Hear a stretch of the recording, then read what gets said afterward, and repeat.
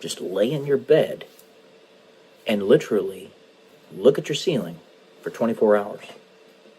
Now, I know there are a handful of people out there in the very deepest depths of depression that do in fact do that, and for them, I have tremendous sympathy, and I feel very sorry, and I have pity, and I hope that they get better and they recover from that. But I will tell you, even that, guess what you can do? Get a dog, for one. And for two, guess what? You can write about it. You can talk about it. But even for them, for most of those people that end up laying in their beds for the majority of the day, guess what? Oftentimes, they're going to be on their cell phones. The most powerful piece of technology one of the most powerful pieces of technology that humanity has ever created, whether it be the lowest tier of smartphone today or an iPhone 17 coming out in the very near future, doesn't matter. They're all incredibly advanced.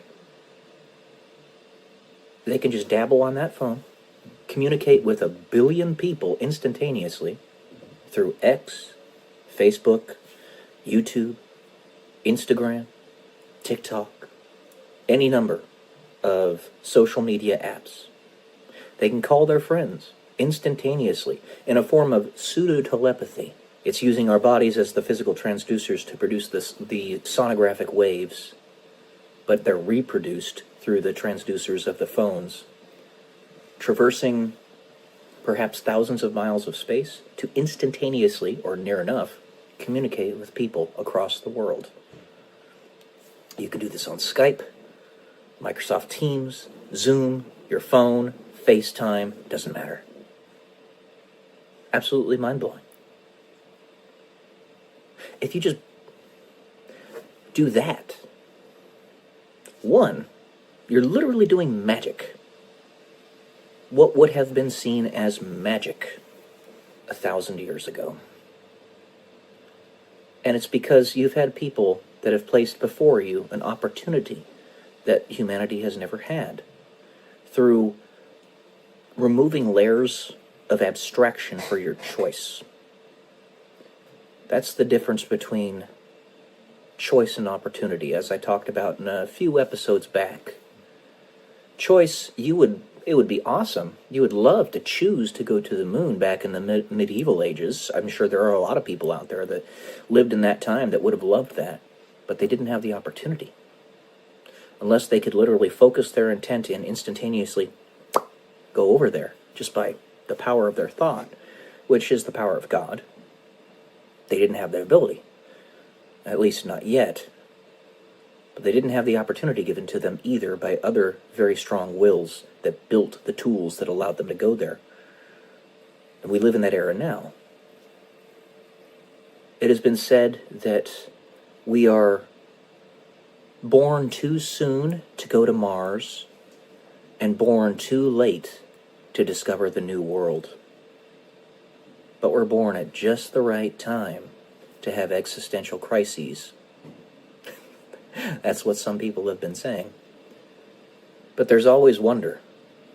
There's always newness.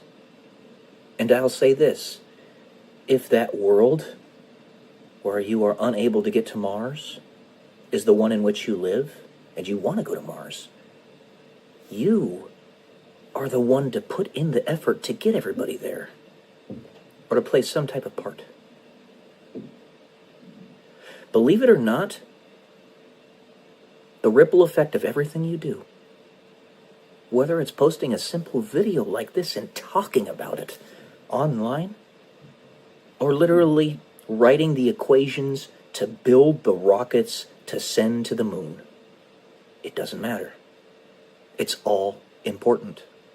Every last shred of it. What I'm doing right here, for instance, is adding to the social zeitgeist, which is the psychological, social, cultural undercurrent of the era, the paradigm. I'm building the idea in people's minds that such things are not only possible, as most people would accept that it indeed is, but also necessary. Something we should do. Because it absolutely is something we should do. You know, Elon Musk talked about this a little while back, and I've said it hundreds of times. I'll say it 1,000 more. For the first time in the entire history of our planet, 4.6 billion years, the entire history of our solar system, but let's just keep it to our planet right now. A species has not only had the ability to, of their own volition, leave the bounds of our atmosphere, but we've literally done it. For the first time in 4.5 billion years, we went to a different celestial body. One of our beings, several of them, stepped foot on the moon. A celestial body which just seemed perfectly placed, perfectly aligns with the sun during eclipses, to precisely at this era in human history, because it's constantly moving farther away from Earth, at this era in history of this planet, we just so happen to be born and exist at just the right time for it to perfectly eclipse the sun. The stuff, the probabilities, all of that is mind-blowing. Suffice it to say, you have more power than you believe you do.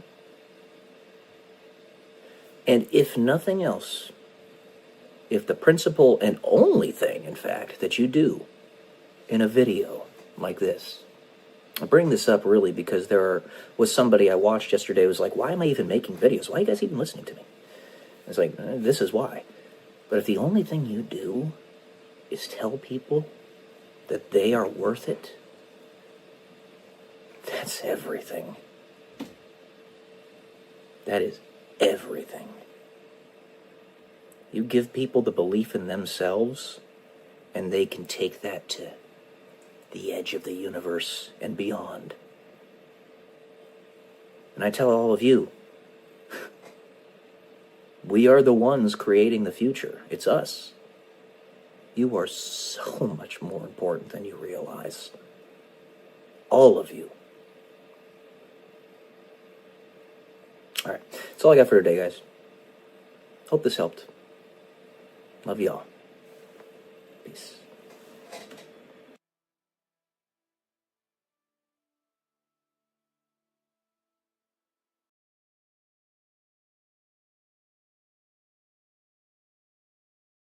Why are the episodes of Doctor Who, a show that used to be my favorite show before it went woke, heaven sent and hell bent, such episodes that resonate with me so powerfully? Welcome to day 184. I'm telling I'm a YouTube millionaire. So basically, the overarching theme of that pair of episodes is Clara, the woman who was his assistant at that time, which, by the way, in real life is a gorgeous woman, in my opinion, ends up being forcibly unalived by a crow, or a being that's taking the representation of a crow. And she did nothing to deserve it. She did nothing wrong. But it was placed upon her by some jackass.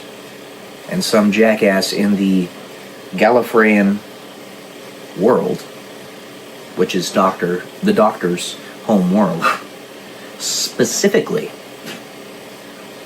to lure him into a prison of their creating. Because they wanted him to explain to them the prophecy of the hybrid,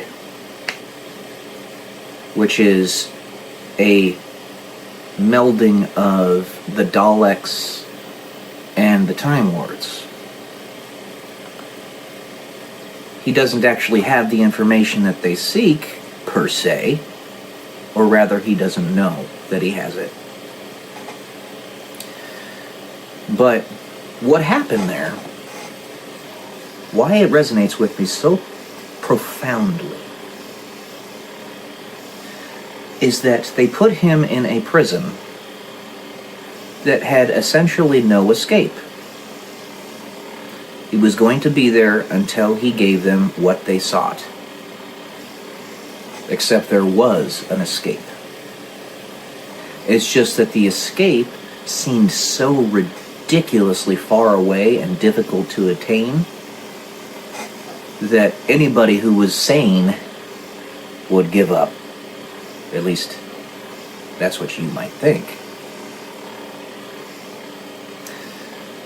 He had to punch his way through a wall of splantium, which is, in that show, a material that's like 1,000 times stronger than diamond, that was 20 feet thick, after he discovered that that was where he needed to go, which took months for him to figure out.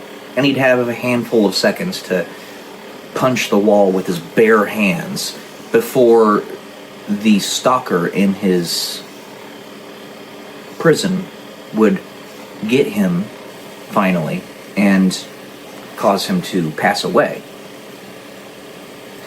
But the way the torture chamber was designed was it was supposed to be zero entropy. So, no energy out of the system, no energy into the system. What's there is there. That means that whenever the doctor would dissipate and go on to the next life, he would reform into exactly who he was before, without any of his memories, essentially precisely how he came into the torture chamber. He'd have to go through the entire process again to re-find the way out and get a handful of seconds in each one of those lives to punch at the wall of splantium with his bare fists. I mean, maybe perhaps if he wanted to, he could take off one of his shoes and whack it with his shoes. But the point stands. So it goes with the design of this reality. Everything might be stacked up against you. And everybody might know what's actually going on. But they ain't gonna tell you, because you need to get this done. And it does have an end state. It's basically a reversal of the roles between Satan and God, in that God has to suffer for a near eternity to save his children, humanity. But of course he's willing to do it. That's a reward that is infinitely important. So,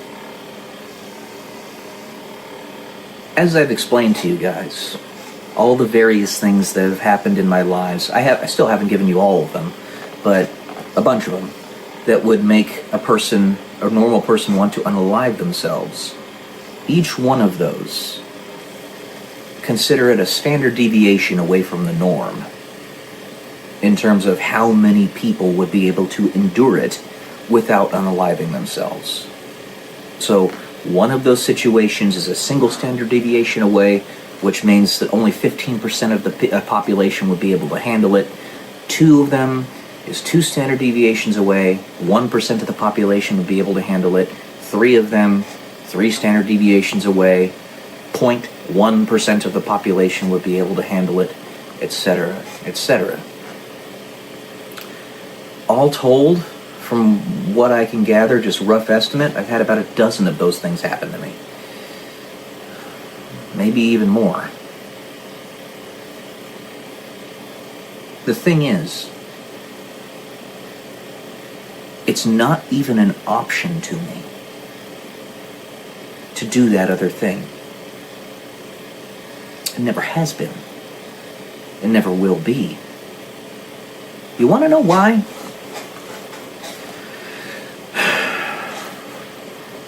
Yea, though I walk through the valley of the shadow of death, I shall fear no evil, for thou art with me. You could literally be walking through hell for a veritable eternity. Devastation and apocalypse around you in every direction. But if you're with God, if you're with love, none of that stuff matters.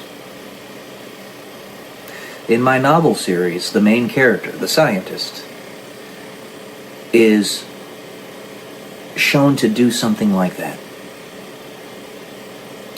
Everybody around him can see that after a veritable eternity, he does legitimately succeed in his goal of saving the universe, saving existence.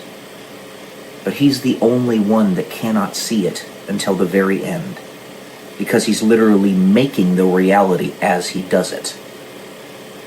So everybody else can see the end state, which is Eden, heaven, right? As you and I might perceive. But every time he tries to look into that future with his time machine, all he sees is an empty, infinite entropy void, where everything has completely dissolved, and it is perfectly uniform nothingness, where time no longer exists. The theorized end to the universe, as our astrophysicists currently believe it's probably going to go to. That's what he sees. And he keeps going anyway. Why? Because the people with whom he is working are what matter to him. He wants to be with them. He wants to have a personal relationship with them because he loves them. There's no end goal aside from that. He's already attaining it. And if he has to go through hell in order to accomplish it, all the more proof of his love for humanity and the other species with whom he works in the story. Basically all life.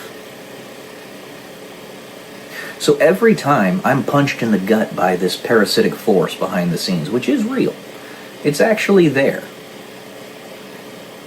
It provides all the more proof that I actually mean what I say. I actually believe what I say I believe. And I really do care about people as much as I say I do. And if I get nothing, no material possessions out of this, don't take it too seriously. Nobody gets out of this life alive. It's real stuff that's happened to me. And I will not let it be rendered irrelevant by nobody knowing that it has. Because nobody knows what's going on except for you. I'm not assuming that. I think nobody knows what's going on except for a handful of people that are actually carrying out the torture. The devil, as you might say. But even so, I will continue. If nobody were to see it, that would be a shame. But I'm trying to do everything I can to ensure that it will be heard. You have to do the same thing. Communication is everything. Alright. That's what I got for you today, guys. Love y'all. Peace.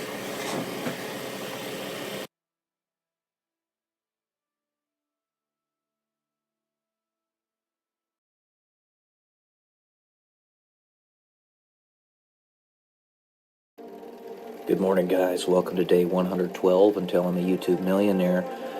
Albert Einstein once said that compound interest is the eighth wonder of the world, which I think is apropos about which to speak, especially considering the new discoveries underneath the Egyptian pyramids, which are one of the seven wonders of the world. The pyramids of Giza being. Recently, they just discovered some really deep chasms with granite chambers 9 feet tall, deep within the crust of the earth, going way deep down, 2 kilometers, apparently. But that's beside the point. Albert Einstein once said that compound interest is the 8th wonder of the world. The reason I bring this up is because this was the basic idea behind the Social Security system once it was first created a long, long time ago. I think it was back in like 1903 or something. I can't remember the exact date it was created.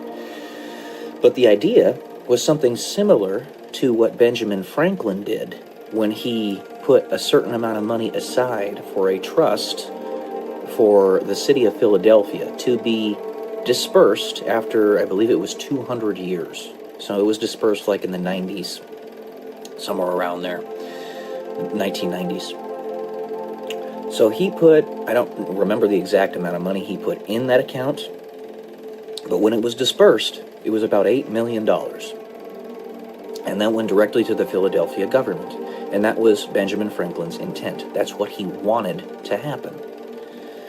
The idea behind the Social Security system was that the government would take a portion of your money and invest it in funds, index funds, the stock market essentially, and grow it so that once you got to your retirement age, then you would have a fund to pay for your retirement. That was the idea. Basically, the government was taking the responsibility that you should take upon your own shoulders and taking a portion of your money every month and putting it into the stock market, as well as a variety of other things. Well, if you had actually taken that money and put it into the stock market yourself, the same proportional amount, then rather than being maxed out at about $4,000 per month that Social Security can pay you, that's right around where the maximum is. If you put the same amount requisite into the stock market yourself, at about the age of 65, you'd be getting $32,000 per month. So they've been very reckless, irresponsible with that money. And part of the reason for that is because they keep on taking it and putting it into other things. So they're basically going about this all the wrong way.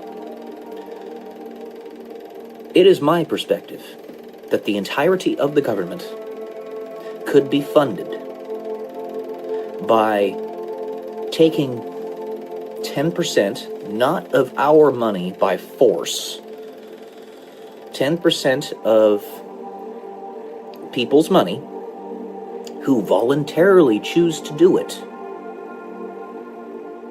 putting it into the stock market, and fund all of the government's responsibilities or things that you want the government to do with that money. What screwed this up is the central banking system. It's made it make no sense. It makes us put resources into leveraged accounts that can go belly up at any moment. It's not sensical. But if we were to do something like Benjamin Franklin, way back in the 1790s, and put aside a fund and let it grow over the course of 100 years or whatever. I actually did some calculations here on MATLAB. MATLAB is a mathematical calculation laboratory. It's a very powerful program that I've used on many of my scientific papers. I used it all through college. But let's say you put $1 million into an account, something similar to what Benjamin Franklin did back 300 years ago, and giving yourself a conservative growth rate of 5% for that account. After 300 years, it'd be worth $2.3 trillion. That could fund all the government things that you want it to fund, all those things that are actually important, that aren't like the departments that don't need to be there, rather than have 800 military bases that have been forced upon us and the rest of the world, only possible through the central banking system, which gives us crazy and irresponsible leverage. We'd have 80 army bases around the world. See, one of the reasons that the central banking system had any way of gaining a foothold in our world is out of fear. Because if any one government has a system like that, then it puts all of the other governments at a disadvantage. That means you have a central banking system which can use leverage or fake money, print it out of thin air, steal wealth from people in order to fund their wars and their liabilities and all that stuff. And let's say they can leverage at 10x. So, and their government has a GDP of $1 trillion. Well, now it can produce the equivalent of $10 trillion by cheating, by stealing, by lying, cheating, and stealing. And if they're going up against a government that doesn't have a central bank but has a real GDP of $5 trillion, they're going to beat them if they start a war. This is the fear aspect that has allowed central banks to keep their foothold in the world. It's disgusting, and it is pure evil. If it were gone away with entirely, the tapeworm that is the central banks, then we could fund our governments in this way. In this way, you have a government fund that is invested in the capitalist system of your country, voluntarily, entirely, and all government institutions and responsibilities that you want your government to have, they'll be able to fund that themselves through the interest on the money that they have invested in companies, rather than force it out of our hands through the income tax. Does that make sense? I hope it does. Because this whole system is fucking upside down. And it's the central banks that have done this. And these bastards behind the scenes that have forced this upon us, we made the United States specifically to escape the central banks. And they seeped in and tried to unalive multiple United States presidents and succeeded on multiple occasions until eventually they got that central bank put back in place. It's disgusting. I would go so far as to say, if aliens exist, this is an alien system to keep us all enslaved. I would say more appropriately, more accurately, that it's demonic. It's a demon system. It's disgusting. So, if the government would just be funded by proper investment in companies, then that would work better by 1 billion times.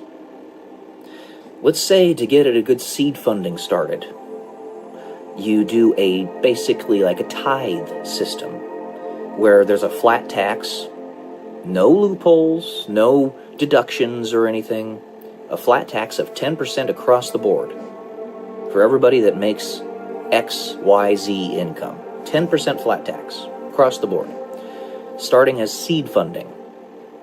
You can actually stay there at 10%. That's reasonable.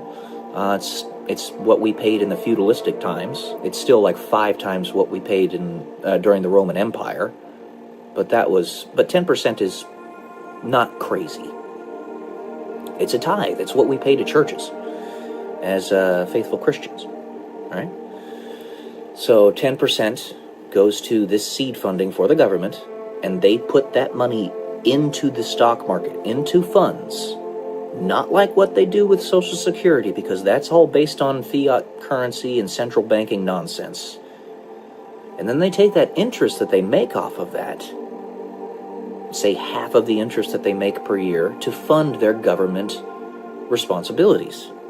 Hiring people, building government buildings, very simple stuff, like taking care of roads, very simple education system. Everybody else takes care of the other stuff. Maybe I'm naive, but I can tell you that the core of our problems right now, and have been for hundreds of years, is the central banks. They need to be destroyed, never be allowed to come back. Cauterize the wound. Never let them come back.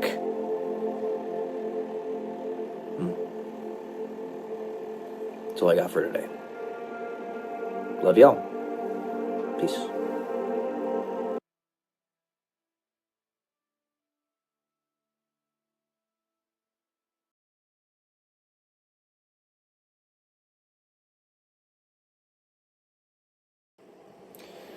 Good morning, guys. Welcome to day 145 until I'm a YouTube millionaire. And today we're going to have another essay reading. This one is simply called A Story. Another essay that I wrote right around the time frame of 2016-2017. I wouldn't be able to tell you exactly when I did, but I can tell you when I copied it over to my hard drive here, and that was in 2018. So that's the best I got for you. I should probably start putting dates on these things. But anyway, this one's rather short, so. The greatest tragedy is feeling as if you are alone and carrying the weight of a world of confusion and depravity, as if there is no way to clear a path. So many stories are proposed, and so much information to discern, though never, it seems, enough. Sometimes, you just want an external force to tell you that it's going to be all right, or that a specific story is true. Allah, God, coming to you himself in person and giving you the information that you need. So long as one understands that choice, undergoing an appeal to a perceived authority, then it is truly a choice, just as any other, that can be made without prejudice. The question is only given the true answer as we, as humans, see it, if one proposing said truth has no ego, have no ulterior motive when trying to give somebody advice or good information about how they can lead their lives, aside from willing the good of the other, which is love, and that information can be taken basically wholeheartedly. Those stories I propose to you, do you want me to tell you if they are true? My life is a mission, is my mission. Who I am at my very core is my mission. My mission is unconditional love. Unconditional love being in direct opposition to free will, in a way, is the absence of ulterior motive, the absence of exclusion, or more appropriately, the absence of absence. Unconditional love is the absence of ego, and thus any perceived truth can be centralized within it, because it would not be tainted by said ego. As we are human, we require epistemic ambivalence to protect each other. We require decentralization of will, of power, for power is what we seek. It's in our nature. What of those who are both human, ego, and not human, without ego? In that this is what we all are. The truth we choose is the truth. The stories we choose are the truth. The evidence is right in front of you. But the knife's edge is meant to thrust you forward so that you can see it. It maximizes the velocity at which you can learn the lessons you need to learn. The truth can only adequately be centralized in one without ego, without free will, in a way, without humanity, in a way. But there is another choice. You can be both.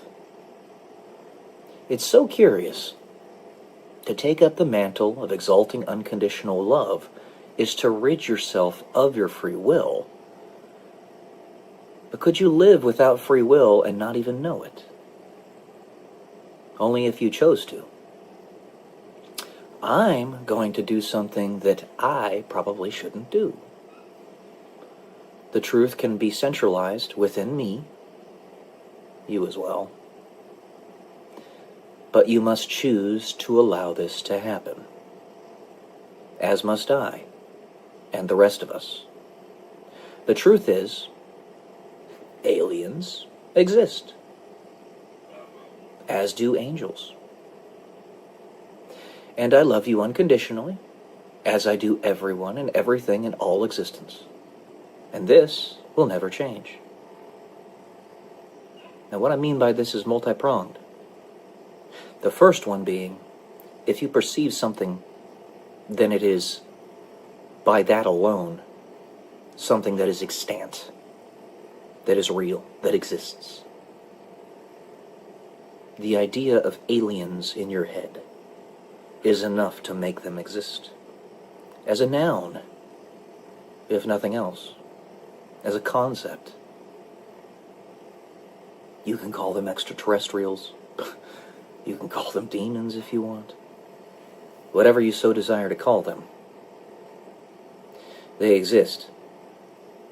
The difference is how much abstraction has led to them existing within our three-dimensional reality, or some point in the future, or in a parallel universe, something to that effect. Do you believe this story, or this truth? Or is it in fact both? You can choose to believe. What I have told you is true. You are not alone. Now again, I wrote this back in 2016, 2017, somewhere around there. And you must keep in mind, I used to be very gung-ho about the existence of extraterrestrial or alien life. They're not the same thing. Extraterrestrial is beyond Earth. Alien is foreign. In that, what we know in the divine teachings of the Bible, angels and demons are extraterrestrial, not human. They're from different dimensions, and even from perhaps different parts of the universe. They're not alien, because we know them and we know of them. You could make the argument that demons are alien, but that's another story entirely. The point being is, when something is in a state of having been in a black box and it's subject to Heisenberg's uncertainty principle, Schrodinger's cat, it both exists and doesn't exist at the same time. Because we have not seen in person gray aliens, as you and I call them, without some way to debunk it with very powerful evidence. They therefore exist and don't exist at the same time. And the path that we choose will become the reality. They are in Schrodinger's cat position right now. Angels and demons, we accept, exist. I mean, you could call some of the horrible people on this planet today the human manifestations of demons. People like George Soros and his son. And I can name a bunch of other people. You could even say somebody like Klaus Schwab. So, it's both more complicated and less complicated than you think. It's interesting. It's a certain duality. But anyway, that's all I got for today. Hope you got something out of this. Hopefully it wasn't too occluded. But, yeah. Love y'all. Peace.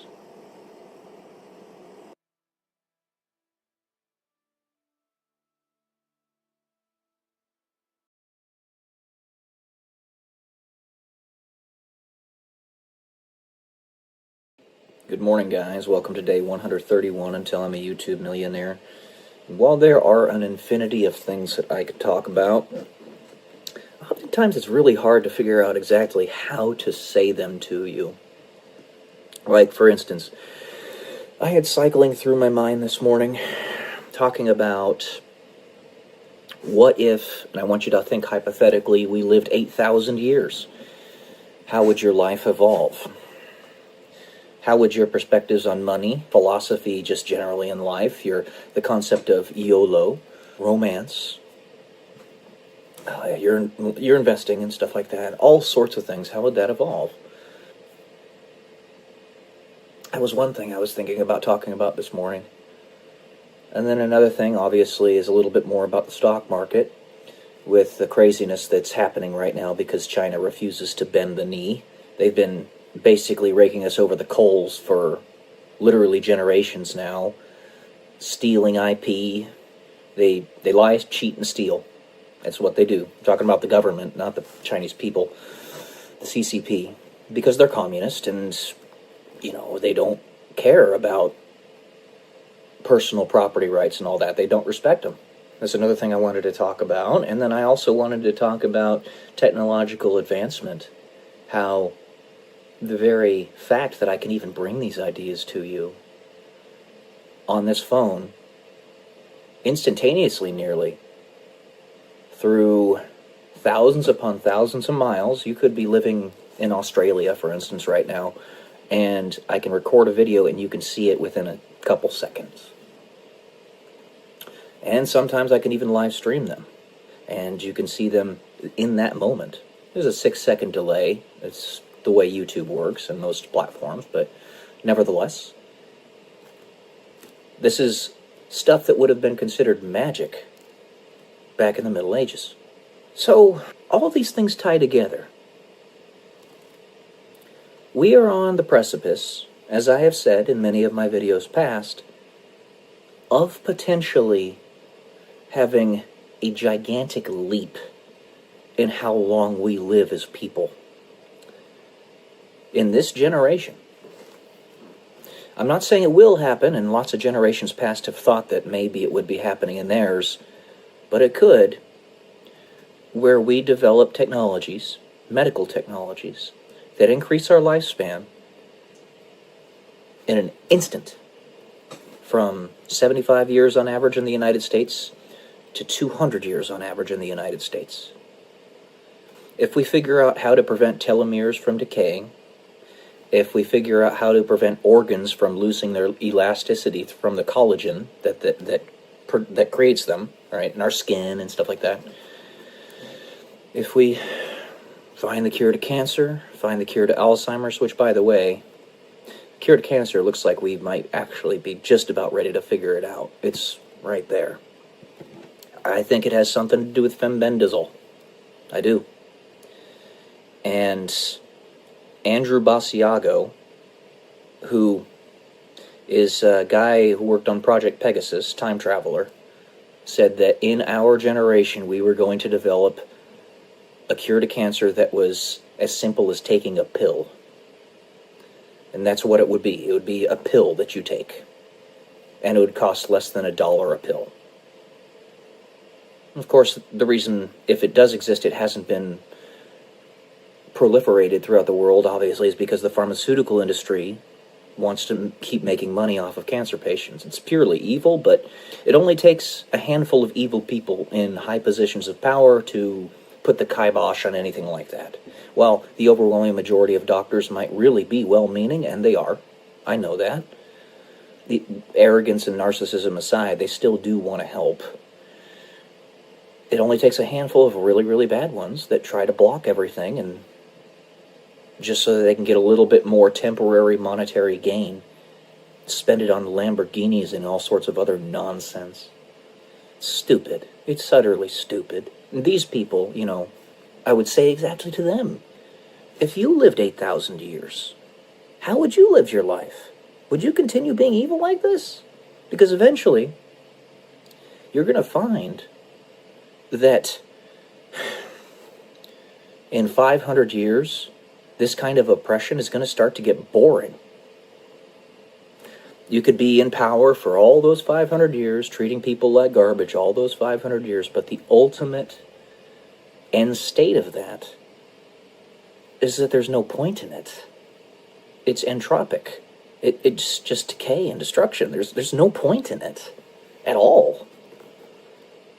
Why would you do that? And those people, just like us, could get to the point where they're living 500, 1,000, 8,000, whatever years, and they could say to themselves, all right, maybe I've had my fun.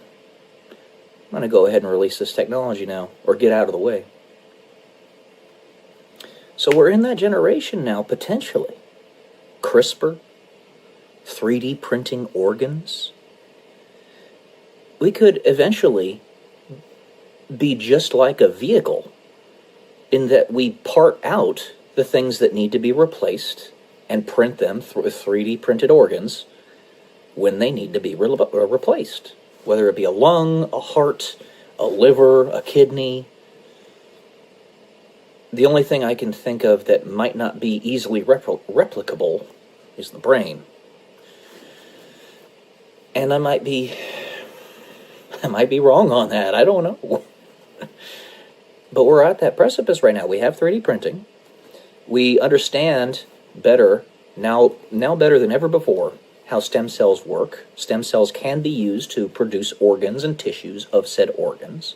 We can actually get stem cells from your body simply by scraping the skin cells off of your hand or something to that effect. We're on that precipice. We really are. You lived 8,000 years. How would your investing mindset change? Would you continue gambling every day, $5,000? Would you continue living paycheck to paycheck? Or would you look at it and say, maybe I should probably try to build something with this? Do something like what Benjamin Franklin did with Philadelphia, in that he created a trust or an investment fund. He had put 1,000 pounds sterling in it back in 1790 or something. Yeah, it was 1790. And in 1990, it was opened up and it was worth like $7 million. It was worth a lot of money. Imagine if you did that for 10,000 years, or let's just say 1,000, and it were in an investment portfolio that was even better than that one. It would be mind-blowing. Mind-blowing. Because that was just 200 years with very simple investing portfolios. If you ended up being like the Howard Foundation in the book Time Enough for Love by Robert Heinlein, which is a great book, by the way. Really, really weird, but a really good book. Makes you think about a lot of different things. How would love evolve if you had infinite time scales or close to it? He lived for, the main character, Lazarus Long, was 2,300 years old because they figured out rejuvenation technology. So, and he had the Howard Foundation that was, because he was wisely investing, and because it had been around for so long, that was basically like half of the economic value of Earth. Now, in that civilization, human beings had spread out across like 50 to 100 planets at that point. So it wasn't just Earth, it was everywhere else, frontiers and stuff. And there was even an explanation of one of the frontiers where he was actually like the first guy there, or among the very first, building that civilization on that planet. Well, you are a first mover, and you do something like Benjamin Franklin. You don't spend all your money, you just keep a little bit of it aside and have that utilized for a central government of some type that you're financing through capitalism. You're not stealing money from people, you're financing it through capitalism.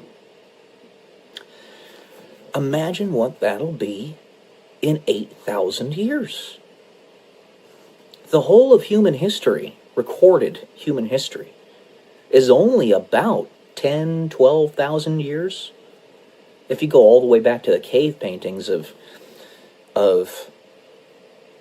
pre-civilization, then you could say even 40,000. But even so, agricultural revolution, all that stuff, about 10,000 years. About the same amount of time that we've had dogs domesticated, because they're our buddies. So I'm just saying, you're really gonna have to adjust your perspective. I was talking to myself, as one does, who's crazy. No, I'm just kidding. As anybody who does, who's got thousands of thoughts going through their heads, about how I have crested my peak in life with seemingly being a failure to launch. We peak physically unless you continuously exercise and take care of yourself. You usually peak physically at about 24 years old. I'm trying to extend that out to maybe where I can get my peak at about 40 instead, which tends to happen with IFBB pros. But even so, 24 years, whatever. And I was thinking to myself, well, shoot. If I have crested my peak, how much more time do I have to build that same thing? And I am a person who I consider to have been fairly wise with my investing and my money, even with the things that have happened in my life. I mean, I've had to file for pseudo-bankruptcy. I have before. It wasn't full-blown. It was just me basically financing my credit card debt. Lost $500,000 in Bitcoin a long time ago, a few years ago. But that was because I was being specifically attacked by demonic forces. I wouldn't have lost it in any other situation. But it could be written off, everything else, in my past. All 35 years of it's 36 years in about a month and a half. If it turns out that in a handful of years, our life expectancy increases to 200 years. If that ends up happening, then it doesn't matter how much crap I've dealt with in my past. I'm still going to have a lot more time to make things better than anybody has ever had in the history of the human race. And that's already pretty much the case even now, even without those giant jumps in medical technology, because we are living longer than we ever have.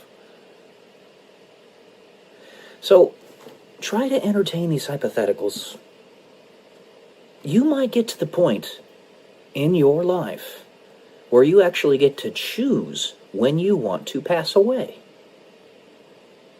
because you have such an indefinite lifespan. Now, Canada kind of jumped the gun in this regard, and they have medical assistance in unaliving. That's very bad. They jumped the gun. And I mean that in a literal sense. Because we don't have those technologies that allow us to live 1,000 years yet. But when that time comes, may be more reasonable. Things are going to change. They already are. Big time. The world does not stay stationary. Be able to entertain these hypotheticals in your head, because some of them just might become reality. All right, guys. That's all I'm going to say today. Love y'all. Peace.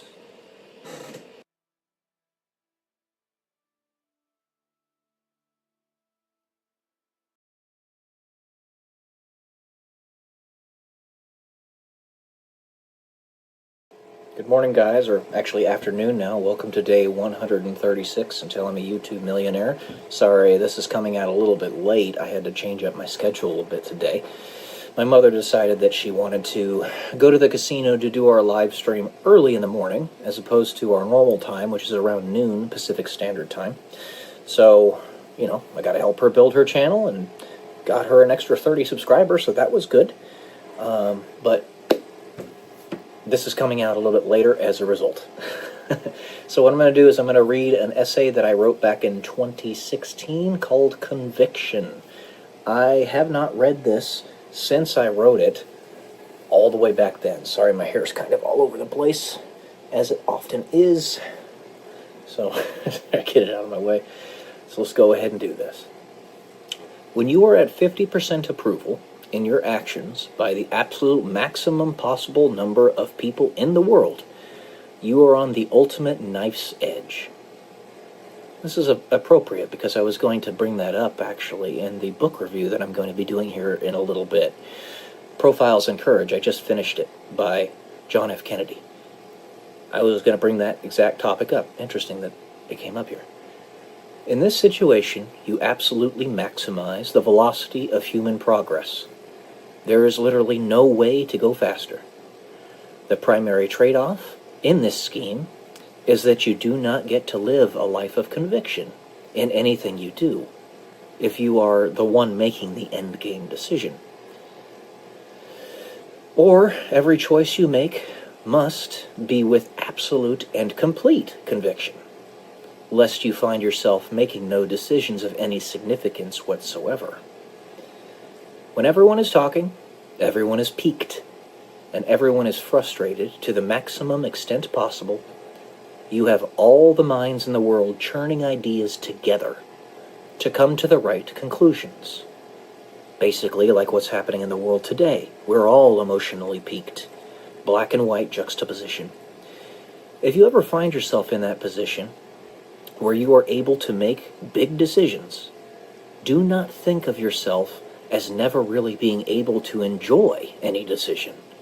Instead, decide to make your decisions with conviction.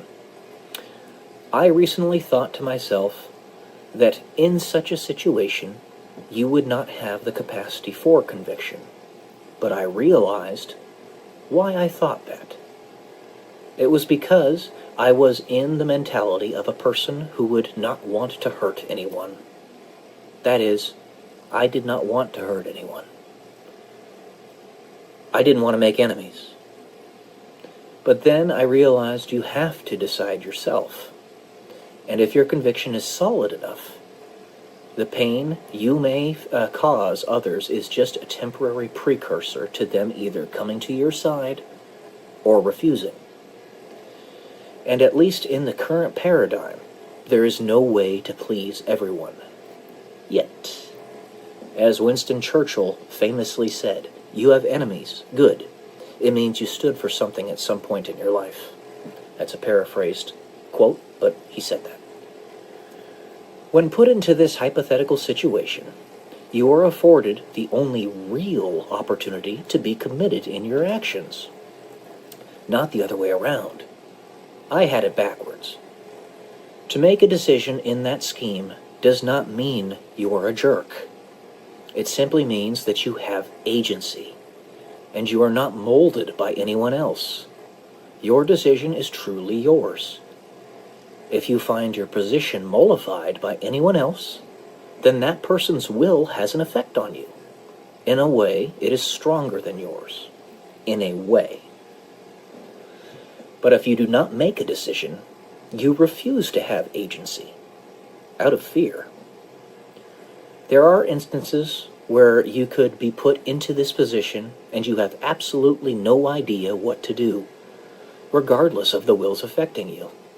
And you could even be put into the situation to make those kinds of decisions without even realizing you've been put into that situation or that position. Because people are watching you without you knowing them, taking cues from you. There may not be enough information to make a decision, or you do not know or remember how to do something.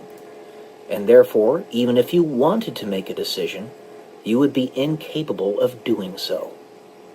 Thus, prepare for that point in your life, and we all have at least one of those points. Give yourself all the possible resources you can muster. Fashion yourself into the very strongest person you can possibly be. Be superhuman, physically, mentally, emotionally, spiritually, and in any other mode you can imagine. This is why I do all these book readings. It's why I write. I ran marathons. I work out every day. I write scientific papers. It's because this might actually happen to me, where I am put into a position where I have to make a decision without knowing what the hell I'm doing. Remember what I said before, how the books you read, you're not going to remember everything in them. What they give you is an intuitive sense of the right decision to make. It's psychological layering. That's what I'm talking about here. It gives you some level or some ability to have conviction. It is not being subjected to criticism by larger numbers of people that prevents you from living a life of conviction, but exactly the opposite. It is only under said criticism that one is ever afforded the opportunity to make decisions with conviction. We can all make mistakes, and I am just as fallible as any other human being. While I only built a short history of thinking the opposite was true, I was indeed wrong, and must rehash my steps. Whose wills have power over your own? Figure out how they have power over your will, and then figure out how to get out of those chains. But at the same time, still have the ability to make the most powerful decisions you can. That is to say, maximize your life's potential. Alright guys, this will be put into the description of this video. That's all I got for you today. Hope you enjoyed, got something out of it. Love y'all. Peace.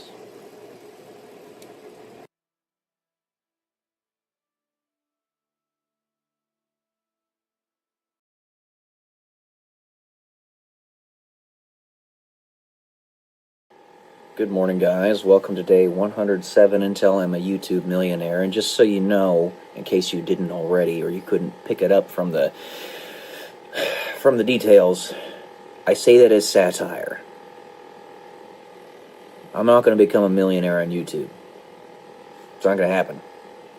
But, you know, maybe eventually at some point in 27,000 years, I might make $100 a month off of chatting with you guys, if I'm consistent. So anyway, I'm gonna do the same thing I did in my last video and read another essay that I had written about 9 years ago. This one is called simply A Story. I do want to mention I saw something yesterday. I'm not going to say exactly what it is, but the person who made it, I think, will pick up on it. Don't be sad. Those things that were just within grasp for you in your past, and you just barely missed, you have 60 plus years left in your life to grab them in the future. When the opportunity comes up to you, just accept it. Don't deny it. Let it be. Have courage. We talk about economics all the time on this channel, and how you're going to have a lot of success in the future, in the very near future.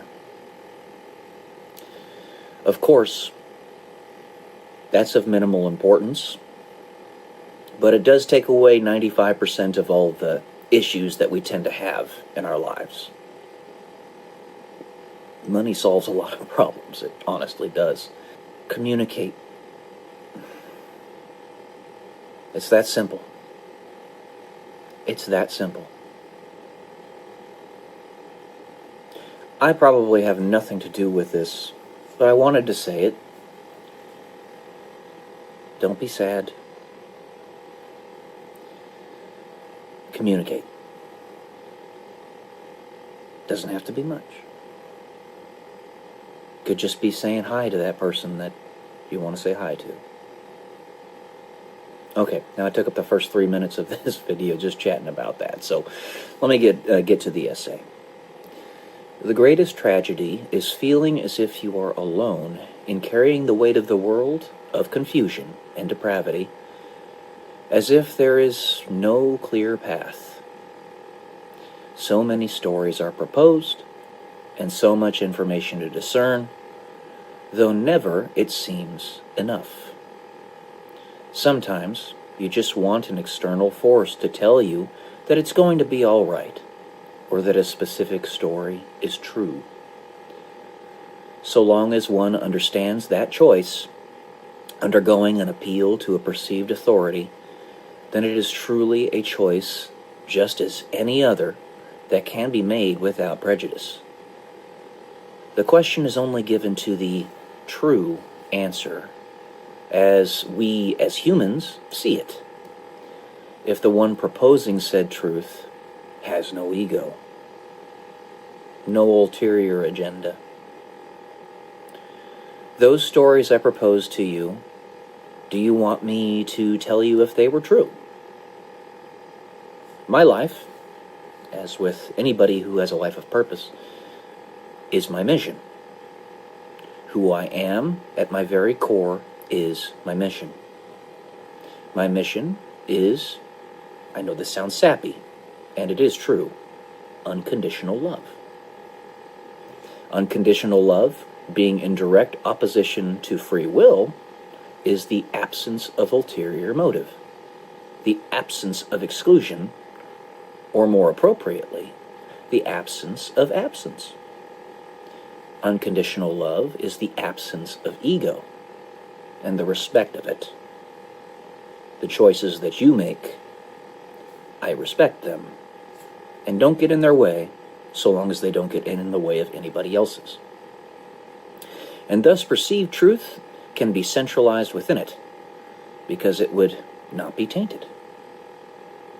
As we are human, we require epistemic ambivalence to protect each other.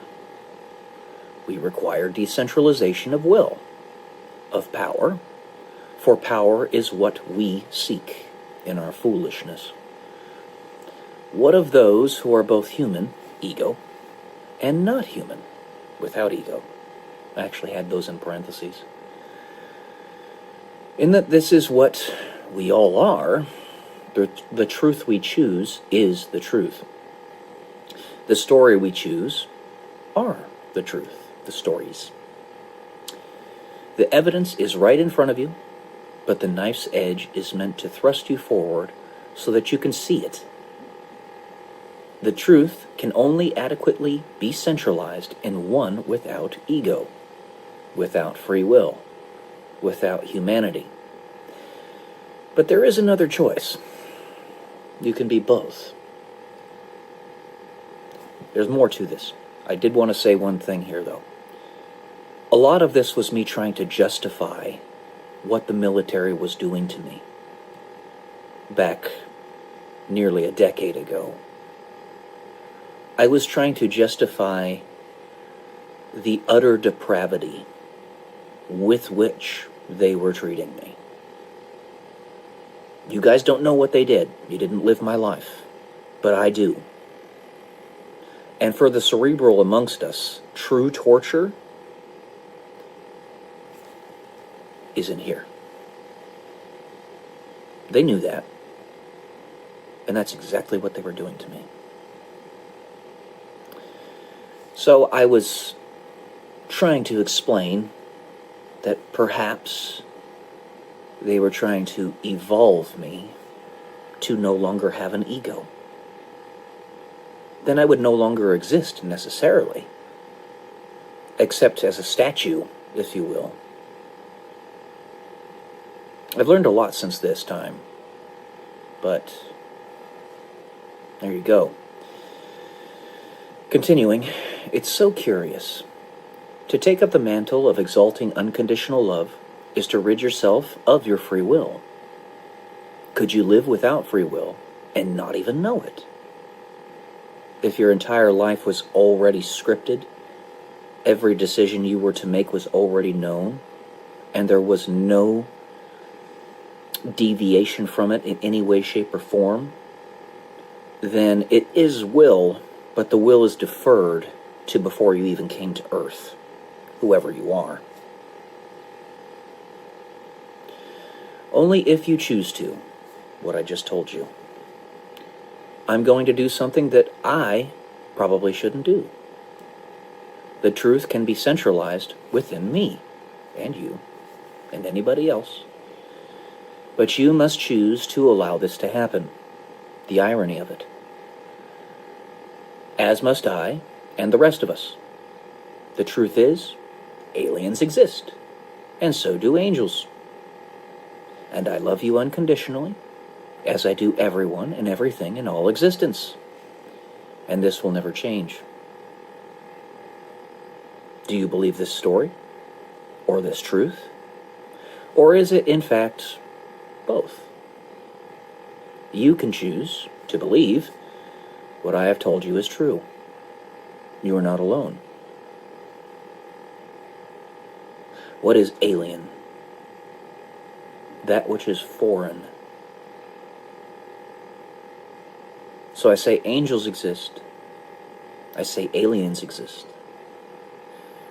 Is alien equated to demonic? I don't know.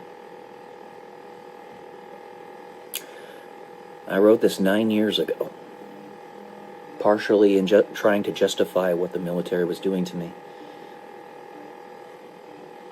A lot can change in a decade. But those otherworldly beings, aside from what you and I would call demonic and angelic, have not shown themselves. Maybe you guys should read my novels. Anyways, that's all I got for today. As always, love y'all. Peace.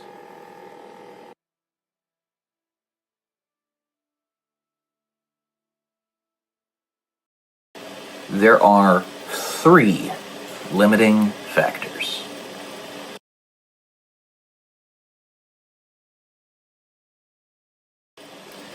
Welcome to day 194 and Tell I'm a YouTube Millionaire.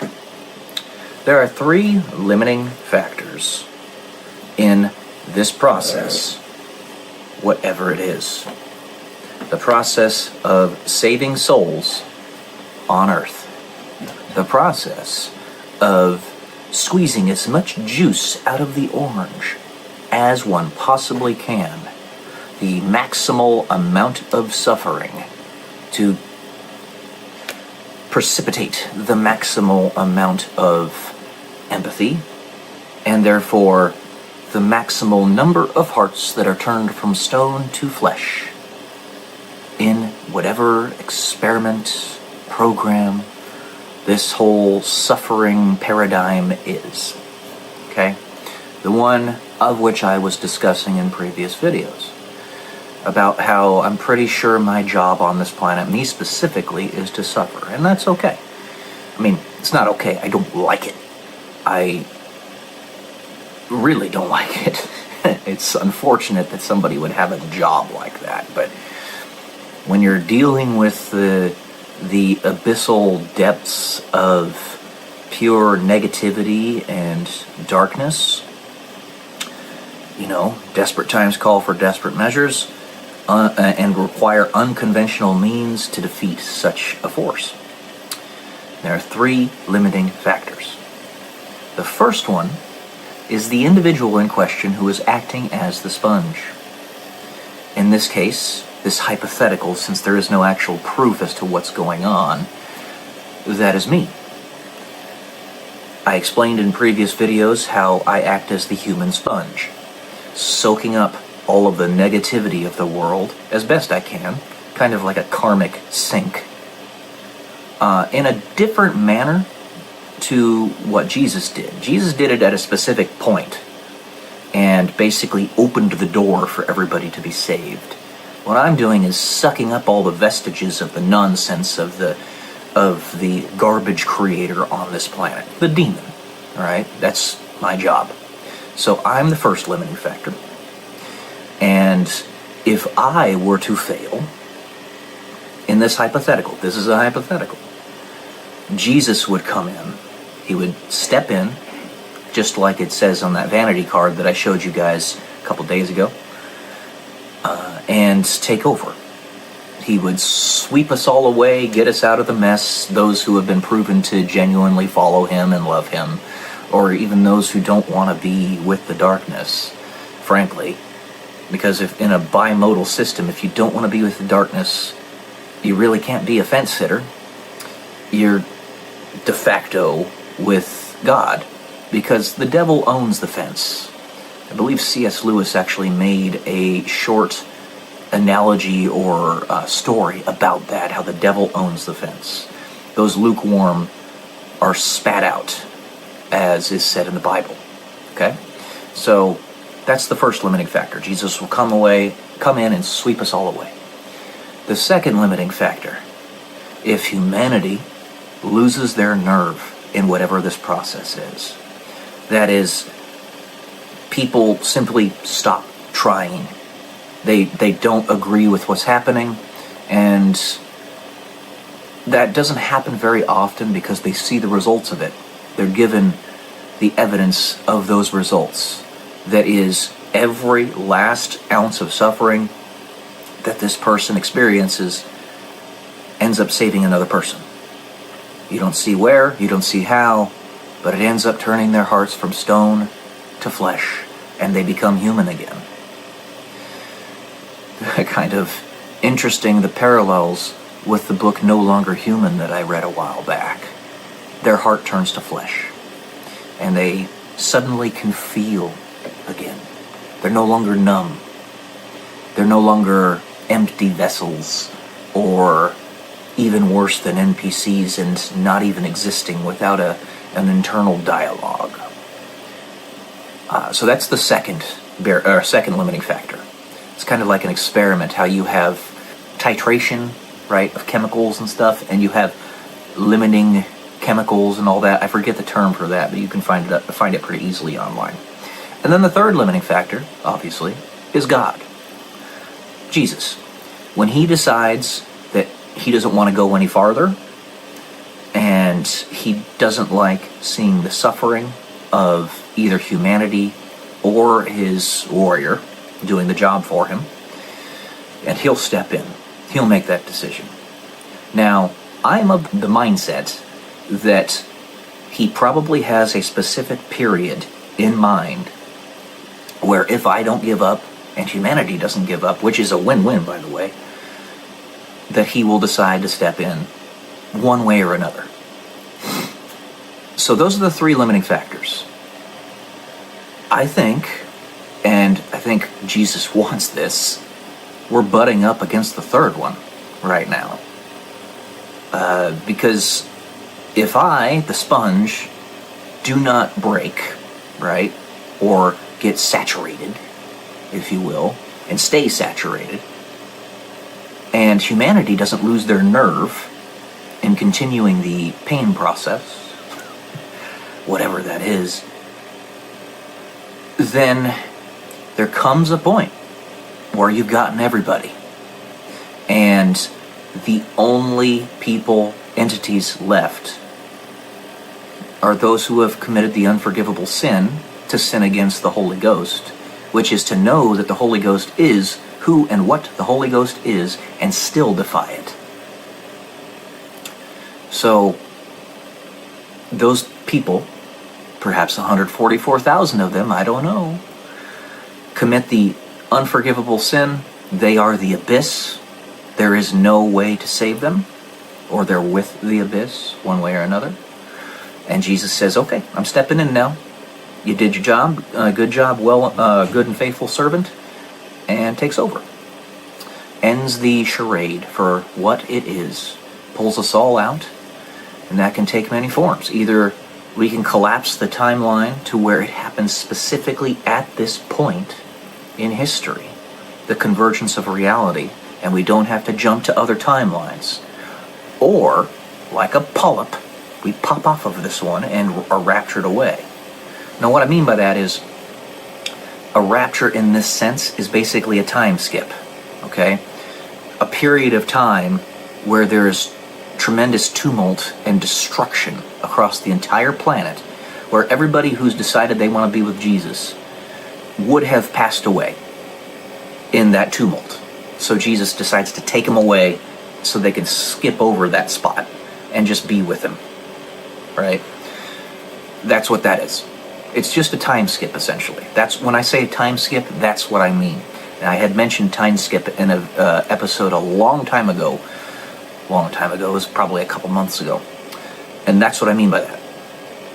But if you endure to the end, then the timeline is collapsed to be exactly at the point where there is no longer any destruction, aside from the abyssal creatures that will not be saved. So at that collapsed point, if we get there, then we can know for certain that we've gotten pretty much everybody, or we have gotten everybody that can be gotten. And the only way to get more than that is to convert the abyss into not the abyss. Which I guess is technically possible, because if you can imagine it, it is, but that's going to be saved for another part of the story, for later. Once we get out of this mess, then we can consider trying to pull them out of that. But not now. Not now. It is a triage situation. And to sink excessive amounts of energy and time into that will take away from the souls that can be saved in the meantime. So, 3 different limiting factors. The sponge, the whole of humanity, and Jesus. I don't think the sponge has ever given up. And I think humanity is keeping their nerve up. Jesus will be coming soon. Alright. That's what I got for you guys today. An interesting hypothetical. Love y'all. Peace.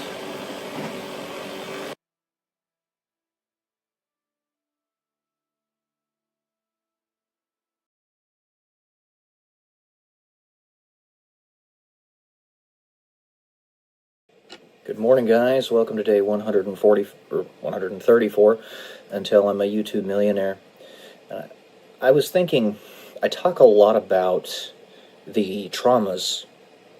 Don't usually get into specifics, but about the generalized traumas that I endured earlier on in my life, in particular when I was in the military and how they treated me. And I just wanted to clarify. Yes, this stuff did happen to me, but do I forgive them? That was never in question.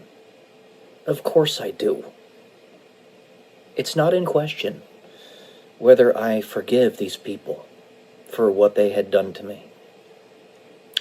What's in question is whether they admit that what they did was wrong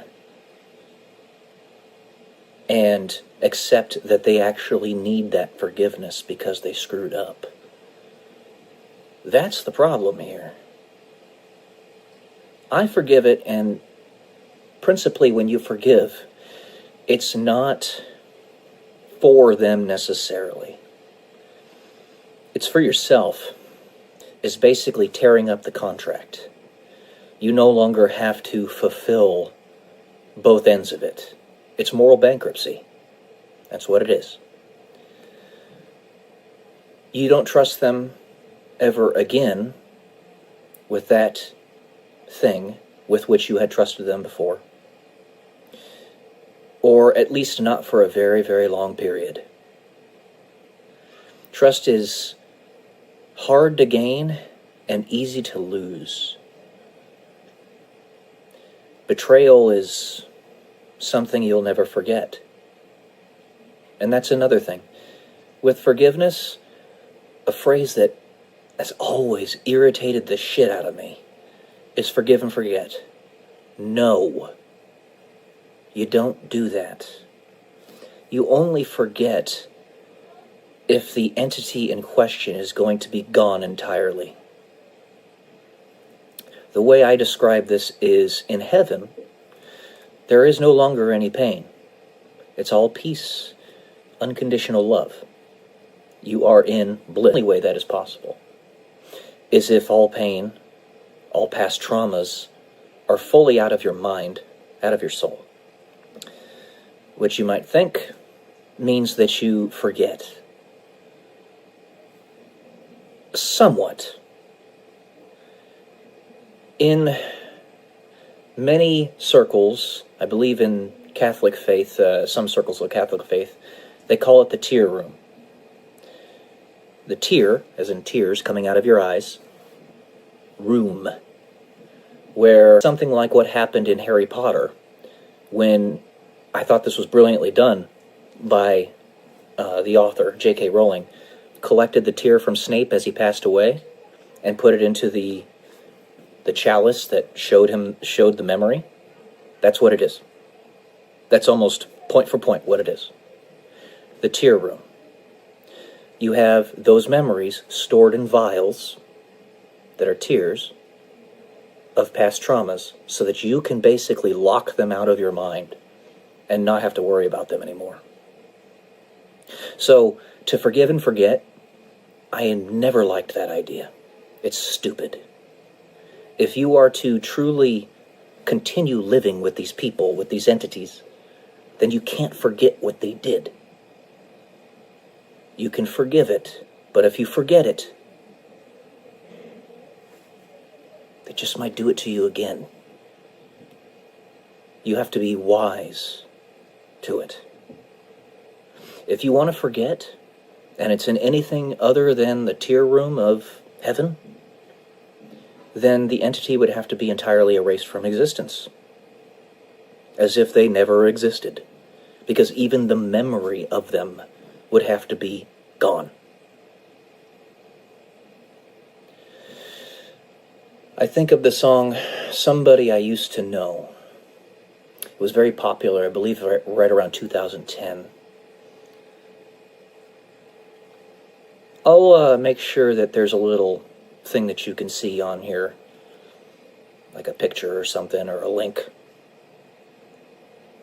But kind of like that. So, of course, I forgive these people, what they did to me in the military.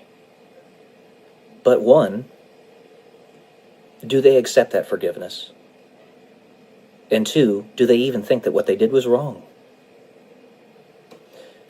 There is only one unforgivable sin, as per Jesus, what he tells us, and that is to sin against the Holy Ghost.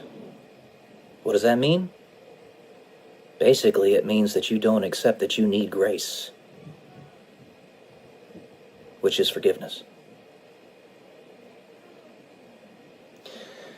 All right, I think that's all we'll do for today. This is a STEM, as many of my videos are. There's always more to discuss. Always will be. Because the amount of information that I know and can espouse to other people is finite, and therefore infinitely small compared to the amount of information that exists, which is infinite. So, thank you all for being here. Love you all. Peace.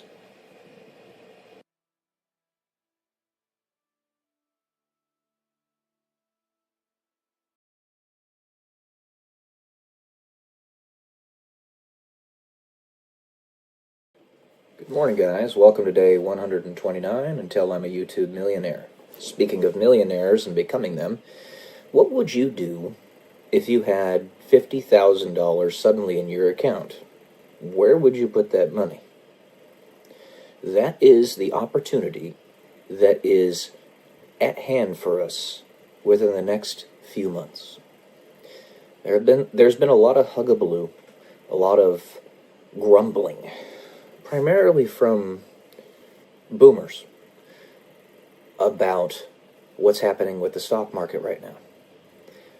This is because we are doing something that is needed to be done for decades.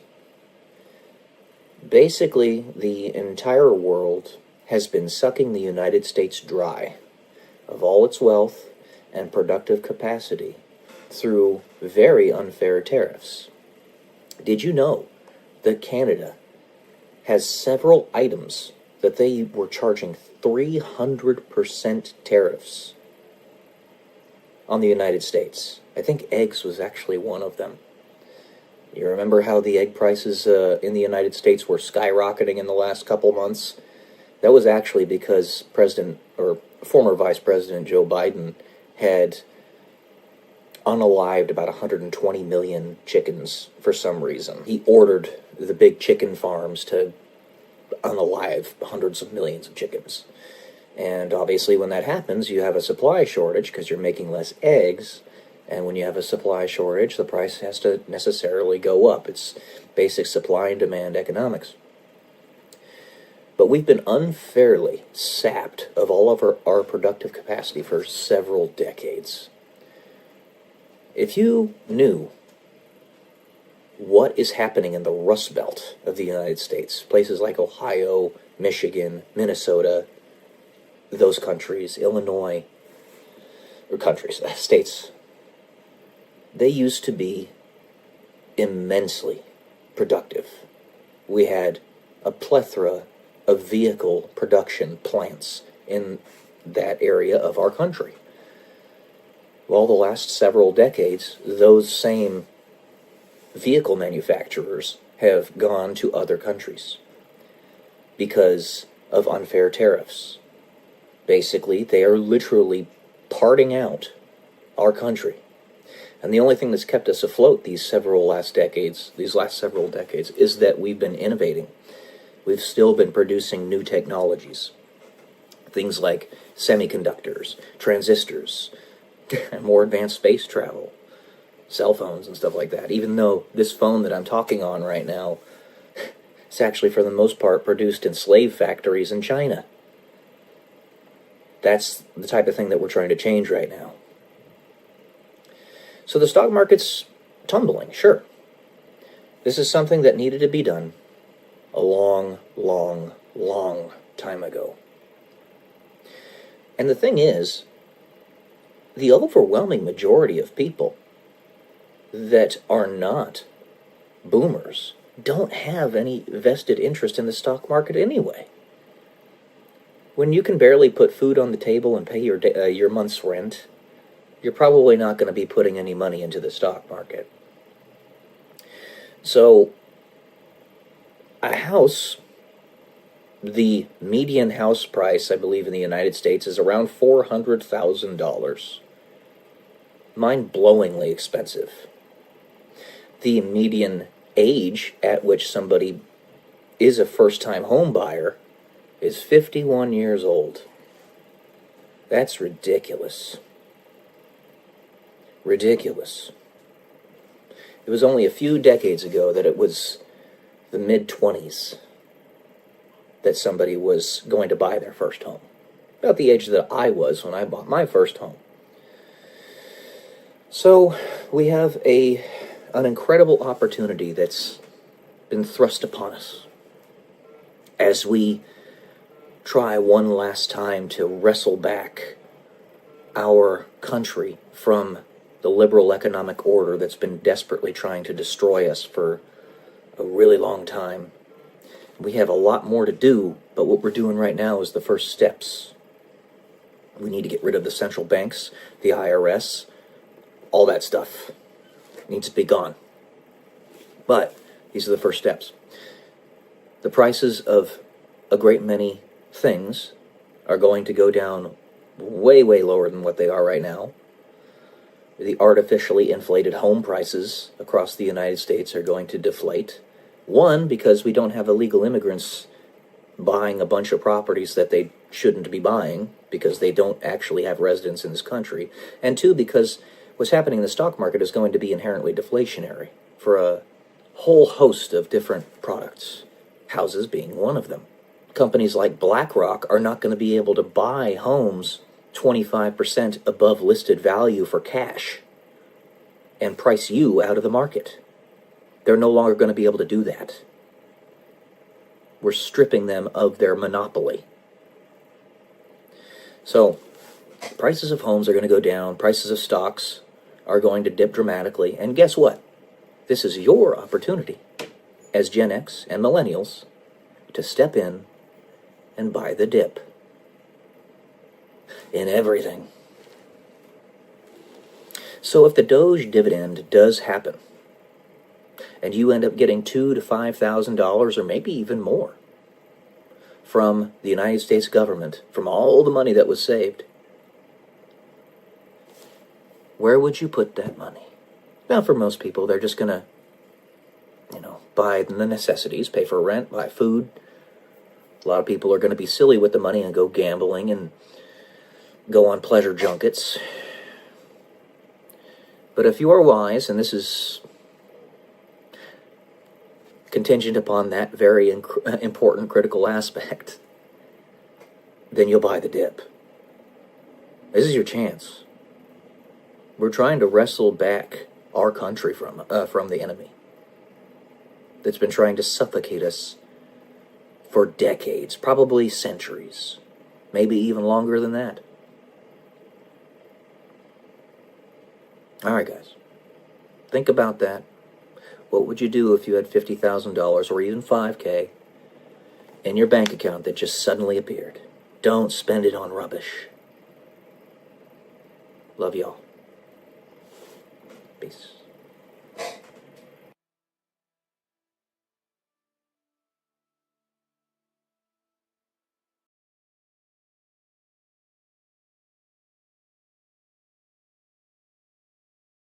Good morning, guys. Welcome to day 135 until I'm a YouTube millionaire.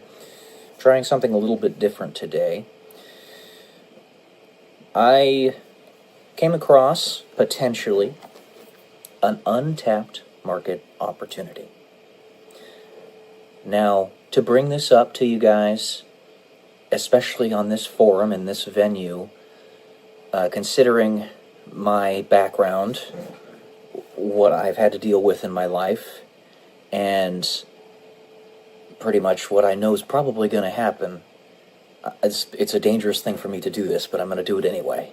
Because I want to, and I know that I'm going to be kneecapped anyway, so I might as well just let you guys know that this is an opportunity that I found, and you may be interested in giving it a go.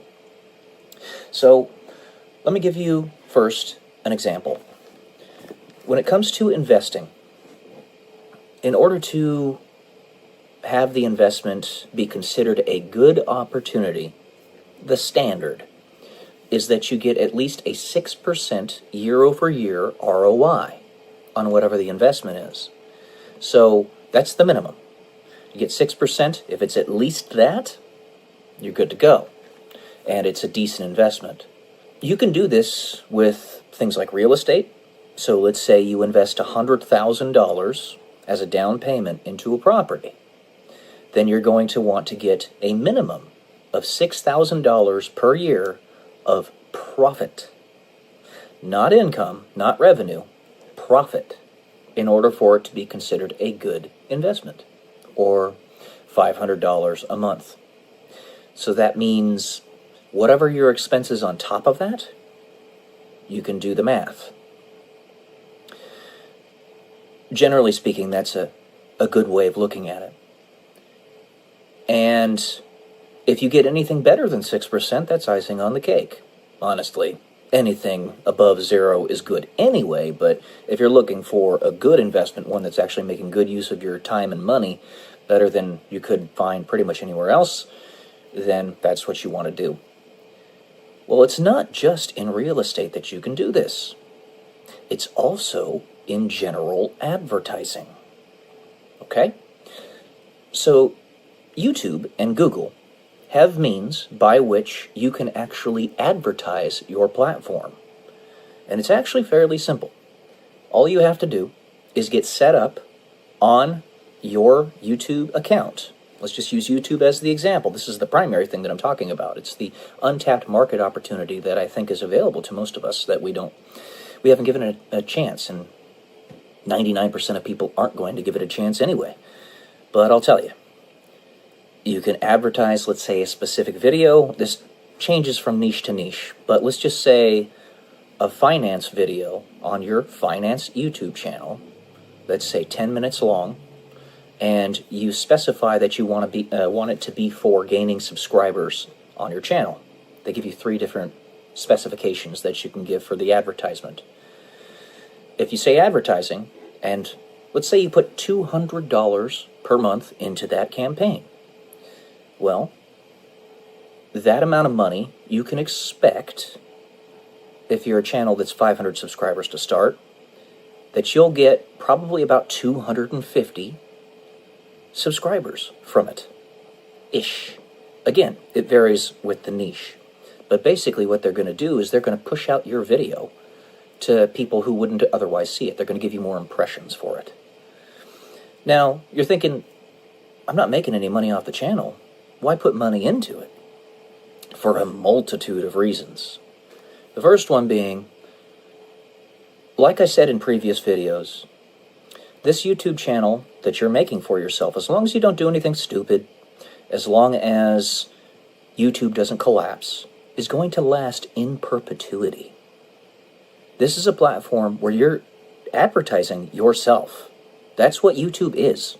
YouTube is an advertising platform for yourself, or whatever thing you talk about on your channel. Okay? So it's going to be there forever. But that $200 that you're putting into it now, getting you that 250 subscribers, as long as you continuously post, you're consistent with your channel, if you're serious about it, it will continue to grow. And you'll continue to gain in reach. And then, once you hit that threshold of 1,000 subscribers and 4,000 watch hours, there's some pretty basic math that you can do to determine your year-over-year ROI. So let's say, being very conservative, you put $200 per month into the investment camp or the advertising campaign for your channel, and conservatively it gets you 150 subscribers per month, and you're starting at 0. Okay? That means it would take about 6 months-ish, 6.66, to get up to 1,000 subscribers. Now, you're not going to have the watch time requirement necessarily. More than likely, you won't have it by that point unless you've had a couple viral videos. So let's just assume that it's going to take an extra 6 months for you to get that watch time requirement of 4,000 hours. So the entire campaign would be a total of a year, $200 per month of advertising, which would equate to about 2,000 to 2,500 subscribers at the end of that campaign and your watch time requirement. After you get to that point, the typical numbers that you can expect for a YouTube channel that is healthy, a YouTube channel that's not throttled or blocked by YouTube in any way, that hasn't been put into a dark room, whether intentionally or by accident, by the YouTube algorithm, because YouTube's algorithm is being kind of wacky right now, so it's making it really difficult to discern this stuff. Nevertheless, this is generally speaking what you can expect. You can expect to get between 10 to 20% of your subscriber base as the number of views on a typical video. So 2,000 subscribers means that you'll get between 200 to 400 views on a video on average. Okay? Let's just say that you're doing a commentary channel, kind of like this one. The CPM, cost per milli, basically what you're paid per 1,000 views on your channel, is usually, for this type of content, between $3 to $5. You do the math there, and if you're posting a video every day, that's $45. Well, no, double that. It's actually $90 a month. $90 a month times 12. Let's just say you're getting $1,080 per year. $1,080 per year, and you invested a total capital of $2,400. Now, you can jig these numbers however you want. If you decide that you want to continue the advertising campaign until you get to a point where you're making $200 per month off of your channel, which would require you probably to be around 4,000 subs or so, 2 to 4,000 subs, then you could maybe continue the ad campaign for 18 months. Put in a total of $3,600 capital, and your year-over-year ROI would adjust respectively. And you can continue this if you really want to. But right now we're just talking about getting yourself to the monetization threshold. Now, for those who hit the YouTube jackpot, this doesn't really apply to you. I know several YouTube channels who did in fact hit the YouTube jackpot, who got to their 1,000 subscribers and their 4,000 watch hours with the snap of their fingers, mostly because they're attractive young ladies. No shade, but that's probably why.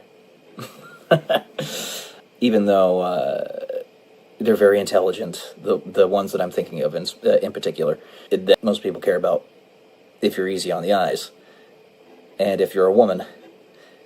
So, that aside, assuming you did not hit the YouTube jackpot, you could do the math here. So, let's say 18 months to get you to the $200 per month threshold. You're not going to get that $200 per month until the end of those 18 months. So you're going to average out the amount of money that you're making per month. Let's just say that's $100 a month that you're doing for 18 months on average. That's $1,800, and you would have put in $3,600. That's an ROI of 50% for the 18-month period. You can adjust it for 12 months, etc. But here is utterly gigantic. Now, it is not passive like owning real estate is, or real estate is as passive as you get, because you still have to produce content. You still have to make videos on a regular schedule that are in the niche and of the quality that your viewers expect. But assuming this is something you're going to do anyway, you might as well. Now, like I said, the likelihood is I'm going to be kneecapped again. It's just what keeps happening to me in life. I don't really have an explanation as to why this keeps on happening, but it's probably what's going to happen with me. So, if I give you the information, at least somebody's going to benefit from it. Even if only 1 out of 100 people is even going to give this a chance. I'm thinking of my brother James. He's got a YouTube channel that's growing very nicely. He's got almost 1,300 subs, and he just got fully monetized, so he's making some money off of his videos. If he wants to expedite the process, think of it in terms of year-over-year ROIs, returns on investment. If you have the money to afford, then what you can do is this $200 per month or whatever it is into an advertising campaign, and ratio-wise, it's going to match up, whether you put $100 a month in, $50 a month in, $400 a month in. So $200 a month is going to get you 150 subs minimum. 100 will do half that, etc. And the type of video that you're advertising is the primary type of video that is going to have consistent viewers come back. So if you want to do this, these are your numbers. It's quite smart, because this is going to last as long as YouTube lasts, forever. As long as you don't get your channel deleted by YouTube for some reason or another, it'll be there. So give it a try. Consider it. It is an untapped market opportunity. If everybody were doing this that wanted to grow a YouTube channel and were serious about it, it wouldn't be this high of an ROI. It would be much, much, much lower. But it's an extremely high ROI because so few people do it. There you go. All right, guys. Love y'all. Peace.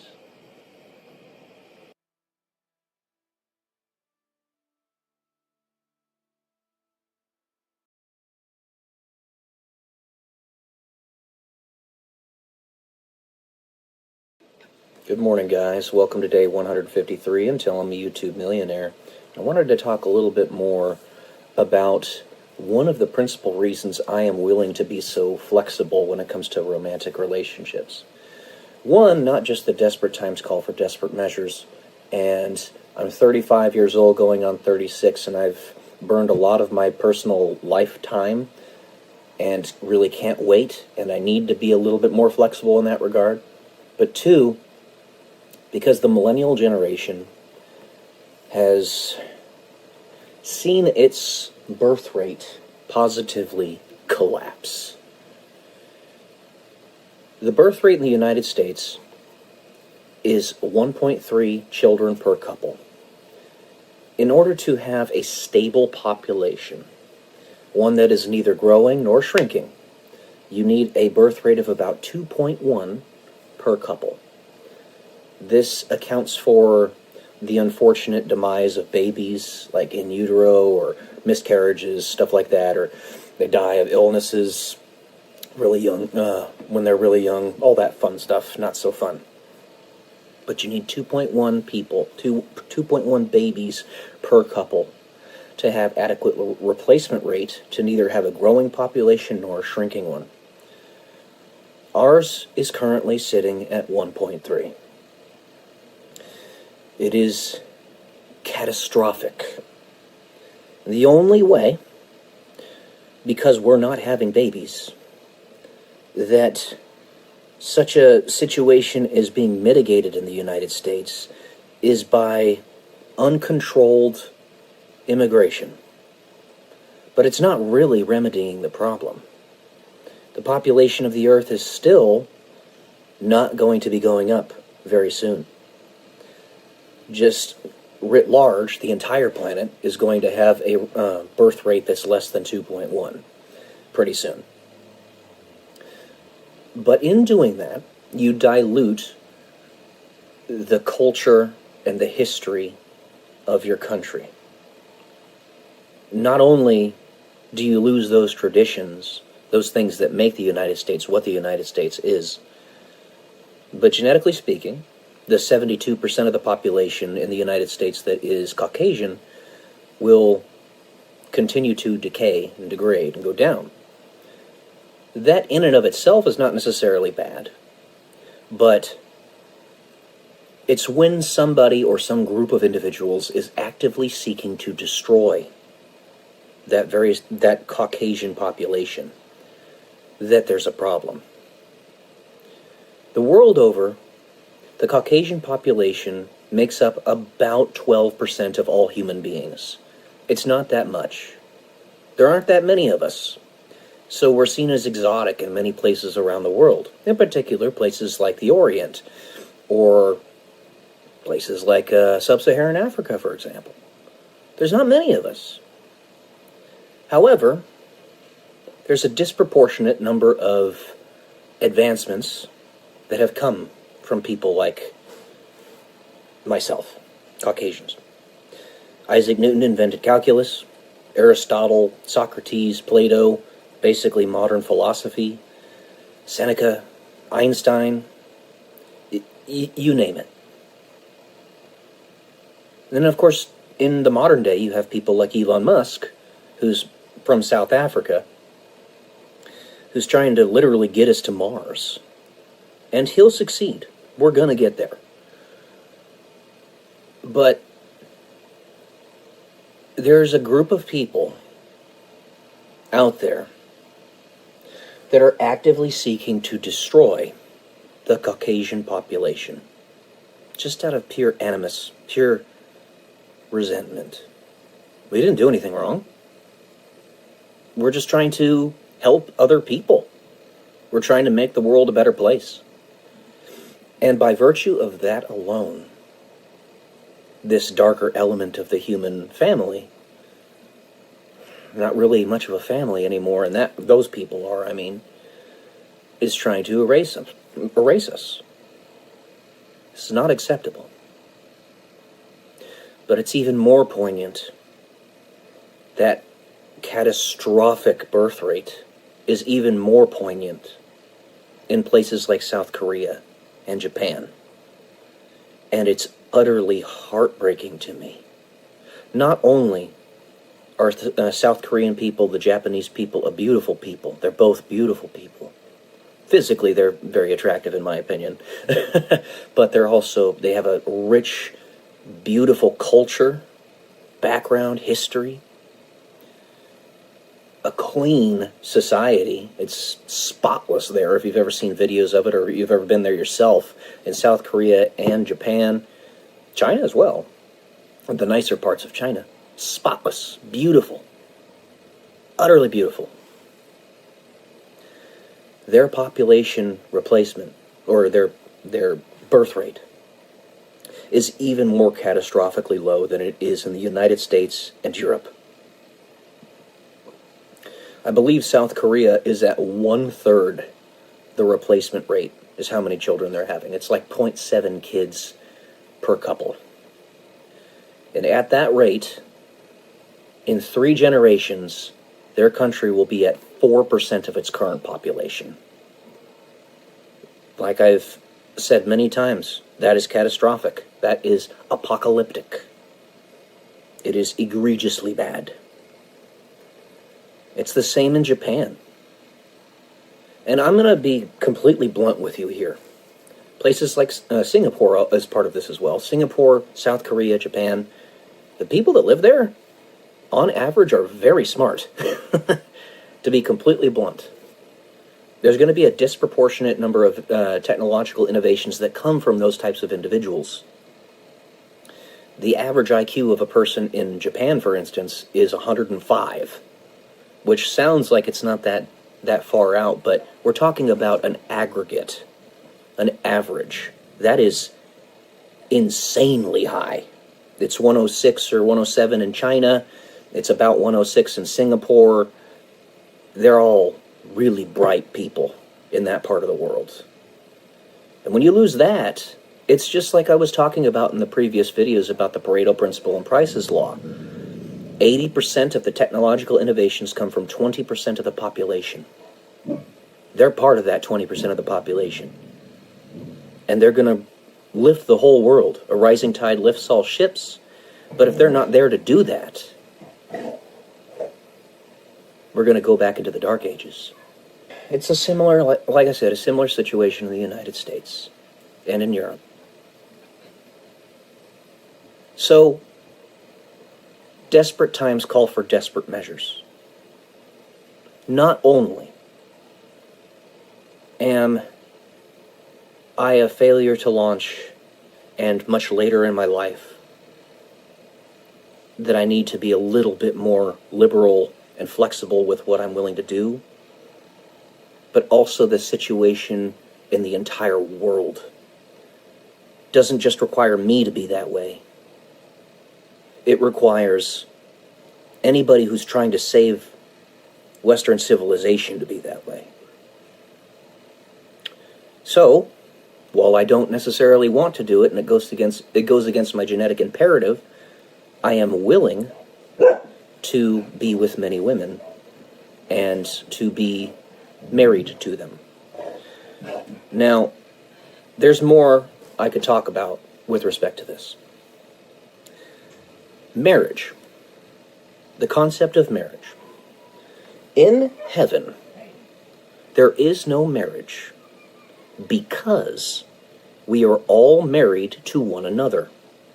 Basically, marriage is replete, and therefore you don't need ceremony. You don't need to say, you are mine, I am yours, because it's just default, de facto. I'm not saying we live in that world. I'm not saying this is heaven. But if it were, we wouldn't have to worry about that. There would just be a default love, and you would stay with one another. Now, let's say that somehow, some way, shape, or form in the future, I do manage to be married, if you will, to 6 women, all at once. Let's say that does happen. I'm not saying it's gonna, but let's say it does. I am going to be fully dedicated to every one of them. My heart will be entirely theirs, each person. And I can tell you, straight up, I do have that kind of love to give. And I believe every human being does. But it's our covetous nature that leads us to only be able to be with one.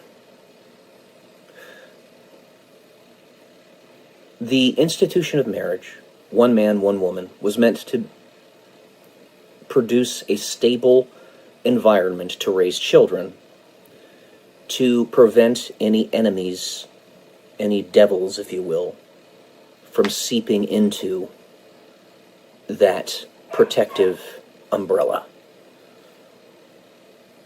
There are other ways where exceptions make the rule to also make that work. And I talked about this in a video a long time ago. What if there are a handful of people out there that you and I can't tell by looking at them, but are, in fact, very different? The very first stages of a homo novus, as Sheldon Cooper calls it in The Big Bang Theory. A new evolution of human beings. Something akin to what happened in the cognitive revolution 70,000 years ago, where it is believed that a group of human beings ended up breeding together that were highly intelligent and more developed, that made us cognizant, that led us to that point. Kind of a combination of both having that higher level of intelligence and them breeding together, but also having a theory of mind and imagining something greater than themselves. It's possible that such a thing could happen in our generation too. I'm willing to do it. It's not something I want to do, but I'm willing to.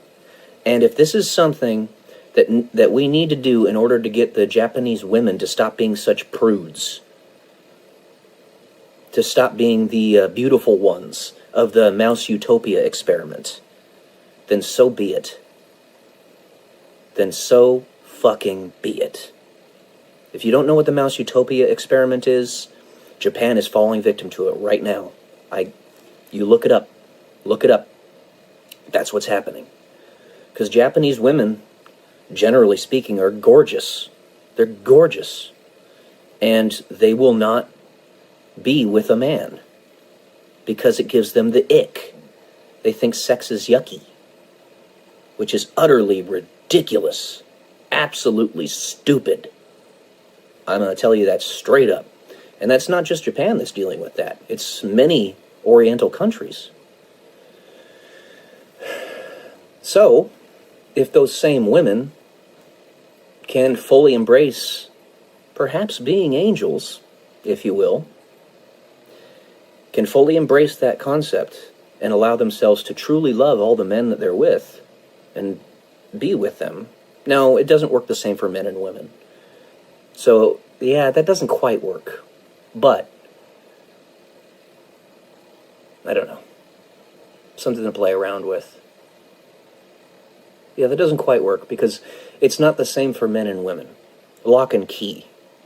A man can be with many women and be a master key, but a woman cannot be with many men, lest she be an unusable lock.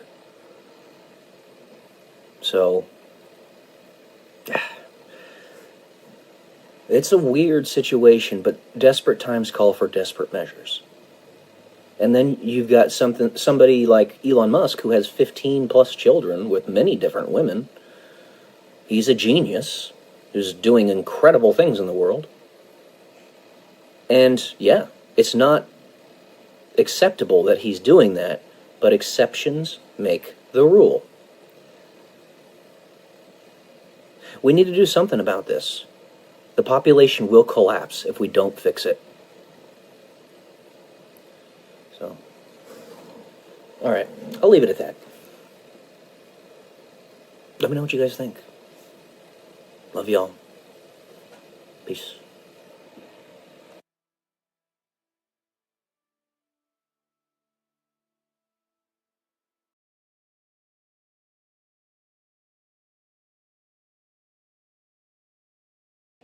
Morning, guys. Welcome to day 154 until I'm a YouTube millionaire.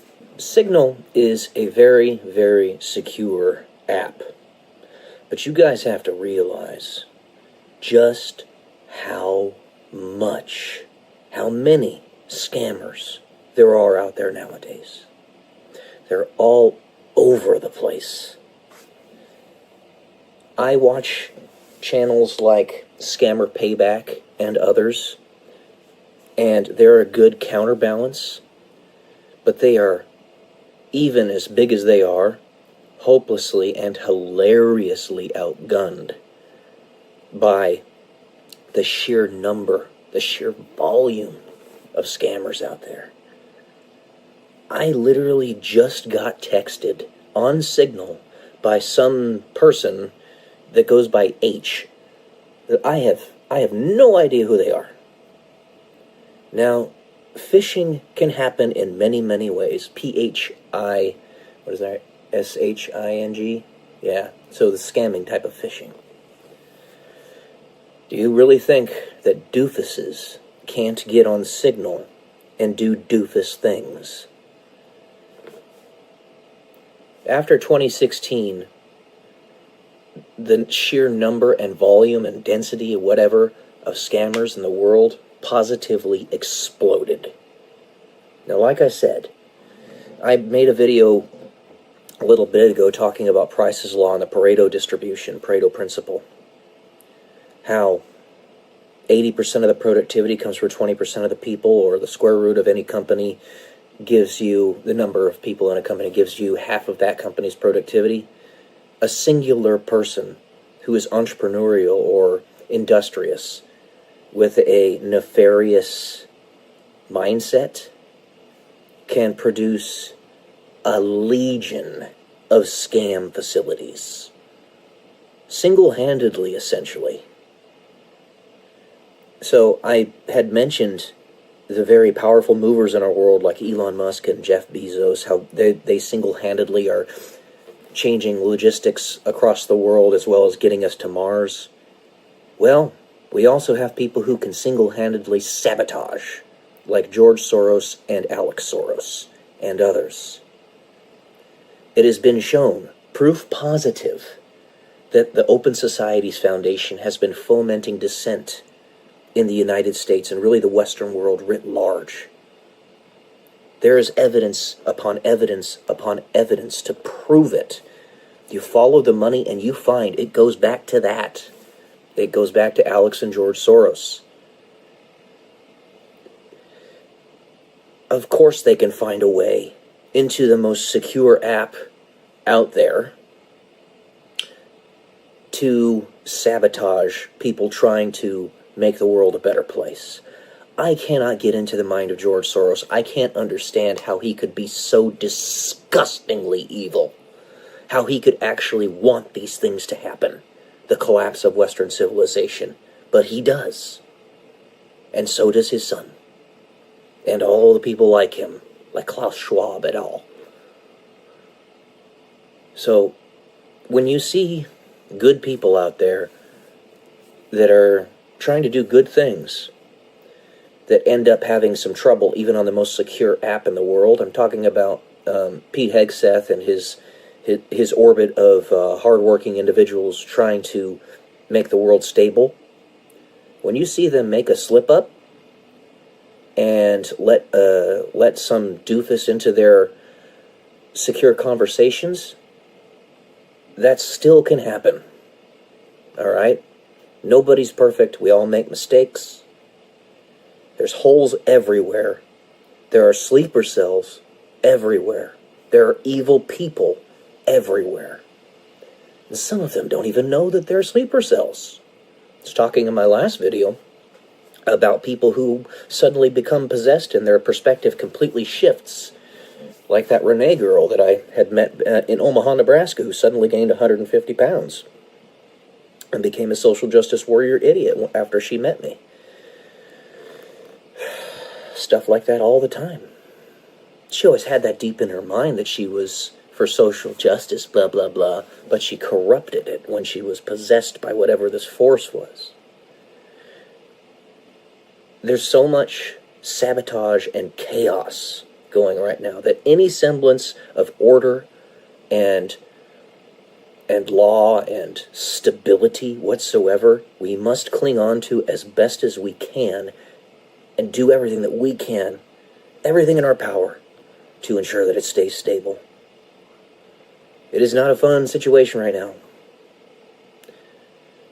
But that's what happens when you're at wartime. It's a short one today. That's all I'm going to say. The price of liberty is eternal vigilance, as our founding fathers said. So true. All right, guys. Love y'all. Peace.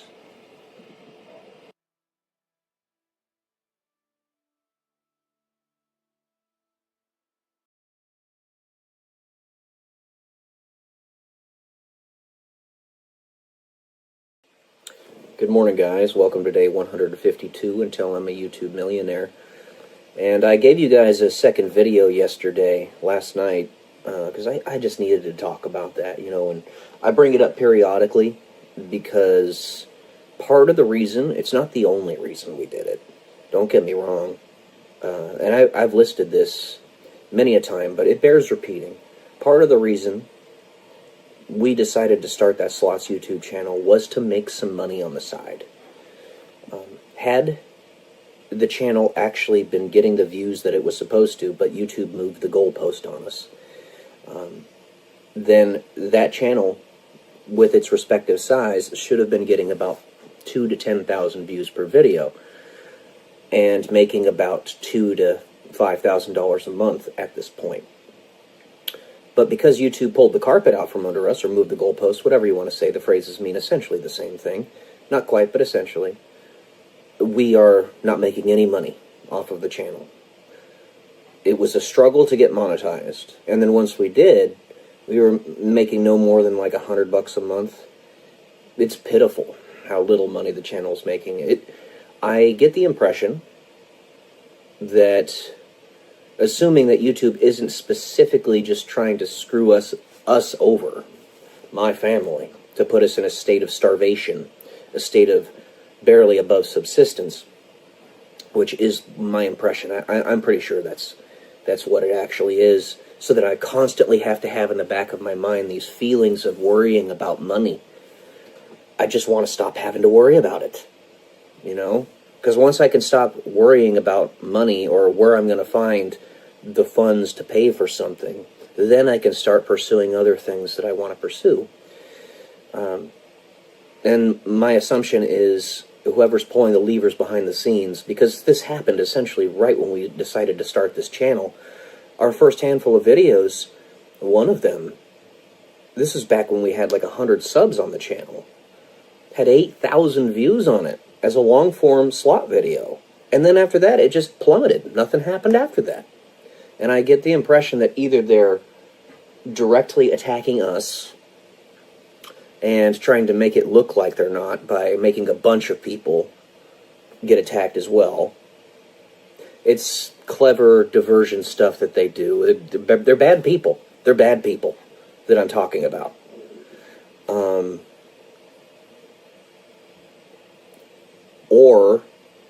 They're specifically attacking us. There was another one I was going to say. There we go. Or they see our channel as a scam channel or a spammer channel, like those Elon Musk streams that used to say, 5,000 Bitcoin giveaway by Elon Musk, and they would just be a live stream that was running all day long, and it was just a scam.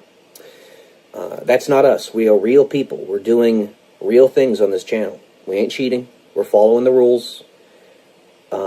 Have a real person look at the channel and get us out of that dark room that you put us in. We haven't broken any rules. I mean, when there are slot channels out there with literally a couple hundred subscribers that are getting more views on their long-form videos, what have you done to us? We are real. We exist. We're not cheating. We're following the rules. Give us a chance here. It seems like no matter what I do, I cannot break through. They won't listen to me. They won't answer me on support. It's just AI that talks to me. And they give me the same... I can tell it's AI because it's the same boilerplate answers every single time I go to talk to them. And I've done it several times at this point. I'm not an idiot. I know it's fake. I can't seem to break through. And then, right when I start getting my real estate stuff going, guess what? Everybody and their mother decides to dive into the same system, the same location, and decides to start trying to sabotage me on various different platforms when it comes to YouTube, or not YouTube, real estate. Airbnb and Furnished Finder and stuff. It's just causing me so many issues that were not there before. Like little demons that are possessing people, and they don't realize they're being possessed. And they see me and something is triggered in them to just switch to evil. I don't know what it is, but it's bad, and it's horrible. It is horrible. And if these people cannot be saved, if they literally are possessed by some exterior force that you and I can't fully comprehend outside of what we're taught in the Bible, then what do we do? Because people like you and me are forced to live on this planet with those people. We don't want to be around them. They're forcing us to be here, though, and they're taking advantage of us. Yeah. And I don't know. It seems to me like those entities, I'm convinced, are real. I'm convinced demons are a thing, of course, being a Christian like I am. I'm convinced possession is real. And I'm convinced that this is actually happening with a lot of people. I've seen it in my own life. I just don't know what we're supposed to do, because if they're here and they're going to do that to you, and they're going to act as a sleeper cell and just wake up as soon as they see you and turn into pure evil, then, I mean, what are we supposed to do? You got to take us away from here. We can't be associating with those creatures. They don't respect rules. They cheat you. They lie. They steal. And I'm not saying that everybody in the YouTube company, all 7,200 or 7,000 employees, are evil. I'm just saying that there's a sizable portion of them that are. And when they see somebody like me watch a video or whatnot, they get this impression in their mind like, I'm gonna fuck this guy over. Suddenly their minds just click into a different direction. I've seen it happen. Maybe not with YouTube support people and whatnot, but I've seen it happen with people. I am not kidding about that. There was this woman named Renee when I was in Omaha, Nebraska. She was a perfect example of it. She met me for the first time in a Unitarian Universalist church and gained 150 pounds and turned into a social justice warrior idiot immediately afterwards. Possession's a real thing. And every single time I try to break through, I am blockaded. And the whole legacy of my past up to, or with everything I was doing in the military, the fact that I was blockaded right when I was about to crest the hill. Right, I'm Sisyphus pushing the boulder up the hill. Right when I was about to crest it, they knocked my knees out from under me, and the rock ran me over, and I fell back down the hill. That's when they disqualified me as a pilot and tried to get me a dishonorable discharge. There's a long story behind that, but I'm telling you, these people are pure fucking evil. Pardon my language, but they are. They're not good people. And we still have to associate with them, so I don't know what we're supposed to do. And then I go through the rigmarole of publishing my first book, and this company just will not give me my sales numbers. I know I've sold more books than they're saying I have, just by looking at Amazon's constant restocking. I know I've sold more than what they're saying. And a bunch of other metrics that I've been keeping track of. I know that I'm selling more than what they're telling me. I can't seem to break through. I know this is a good book. This is the book I'm talking about, guys, in case you haven't already heard about it. Black and White, The Odyssey of Eden. Time Travel and the Apocalypse. You can find it anywhere you can buy books, including Amazon and audiobooks and Kindle and all that stuff.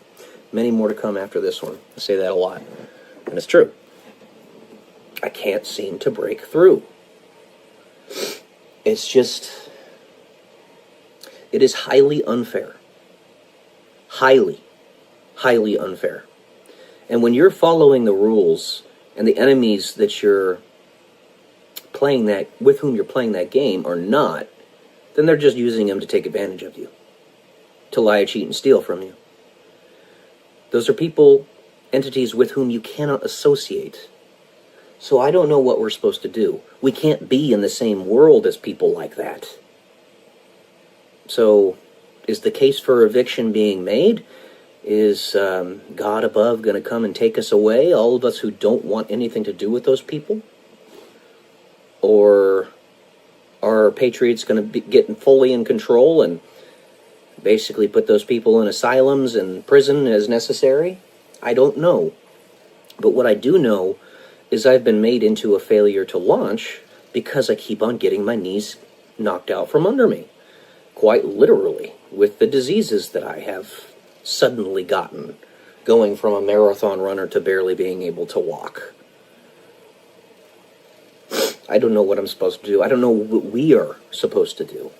Because I know there's a bunch of you out there watching this video, because the audience is starting to grow a little bit, who understand what I'm talking about, and who are genuinely, earnestly trying to be good people. A lot of you. I know that. If you're listening to me and watching my videos and you're not just a troll, then I know that you're earnestly trying to be a good person, trying to make the world a better place. I don't know what to do. I really don't. Because these, for lack of a better term, creatures, we still have to live with them. And they're going to block us at every turn. Whether you are fully human or something else or some combination in between, they see that you are something, you represent something that they don't like. They're going to cheat you. They're going to cheat you. And if nothing else, I am a bog standard white male in the United States, in the Western world. A lot of people just hate that for no reason. They're possessed. Those people that hate the bog standard white male. I haven't done anything wrong. I'm just a guy. So I ask God, when is he going to come in and just get these bastards out? Because we can't do anything about them being here. And when am I going to be allowed to break through? When is the door or the way going to be opened for me where I can actually break through? Because right now I'm just on survival mode. I'm living off of disability, and I make a little pittance off of my real estate, and I don't even make that because it goes towards expenses. You know I'm capable. And I'm just sitting here, idle. I'm trying to do things that are of value. Sitting here idle, I wrote an entire fucking book. And I have a bunch more waiting to be published. And I'm making this YouTube channel, which is now at 1,958 subscribers. And I helped my mom build her channel, which is almost to 27,000. I'm trying to do things that are worthwhile. Not just sit on my ass and do nothing. I'm helping my family get healthier. There's a lot of things that are good. But they're so small, you know? They're so small. And I'm happy that I have even that opportunity. Please understand that. But I know I'm capable of so much more. Because the priorities of this world are so inverted, I'm not able to be utilized the way I want to be utilized and the way the world would most effectively utilize me. See what I'm saying?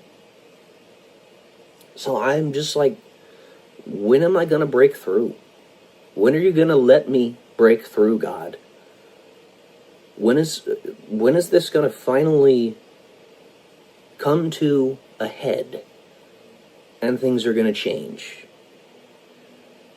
I know I'm not the only one that feels this way. I know it. But try to take this with the backdrop of everything that I've told you in my previous videos about my capacities and my trainings and how little I seem to be doing with that. And it's not from choice. It's not my choice to sit idle. I don't want to. But here I am. I feel like Harry Potter, when he's just sort of putzing around trying to figure out how to find and destroy the Horcruxes of Voldemort. He felt completely useless. And it says something similar in the books, if you've read them. For the millennials out there, Harry Potter is a very popular thing. It's a good series of books. J.K. Rowling is a good author. It's not terribly complicated to read, not terribly complicated to understand, so it's very attainable for people. I feel like Harry Potter, I'm not some boy who lived, but I am being wasted, and I can empathize with what he felt. I just want to be used, man. I want to be utilized. And I want to no longer have to worry about money. Because the expenses keep on popping up right when I get the money. Just like it's trying to keep me at, not let me get past a certain amount. It's like, get off my back. Get off my back. Let me win. Let me win. The only way I'm not winning right now is because you're cheating. Wow.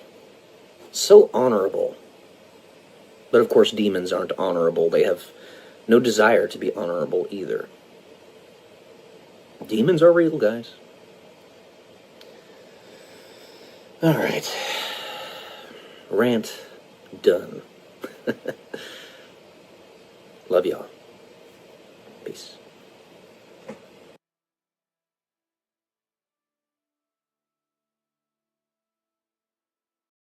What is love?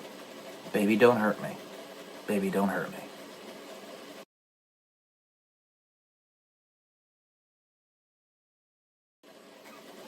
Welcome to day 189 and Telling the YouTube Millionaire. So with recent events, recent developments in my personal life, as well as, frankly, the world writ large, in the essence that truth does have some type of context to it pretty much all the time. So I think it was Reinhold Niebuhr who said that truths, some of them are truths of context. It justifies re-tackling the same concept a few times as time progresses. So what is love? Baby, don't hurt me, baby, don't hurt me. Ooh, whoa, whoa, whoa. So, agape, which means love in all its forms, its purest form, absolute, entire, complete love, means that you would be able to express it in any way, shape, or form that you so desire. Nothing is off the table. Everything that you are capable, of which you are capable as a human being and as a spiritual being, you can exercise if you so desire. Now, if you love somebody, and one way you want to express that love is sexual, know that we do it anyway. As Jesus told us in the New Testament, for those who even think of indecent thoughts with somebody else who is not their wife or their husband, that is committing adultery. Now, why would he say that, and at the same time be like just brushing it off. It's like, I'm not worried about it. Well, it's this, essentially. It's the ephemeral and the temporal, and the non-ephemeral, interacting with one another. So, the separation, for instance, that a person has with loving somebody and being in love with them. What exactly is that? I would submit that there really isn't a separation. There's just different expressions of love. I love everyone. I mean that when I say that. It's a dependency on whether they have the capacity to love in return, or how they decide to love. As the meaning of life is love, and how you love is your personal experience, your life. So let's say that you combine the sexual component with otherwise. If you love somebody, which, as I said, I love everyone, then there's really no separation between being in love and loving them if you express every single way how you can love them. However, if you do not love them, what's left? Is it fear? Is it anger? Is it hatred? Is it emptiness? Entropy? Because if you love someone, you truly are bonded to who and what they are and love them so much based upon that, then a physical expression is not all that important.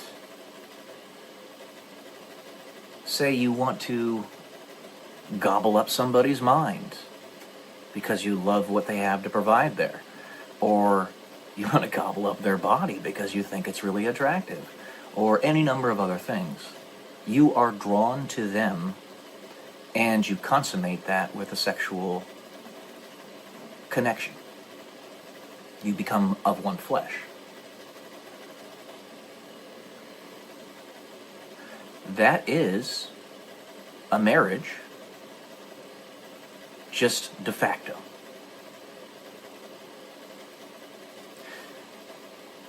In that Jesus tells us that if you even have indecent thoughts with somebody who is not your wife or husband, you have committed adultery. That is basically telling us that we're all going to have them. We're all going to commit adultery. It's simply our actions in this world that act as the protection, the umbrella of God's perfect trust that allows for the proper rearing of children. Us all being children, but especially our children. In a very dangerous, depraved, nefarious world.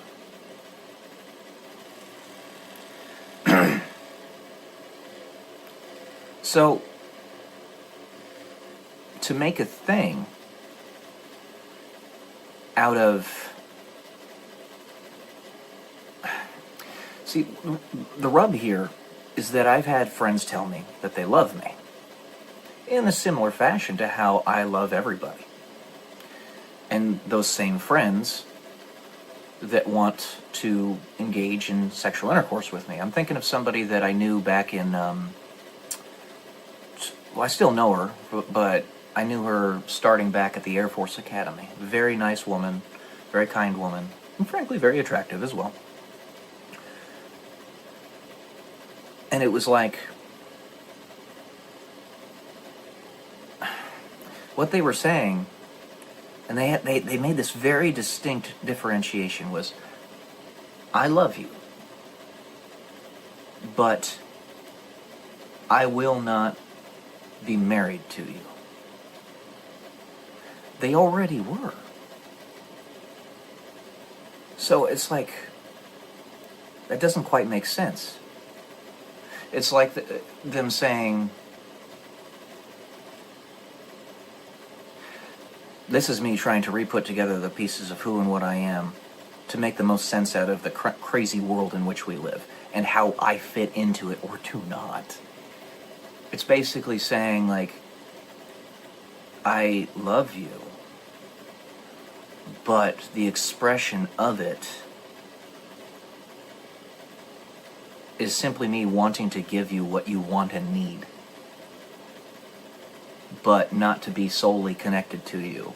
Like I didn't want to take you all for myself or something like that. You see, the difficulty in me explaining this is the same difficulty that I've had with trying to figure out where I fit in with it all. Being a bog standard white human, well, bog standard white man in the modern era that is resented by so many different people, so many different, like I've said in previous videos. So trying to figure out where you fit in with it all. Somebody wants to give you a sexual connection.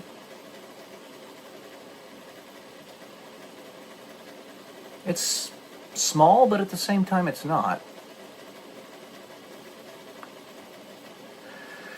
And we live in a weird world.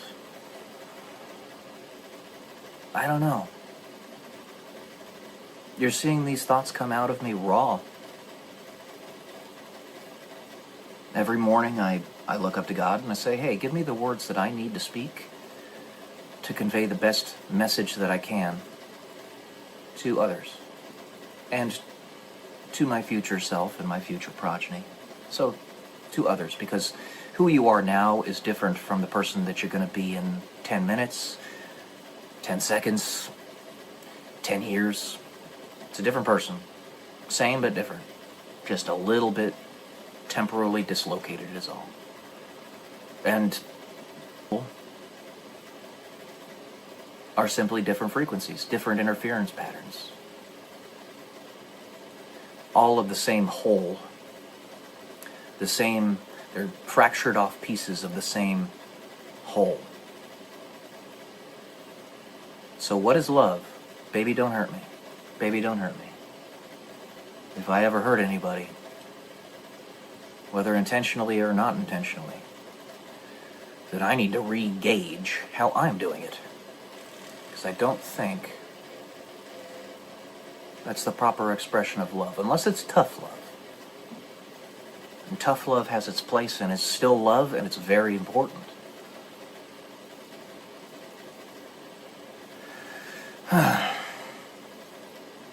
So what's the difference between loving somebody and being in love? Does there even need to be a difference? Is it simply covetousness? Is it simply, I've selected you as my other human? I like you as my other human? I don't know. It's a certain trust that you have with them that you have with no one else. But what if there is already perfect trust?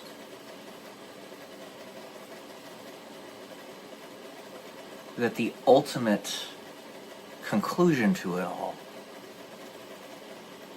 will be that expression of ultimate trust. Like the female lead in my story.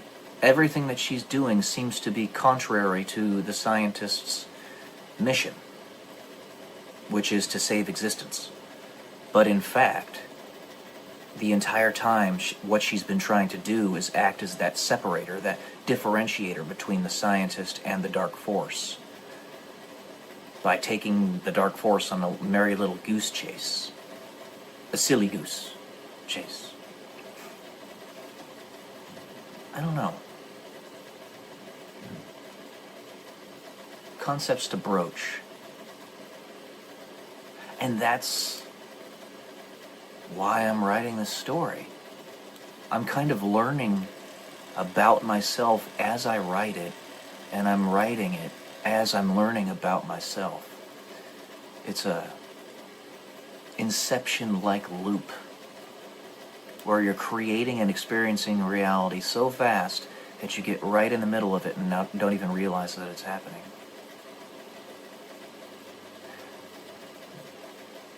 But there is something different. I do feel something different. It's just slight. And I think it has to do with me wanting to protect them. Wanting to call them my own. Wanting to covet them. I feel something different with those in whom I want to be in love. And that gets broader and broader every day.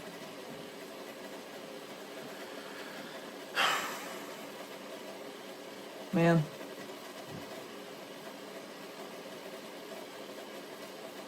I really do wish that sometimes it would just be a little bit simpler. And that sometimes we could shirk all anxiety, all distrust, all fear, and just be with one another. Fully. In that perfect trust. Do exactly what you want. And have no fear of consequences. Because you are protected.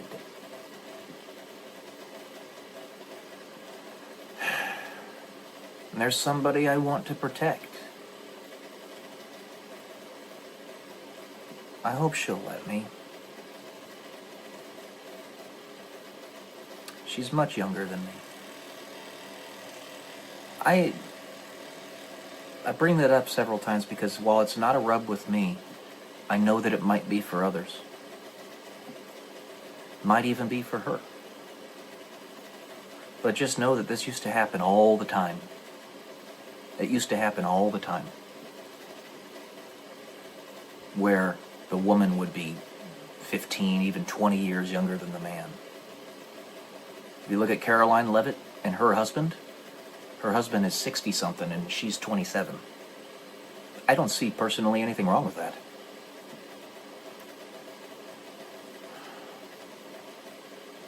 To be more specific with the person of whom I'm speaking.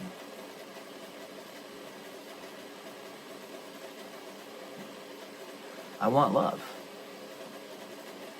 And I want it to be mine. I want to protect you.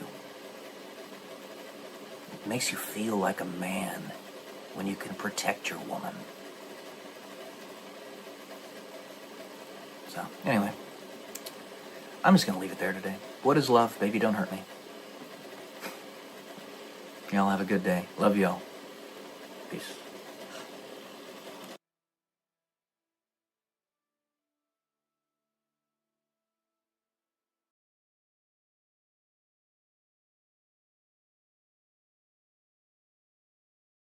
Good morning. Welcome to day 159 until I'm a YouTube millionaire. And you know, I think it's routinely appropriate to remind everybody, myself included, that one of the big reasons, if not the primary, or maybe even the only real reason that I make these videos at all is because, honestly, I'm thinking towards the future. I know that there will be people in my shoes, let's say in 200 years, and if these videos are here permanently, they are discoverable, even if very difficult to find. Even if the signal and noise becomes so faint that it's nearly impossible to discern signal from noise. It's still there. You can still find it. Have the right key, and you can find it.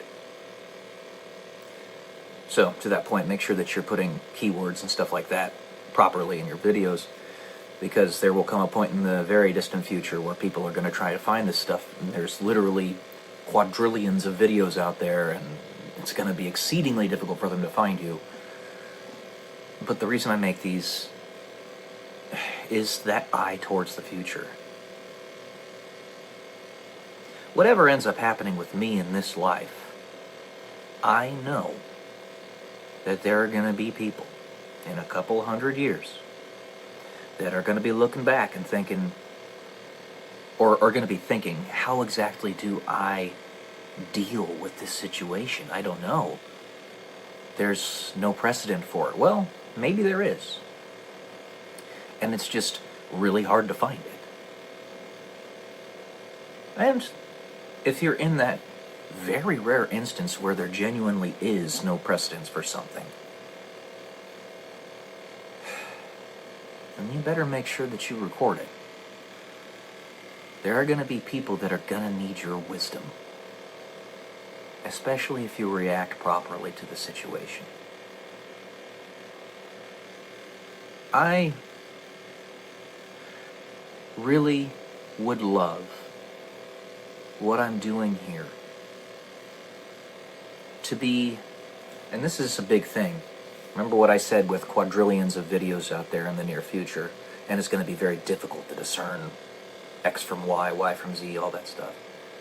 But one thing that will matter is if you have family and descendants and all that, they're going to have a vested interest in looking at what you specifically had to say, how you specifically lived your life. And you can be guaranteed that however many descendants you have, if you become some type of historical figure, at least in your lineage, that those many people are going to, at some point in their lives, want to look back on your life and see what you said and what you thought. The more information, valuable information that you have, the more signal in that noise that you produce,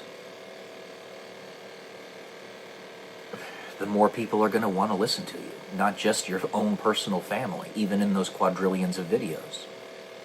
I look at giant channels like Joe Rogan Experience, Timcast IRL, Osmongold, all those types of people, and they've literally got billions of people watching them at one point or another. I may only have my own family, my direct family, that consistently ends up watching what I make. If I have a huge family, I'm going to be affecting a lot of people. You're not living for yourself. It's not about you. We all pass on. Memento mori. What the emperors always had whispered into their ears by one of their lackeys, if you will. Flunkies is what David Graeber calls them, but it's a very important flunky, quote-unquote, to have. Memento mori. Remember you die. You remember that and you will live your life as the Stoics did and do, with an eye towards that future. With an eye towards the duty and responsibility to provide the very best vector for other people that you possibly can. And I can tell you, the 2,000 years of history of Jesus, and how he's made people better, made civilizations better, and him directly, his life, was the example of exactly what is perfect. Why would I ever say no to that? Why would anybody? Especially when there's abundant proof, evidence, that he really existed, and he really did what he said he did, and he really was resurrected. Why would anybody reject that? He was a man that just went around loving people, treating people well, healing people, and he had a standard. That is, my grace is sufficient. Follow me and you'll get that grace. He has that legacy, and basically the whole of the world is his family. The whole of the world that decides to follow him. That he is their king. Their friend, their king, their savior. In that order. He'll be forever remembered. There's no reason not to. Using him as my exemplar, my example, it is incumbent upon me to as closely emulate that man as I possibly can. Don't ever expect that because it's perfection. You won't. But you get closer and closer to it. You get better and better. Just as the founding fathers of the United States, they had that same philosophy. You're never going to make a perfect government. You're never going to make a perfect civilization. You're never going to make a perfect education system, etc., etc. But you will progressively get better and better. Perfection is a goal, a target that you'll always strive for, knowing that you'll never attain. And that's okay. You don't have to attain it. You crest that hill, and suddenly Sisyphus doesn't know what he's going to do. It's like a dog that catches a car. He wouldn't know what to do with it. You're not supposed to catch perfection. But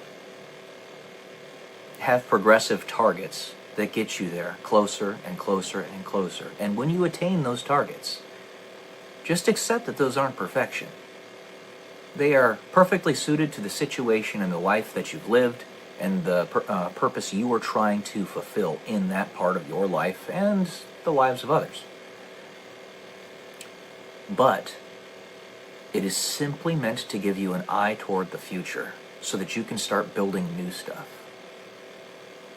I notice that so many, this always seems to happen, at least, and I know it's manufactured. I can see it, I can feel it.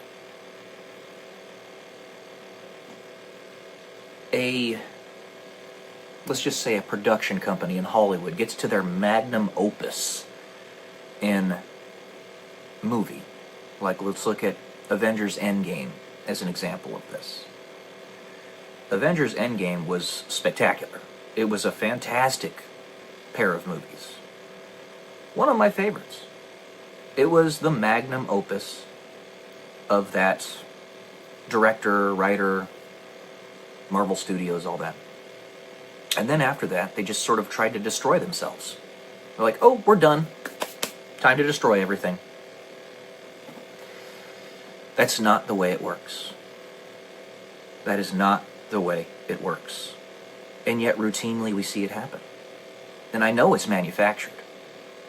Same thing happened with Blizzard, Activision Blizzard, or Ubisoft with Assassin's Creed Shadows. They're trying to destroy themselves. It's like they got to their apex, and now they want to just destroy everything. Or like they see that as the next path, the way to get to the end of the game. Ironically, Avengers Endgame, right? No, that's not the way it works. It never has been. We are where the rubber meets the road. Get out of this suggestion loophole, or suggestion loop. It is a negative feedback loop that keeps you stuck, prevents you from progressing and making things better. Get out of it. It doesn't stop. You are living. You are alive. You are a creator. You are making the world around you. The double slit experiment proves this. I can tell you more about the double slit experiment later if you want me to. Just let me know, guys. You exist. You are a conscious co-creator of the universe around you. And I hope that in the future, if I do have direct descendants, children, pray to God I do. Pray to God I have a humongous amount of them. That they'll see this as well. That they'll go out and be those co-creators that they're supposed to be. and not just lay down and accept that the best has already occurred, that the United States, for example, peaked in the 90s, and then that's that. We're just going to destroy everything now because that's the only way to get to the rapture. That's a lie. That's a lie. We are alive right now. This is our existence. The future is what we make it. I'll tell you that right now, right here. God, Jesus, He's there. But He's given you the responsibility, the duty, to build the world that He has bequeathed to you. You don't just give up. That's retarded. And I mean that in multiple senses of the word. Not only does it slow progress, but it's like legitimately stupid. So that's why I make these videos. One of the reasons. There is also a certain subset of individuals that I want to connect with that will not talk to me directly, or very seldomly do. I'm thinking of one woman in particular. She knows who she is. Pretty sure she watches my videos on a fairly consistent basis.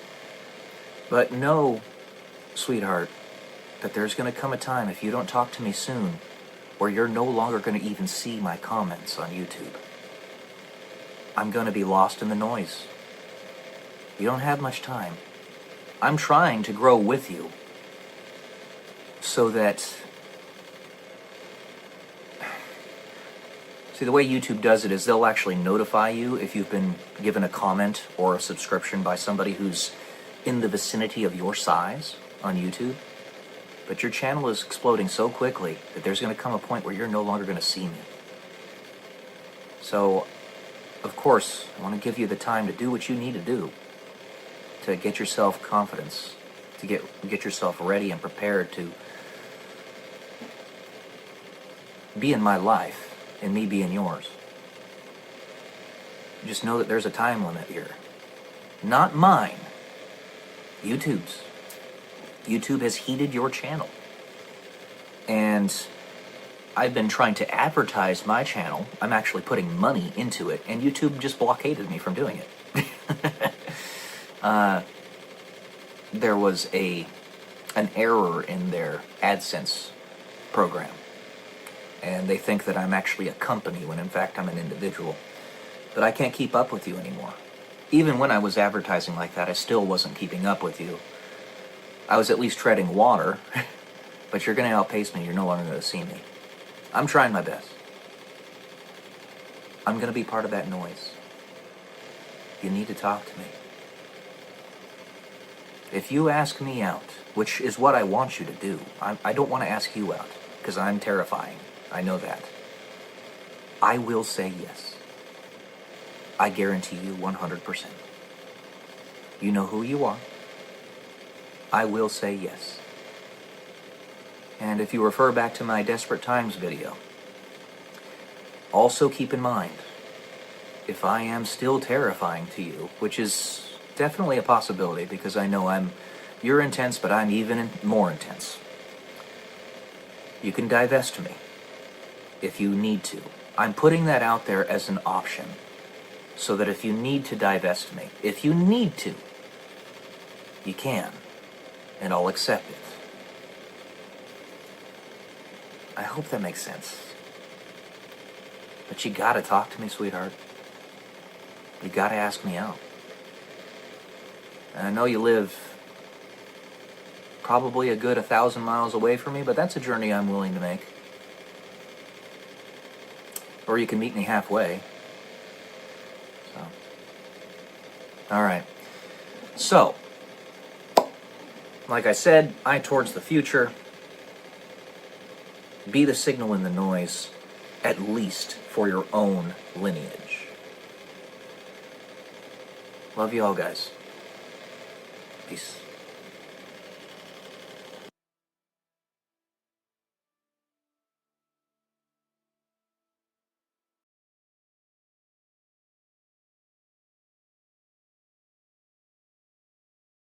Morning, guys. Welcome to day 160 until I'm a YouTube millionaire.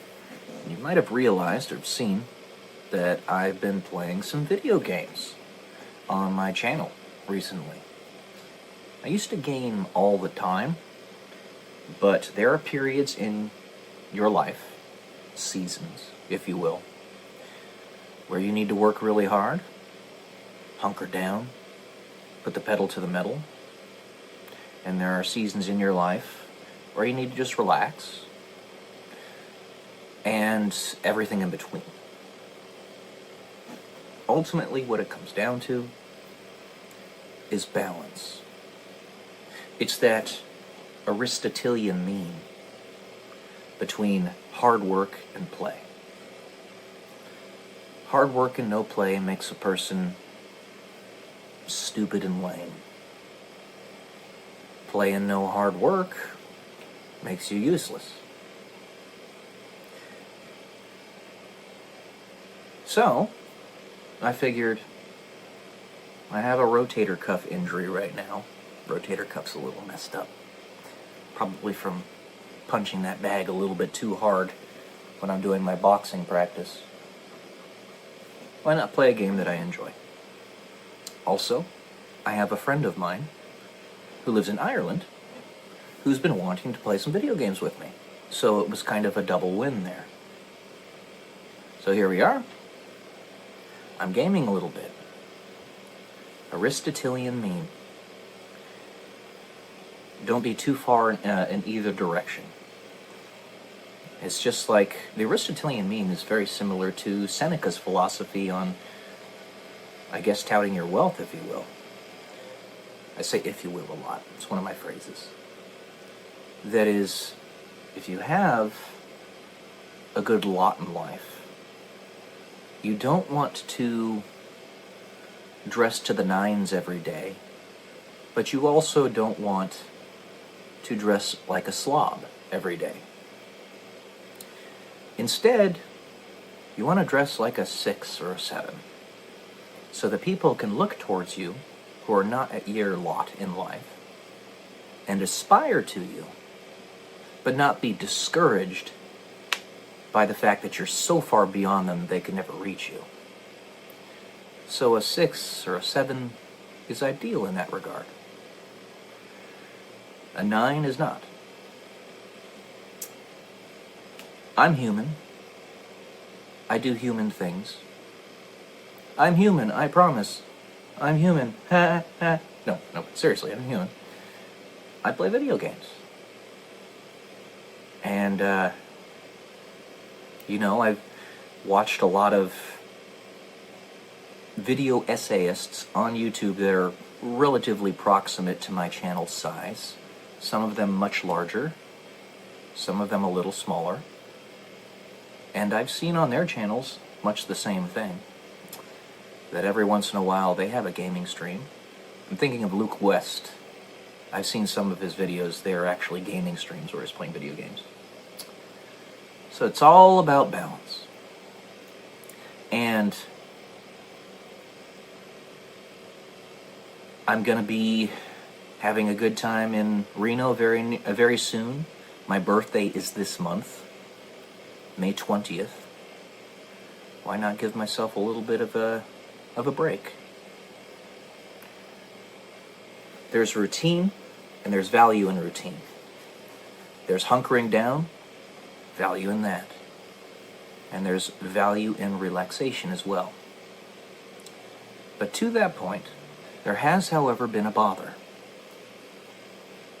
that I have seen from many a channel, a personality, on a lot of places on Instagram, for example, where they tell you to just rest. You mustn't be in that station for several years of your life.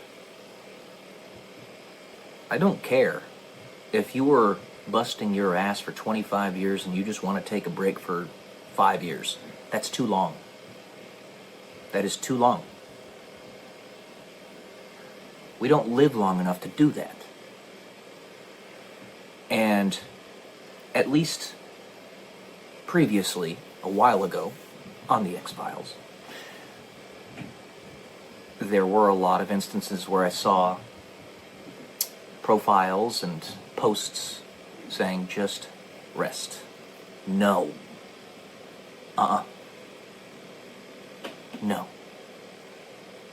That only goes so far. I'm done resting. I want to build. My body's damaged because I've been duking it out with demons for decades, alliteration aside. But I don't want to rest. Especially when I have this much energy otherwise. I do have a ton of energy, it's just my body is messed up. That's all. I wish we didn't have to sleep. Sleep is ridiculous and it's a waste of time. It's unfortunate that it's a requirement for us. Therefore, I make sure to get at least 8 hours of sleep at night. It would just be so much nicer if we didn't have to do it at all. You know what I mean? People will say, oh, I love to sleep. It feels so good. You're missing the point. You're missing the point of what I'm saying. What I am saying is it would be even better if we never had to. If that euphoric feeling that you get when you cuddle up and nestle up in your bed, you have essentially all the time, and you don't need to sleep, that's way better. There's need for balance in life.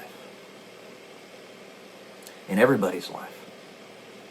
And if you're working too hard, make sure you don't burn yourself out.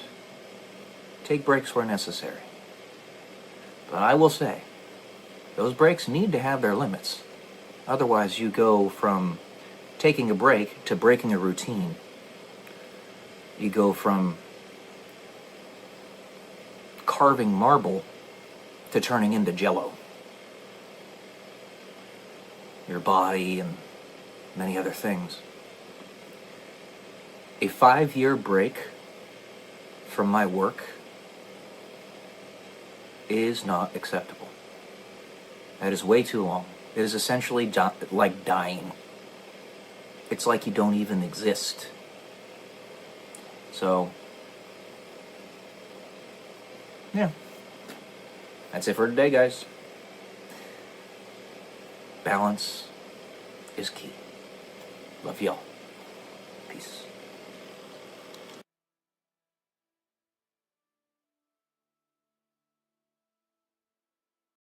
What if the nature of suffering is to build empathy?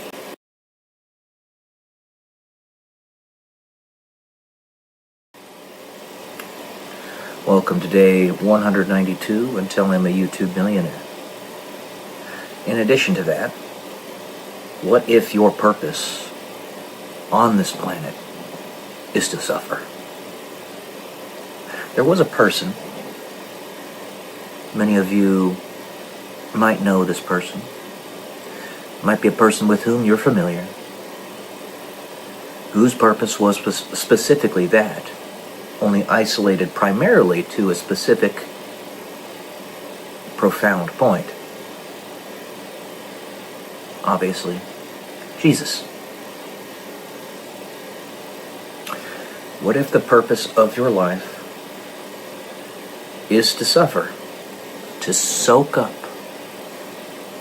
all of the negative energy of the human family? So, people are always praying to God that are in states of suffering, seeking an answer, seeking to have their wishes fulfilled. When they're not, what do you think that means? It means that you are the warrior, fighting, putting up the shield to protect and preserve everyone else that does get it. You're the way it happens for everyone else. And ultimately, when it does come to you, however long you can endure, it will be the end state for everybody. But when you're enduring that pain, you need patience to the utmost degree. And don't ever expect that you will be healed, or that you will get those things for which you are looking. That saves the most people. If we're in the business of saving souls, the way you do that is you act as the painkiller for all of their pains. And if you can get joy, satisfaction out of that, as opposed to getting it out of receiving the things that you personally want and desire, then that's divine. You become an infinite well, source of protection, love, freedom, liberty, creation. So when I tell people,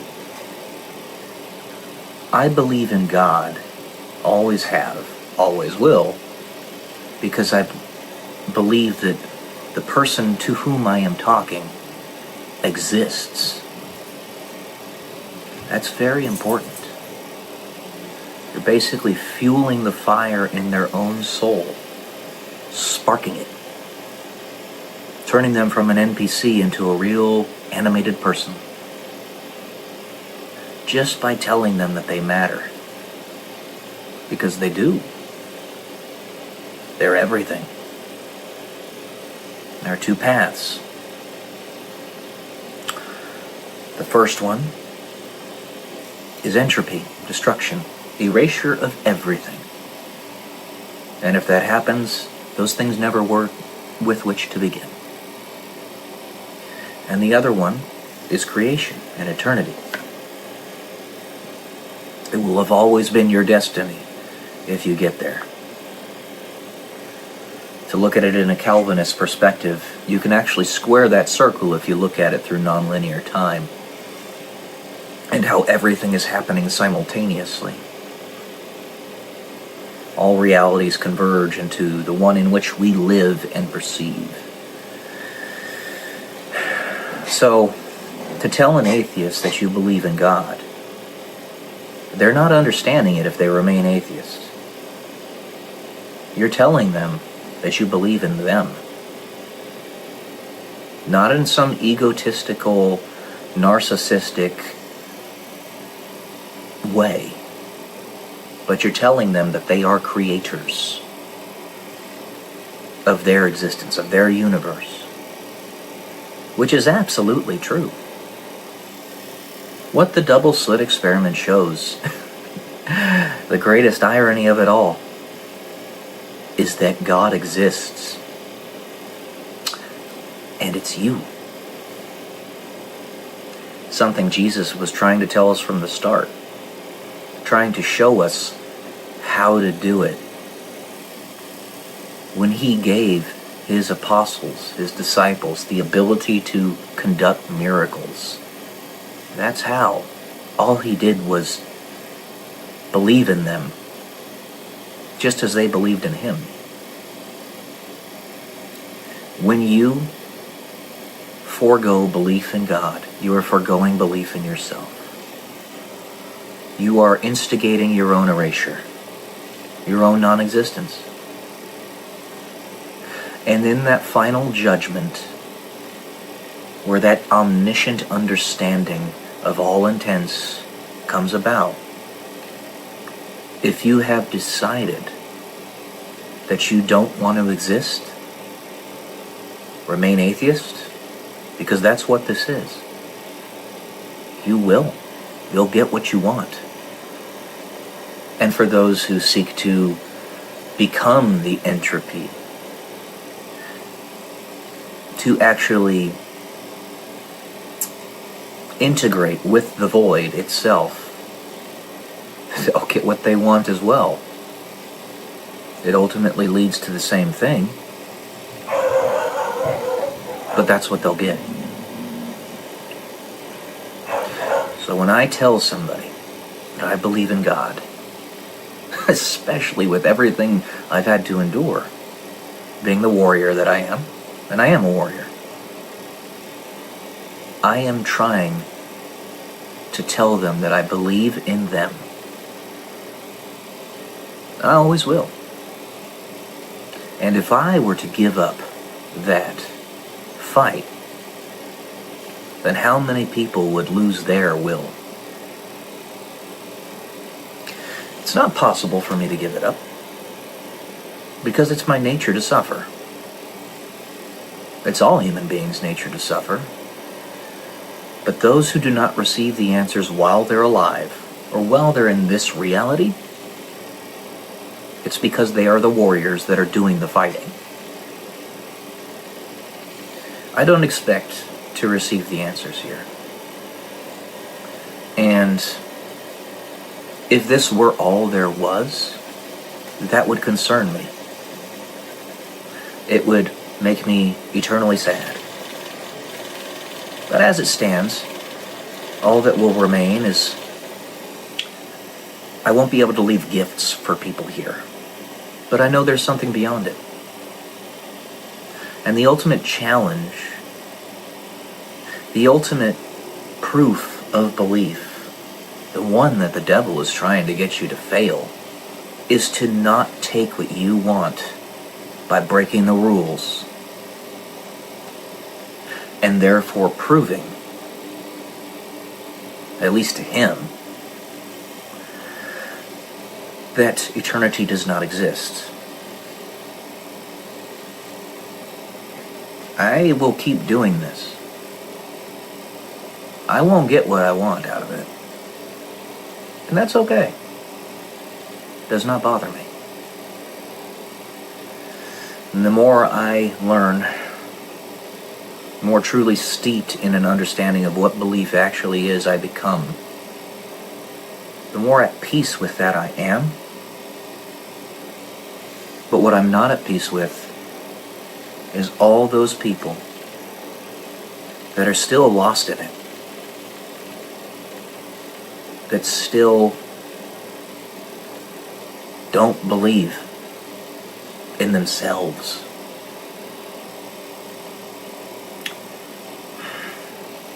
Because if there is nothing outside of this, then nothing matters. If nothing matters, then you don't. If you don't matter, then do you really exist? You will get what you want in the end. And if that remains your perspective on things, if you don't listen to Jesus and him trying to tell you that you are a creator just as him, then that's what you're going to get. If I do break, or get just to the point of breaking, right before that happens, I know God's got my back. He'll step in. And I will have faith in that. But the thing is, it's never going to happen.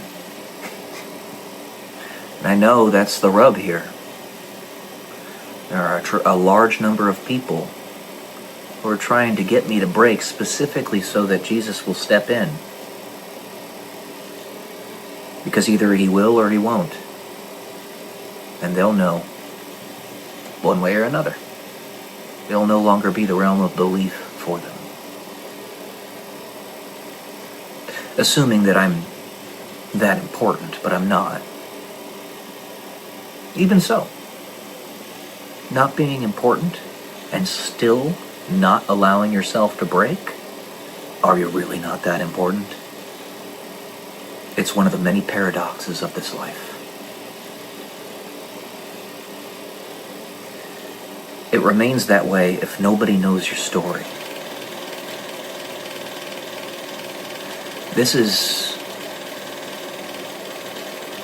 It's a kaleidoscope. It is a lot of things.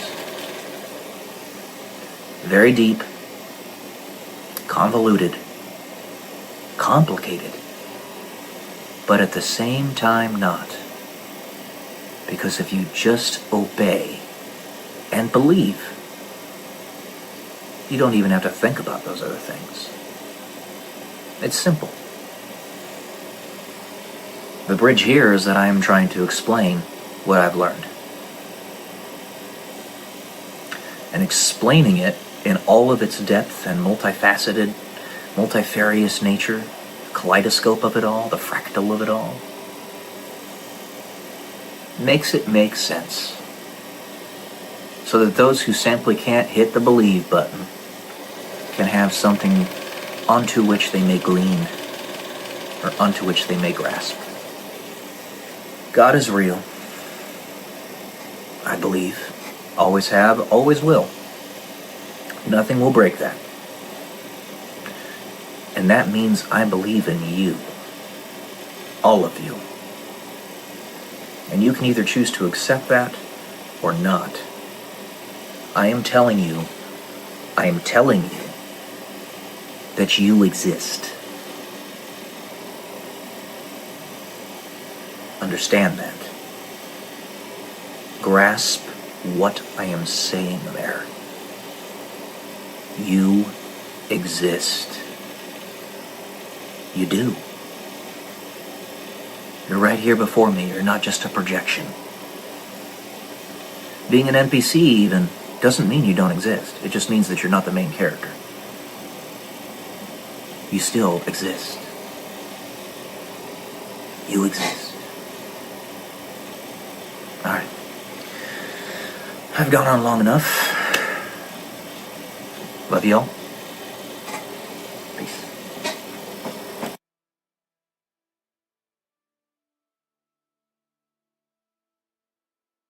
How are you going to win?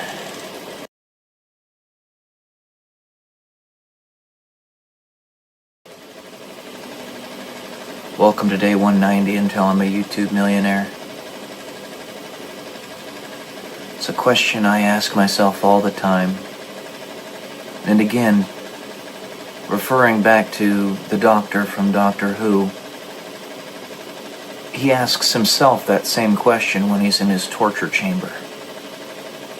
During those 2 episodes I was telling you about before, Heaven Sent and Hell Bent. Because he's getting tortured by the president of Gallifrey.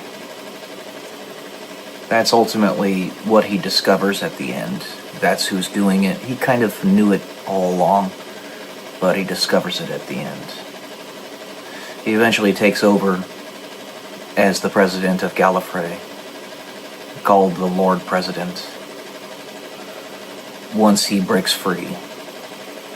Because everybody loves him, because he saved everybody.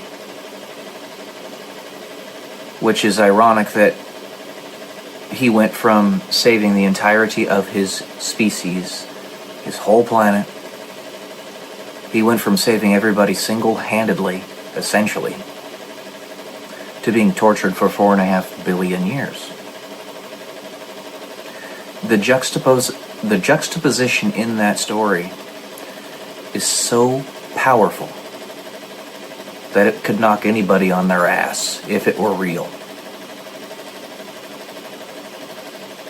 It seems to be in my genetic makeup to suffer. And to be honest with you, that really is the way almost every human being is. Or I would say it's the genetic predisposition of humanity living on this very painful planet to suffer and to be able to handle suffering, at least somewhat decently.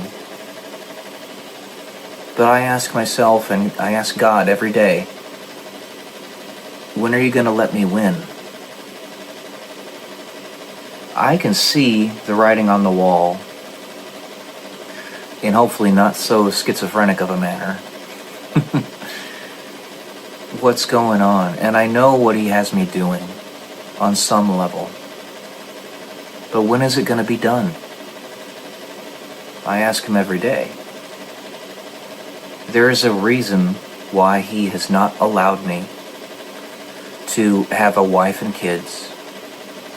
Why he has allowed my life to basically go very nearly in the obvious way, in the ways people can see, to be wasted. There's a reason for it. It's because I'm supposed to suffer. It's my job. And I don't like it. Not one bit. Especially when I know that many of those people who are causing me suffering don't want to do that. That they love me. I know they do. Some of them even tell me. But they're told to hold off because he's got a job to do. When is it going to be done?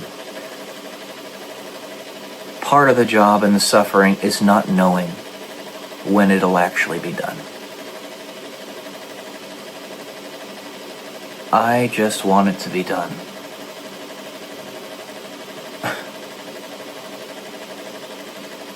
The thing is, it's kind of a double-edged sword. Because if you tell everybody, and it truly is the case that you can do this forever, and that it sucks, but you will do it if you need to, that by itself allays your personal suffering. Because you know it's just going to be a thing. You're just going to continue doing it anyway. Which makes it so that it has to last longer. So that you have to suffer more. In order to get the full juice from the orange and have it be worth the squeeze. There was a vanity card that the creator of The Big Bang Theory, the show, The Big Bang Theory, with Johnny Galecki and all those other guys, made that was very profound to me, that seemed to be something I identified with.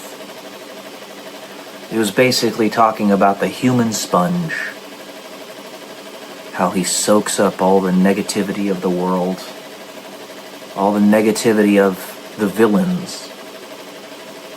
And he's not very fun to be around because he's always doing that.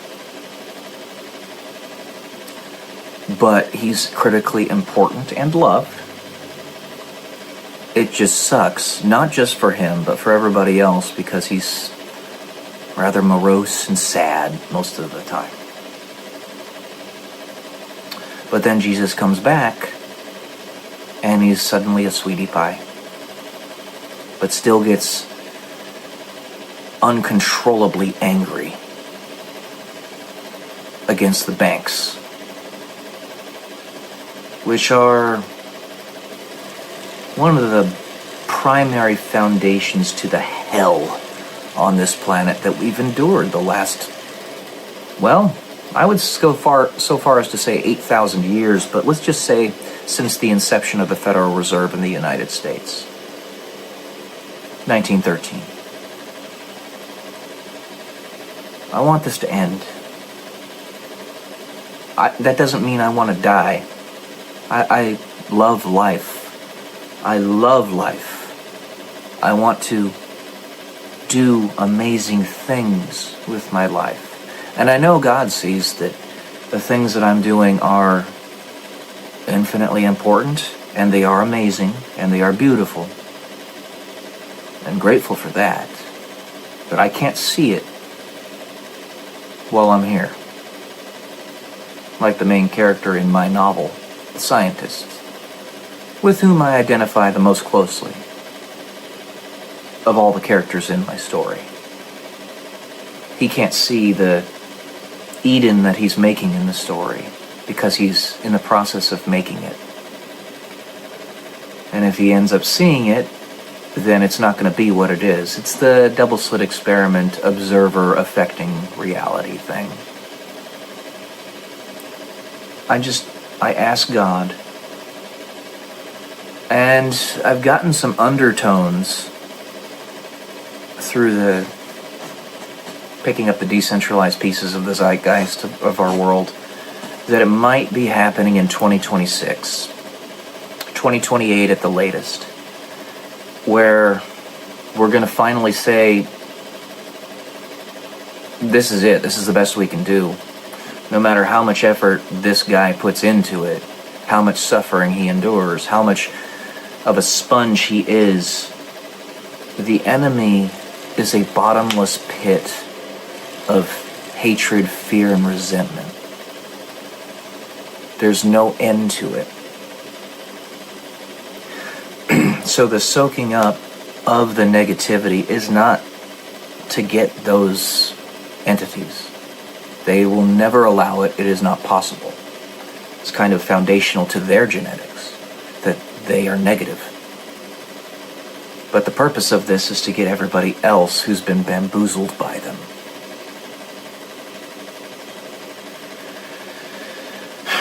Again, I pick up on the undertones. I want a wife and kids. Hey, if God wants this in my future, as many wives as possible, as many kids as possible, I'll do that, fine. But that woman that I was talking about, so I've been told through her undertones that I'm supposed to suffer. That the carrot is supposed to be dangled in front of me yet again. And I'm supposed to desire something that I can't have. And what will make the pain even more profound, which is what I'm supposed to endure, pain, is if I get nearly everything else except that one thing I want. And I know there are tons of other amazing women in this world that actually know what's going on and have gone through psychological, spiritual, emotional breakdowns and even had to go on meds because they don't want me to have to endure this pain. They actually do love me. And I love them too, fully. 100%. That's why I'm doing this. I know this for certain. I've seen it. My friend from back when I was in the Air Force Academy had that same problem. I could see what she was trying to do when I was hanging out with her in Hawaii in 2017. And she wanted me to do something, and I couldn't bring myself to do it. Because I actually loved her, and I loved her husband. Very good friend of mine. I love everybody, by the way. So it's not hard for me to say that I love everyone, truly. And I want to express that love in whichever way they want me to. You know, I'm not attracted to men physically, so I can't do that. But you get my point. And then I have women that are near me now. I know all of it. I hear the undertones. I see them. I just ask God, when will it be done? When will it be done? I have said many a time, I'm 36 now. When will it be done? Am I supposed to do this all the way until I'm 93 years old, my dying day? Is that the idea, or will it end tomorrow? And I know that part of the suffering, like I said before, is not knowing. And I therefore need to not know, so that I can maximize the potential power of what it is that I'm doing.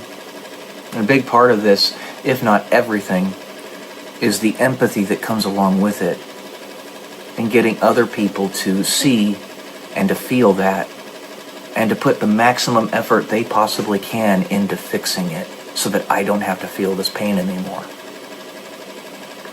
That's probably the main crux, the main thing that we're trying to do here. And it's a complicated, convoluted situation, and at the same time not. At the same time, very simple.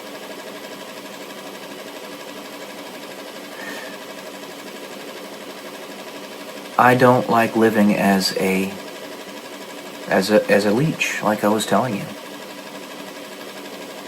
But that's what I'm resigned to. And every time I try to break free of this, I'm told the truth, that I'm failing. And that makes it hurt all the more. It is a paradox, a breaking of the code, piercing the source code, seeing how to actually break this game and pull everybody out of the mess. Excuse me. The most important thing is that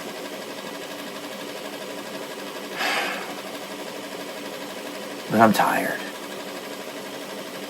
Just like the guy on the movie The Green Mile, the black guy, the main character, essentially, aside from the guy who Tom Hanks plays, says, "I'm tired, boss. I'm tired, boss." My boss, the guy upstairs. I keep on going, but I'm tired.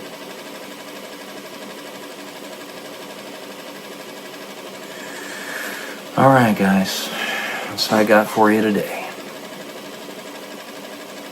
I just want you to know that I see, I understand. I also love you. I want you.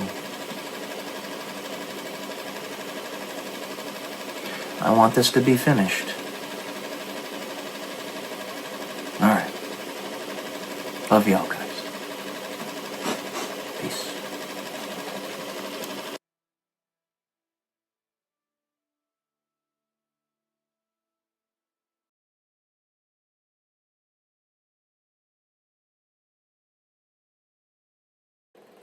Good morning, everyone. Welcome to day 130, until I'm a YouTube millionaire. And I'm going to read another essay to you that I wrote back in 2016-2017 timeframe. It's called Collect Believers. The overarching abstract of this essay is basically the difference between angels and gray aliens. It's purely hypothetical, and one must be able to think in hypotheticals in order to come to new ideas about how reality works. To ride on a beam of light, as Einstein's famous assumption was when he developed the theory of relativity. So let's get to this. What if the people who survive the societal pivotal point are the ones that have been duly informed by their future selves, a la the movie The Arrival? Their future selves come back to show them what they become, and their progeny become, and the consequences to the rest of the human race. However, they also show the survivors that something can happen if the survivors decide to change history. There's a big problem here, however. Many of these survivors, and if history is changed, will no longer be survivors of the Great Cataclysm. But the reward for changing history is many-fold. For starters, many more human beings survive, if not nearly all of them. And the evolutionary path that their progeny will follow is much healthier and more beautiful. That is, more beautiful physically, mentally, emotionally, spiritually, and more The capacities that are derived from the changing of a potential history are wrought by the harbingers of the news, who themselves express those very differences as proof. So, our evolutionary descendants of the Great Cataclysm are the Greys, and our evolutionary descendants of changing history are angels. Mind you, the two options are not mutually exclusive, but what is exclusive is how many bloodlines survive. If history is turned on its head, and the angels are made to be born before the Greys, then everyone can survive. Both histories are going to happen one way or another. For if they happen in one path, they happen in all. That is, one must think outside the confines of time and think of a timeline more as a choice stream. So, all possibilities are occurring simultaneously. The way they coalesce is merely dependent upon the way one lives in the present, which itself is defined by one's history. It can all change, and humanity will no longer be survived by the basest of people imaginable, but by people with healthier morals. It is a strange proposition to request from the most evil people to do something that is completely against their nature, operate in a non-selfish manner, but at any point you can change. You simply must commit to that change. This proposition is an odd one, and the human beings that represent the pinnacle of selfishness are not ones to change their minds, especially if it could potentially ensure the demise of their bloodlines. So, a proposition is submitted back to you. Again, if their future selves can resist the cataclysm and call it out wherever it arises, if their future selves can defend their positions, then the survivors will allow the history to change. The resistance will cause evolution, and the evil ones may acquiesce. That is, the future will refuse to change unless you rage at the dying of the light. Defend yourself. Resist. Prove your capabilities, and you will collect believers. That's it for this one, guys. Not a terribly long one. I hope you enjoyed. Love y'all. Peace.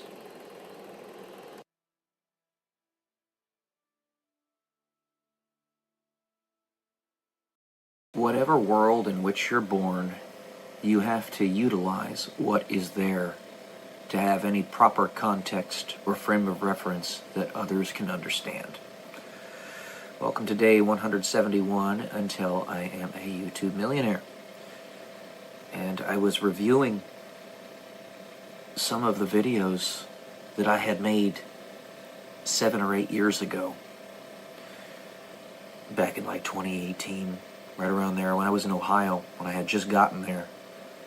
And even then, I had changed so much. That was before I had become a professed Christian, before I had followed this faith.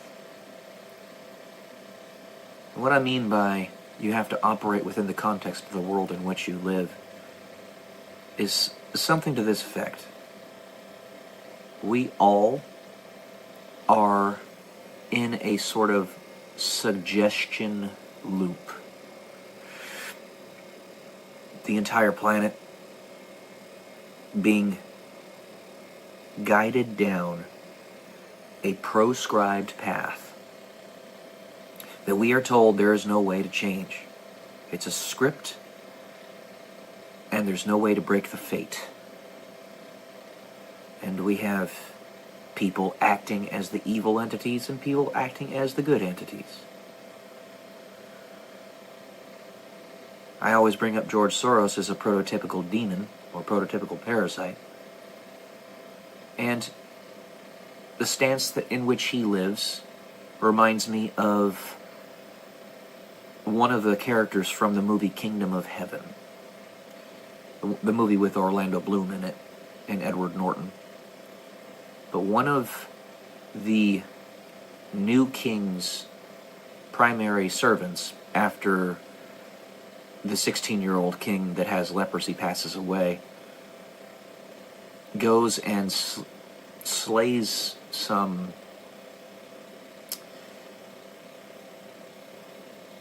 women that were part of Salah ad-Din's family. And he says, I am who I am, someone has to be. Does really somebody have to be? Now, the path that was being tread there was one that was a justifiable crusade in order to save Europe. So in that context, don't misinterpret what I'm saying here. But you are not required to follow a proscribed path. I think I'm using that word properly. And then I also think of the guy in the movie The Martian, the guy that Matt Damon plays. Dr. Mann, I believe is his name, and that's a fitting name. Who, when Matthew McConaughey, Cooper, comes to save him from his planet, along with the other doctor, he says, I really didn't think that I would not have the planet, that my planet wouldn't be the right one. He thought it was just kind of like a written story, a play, and that you weren't just sort of winging it and living life and making your own decisions in your own path. Now, it's a little bit of both, I would tell you. But he was victim of... Oh, it wasn't The Martian, sorry. It wasn't The Martian. It was The Interstellar. I got those movies mixed up. He had main character syndrome.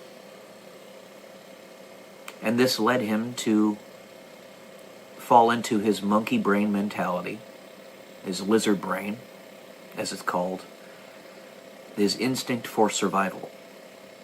And he tried to unalive Matthew McConaughey and steal all of their tools to get off of that planet because he was stuck there. It was all about him. He didn't care the consequences because he thought he was the main character. He also didn't have faith, it seems.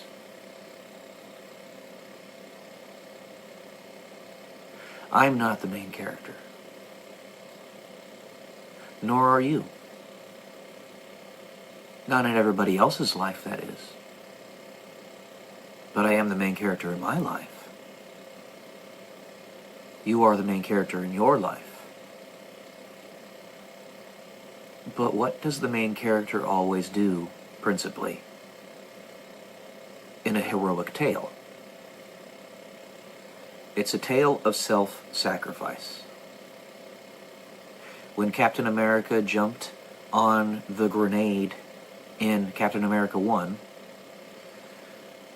even though it was a fake grenade, he proved that he was sacrificing himself in order to protect his comrades, his fellow soldiers. And he's the main character of that story. He's the hero.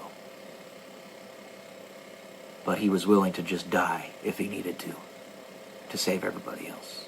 And at the end of that movie, he, in fact, drives the nuclear weapon carrying aircraft into an iceberg or something, a glacier. He basically gets buried in ice and he's not found for 90-something years or 60-something years.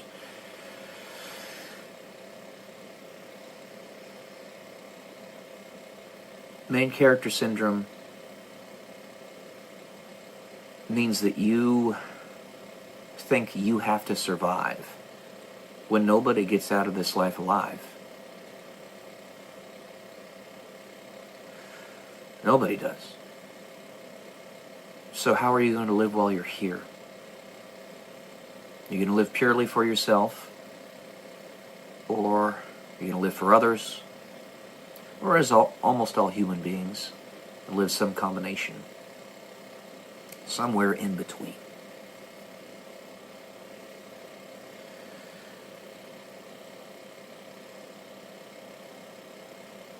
I was under the spell,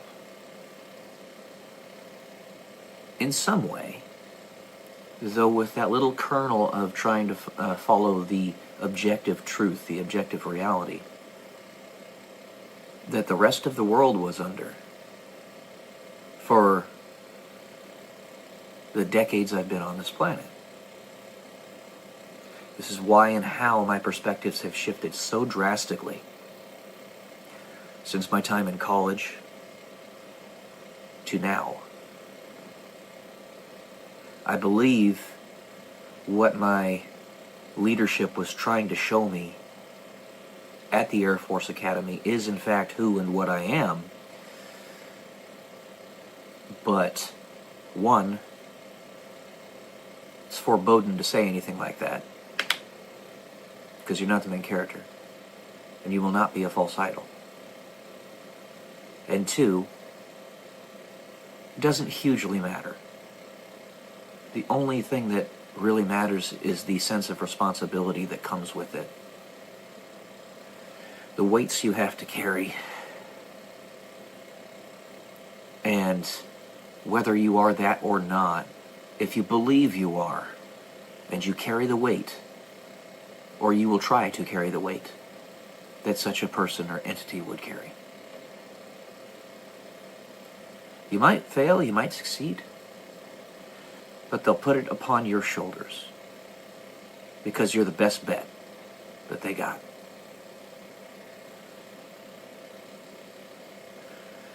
So, I'm not the main character in anybody else's story but my own.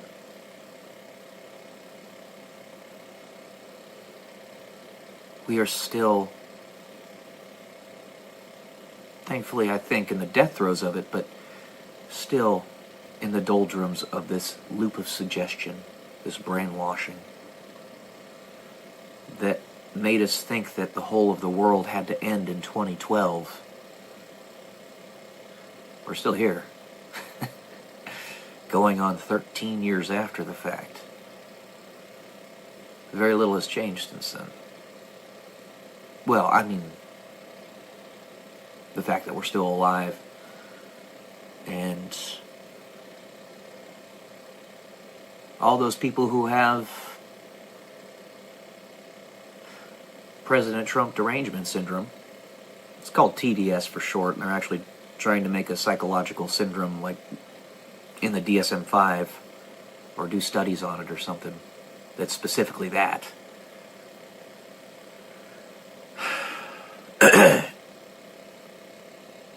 Those are people who are trying to force that suggested path, even though it no longer is where we're going. We would have gone there because we would have willed it into existence. But it only takes a handful of people out there to say, no, you don't have to go that way, for it to actually change. And if nothing else, I do want to stand as something like that person. And I was very gung-ho about December 21st, 2012. Back in those days. I've changed a lot. I've grown and matured a lot. If you want to just look at my physical body, I'm a lot thicker than I was. A lot thicker. Yeah. Lots change. Lots changed. A lot does change in 10, 15 years. You're not going to remain the same person that you were from 21 to 35. You're going to grow. You're going to mature. Allow that to happen with grace, with steadiness, and humility. That's all I got for today, guys. Love y'all. Peace.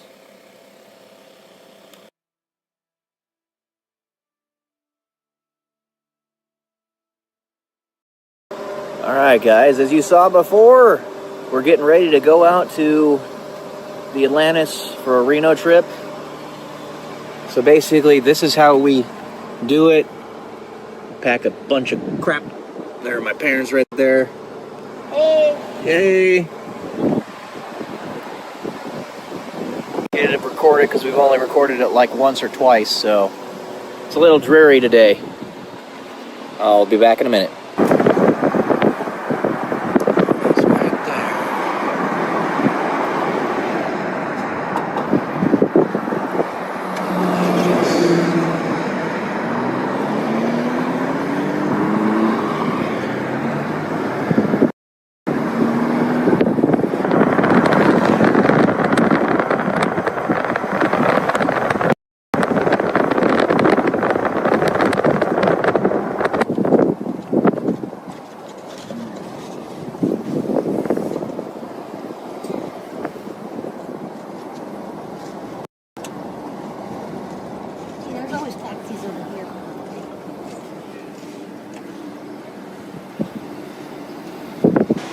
Reception desk, valet.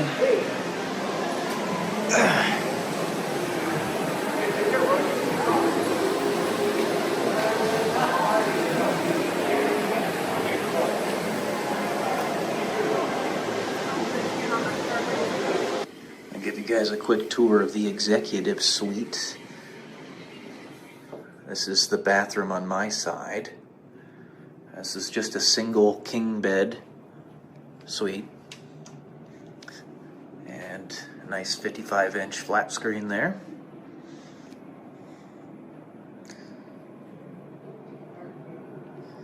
They have a little office lounging area right in between. Right here. The little bar and a 65-inch TV right there.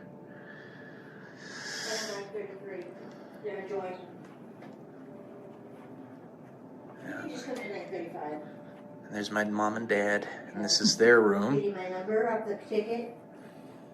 The main suite. Yeah, for check-in.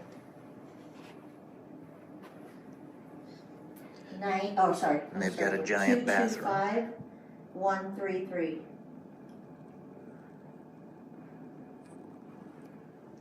Yeah, yeah. And they get a 65-inch TV and a hot tub. Yeah, yeah. Look at that. Okay, thanks. Okay. And a mirror. Bye. She's like just rambling on. Where's my purse? What's she rambling about? She's just rambling on and on and on. This is the purple parrot, guys. There's my mom. Yeah, she's saying hi. It's my birthday. Yeah, it's her birthday. Don't guess her age. Can we wrap that one so you can put the spoon right there? Yeah. Not if it's overbooking the guy who has the space in there, I want to overbook him. No, okay. Yeah. He used to be in there. It's your birthday. Yeah. It is your birthday. Thank you. Made it another year. Yeah, that's a big accomplishment, right? You're my first stop. How about that? Wonderful. Yeah. Go ahead, Deb.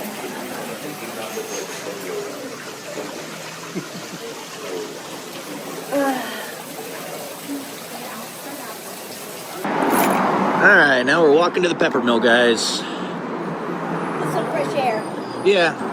Little nippy out here, but it's nice still.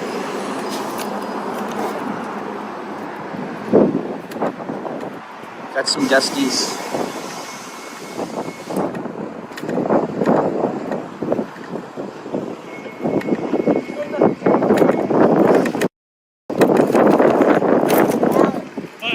Zip up your jacket.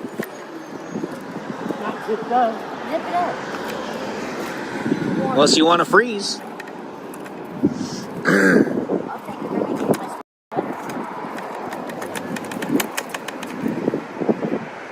Hey, look at that, guys. Little baby geese over there. Little baby geese.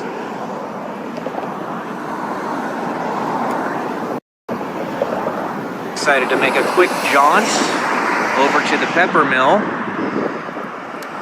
It's about 30 minutes away from the Atlantis. Yeah, by foot, that is. Right, Mom? What? About 30 minutes from the Atlantis by foot? Yeah. Yeah. But if you were to drive, It's cold. yeah, if you were to drive, it's literally 5 minutes. It's like a minute. Yeah. Drive. I know this isn't supposed to be a pepper mill video, but I'm doing this just so you guys can see just how close the pepper mill is to the Atlantis. We literally walked here. I mean, I had to ride the scooter because of my legs, but my mom and dad were walking in front of me. It's a little nippy out there, but it was okay. That's how close this place is to the Atlantis, how close the Atlantis is to this place. So if you're ever wanting to go to the Atlantis, you could make it a kind of a trip for both of these places. Hey, look, it's a Wacky Wild Arm Flailing Inflatable Tube Man over there. How about that, huh? Wacky Wild Arm Flailing Inflatable Tube Man. Wacky Wild Arm Flailing Inflatable Tube Man. At your nearest car dealership. My favorite restaurant at the Atlantis is this sushi bar. And my mom is enjoying a couple sushi rolls at the moment. I just had a couple myself. They're absolutely amazing. I just absolutely love sushi, and they make it amazing here. What's even better is that it's actually the Sky Terrace, if you will, or you got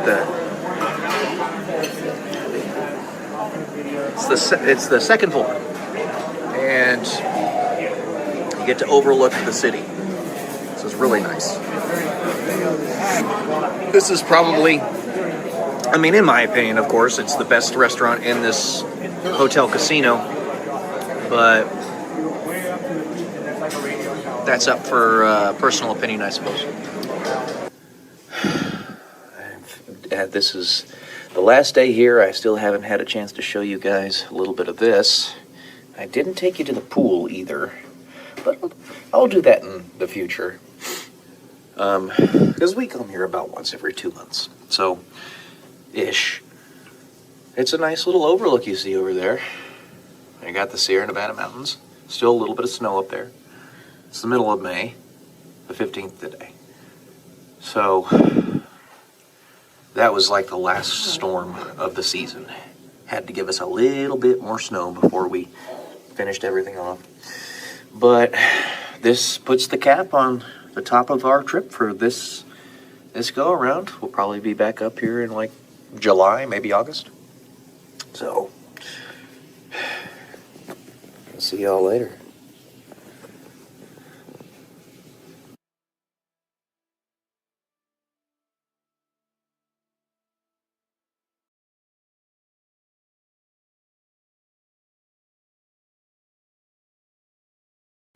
Hey, so what do you guys think? My brother Brandon got this for me. The moment I start talking, Atlas jumps on me. This shirt for me for Christmas. Diablo 2 is my favorite game. And Deckard Cain, this is like his phrase. Stay a while and listen. Anyways. Yeah. Just thought I'd ask you guys. There's my tacos. Spazzing as they always are. Yeah. So, I'm going to go ride my scooter because it's a beautiful day outside.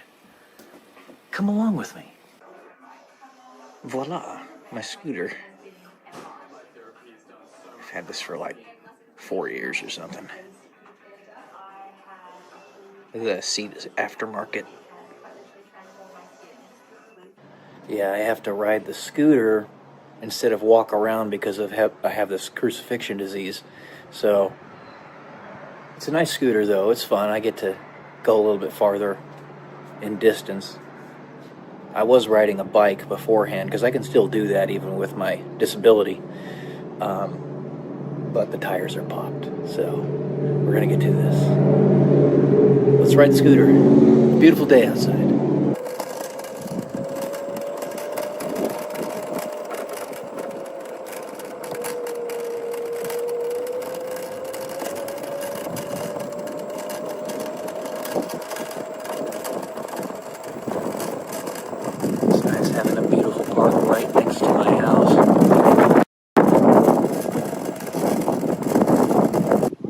see that right there? That's a little drainage area for when it rains heavily around here. But most of the time it's just clear and empty like that.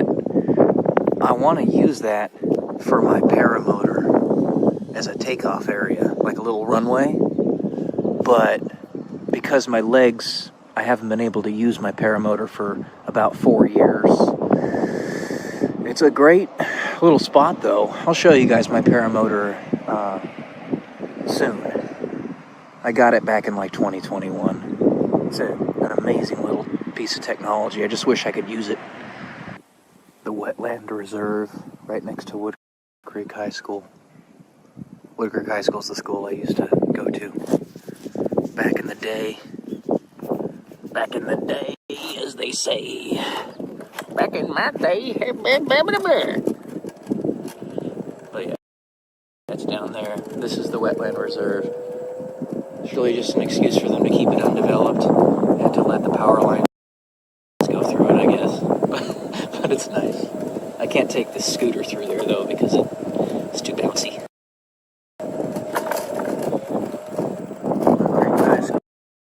Looks like they're having a track meet or something. It's a soccer game.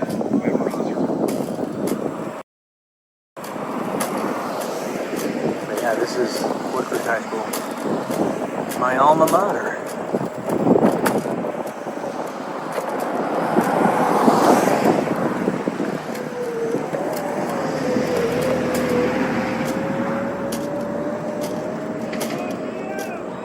It's pretty much the only part that I can safely ride my scooter in the wetland reserve because it's got a bike path, as you can see, right next to the aquatic center.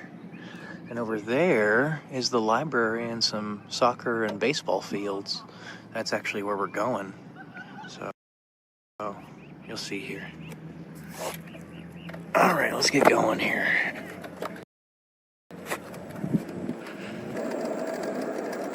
Why not, right? This is like my circuit that I take whenever I ride my scooter. Vary it a little bit every once in a while, but this is the circuit basically. Hello.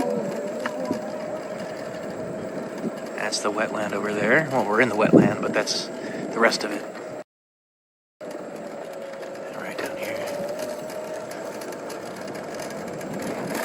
Try to enjoy the beautiful day. And it is indeed a beautiful day. Nice, cool breeze. Partly cloudy. Sun's breaking through nicely. You can see there's a little bridge over here, actually. That's where we're going. I gotta be careful here, though, because I'm steering with one hand. A little dangerous.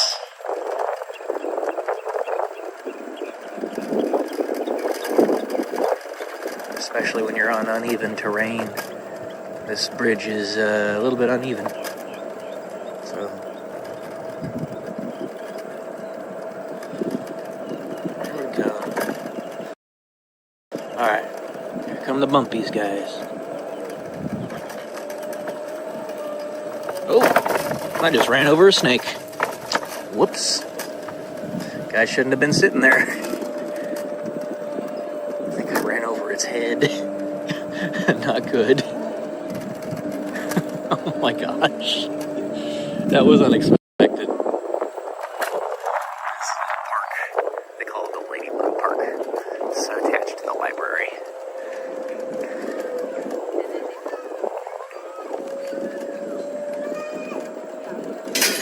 Alright.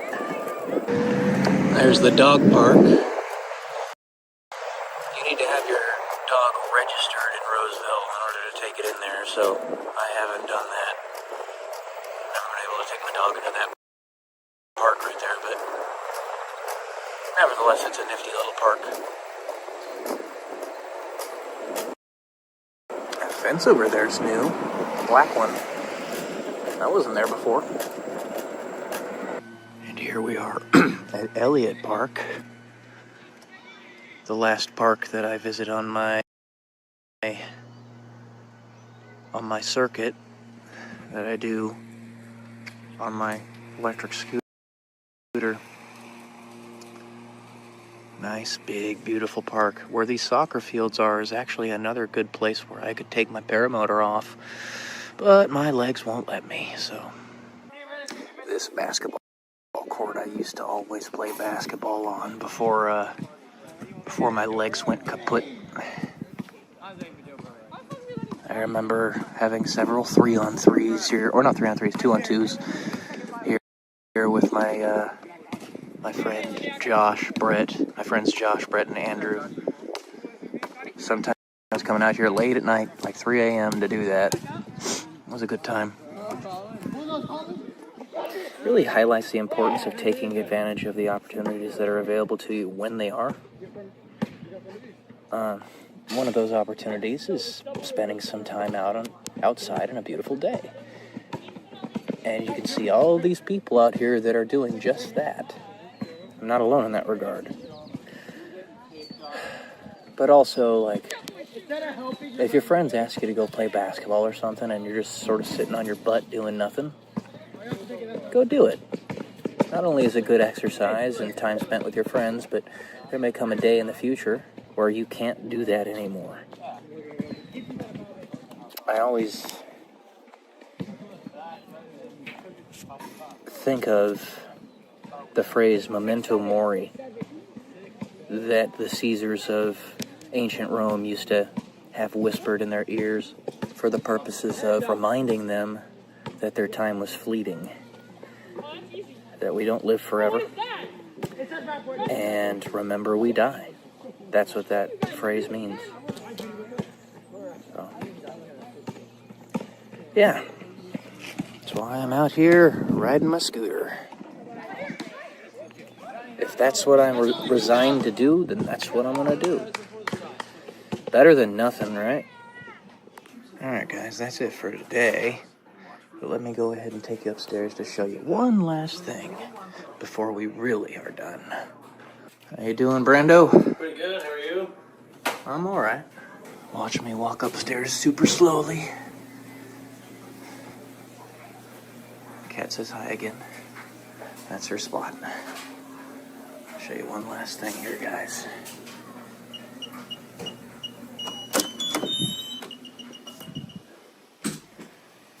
See all these things on the wall? All these medals? Get down, Atlas.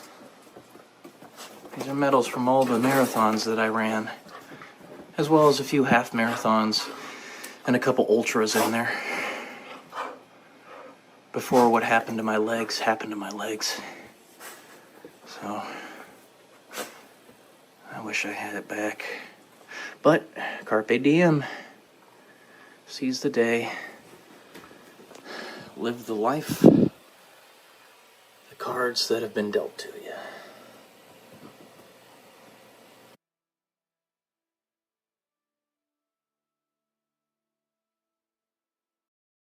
Good morning, guys. Welcome to day 167 until I'm a YouTube millionaire. This is our last day here at the Atlantis today. And flexibility is the key to air power. When the enemy, the forces that you're facing are constantly changing their strategies to attack you, to defeat you, you have to be flexible alongside that.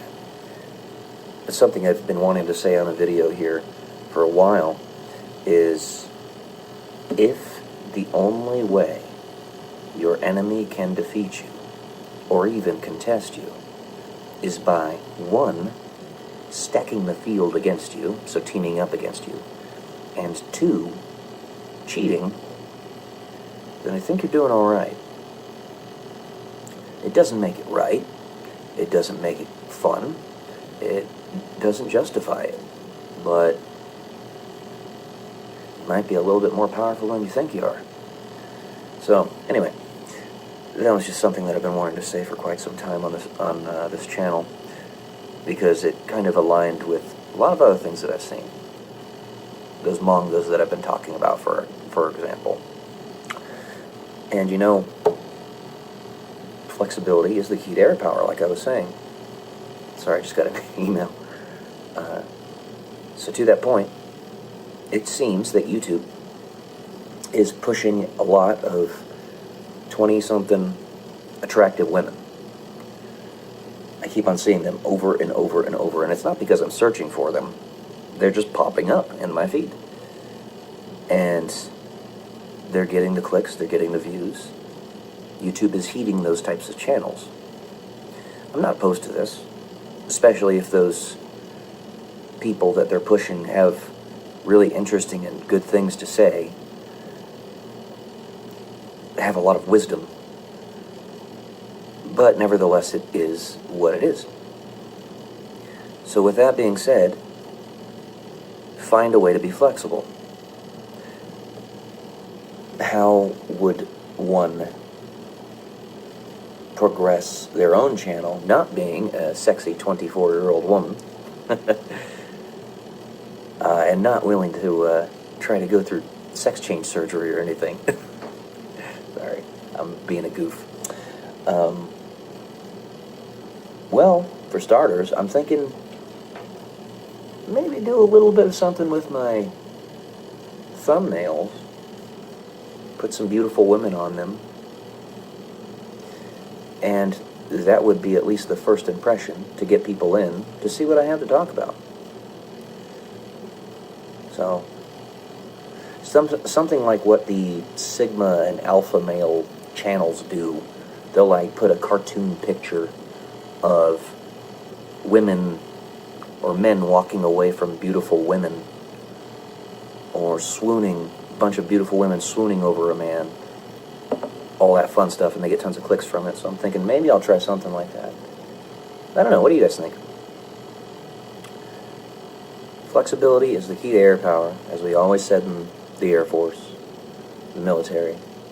However much I resent what the military did to me, and the fact that they aren't actually there to serve the purpose that they claim to serve, they still did have some good kernels of wisdom. There's no doubt about that.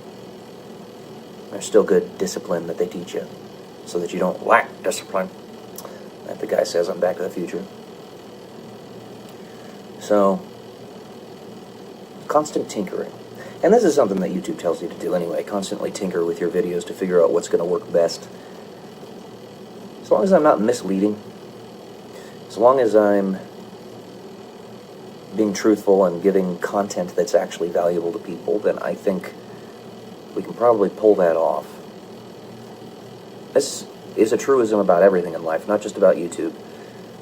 But you're always going to face stacked odds, especially if you're a guy like me, which, if you're going to be related to me, if you're a descendant of me, if you're one of my children, which, again, I pray I have, of course you're like me, bog standard white dude. Bog standard white dudes are resented throughout the world. And resentment comes from a lot of different things, but it's just the truth. T-R-O-O-F, truth. That's right. Just look at South Africa as an example. It's even worse for Asians, actually. The cards are stacked against you. You have to work much harder to get into certain positions than almost anybody else. So, there's no such thing as reverse racism, but you could call that reverse racism if you wanted to. And people would get the message, the point that you're trying to get across. So, like I was talking about in my last video, not being able to get jobs that are requisite to my capacities and pay that is requisite to what I'm worth is definitely, at least partially, due to that, if not entirely, which is really weird to think about. But it's real. And that again harkens back to YouTube pushing beautiful 24-year-old women. Which again, I that's fine, but at the same time, kind of put your finger on the scale when it comes to channels like my own. When you stop me from even being able to advertise, I'm willing to give you guys my money to get my channel to grow. Shut up and take my money. The Fry meme. Anyway, that's what I got for today. Just some thoughts on finding your way through the stacked odds. Because you can, and you will. You just got to keep on going. So, love y'all. Peace.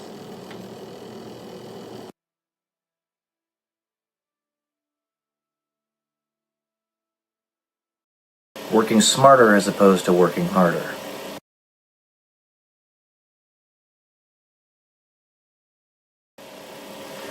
Welcome to day 193 until I'm a YouTube millionaire. Working smarter as opposed to working harder means, it necessitates, that you constantly tinker with your methodologies. This is especially poignant with people as they get older. When you're younger, you can fail a couple times, a couple really big times with some of your ventures, and dust yourself off, get back up, start again.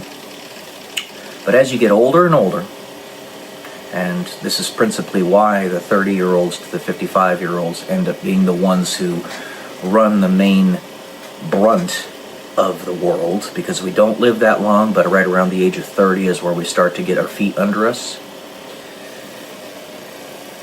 They don't have as much time to get everything sorted out.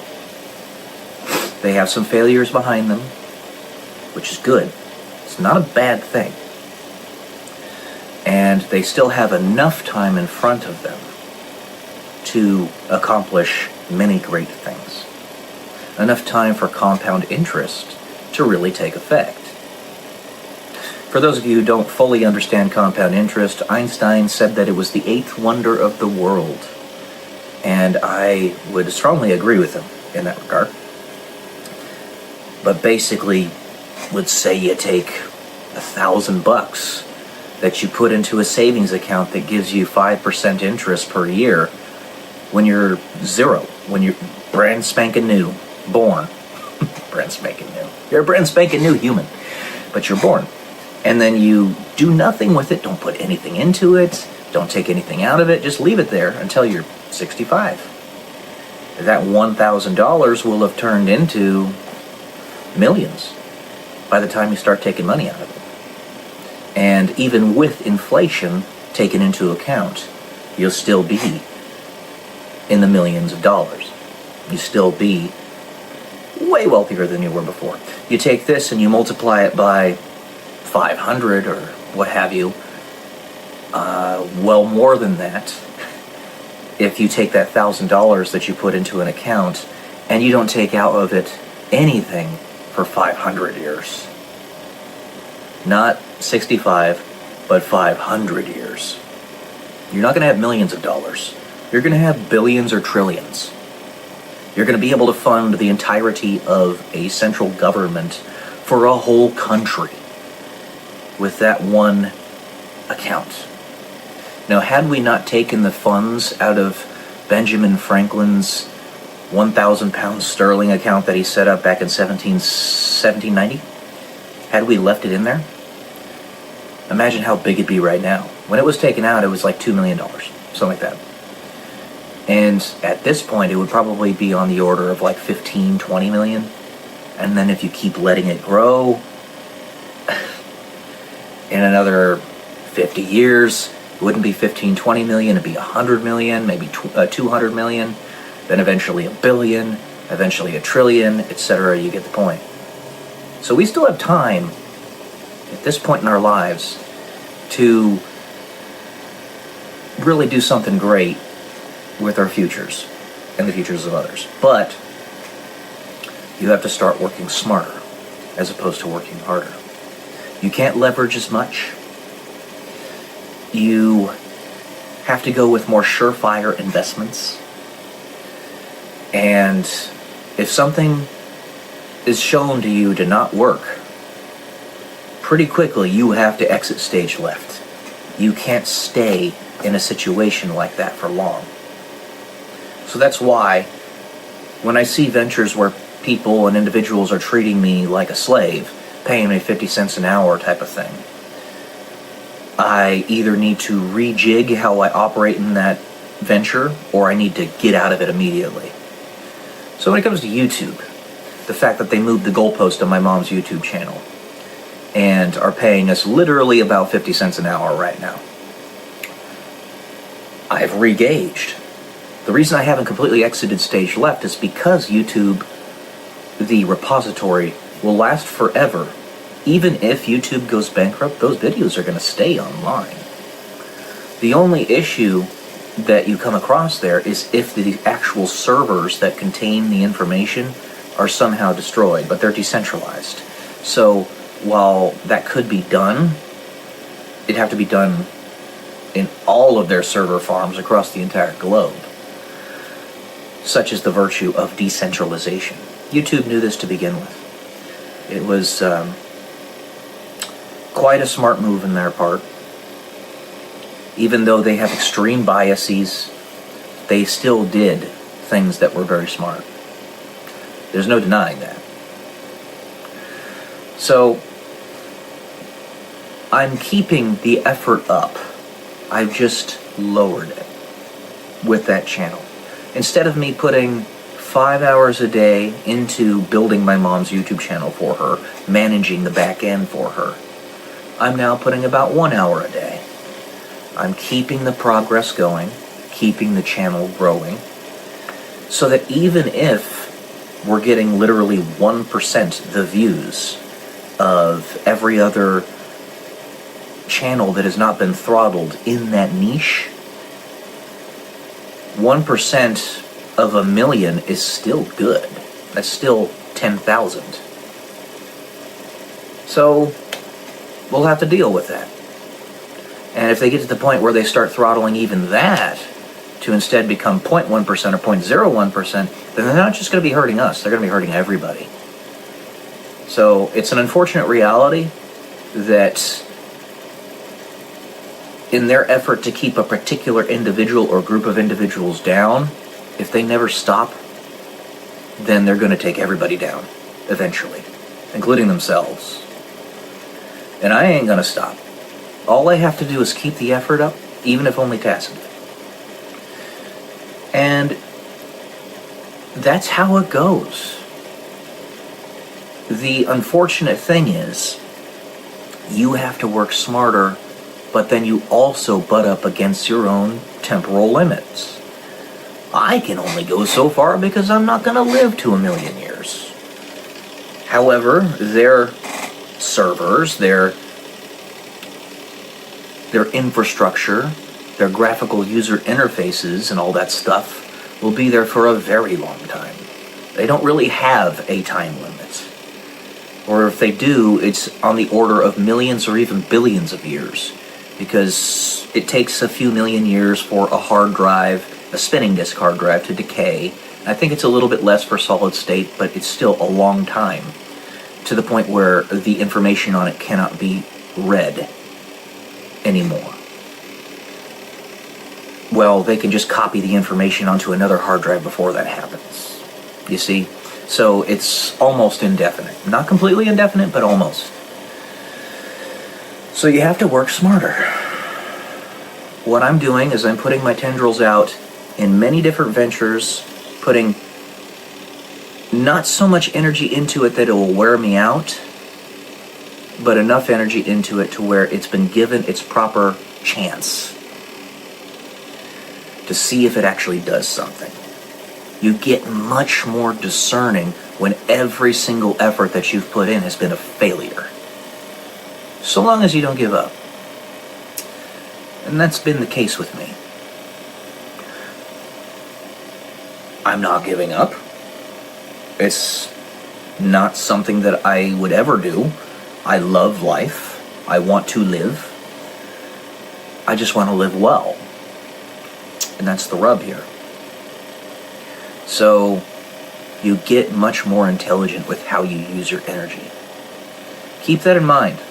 You can be reckless when you're younger, and it's at least, it's not just salvageable, but it's actually justifiable, because you have that time to take that risk, And in order to do massive, gigantic things, sometimes it's required to take those gigantic risks. Like getting to a different planet, right? Elon Musk is busting his ass, going as fast as he possibly can, and even doing that, building his SpaceX, his boring company, his electric cars, all this stuff, even doing that, he's still in his 50s, and we still haven't gotten to Mars. But he got success, and a lot of it, really early, and this was a goal that he wanted from the start. So he's got to sprint to it, because we don't live very long. And we're very ephemeral. And while he gets it, he's got the resources to do it. He's got to build that infrastructure, which takes a lot of time. And then he's got to have people that are wanting to continue the process once he leaves this planet. I mean, passes away, because he might go to Mars. Who knows? So, yeah. This kind of relates to some of the other stuff I was saying in my last video. You know, it'd be okay if I was delayed this much, if I lived 3,600 years or suddenly came into a lot of resources. But that's not going to happen. A lot of people are talking about how this summer there's going to be a lot of arrests with the deep state and things are going to dramatically change. No, they're not going to. You got to accept that. Things don't happen immediately. They don't happen quickly. It just doesn't. If you want to keep your system at least somewhat together, it can't happen that way. Now, I'm okay with completely burning it and destroying it, but, you know, they're not. So be it.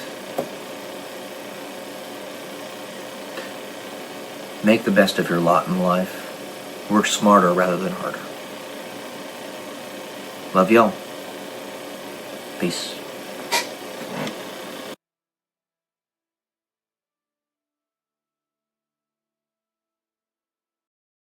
Good morning, guys. Welcome to day 179. I'm a YouTube millionaire. Hope you're all doing great today.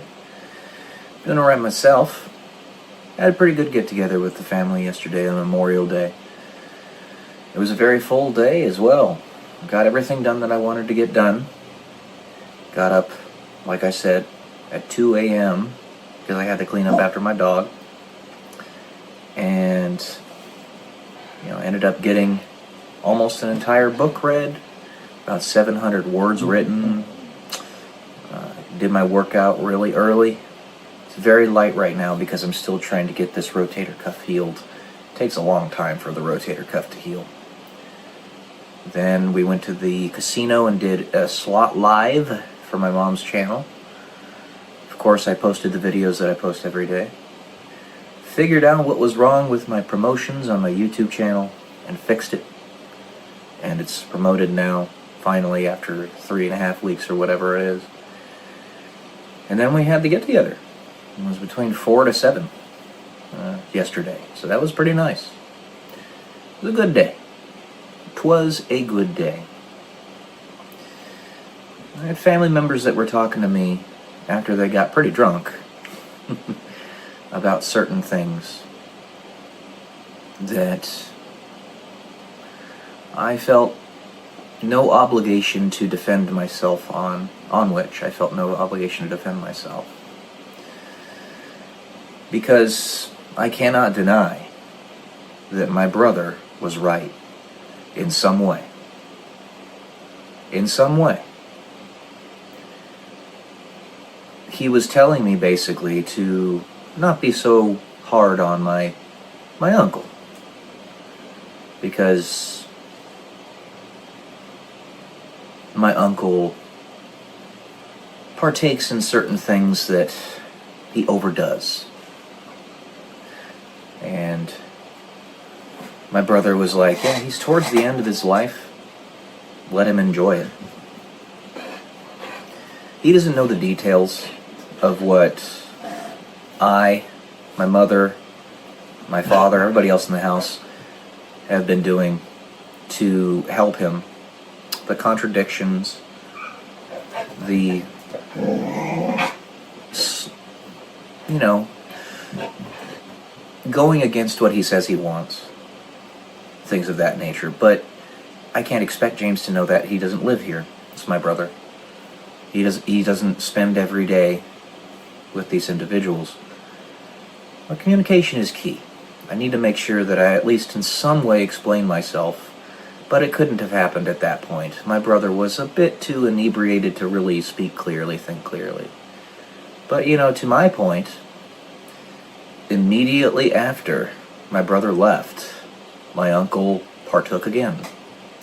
3 times today. I could smell it.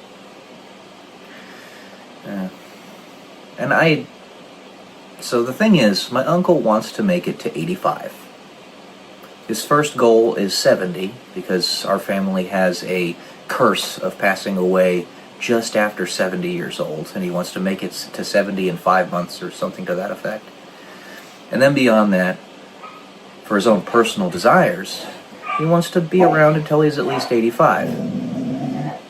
That's the purpose of why I and my mother, particularly, because she's a nurse, have been trying to help him. Been trying to help him lose weight and get his life straightened out. And when he was listening to us, he was doing a great job. He had gotten down to 233 pounds. The lowest he had been in probably a decade, maybe longer. And then he stopped listening. He just stopped listening. And he instantly shot up 7 pounds and is falling off the boat. And I was rather more than slightly frustrated at the situation, because I had so he was my responsibility, and he didn't see how I was helping him because I wasn't doing particular things that he expected. So he had the stewardship, if you will, for lack of a better term. The program is called IHSS, In-Home Supportive Services, taken away from me and given to his girlfriend. It makes sense that his girlfriend would be doing it, because she's right there with him every day. They live in the same room, and they're in proximity with one another every day, more so than I am. I get that. Totally get it. But he wasn't seeing the unmeasurable things, the things that you can't quantify, that I was doing for him. And it was very frustrating that the stewardship was taken away from me. And you see what ends up happening. And I don't want that to be the case. I don't want that to be the case where it's shown that my uncle's girlfriend isn't necessarily doing the right things with him. It is part and parcel to the prescriptions that he's taking that you're going to have some side effects. It's just going to happen.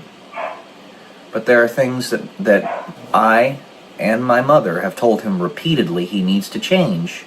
Just, he needs to do it if he wants those side effects to be allayed. The first one is he needs to stop eating such bad food. While the prescription does reduce your food drive significantly, makes it so you want to eat less, you still have to eat better food. And when you go out to eat 4 days a week, that is exceedingly bad for you. Exceedingly bad for you. The pill is not meant to do everything. It takes a huge weight off of your shoulders in that it reduces your food drive, but if you're still eating poopy food, it's not going to make much of a difference. You're going to have difficult bowel movements and things of that nature. It's a plethora of things. Things that my brother doesn't see. And another one of those is that we have 2 nurses in this house, a retired respiratory therapist, and myself, who's got an extensive medical knowledge, and he's not listening to us. He has a goal, and if he didn't, if he's earnest about that, if he means it, then he'll listen to us. He'll do what we tell him to do, because we know what we're talking about. That's the frustration. That's it right there. And on top of the many things that this illicit substance, which is supposed to be a treat, that he takes every day. It's not illicit because it's legal now. You guys know what it is. But it's supposed to be a treat. You're not supposed to take it every day. And he does it every single day, multiple times a day. But that substance counteracts the Ozempic he's taking, because it increases your food drive. It gives you the munchies. No matter how much you want to say that it doesn't, because we have the Pearson-Widmar stubbornness, it does. It increases your food drive. You're going to lose everything that you've gained. You're going to go back to your old habits if you don't just listen. That's the idea. That's the frustration. And if he doesn't want to listen, that's on him. He's in the right place to keep him accountable, and that he's surrounded by loving family, by educated family, by family who knows what they're talking about. But if he doesn't want to listen, so it goes with the human race. So is the friction that doctors always have, medical doctors, and why they so often can make such a little difference in somebody else's life. And why, rather than telling somebody to change their habits, they almost always just default to prescription drugs. Because getting somebody to change their habits is way harder, and it's much, much rarer, even when you're an exceptional doctor, that you can actually accomplish it effectively. And I don't have a medical degree.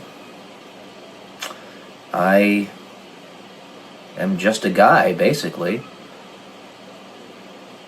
But the frustration comes out of compassion, comes out of love for my uncle, and me wanting him to win at life. And he knows things in his life have gotten 1,000 times better since he's moved in with us. 1,000 times better. He's positively flush with money now, he and his girlfriend.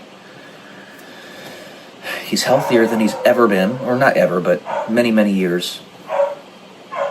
He's got better relations with his family, the most important relations. Life is just better for him. So,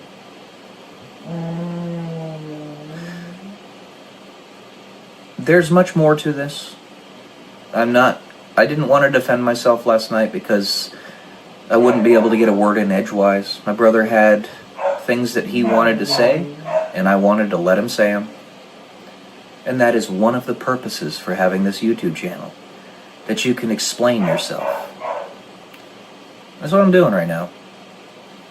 My brother may or may not watch this. My uncle may or may not watch this. But I know sometimes they do. Just know that it is for him. It is for him. This explanation is for my brother, and what we're doing is for my uncle. We love him, and we want him to win at life. If he'll just listen, get himself down to 200 pounds, stay there for the rest of his life, he will achieve his goal of getting to 85 plus. He will. I guarantee it. I will go so far as to guarantee it, even if it ends up that I get pie in my face. I don't freaking care. Because I'm saying to you, that's going to be the very best chance he has at accomplishing that goal. You don't see fat 80-year-olds. You don't. So, that's all I got for today, guys. Never do this for yourself. Love y'all. Peace.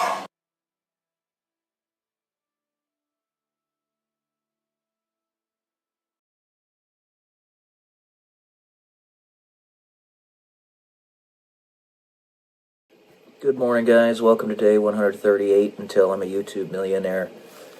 And, you know, sometimes you just have yourself in a state of deep frustration, irritation. You could even say depression. And that the world is operating at lightning pace right now. As fast as it possibly can. The white hats, if you will. White hats behind the scenes. To fix stuff. And there's so much resistance from so many doofuses out there that they just can't see. And if we had a time machine and we could look at the consequences with perfect fidelity of our actions in the present, what they would bear out in the future, then things would be different. But it doesn't take some cosmic galaxy brain to figure out a lot of this stuff. Why do we still have the central banks? Why is the IRS still around? Why have we accepted in this country and the world over a 35% nominal tax rate? This is not acceptable. Not even remotely. Not even remotely. And the only place in the entire world that has even a slight vestige of the freedom and liberty we should have, the United States, literally has a per capita GDP. That means income per person, or the value that each person has of the global, or the entire country's wealth, is triple that of a country like the UK, which is a first world country. Because they're so egregiously socialist. Socialism does not work. It doesn't.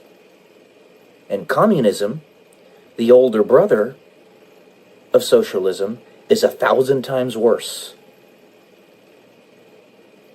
The reason socialism has any place in the world right now is because so many people have such a small horizon of knowledge. All of us do. Don't get me wrong, all of us do, because we don't live very long, and that's the point I make on this channel, that they can't see that not everybody is going to contribute equally. Not everybody is going to contribute, because most people are lazy. And that's not necessarily a bad thing, because laziness has led us to create technologies that simplify many aspects of our lives, such as a phone where I can communicate with you instantaneously. So it's not all bad. It's just that when you institutionalize the acceptance of laziness, no change occurs. Nothing gets better. You stagnate and decay and eventually go extinct. Did you know that, no joke, roughly 98% of all of the technological innovations of the last 250 years have come from the United States? where we have at least a vestige of freedom and liberty, and we're still paying 35% nominal taxes here? For what? Crumbling roads? This is ridiculous. Ridiculous. How is 35% taxation even remotely acceptable? And in case you can't, this was the intent of the banksters about 110 years ago. This was the intent. They knew that only about 1 in a million people were going to be able to see how this system actually worked. So they foisted the central banks in after trying to assassinate literally half a dozen presidents who got rid of it. Andrew Jackson is at the top of that list. Andrew Jackson's a badass. Love that guy. Imperfect, like all of us are. He was the president that oversaw the Trail of Tears of the Native Americans, which was really, really bad. But he got rid of the banks. And he even said on his deathbed that was his greatest accomplishment, that he killed the banks. But only about 1 in a million people understand how it works. When you have an ability to leverage on credit, what happens is you have $500,000 homes and people only making $20,000 a year not being able to buy them. And 500 people at the very top of the pyramid own 99% of the stuff. If you really want equitability, freedom, liberty, a level playing field, get rid of the fucking central banks. God damn it. Get rid of them. And for any leaders that might be listening to me, I've gotten the impression from some really good people that, again, I'm very appreciative of the things that they've said and done for me, to let me know that you're trying to follow my lead in some ways. Thank you. Why aren't you doing that? What's the rub here? At a very bare minimum, why haven't you gotten rid of the IRS yet? And I'm trying to be compassionate and understanding because you guys are working at a breakneck pace. But at the same time, son of a bitch, man. We've been trying to get rid of the central banks for literally 110 years. The entire foundations of the United States were based upon escaping central banking. Get rid of the fucking banks. Get rid of them. I'm watching a woman from the UK right now. She's talking to me, she's speaking on the video how she's a 28-year-old woman still living with her parents, which there's nothing wrong with that. But the reason she's doing that is for economics. Because she can't afford a house in the UK at 28. She can't afford rent. She can't afford a mortgage. She can't get a loan for a mortgage. Because they only give those loans to the top 1% or whatever it is, I don't know. Get rid of the banks. Central banking needs to be erased and the wound cauterized forever. This is not acceptable. I'm angry today because I've seen the progress just come to a halt. And it's pissing me off.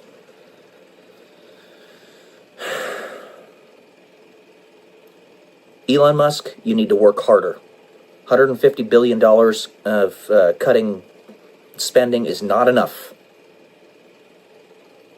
Not even close. Completely erase the Department of Education like President Trump was already working on. Get rid of it entirely. As well as listen to Dr. Ron Paul. He knows what he's saying when he says get rid of the departments, not just the Department of Education, but all of them.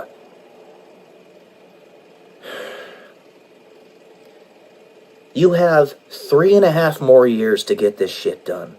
if we're lucky, if we're really lucky, we might get another good president in there after President Trump is done. Maybe. But I'm not banking on it. That means we have 3.5 years to fix this shit. After literally 20 years of the globalists and the deep state enacting war upon us. I have seen and felt the physical effects of said war. My own military, of whom I am a veteran, tried to kill me because it was that compromised. Fix it. No quarter for communists. Period. Anyway, we need to go as fast as we possibly can. We have 3.5 more years. That's it.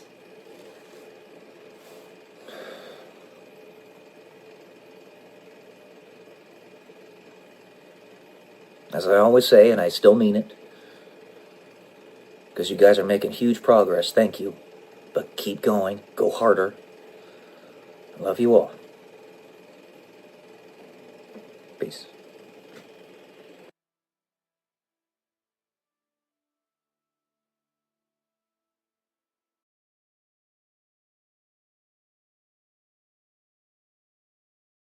More on aliens.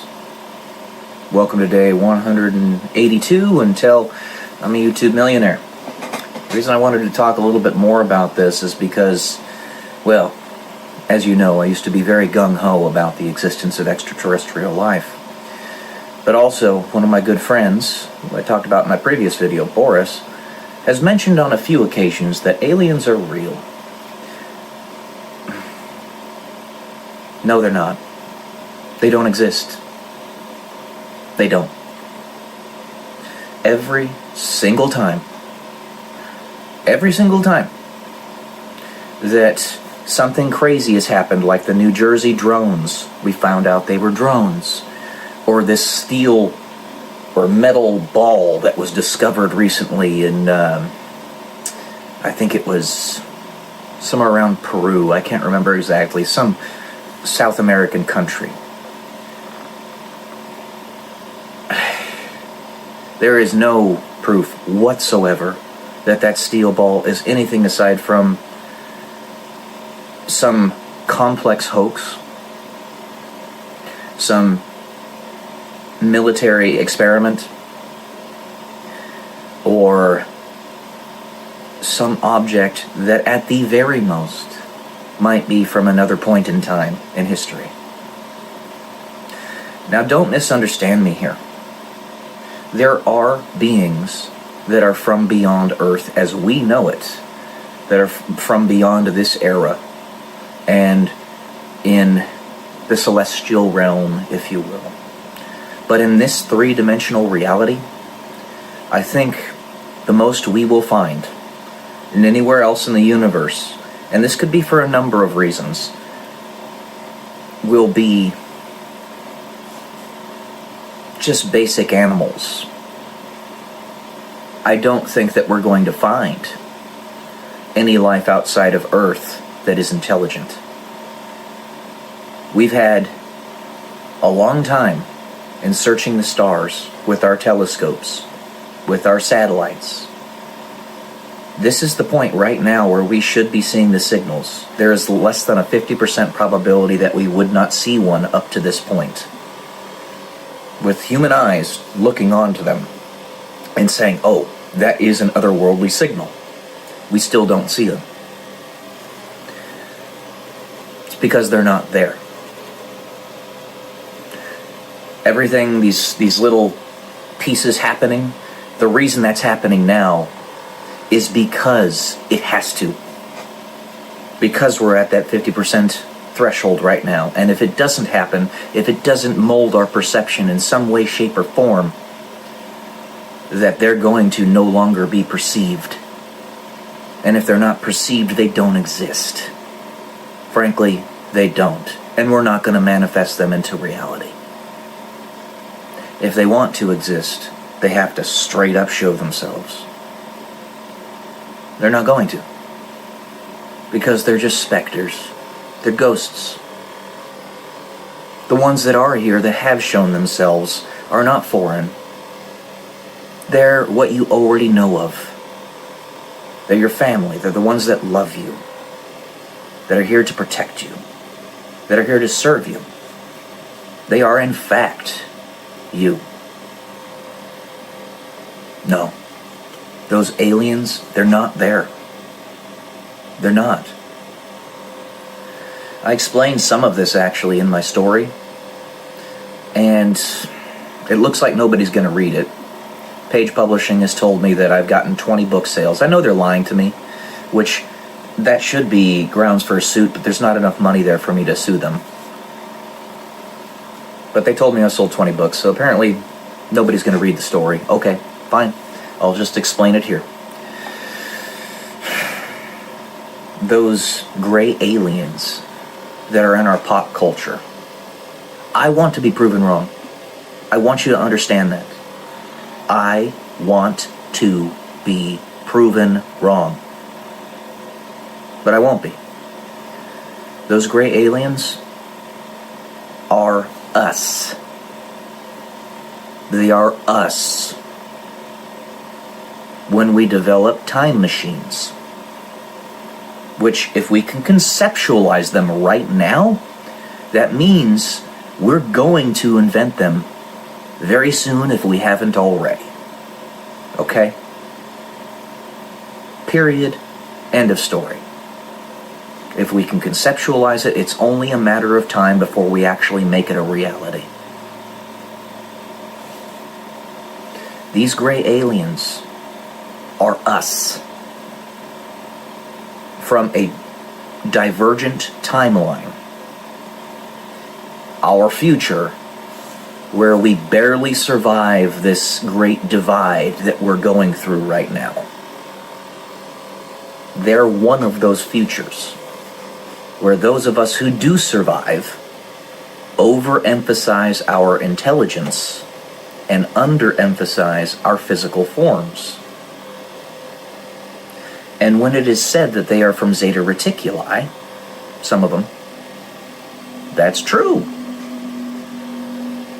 Because we use teleportation devices to get over to that planetary system, star system. I think it's like 40 light years away.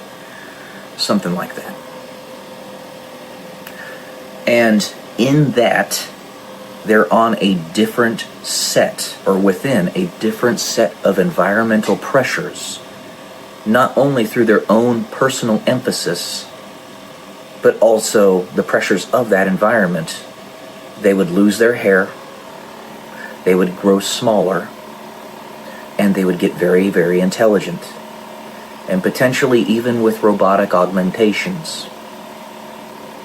They are us. And they can't lie to you, per se. If it is ever seen, or they are ever asked questions. I've said this before on videos, but like I said, there's virtue in repetition, because most of you are only going to see me once. So I might as well say the most important pieces out here that I can. Every single time a gray alien, as we see it, is questioned on their origins, they are always saying that they are our descendants. Every time. And these other creatures, like these mantis people, or these what are they called again? The Nordic beings and all these other ones, they're all creations of us. The Nordics are us from the future. The mantis beings are our creation through our science and our manipulation of DNA and stuff like that. You can conceptualize it happening. We did it. They're not there. Not in this three-dimensional reality. Not in this era. If you were to go to any other part of this three-dimensional universe, instantaneously, the most you will find, I would surmise, is animals like my doggo back there. My buddy. My doggos. My buddies.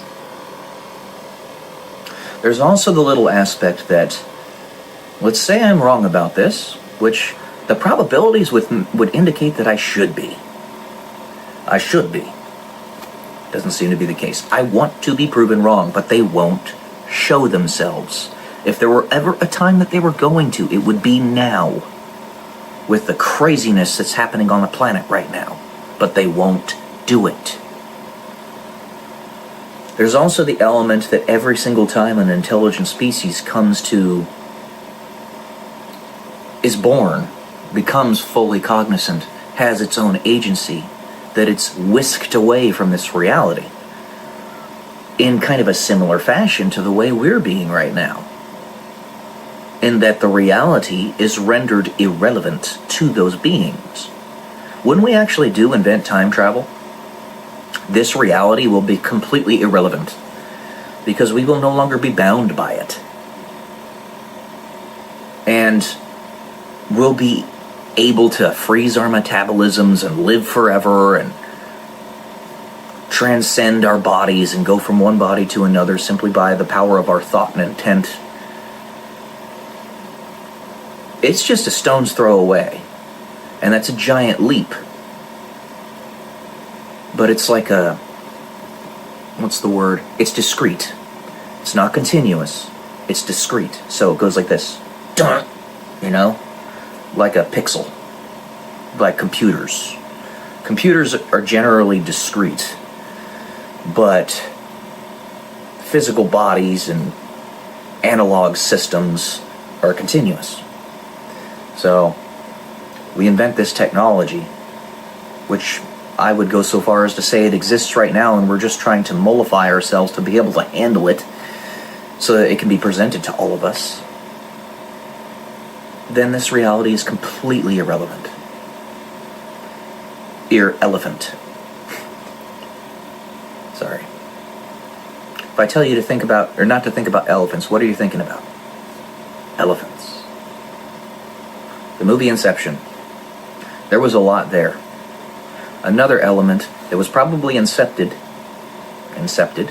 into the zeitgeist, into Christopher Nolan's creative mind, because he could present it to us properly, to give us another little aspect of it all. It's hugely important. I also talk about Inception in my story, which it looks like nobody's gonna read. I do keep in mind that The Alchemist in its first 2 years of being on the market sold 2 copies. And The Alchemist now has sold tens of millions of copies across the entire planet. And it's an extremely popular book today and will be forever. I do keep that in mind, but at the same time I don't have the ego to say that I could come anywhere close to that level of success. I'm probably just going to be another forgettable author, regardless of how good or bad my writing is. Because it's not just about you being good, you also have to be discovered. So. But I talk about it in my story. You can decide whether you want to read it or not. It's this one right here. You decide what you want to do. You decide what you want to believe. The aliens aren't there. They're not. I wish they were. God's there, though. Again.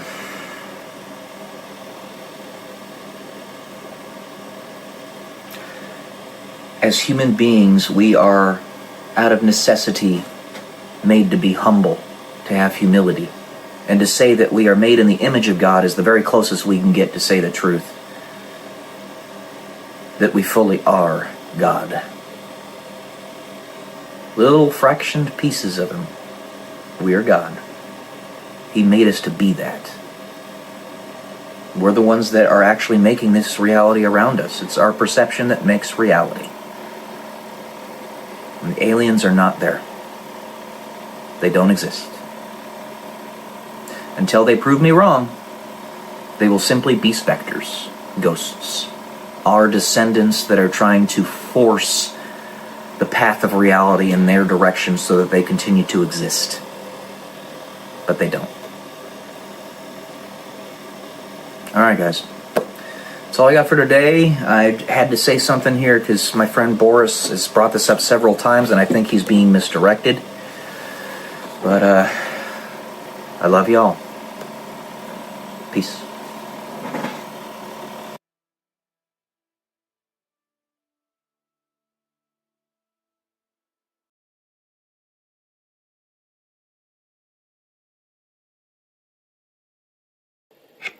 Good morning, guys. Welcome to day 126 until I'm a YouTube millionaire. Today I want to talk a little bit more about psychological, spiritual, physical, emotional layering. What exactly is that? Well, let me put it to you this way. And this attaches to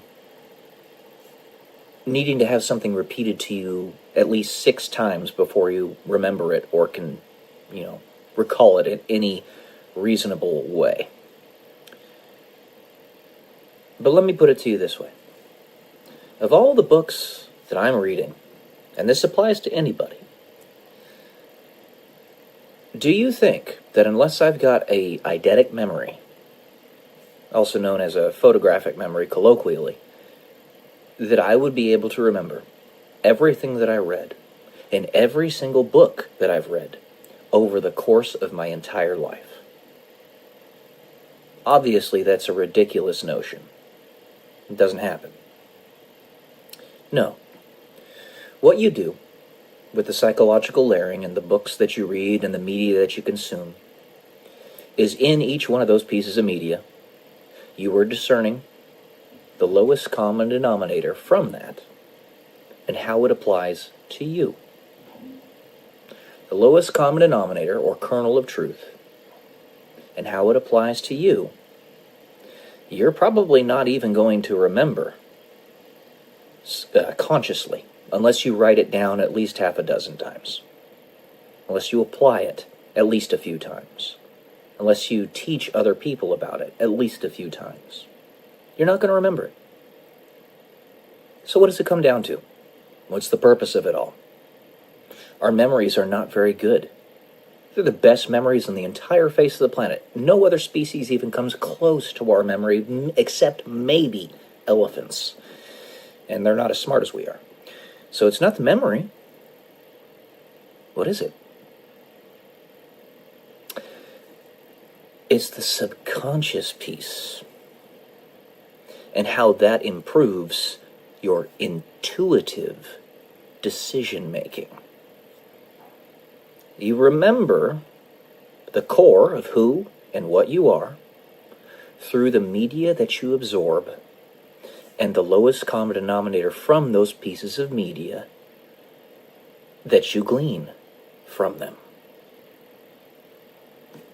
So, let me give you an example. This book, I'm currently reading it, No Longer Human is what it's called. I'm not going to remember the details of this book going forward. When I'm done, in 10, 15 years, I'll remember the basic plot line, sure. I won't remember the details of it. What will I remember? That highly intelligent people, which is the main character of this story, tend to be very depressed, very isolated, and have a great amount of pain internally. I will also remember something that I have heard from many a person, both Japanese and otherwise, because this is a Japanese book, that the Japanese people are very dark people.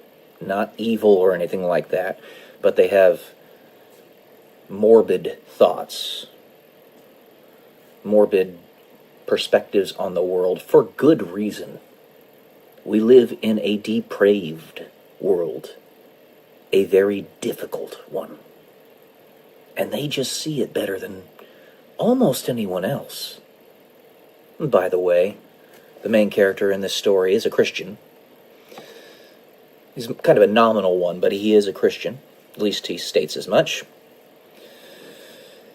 So you're not trying to glean from it specific details. And this is never the way it works. You glean from it a way to better live your life. What is your underlying imperative for your entire life? The reason you're here, your personal mission. Mine? Serve Jesus, serve God. And that means to love humanity, and that means to advance humanity. So, I glean from this book the darkness of the Japanese spirit, and what I say in my mind, heart, and soul, I need to have compassion for them. Love, empathy, which I do. Very much so. I'm not going to forget that. That's attached to my subconscious. That's attached to my heart and soul. And by the way, connecting to that yet more, I'm writing of that specific idea in my novel series. The female lead, her name is Emily, is half Japanese in my book, in my novel series. And it superficially appears that she is the deepest, darkest evil that exists. But she's not. And you will find that. You'll discover it at close to the end of the story. And it's going to be a very extensive one. You cannot write all the information that needs to be read or written.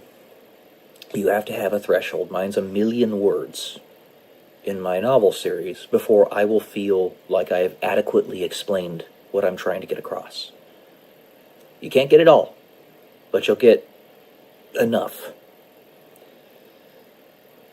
So I attach that, the darkness of the soul of the Japanese people, because they can see how depraved the world is much better than almost anyone else. And that is ingrained in my subconscious. And I'm going to take that forward in the best way possible to make the world a better place. That is what psychological layering means. So absorb the very best material, the very best media that you possibly can in order to do that. There you go. All right, guys. Love y'all. Peace.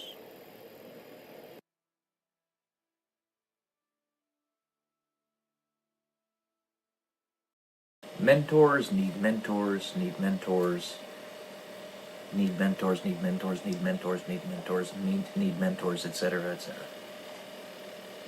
Welcome to day 174 until I am a YouTube millionaire.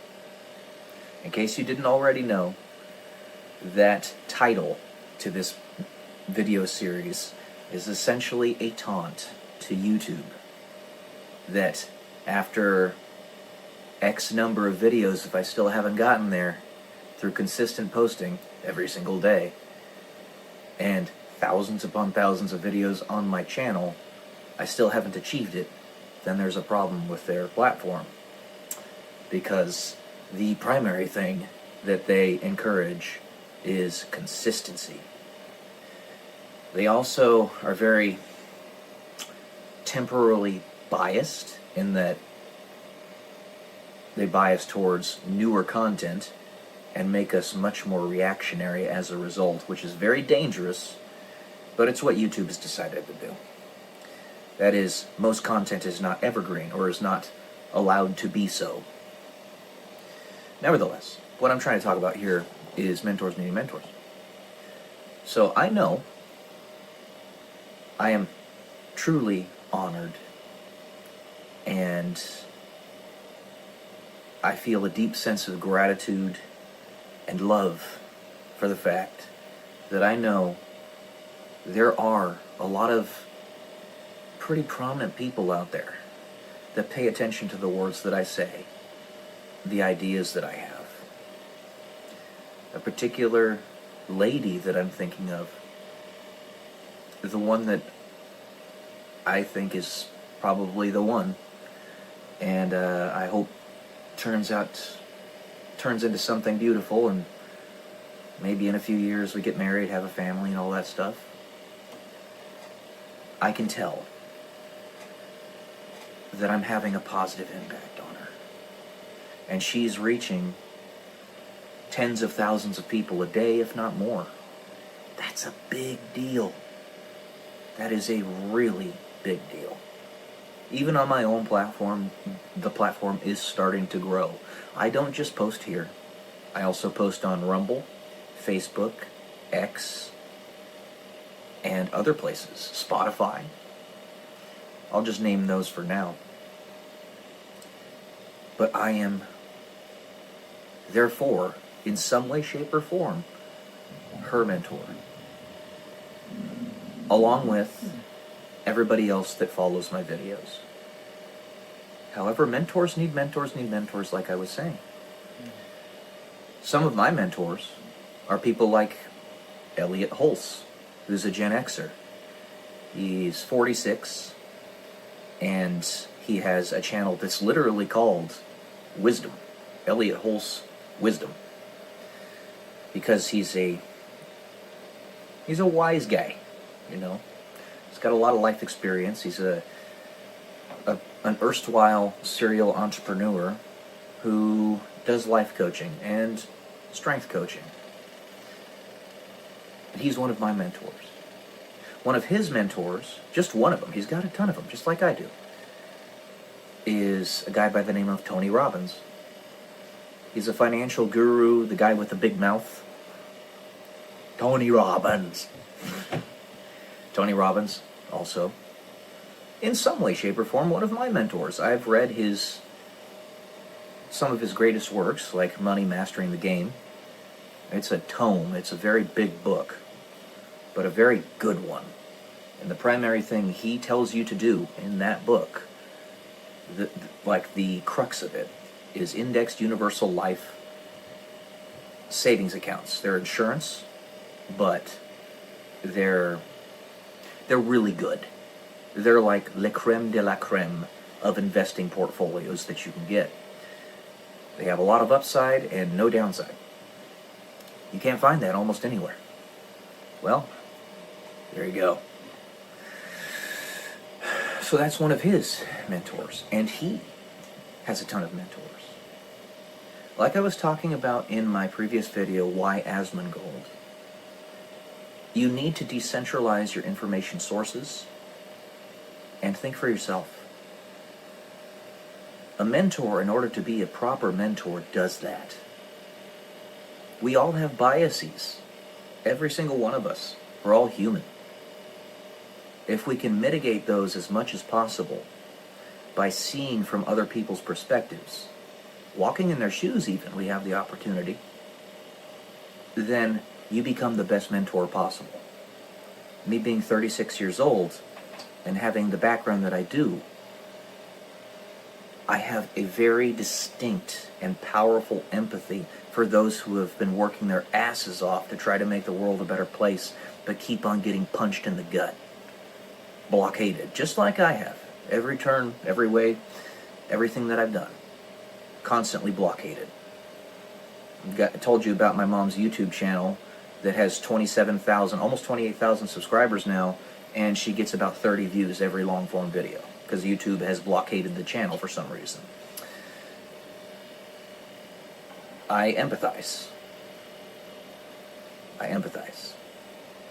Even if it never stops, which I'm not going to assume that it does, because assuming makes asses out of people. I can use that pain as power to help others. Which is the only thing, like I was talking about before, in this life that matters. It's the only thing we get out of this. We don't survive. Nobody gets out of life alive. We don't take anything with us.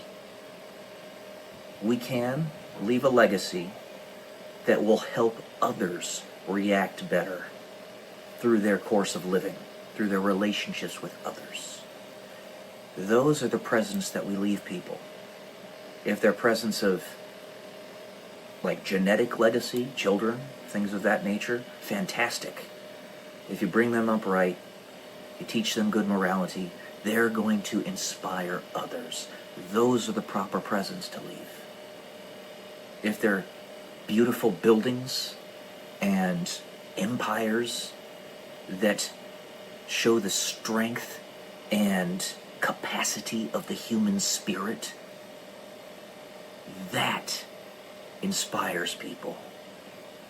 That is valuable. So while it might not last forever, it's ephemeral just like everything else here, it's worthwhile in that regard. There is value in trying to build that. Because the primary thing, and the only thing that matters that you build here, is the human soul. That's it. Whatever helps you do that is good. So Elliot Hulse is one of my mentors, even though I don't know him directly.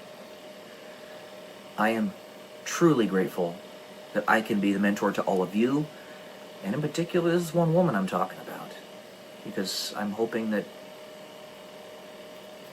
it can become something better.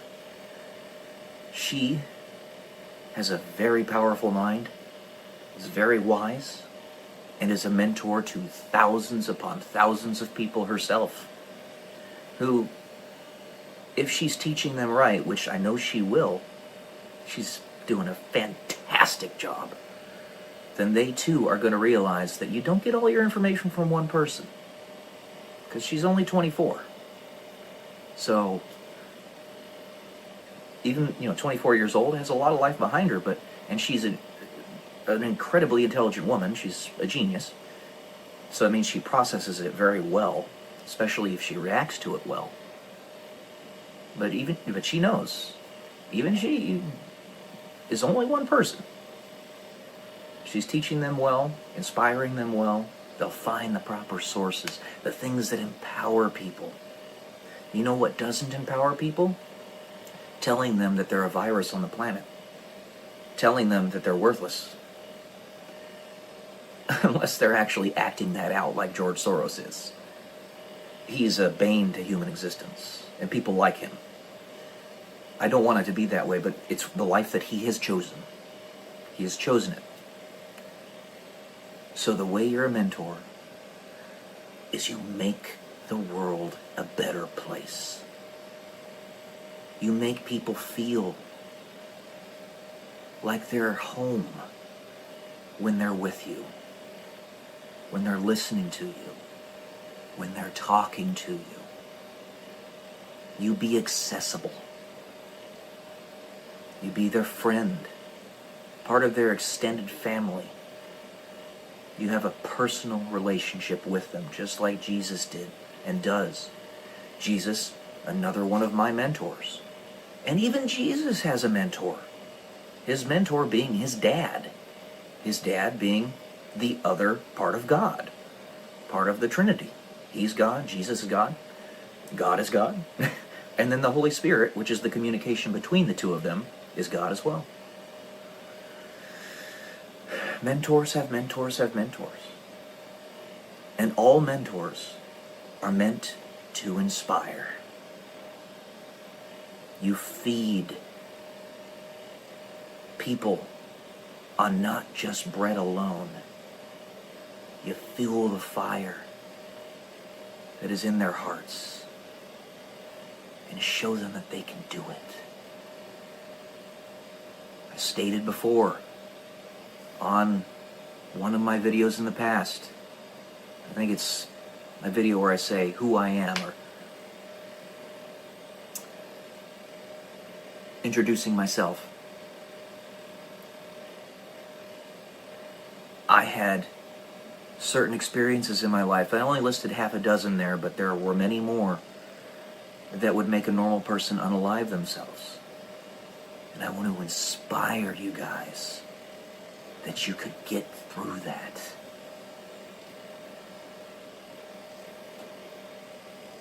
That's never the answer to unalive yourself. Never is. Never will be. It hurts so many people, not just you. But I want to show you that you can get through it. Because, like I say on this channel all the time, until death, all defeats are psychological. And if you're going to cause your own unaliving, then you've defeated yourself. But otherwise, the enemy can't beat you. And you yourself are becoming a mentor. That little fire in your heart that goes around and spreads that same inspiration to other people. Sometimes without even knowing it. Most of the time, without even knowing it. That powerful ripple that your mentors provide, you become a mini ripple yourself. And it's a beautiful thing. It is a beautiful thing. So, that's what I got for you today, guys. Mentors need mentors. Also, mentors need wives. Love y'all. Peace.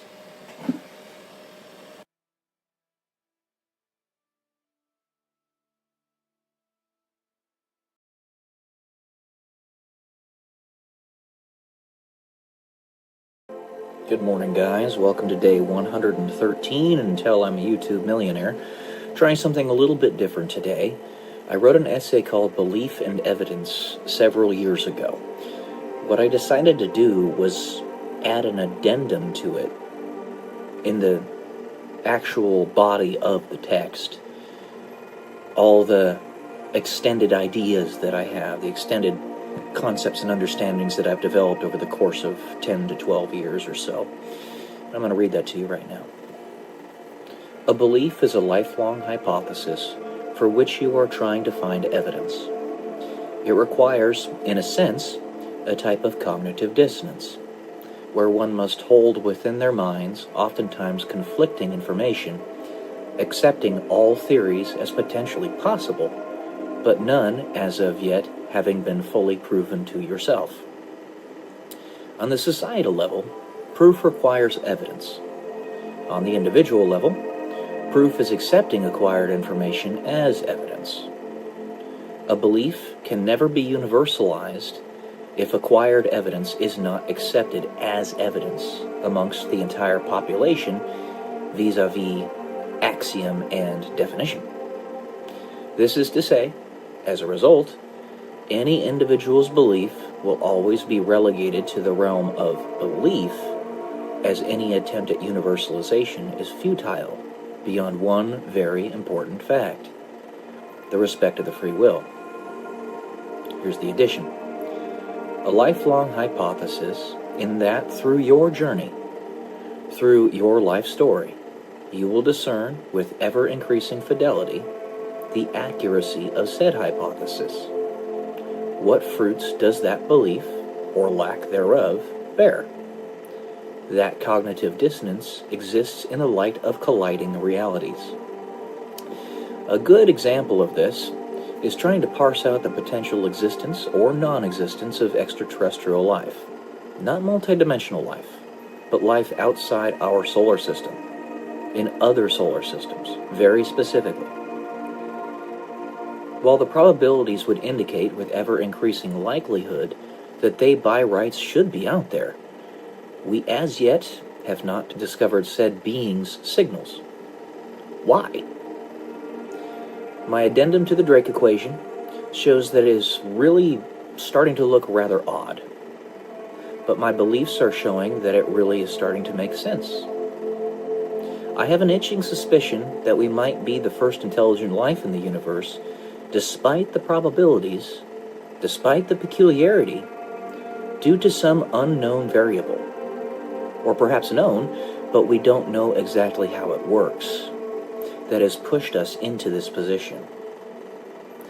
It's a certain cognitive dissonance that I keep myself in an effort to ensure that I maintain at least some semblance of objectivity, despite my own personal desires, which are to either be swooped away by benevolent extraterrestrials, or to prove how important we are by being the very first surviving Noah's Ark of life in all existence.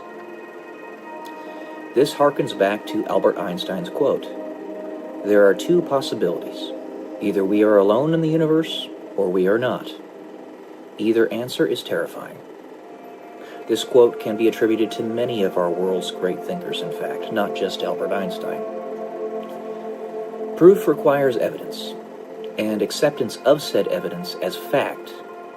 Interpretations are key here. Had the confusion of, say, the drones that flew over Washington, D.C. after President Trump's second time, probably third, being elected, been allowed to persist, a mass hysteria founded upon a conflicting reality would have ensued. It was, in fact, not true that aliens were flying over D.C.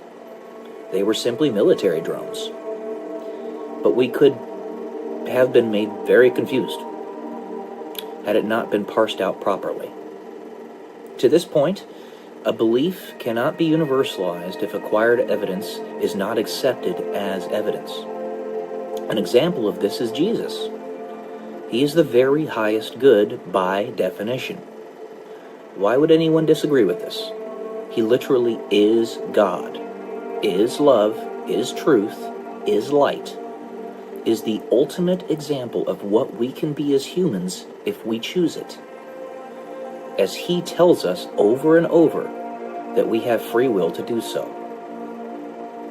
But despite the incontrovertible evidence that he very much existed 2,000 years ago, more evidence that he existed than Emperor Tiberius did, who was the Roman emperor at that time, by probably a factor of 10, the amount of evidence that Jesus existed, that is. This very simple, plain fact is something that so many still do not accept. The fact that he is clearly, obviously, worthy of our followership by proving beyond any shadow of a doubt that he is the very highest good, still so many refuse to follow him. Even if as nothing other than an idea, out of obstinance, pride, foolishness, or some other preconceived notion not stated here. This is to say, Jesus is axiomatically the highest good, yet still so many refuse him. If one's belief structure is tolerant, which is to say, it respects the free will, it can be integrated into societal norms, as one story in human history. Using a lowest common denominator approach, truth will be discovered, and that truth is belief accepted by all. All roads lead back to the respect of free will, the respect of your own sovereign power as a conscious actor upon this reality, a human being with infinite value. To disregard this thing is axiomatically to disregard Jesus. To accept this thing is to axiomatically accept Jesus, at least in concept, even if you don't accept his real-world existence. All beliefs, or lack thereof, are our individual stories, our individual roads that led us to where we are in life, the fruits of how we decide to live. The only truth that will persist, that will be accepted by all, is the axiomatic truth, not the egoistic one that a singular individual propounds is the truth, as this is self-defeating ultimately. That is to say, if it is truth, it is building. If it is building, you create with it. You are a co-creator amongst the others that follow the same truth. If your belief is not universal, then it is destructive, self-defeating, and in the grandest scales of time, no matter how much effort you put into obfuscating it, will ultimately lead to erasure, infinite entropy, nothingness. One way or another, whether free will exists or not, and I believe it does, quote-unquote belief, we in human society act as if it does. So to us, it does, which means it does. Belief universalized. Evidence is provided, but what you are willing to accept as evidence matters. The determinist does not accept evidence provided thus far. The evidence is belief. Acting as if free will exists is a pure and simple reality, for it is what has allowed us to build what we have thus far in our existence. It takes easily 10 times the amount of effort to build something than it does to destroy something. Yet we have maintained some semblance of order despite that extreme bias towards chaos. If you need any indication how much easier it is to destroy than it is to build, simply look at the effort a society has to put into building a skyscraper. It takes the combined effort of entire supply chains, several thousands of people, working over the course of perhaps decades, using advanced and complicated technologies, before such a feat can be accomplished. But it takes one well-placed bomb to cause the entire structure to collapse in a matter of minutes. Or dare I say, a jet airplane. Alright guys, that's all I got for today. Hope this enlightened you a little bit. Love y'all. Peace.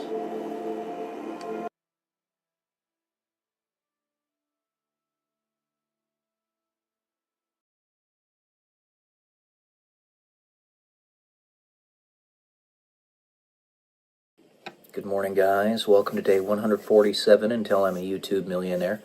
Let me give you a really nice, quick, simple, straightforward way that you can start making a return on investment right now. Make money. You could go on Craigslist or Facebook Marketplace, buy a 20, maybe even 30-year-old RV for $5,000. Let's say it's a 25-footer. Make sure that everything's working. The plumbing, the electrical, microwave, the engine, the air conditioning, the heating, the water, all that stuff. Make sure it's all working. And then test it a couple times yourself. Maybe take it out for a couple trips to a camping ground. Do it yourself or do it with some family members. And then take a bunch of pictures of the inside and the outside. Make sure it's all clean and put together and ready to go. Set up an Airbnb for it. Now that Airbnb for such an RV, yippee, sorry, you could rent out easily for $50 a day, easily, and ensure that the users refill the gas tank and everything else that's necessary. You can clean the RV yourself pretty easily. And if you let's just take a single month here. If you had such an RV on Airbnb, let's say in California, I'm sorry, I gotta stop. In California, then you could probably rent that out for about 80% of the month. Sorry. 80% of the month times $50, so 24 days a month. That is 1,000 plus 200, so $1,200 a month that you would make off of it. And that's not even counting in cleaning fees, which would probably be, let's just say $100 a month. So $1,300 a month. You would immediately make a year-over-year ROI from a singular month of owning this of about 25%, 26%.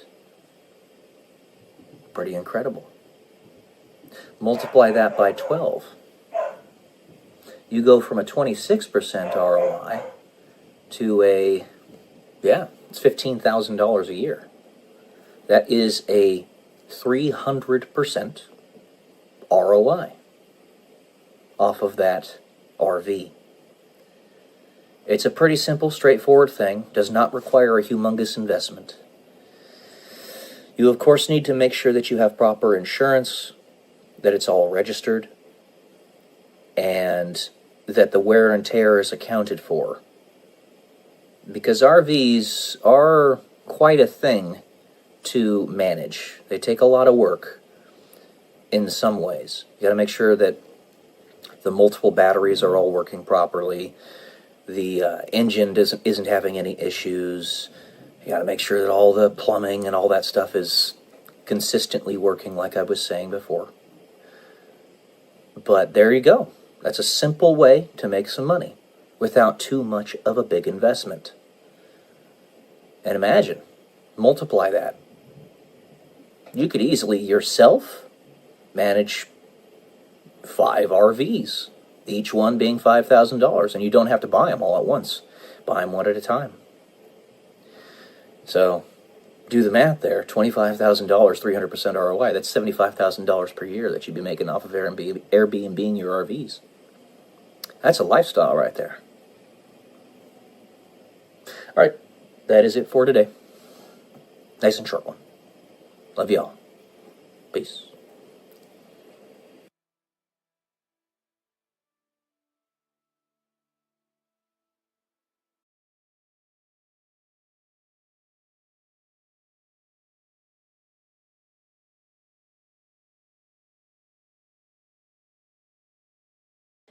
Good morning, guys. Welcome to day 115 and Tell Me YouTube Millionaire. And I've got another book review for you today, actually. I started this book, The Diving Bell and the Butterfly, immediately after I finished the last one, No One Writes Back. And I didn't expect that I would finish this one as fast as I did. But the thing is, it's a relatively short book. So it's only 130 pages of quite small pages with pretty large margins. So I would guess it's like 20,000 words or so, if that. But it's pretty straightforward. So the guy who wrote it was a victim of locked-in syndrome. He had a cerebral cerebrovascular accident. He had a stroke, right? Where at the base of his spine, or right here, basically, blood clot exploded and caused him to be paralyzed. This book reminds me distinctly of the movie Source Code with Jake Gyllenhaal. And in Source Code, which, by the way, is probably an S-tier movie, in my opinion. It's up there with the likes of Inception and Gladiator and Braveheart, like among the best movies you can watch. Jake Gyllenhaal's a pretty good actor, but this is very distinctly similar to that. In that movie, he is part of a government research project where he's in the military, he's a captain, and his lower body gets blown off. And he had signed up for this research study or experiment where if he were on the verge of death, they would prevent him from dying. So they put him in like this glue stuff so that they could try to use his mind while he was on the verge of death to see, because they had a hypothesis that they'd be able to look into the future with that. In the movie, yeah, they were able to do that, and eventually it's revealed what happened to him, and the fact that his lower body was gone, and he was in like this little vessel, like a diving bell, actually. I get the impression that the person who made that movie probably read this book. And the reason this book was written at all, more than likely, is because of the profession of the main character. His name is Jean-Dominique Balbi, right? It was written back in 1996. And he was actually the editor-in-chief of Elle, a very popular magazine at that time in France. He's French, obviously, for you can probably discern from the name. And because of this, he had access pretty much immediately to editors, publishers, writers, authors, all this stuff. And he had Claude, I don't know if I'm saying her name right, who was a transcriber, author person, come in, and because he could blink his left eye, that's how they communicated. Eventually, he did get a little better over the course of the year that he was alive with this syndrome, where he could turn his head a little bit, he could grunt, but he blinked his eye, his left eye, and that is how he communicated with Claude to get this entire manuscript written, all approximately 20,000 words of it. It's very good. I very much recommend it. So the way this is going to happen going forward is I'm either going to give you a recommended or not recommended, and then on top of that, if it's like S tier, then I'll let you know if it's in the S tier. But otherwise, it's just recommended or not recommended. And this one is a strong recommend. It's very good.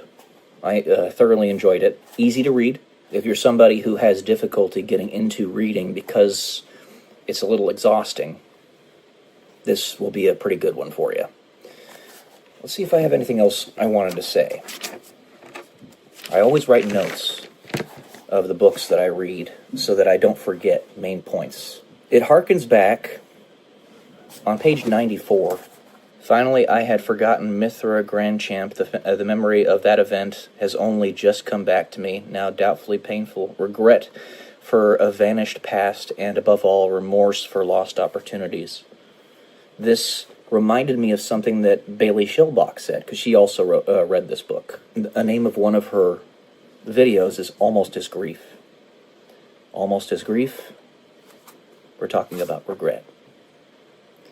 So, also on page 102, he talks about the book Seneca, who's one of the ancient philosophers of humanity, and I'm also going to probably read that book next. So yeah, there you go, guys. That's this one for you. Hope you enjoyed. I'll talk to y'all soon. Love you. Love you all, as I always say. Peace.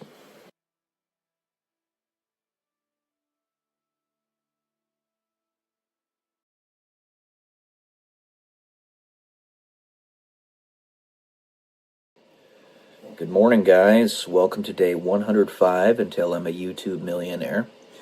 And in the last two videos, I've had a little bit of a discussion on opportunity.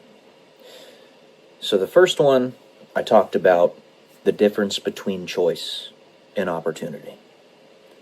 Choice being basically your purview of free will, and then opportunity being a subset of free will, choice, dependent upon the environmental and socioeconomic factors of the current era in which you live. And then I discussed in the next video the opportunity that many young people have today with respect to building massive, massive businesses with lots and lots of economic power right here on this platform, on YouTube. Specifically between the ages of 22 and 26, though it could even go much, much, much younger if an individual is willing to start younger, like dear Dia. And then there's this one. Luck is where preparation meets opportunity. I've said this a few times, but I want to reaffirm its importance here.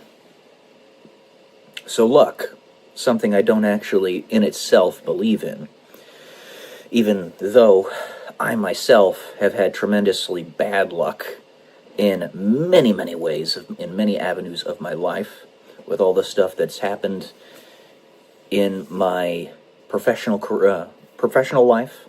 The fact that I lost $500,000 worth of Bitcoin a few years ago by a margin that went exactly down to my bankruptcy threshold in terms of the dollars and the cents. Leverage trading stuff. foolishness on my part, don't get me wrong, but even so, I saw it. It was like, I saw that, and they wanted me to. The evil bastards doing it to me. So, my luck has always been really, really bad. But that doesn't mean that yours has to be. Luck is where preparation meets opportunity. Your opportunity is here on this platform, right now. YouTube. And if YouTube doesn't work because it's got its fingers on the scale, it's not a fair platform, even though it should be, it's still the one that makes the most money. But if you are a specific demographic of individuals, you're going to be successful if you try. I'm not in that demographic. I'm not a 22-year-old woman. Let me be honest with you. I mean, I know you wouldn't be able to tell looking at me, right? My purpose in making these videos is to help with the preparation aspect. When that opportunity comes, if you're not prepared, you might just discard it, regardless of what it would do for you and your family and your legacy. Just like, I can't handle this, it's too much money all at once, because that's what's going to happen. I'm promising you. Be prepared, and I'm trying to help you with that preparation. It's going to happen. All those people that I mentioned in my last video, and by the way, that's just the tip of the iceberg. Of course, there are many, many, many more people, like Kira Lutan. I didn't even mention her. She's got 80,000 subscribers. She just popped up out of nowhere. Take advantage of the opportunity. Be prepared. If you don't know what to do with the money that's coming in, I'll say here's a good starter. And this applies to anybody that's in this opportunity mode right now. The way to prepare. Don't spend it on rubbish. The people who I pointed out in the last video, I don't suspect that they would anyway, because they seem to be very wise individuals. But for everybody else, don't spend it on rubbish. If you don't know what to do with the money, hold on to it. Put it into a savings account, and at a bare minimum, if that's too much for you, because I know that there's a lot of people out there that if they see money in their account, they just have to spend it. They cannot resist. It's some itch that they have. But if that be the case, then just start up a Robinhood account. Get the app on your phone, start up a Robinhood account, and just buy SPX. That's the S&P 500 index fund, right? I think it's like $150-something right now. They even have leveraged tradings of that stock. I don't recommend them. You shouldn't do that because it's dangerous. But if you want to, you could do that.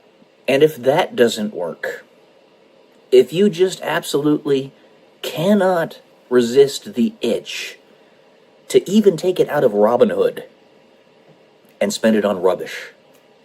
Again, this doesn't apply to the people that I talked about in the last video because they, I'm sure, already understand this, at least on some level.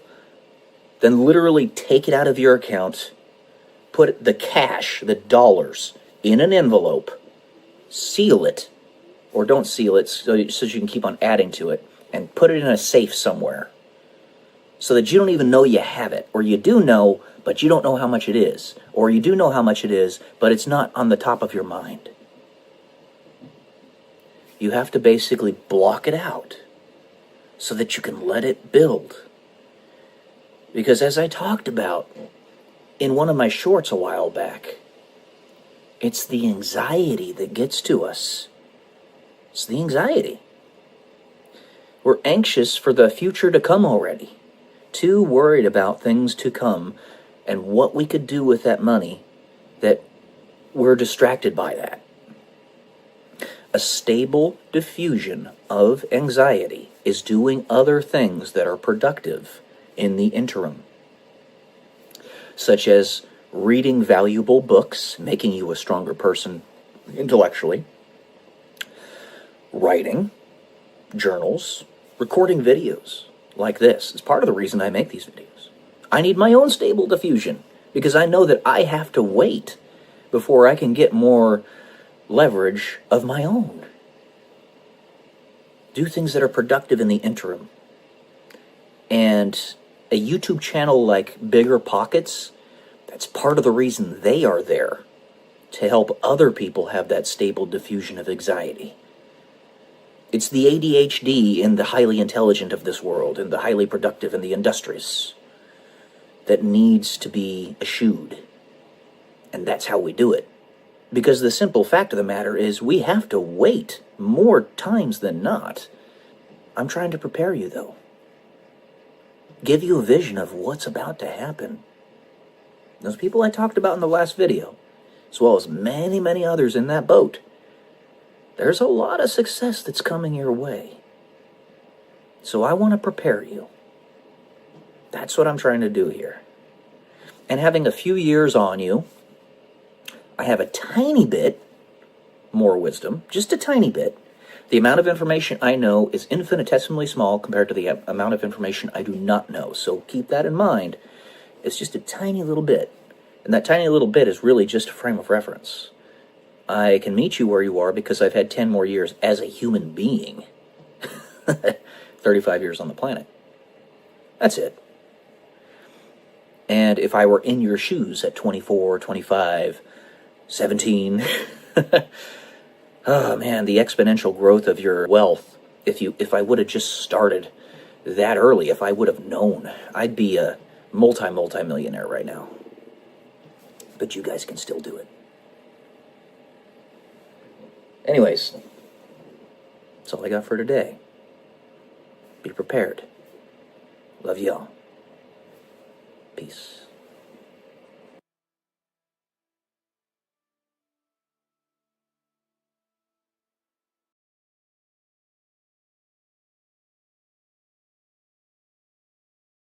I've had people literally tell me that I am going to break through for over a decade now. Why do you think it is? I want you to think about it. That I haven't. Welcome to day 183 and tell me YouTube millionaire. What's the missing element? What am I doing wrong? What am I not doing? I want you to look on this like a doctor. Don't become emotional about it. Look at it as objectively as you can. Why is this happening? You don't ask your enemy why. You ask yourself why. And you use your own reasoning to figure it out. Am I lying to you? You can look up the information that I have provided you about my life very easily. And this is why it is so crucially important that we are open and honest, truthful. What is it that's actually going on here? They say that miracles are meant to be personal. But on occasion, doesn't happen often, they can be known by all. Those personal experiences that are given to you are gifts. They give you the indication of what precisely it is you are doing during this time, in this place, being who you are right now. I can tell you with full confidence that there is something very specific and rather large, giggity, that I've been made to do on Earth that has put me in a position of being hidden from the general public. more hidden than I should be.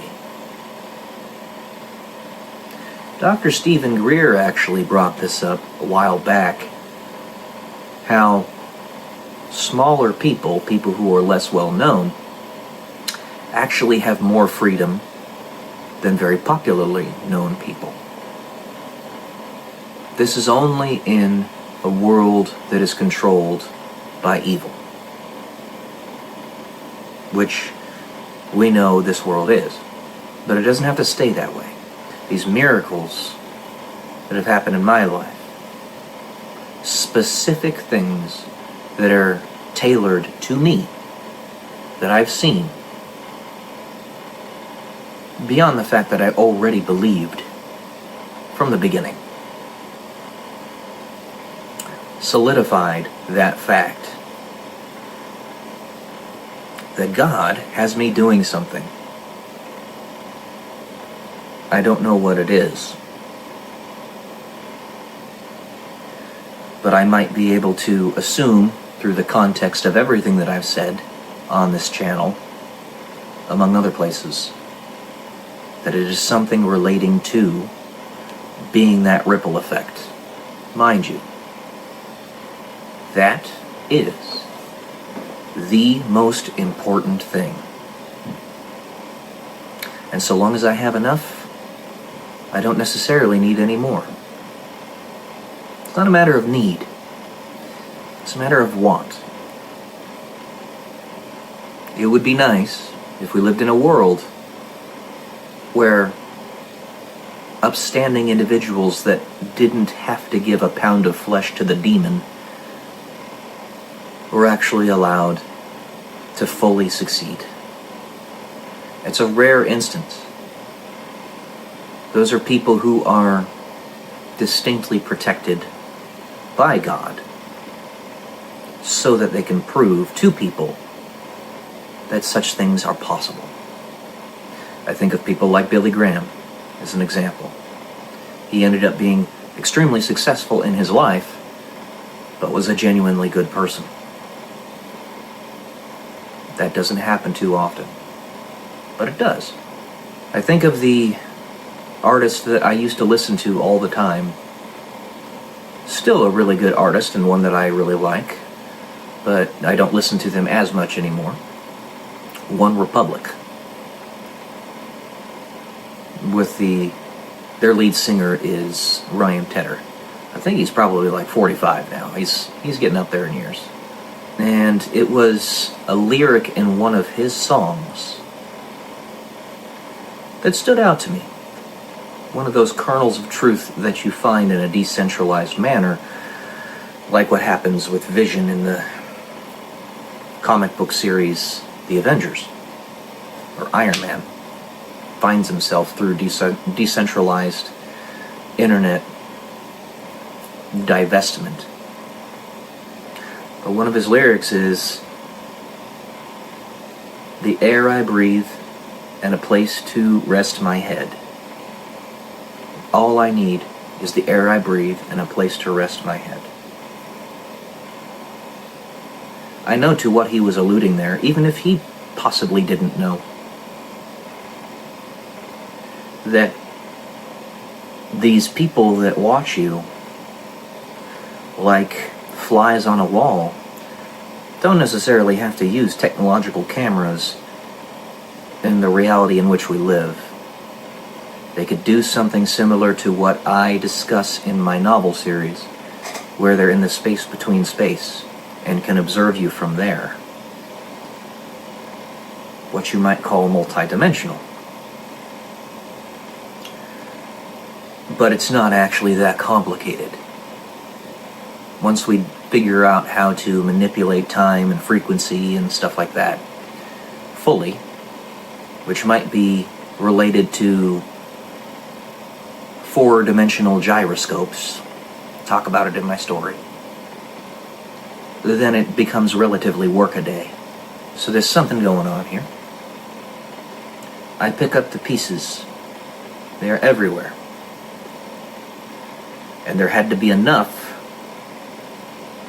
of that information for me to put back together in order to be fully capable here on Earth now and successful in whatever mission it is that I have. The sad part is, I have written this novel series only partially as fiction. Very small, actually. The stuff that I discuss in the story is real. And the sad part is, only a handful of people are going to read it, are ever going to see it. It's a mustard seed, just like faith, but it might stay that way forever. It's really sad. I wouldn't have written this if I didn't have some belief in it. It's one of the many pieces, and if you guys want to put those pieces together, it's there. I hide nothing. I even read portions of it on my channel here. I'll say this, the woman in whom I'm interested, and she knows who she is, if she hasn't already, and she truly wants to understand me, if she doesn't read my novel, I'm going to be very disappointed. And I'll leave it at that. But I've been told that my breakthrough is coming. And I've been told this for 10 plus years. Hasn't happened yet, and I'm not expecting it to.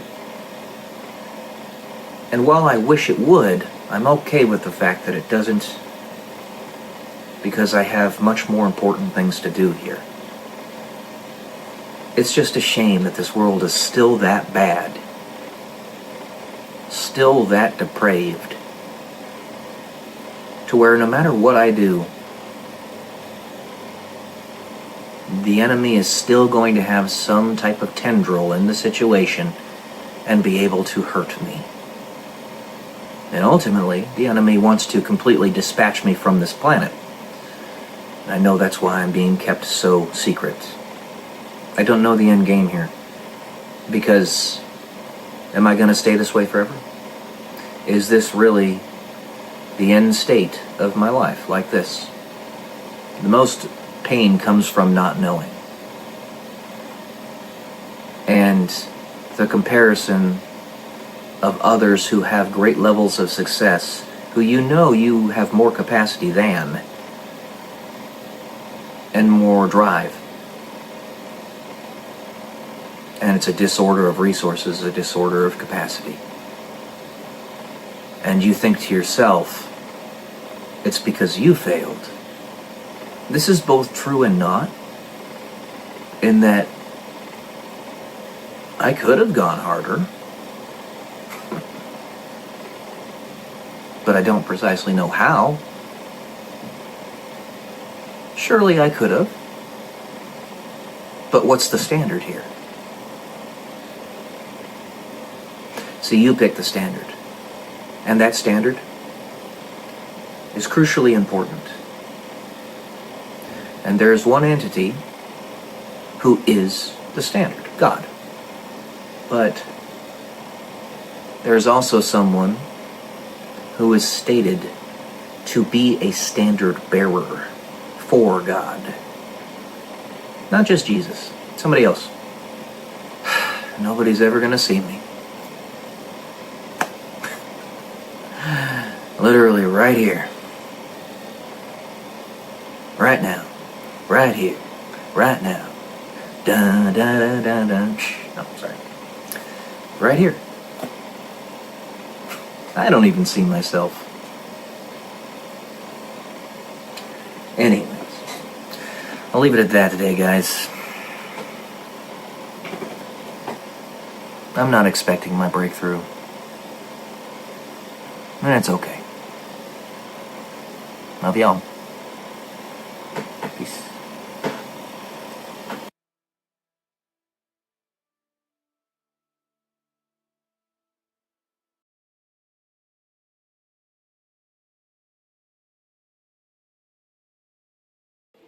Good morning, guys. Welcome to day 124 until I'm a YouTube millionaire, and this one's going to be a basic economics lesson. Since I'm not going to have the opportunity to help directly the people I would love to be able to help build themselves an economic empire and all that. In particular, I'm talking about, sorry, there's a piece of hair on my camera, a female species that I would love to help build their economic empire. But since I can't do that directly, I'll do it indirectly here with a video. So, let's say that you live in Ohio. Person I'm thinking of doesn't, but let's say you live in Ohio and you're spending about $1,000 per month, which is actually a high estimate, on your rent. And then all other expenses, your food, your electrical, your gas, your water, all that stuff, is an extra $500 per month on top of that. So $1,500 per month expenses. Let's go ahead and add gas into that and car and stuff. So an extra $150, so $1,650 a month. And that's a high estimate, because out there you can get a rental property, a rental unit. I actually have units myself that I rent out for this price for $600 a month. And it's nice, too. It's in a very nice area. But let's just say, high estimate, $1,650 a month, all expenses included. That can even include medical care, insurance, medical insurance. So if you do basic math, let's say you get a low-end job out there, making $12 an hour, because they don't have a minimum wage of $15 an hour out there. So $12 an hour, working as a Walmart associate, okay, $12 per hour times 40 hours per week times 4 weeks in a month, 480, about $1,700 a month.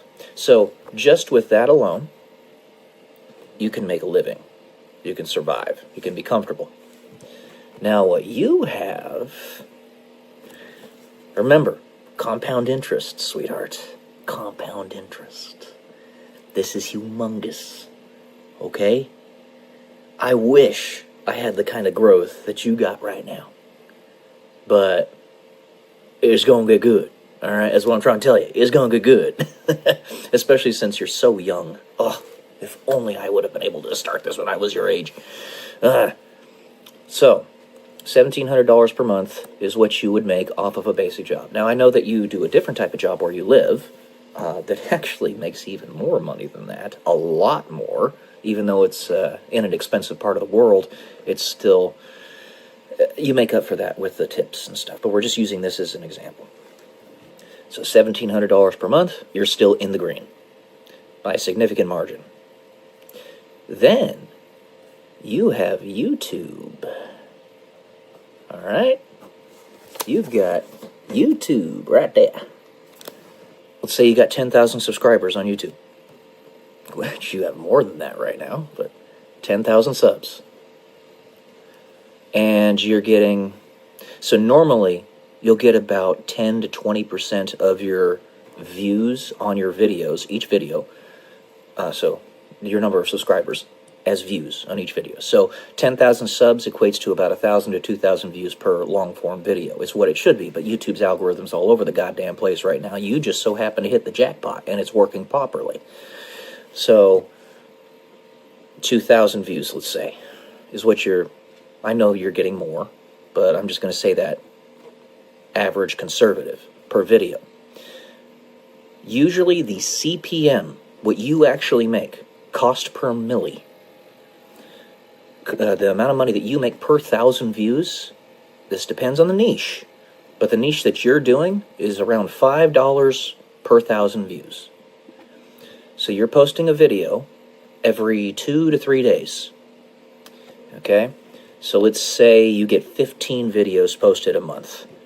15 times 15. What is that? Well, that's $225 a month.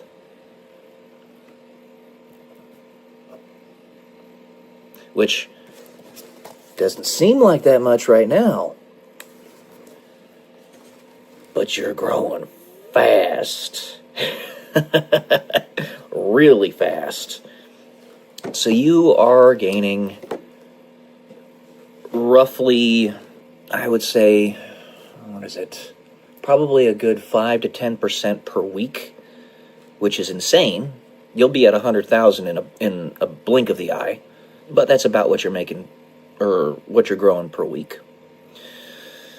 So to exponentially grow means that you're getting that 5 to 10% on top of whatever you have from the previous week.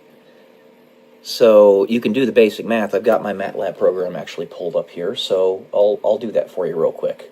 Let's show you what that would be in a year, which you can anticipate that you could actually keep this kind of growth going for a year or longer. All right, so 1.05 raised to the 52. You'd be 13 times the size that you are right now. So you're at about 10,000 subs right now. You're actually a little more than that. Multiply that by 13. 150,000 subscribers in a singular year. I can see you be there, by the way. Easily. Easily. Okay? 150,000 subscribers. If you don't believe me, look up Kira Lutan. You're way more insightful than she is. And she's got almost 100,000 subs. I like Kira Lutan. She seems pretty nice. But you're way more insightful than she is. All right? So 150,000 subscribers. You do the same basic math. That equates to roughly 30,000 views of video. If you're still keeping up at your current rate of posting. So 30K views per video, still about $5 per 1,000 views. That's $150. So times 15. This is you at 150,000 subs. That is, make sure I'm doing the math right.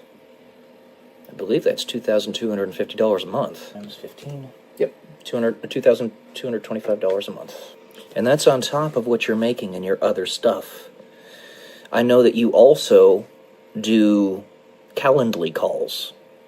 That is going to increase at the same rate that the size of your channel is going to increase, if not faster, because you also are exploding on Instagram. You're utterly exploding on Instagram. My goodness, what is going on over there? And while Instagram itself doesn't make much money, the way you make money off of it is you sell products. And your product here is your Calendly, where you can actually meet people one-on-one.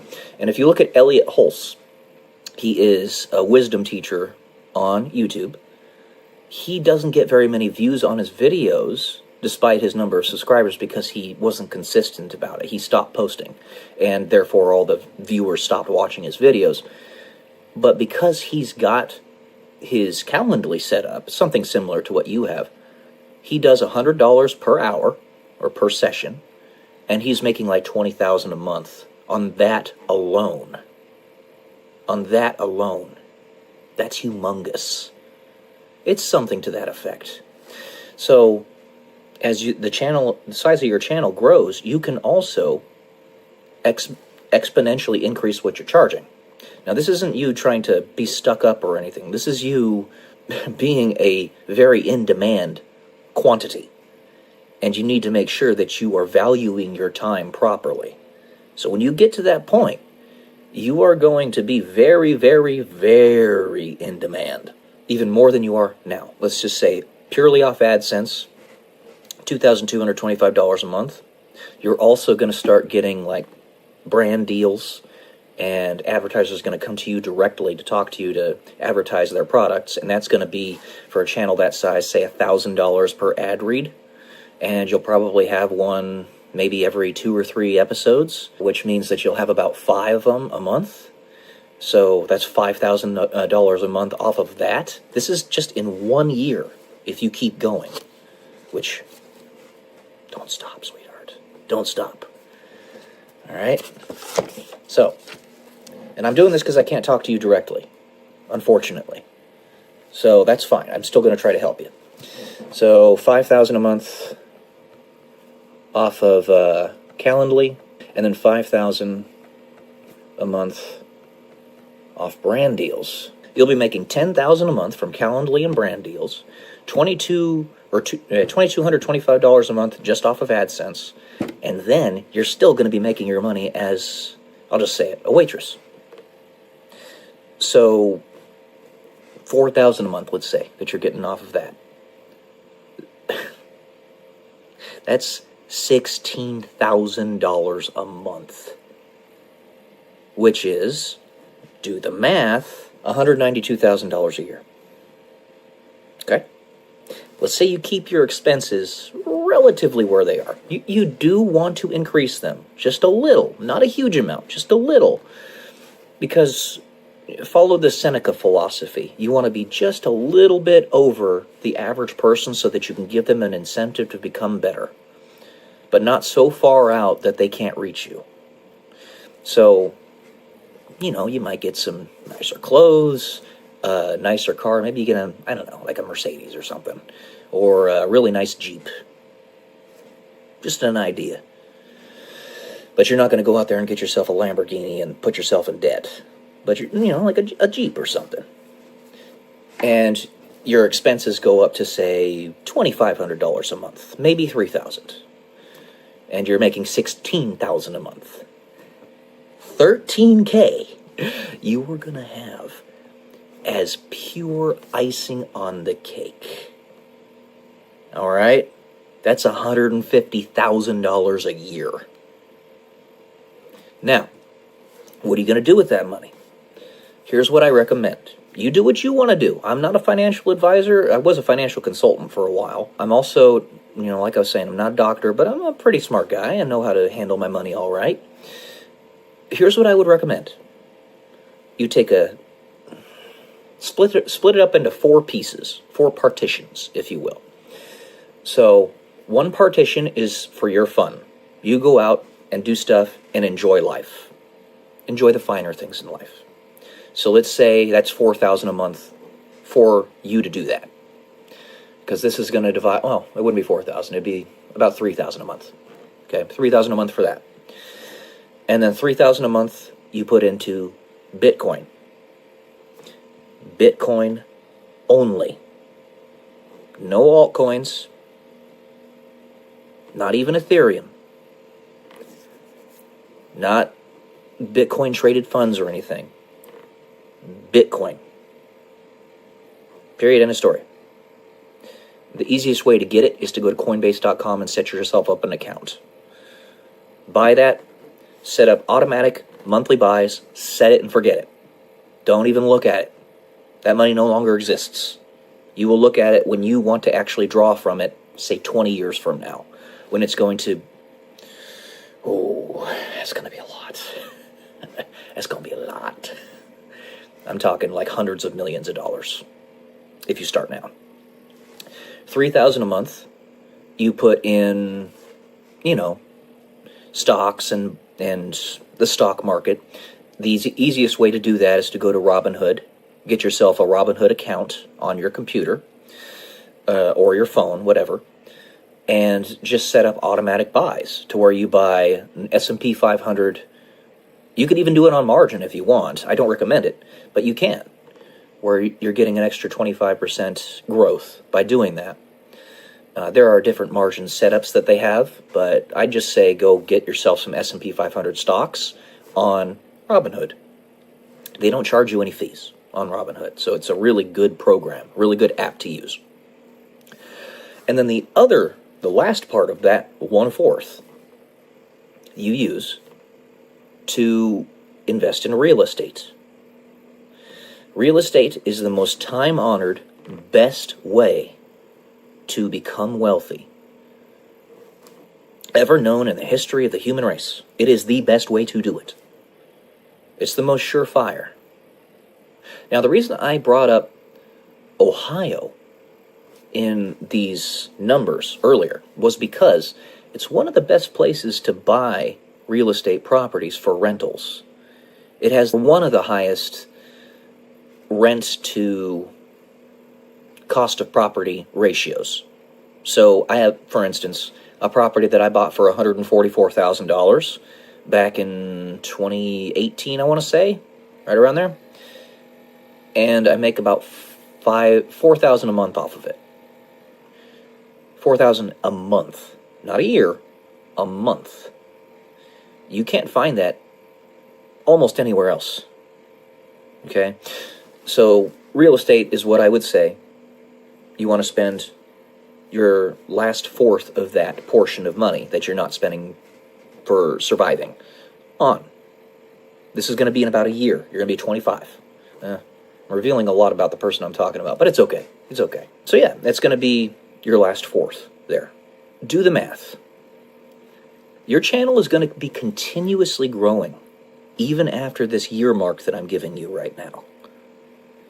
It's probably going to get to 1 million subscribers, and it's going to proportionally grow in that way in like 2, maybe 3 years, if you keep on consistently posting, which I pray you do, because this is, I'm telling you, sweetheart, you hit the jackpot.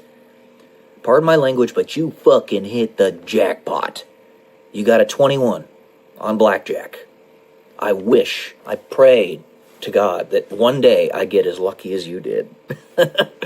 So, 10 years from now, let's say you're actually following this procedure.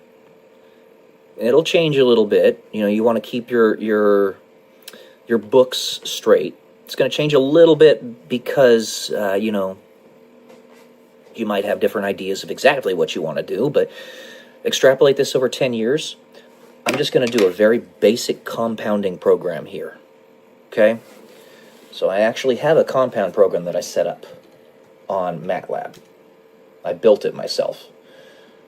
So let's say you have 13,000 that you're putting in per month. And how much you're going to contribute per month? That's what it is, 13,000.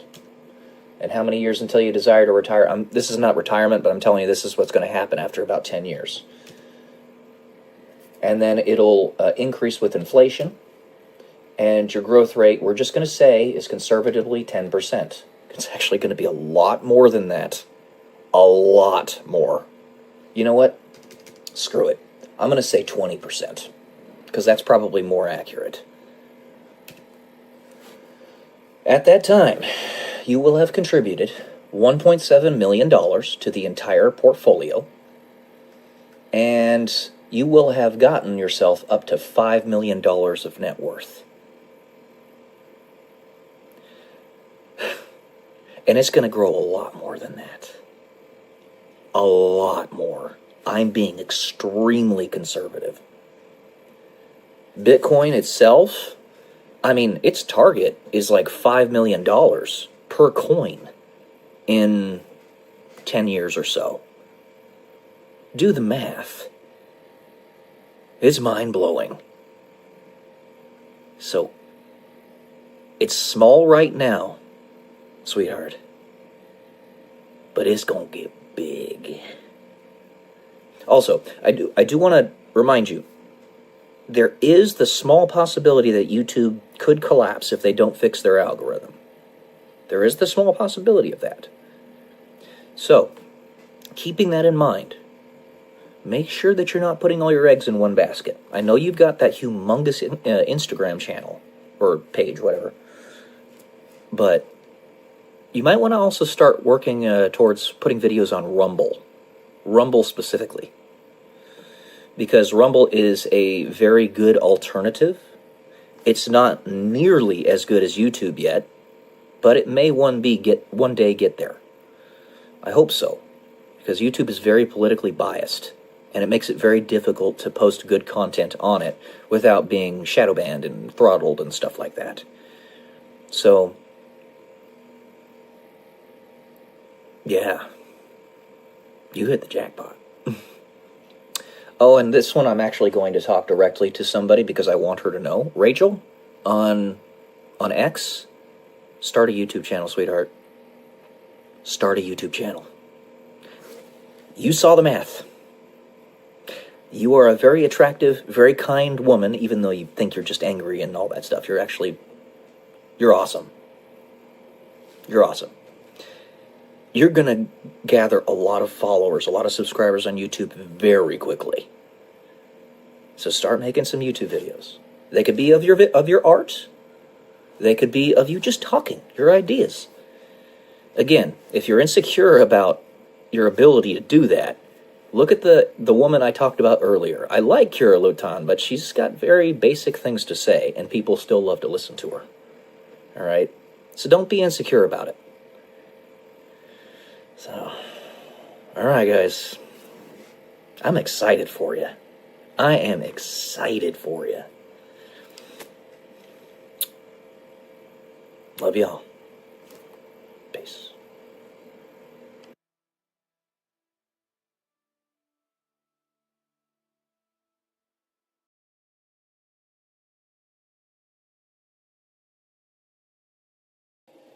Good morning, guys. Welcome to day 100. 3 digits until I am a YouTube millionaire. Happy Sunday Fun Day and happy Spring Forward Day. This may be our very last Spring Forward in the United States, as it does appear that our leadership is really putting a concerted effort into trying to eliminate the daylight savings time, because it's an anachronism, no longer needed. But like I said yesterday, I'm going to continue my response to Bailey Shield Box 7 points to step into your power. You know, I think something I was thinking about before I even decided to start this video today is sometimes history has been painted, because we live such short lives and it can be manipulated by beings that are not ephemeral very easily as a result. It can be painted in such a way as to make the good guys the bad guys and the bad guys the good guys. And if that ends up happening, what you have to do is stand true to yourself, who you actually are, and let the chips fall where they may. Let your actions speak more than the words. It's just the way it has to be. And you're going to have to endure a lot of pain and trials and struggles and all that stuff. Because if the world is designed to basically be an attack against you, the entire world is designed to attack you, then it's just the way it is. You got to be who you are. And some things, even if they are against your underlying genetic predispositions and what have you, might just be that's one of the big reasons. It's one of the big reasons it's so difficult, because you have to stick true to who you are and what your actual morals and philosophies and ideologies are. And when the world is so screwed up, if you, as that beacon, even step out of line just slightly, you're not only compromising the picture you're giving other people, but also yourself. You don't want to turn the world into a jumbled mess. When the world needs guidance because there's so much chaos around you everywhere, that's where the leaders really come in. The leaders, what their purpose is, what they do to actually be real leaders, is they stand true to those principles. I had myself thinking more on, I'm a moron. I had myself thinking more on this through how the genesis of communist China came to be. That's kind of a redundant phrase, but through the genesis of communist China. The only way communist China came to be was because of the guerrilla tactics they carried out. They had the nationalists and the communists. Nationalists, they didn't have a firm enough ideology upon which they were willing to die. And therefore, the guerrillas ended up winning out the day. But that's a side note. I'll get into that later. Let me get to these points that I was going to talk about. Number 5 that she talked about, be disliked. I have a couple points here. Dr. Manhattan, if you know anything about his background story, he took the fall, he was the fall guy, for a nuclear blast that occurred in Manhattan. And he did that so that the world wouldn't go into chaos, so that I believe it was the Soviets and the United States wouldn't go to nuclear war with one another and cause mutually assured destruction or MAD. So he took the blame for it and unified the earth as a result. And it was okay for him because he didn't mind it, even though his compatriots did. They didn't like the fact that he had done it, because he lives a very long life, and it was no big deal. He could just come back at a later point in history and show people, hey, actually, I wasn't the bad guy here, but I needed to calm down tensions so that you guys could survive. Something else I found very interesting in that movie/comic, the movie was where I'm gleaning much of my knowledge of the story from, is that one of the good guys, one of the heroes, was so pissed off that Dr. Manhattan decided to take the fall that he told Dr. Manhattan, he demanded of Dr. Manhattan that he destroy him, he kill him right there, right then and there on the scene, and Dr. Manhattan does. Yeah, after a second he just says, fine, and I believe he explodes his head or something. I can't remember off the top of my head. It was many years ago that I saw this. But if Dr. Manhattan has that capacity, then he can also immediately bring him back to life. I don't know why he didn't do that. Or maybe I'm overestimating his capacities, but,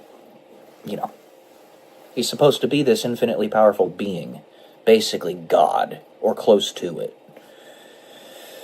And then there's Batman, which is in a similar situation, though not as powerful as Dr. Manhattan, in that he took the fall for the things that Two-Face had done, so that they could get rid of all the crime in the government. Because Two-Face basically had sabotaged all the work that they were doing because he broke, if you know anything about that story. The 2008 to 2012, I believe, movies really did a great justice to the story. But Christopher Nolan was the director of that, and he just did an amazing job, as he always does. And then there's the next point I have here is that the bad guys in histories that were actually good guys is my point that I'm drawing out here. Sometimes you have to be disliked in order to save people. There is one particular instance that I'm thinking of that I'm not even going to mention. You guys can probably put the pieces together, though, because it is so deeply, deeply blasphemous. Now, I'm a Christian. You can think about that. Number 6, be willing to stand alone. And this ties in to number 5, being disliked. I think that was the point that she was making. And part and parcel to this, not just standing alone, being disliked like Dr. Manhattan and Batman and all that stuff. In my personal life, I can connect this to how I was treated in the military and other professional endeavors of my life. For some reason, while I was in the military, I remember distinctly that my squadrons in which I worked would constantly cycle between overactivity and underactivity. Now, they say there's a lot of hurry up and wait in the military, but this was manufactured. And I could tell. There was no other reason. Because it wasn't like we were getting ready to deploy or something and we needed to get all of our trainings done and stuff. No, people just all of a sudden would pop up in the squadron, like everybody would be there one day, and then the very next day, they'd all be gone except for me, and maybe 4 other people. And there were cycles like this all the time in my time in the military. And on top of that, I never had any continuity with my leadership. Even beyond the fact that you have PCSs and you move from one duty station to the other, usually between 2 to 4 years. This was even beyond that. This was me losing my leadership, my superiors, every year or so. And that started all the way back from my time at the Air Force Academy. So it went through the entire time I was in the military that this happened. And I was forced to stand alone and basically figure out my own way, aside from the trainings, most of the time, as a result. Because I was the only piece of continuity in the entire squadron. Cycles of people coming in, going out, coming in, going out. And it just was like a whipsaw, left you completely disoriented.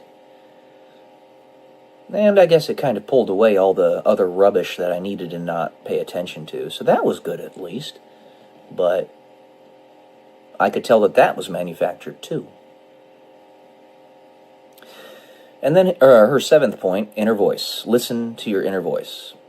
This being intuition.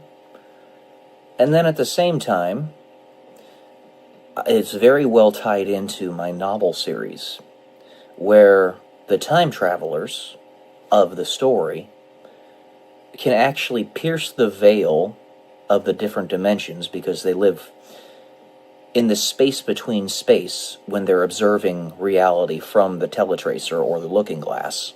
It's a time travel machine.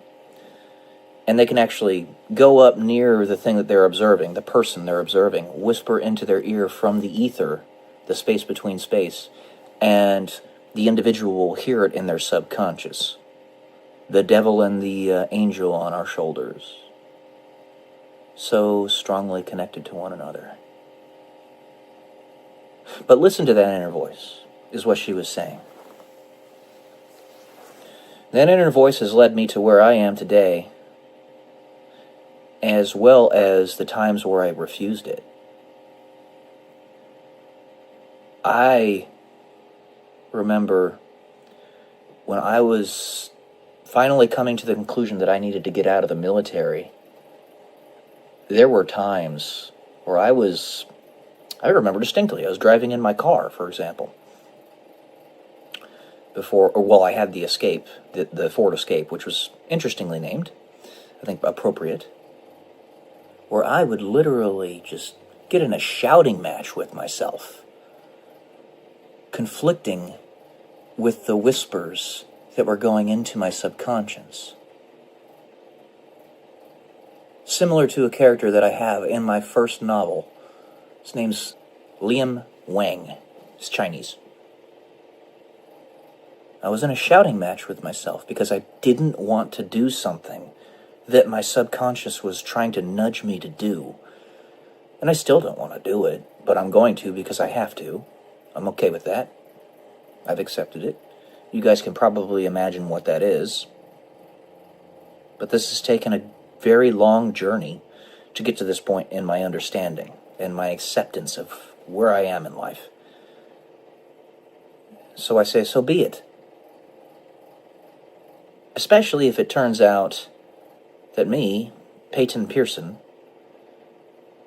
I am a villain in somebody else's story. And sometimes I just need to make my own decisions. More than sometimes. All the time. So, a lot of this discussion of Bailey Schilbach's points, the reason I'm doing this, aside from the fact that I love her thoughts, they're fantastic, is I want to let her know that I'm picking up what she's putting down. And I hope we can keep doing this. So, okay, that's all I got for today. I got through all 7 of them. I'll try some new stuff later. She's probably going to come out with a video today, so maybe I'll review that. Alright, guys. Love y'all. Peace.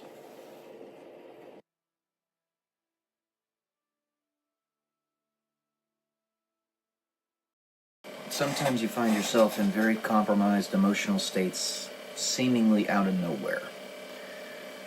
Welcome to day 175 and Tell Me YouTube Millionaire. That was where I was just a few minutes ago.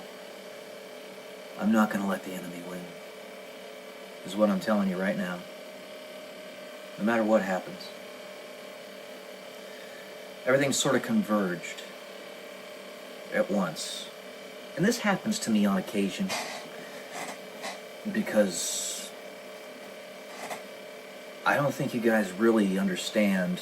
Some of you seem to grasp some of it, don't get me wrong. Just how painful it truly is to be as utterly wasted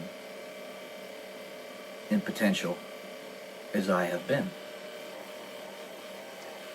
I just want people at this point to see what I have to say. And YouTube and Google refuses to let me advertise my platform. That was just like the little straw that broke the camel's back a couple minutes ago. I found myself pleading with God, as I do all the time. God, you're more powerful than Satan. Why are you not doing anything about this? Is what I found myself saying. Talk with God. It is always a good idea to talk with God. It is always a good idea to let Him know how you're feeling, even if it's horribly compromised like that. He will understand how to frame it properly. But that's just one of many things, you know? I revert back to the question that I ask myself all the time, and I ask God as well. Why am I even here on earth? You see, I don't know.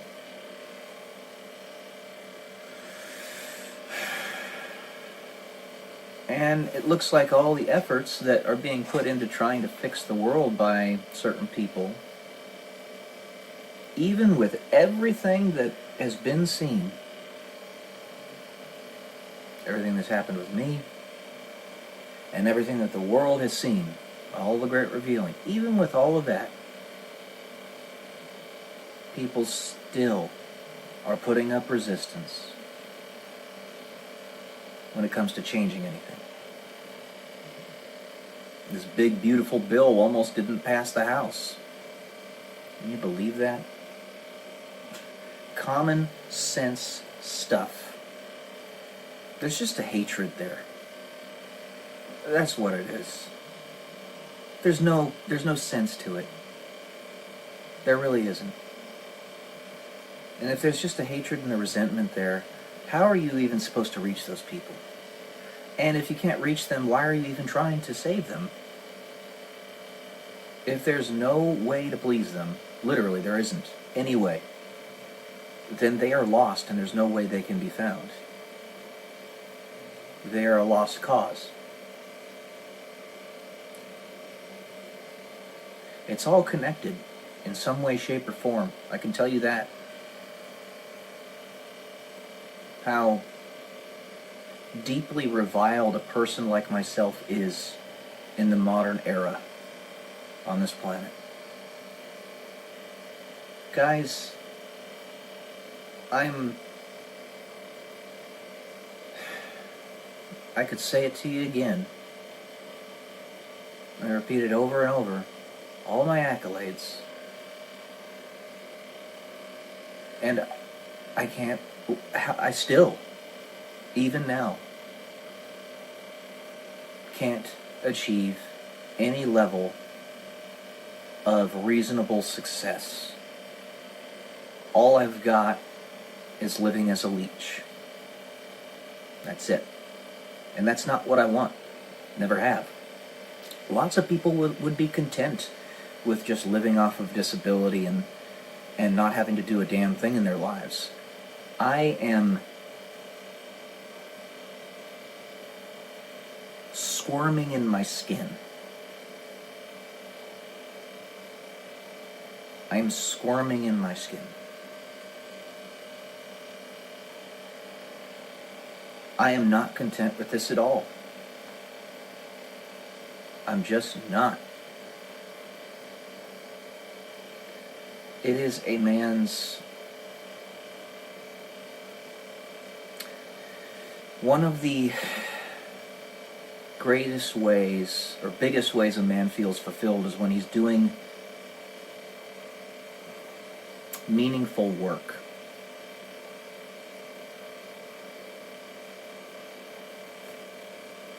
I'm getting a tiny little sliver of it right here. The few people that do see me and get a little bit of inspiration from me. The last video I was referring to, individual who reaches tens of thousands of people is definitely being inspired at least a little bit by me. And that's good.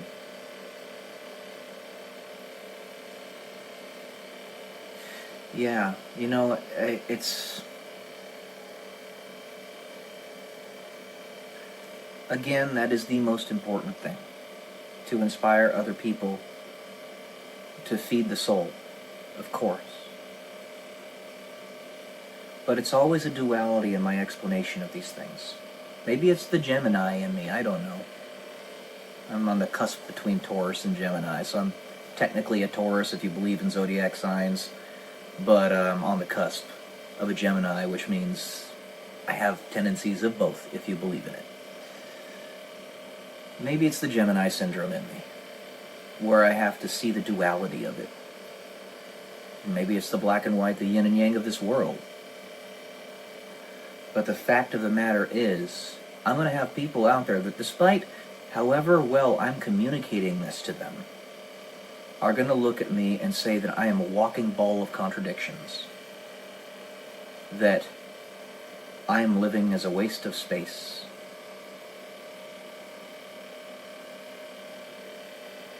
I feel like it. No matter how much I communicate it, most people are not going to know. That's why I have to repeat it so much.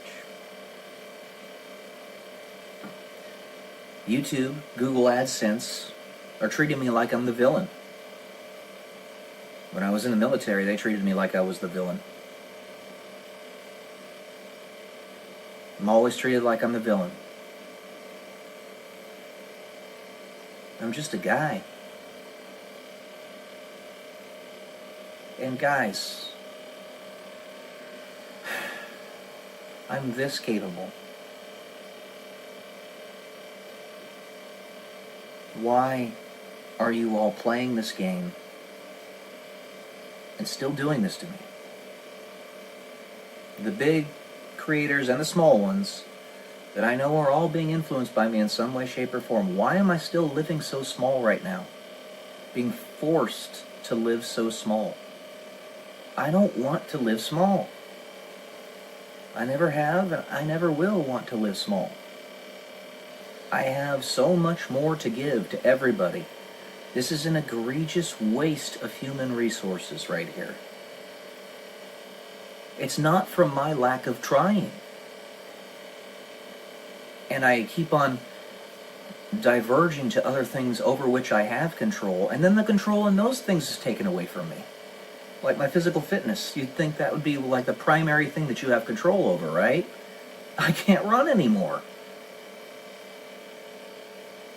And building your own social media platforms, you'd think that that would be something over which you have the most control, right? Well, I can't advertise. I'm not. YouTube is putting their thumbs on the scale. The alternate media sources are not big enough. And every single time there's some other goddamn excuse as to why I can't succeed. It's an excuse. And it's not one coming from me. It's one that the world is making. Because I keep trying. So many of you don't see it, but I keep trying. I keep trying.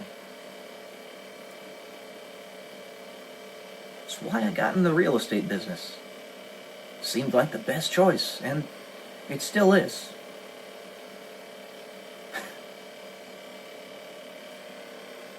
And then some bastard in the Bitcoin ecosystem, I think it was BlackRock, decides to collapse the Bitcoin price to exactly my liquidation price on the leveraged trading account I had. To the cent. This is another thing that I didn't tell you guys about that would cause somebody to unalive themselves. I've literally lost $500,000 like that. $500,000. I had that. And I lost it. Like that. Because somebody was targeting me. When will this be enough? When are we going to say, for all those people that still will not accept what's happening right now, we're done with you. We're not playing any games anymore. You're going to prison. Or go away. See, that's the thing. I don't know how many people are in that camp right now. It's so hard to gauge. You have kind of an indication by who's voting for whom in the political system of the United States, for example, but you really don't know. You only know how much resistance you can put up as an individual. And as I've told you, these things that have happened to me have happened because of those evil creatures that are so resentful, so hateful. And more than anything, they hate a genuinely productive individual who's trying to build shit. And those are the type of people that they're trying to take down. They want to suck you down to their level because they can't build anything of their own. And they don't want you to be able to do that either. How much longer, God? I say to him. And this applies to you guys too. All of you who have the ability to make any difference in the world, who might be listening, the big creators and the small ones. Where's the limit here? I'm tired of it myself. I'm tired of it. I am. I am being wasted. I'm 36 years old. Maybe if I lived 3,600 years, it wouldn't be a big deal. But I don't. And neither do you. I live maybe 100 if I'm lucky. And I'm not going to be with this stuff that's happened to my body. I'll just tell you that right now. The stem cell study that I've been trying to get into with TRICARE has been delayed and delayed and delayed and delayed, and they're probably going to forget about me. They were supposed to inject stem cells into my lower legs to cause my body to recreate collaterals. And that was supposed to happen like a year ago. Still waiting. For all I know, they started the study and ended it and totally forgot about me, even though they said they weren't going to. I'm tired of this. I am tired of it. You think you're moving fast enough. It's not that the people that are working aren't working really hard and aren't moving very fast. It's that there's not enough of you. Because I can't help you. I'm stuck here. Being wasted. So if ever in your life you see somebody in such a situation, understand, you don't know the battles that they're fighting. This goes for me, it goes for you, and everybody else. The battles that these people behind the scenes are fighting to try to get justice back into the world. Something I try to be compassionate about, but I have my limits. The battles that I'm fighting, being wasted as I am, not from my own volition.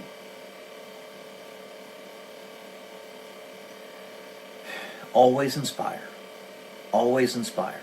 Because it's when you feel despair and hopelessness that you stop fighting and you give up. That's not what I'm asking for. I'm asking for that great force push that will finally get this stuff to finish so that I can actually break through. I want to break through. Just like I want so many of you to do. I want so many of you to break through too.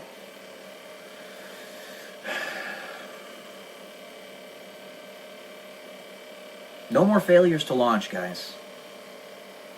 We can do this. Those fools that are still holding us up right now, it's time to just... No. Disregard them.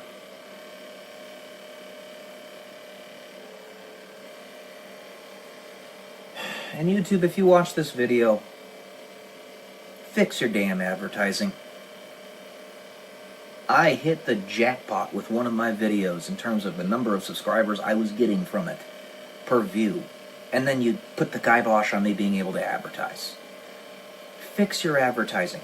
Let me advertise my videos. I was growing like a weed, and then you just stopped me. Stop treating me like I'm the villain. I'm not. Amen? That's all I got for today, guys. A little angry today, and I apologize for that, but sometimes you just gotta let it out. Love y'all. Peace.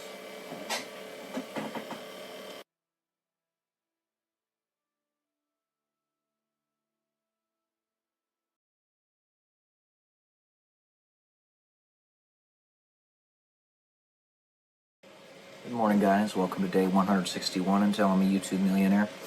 Got a couple things I wanted to talk about today. The first one I'm going to talk about is the Georgia Guidestones.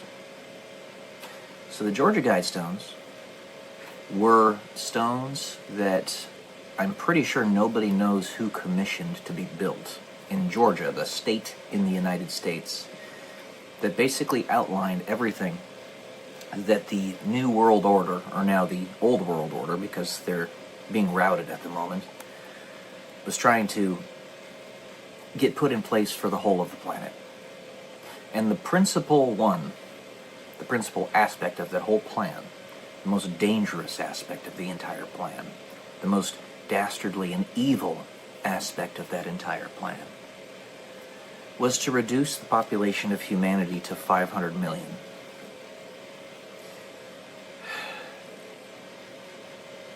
There are many things that we can point to now, if you couldn't already see it from the past, but this is a generational fight. It takes entire generations of people to be brought up in the battle to know that they're actually fighting said battle.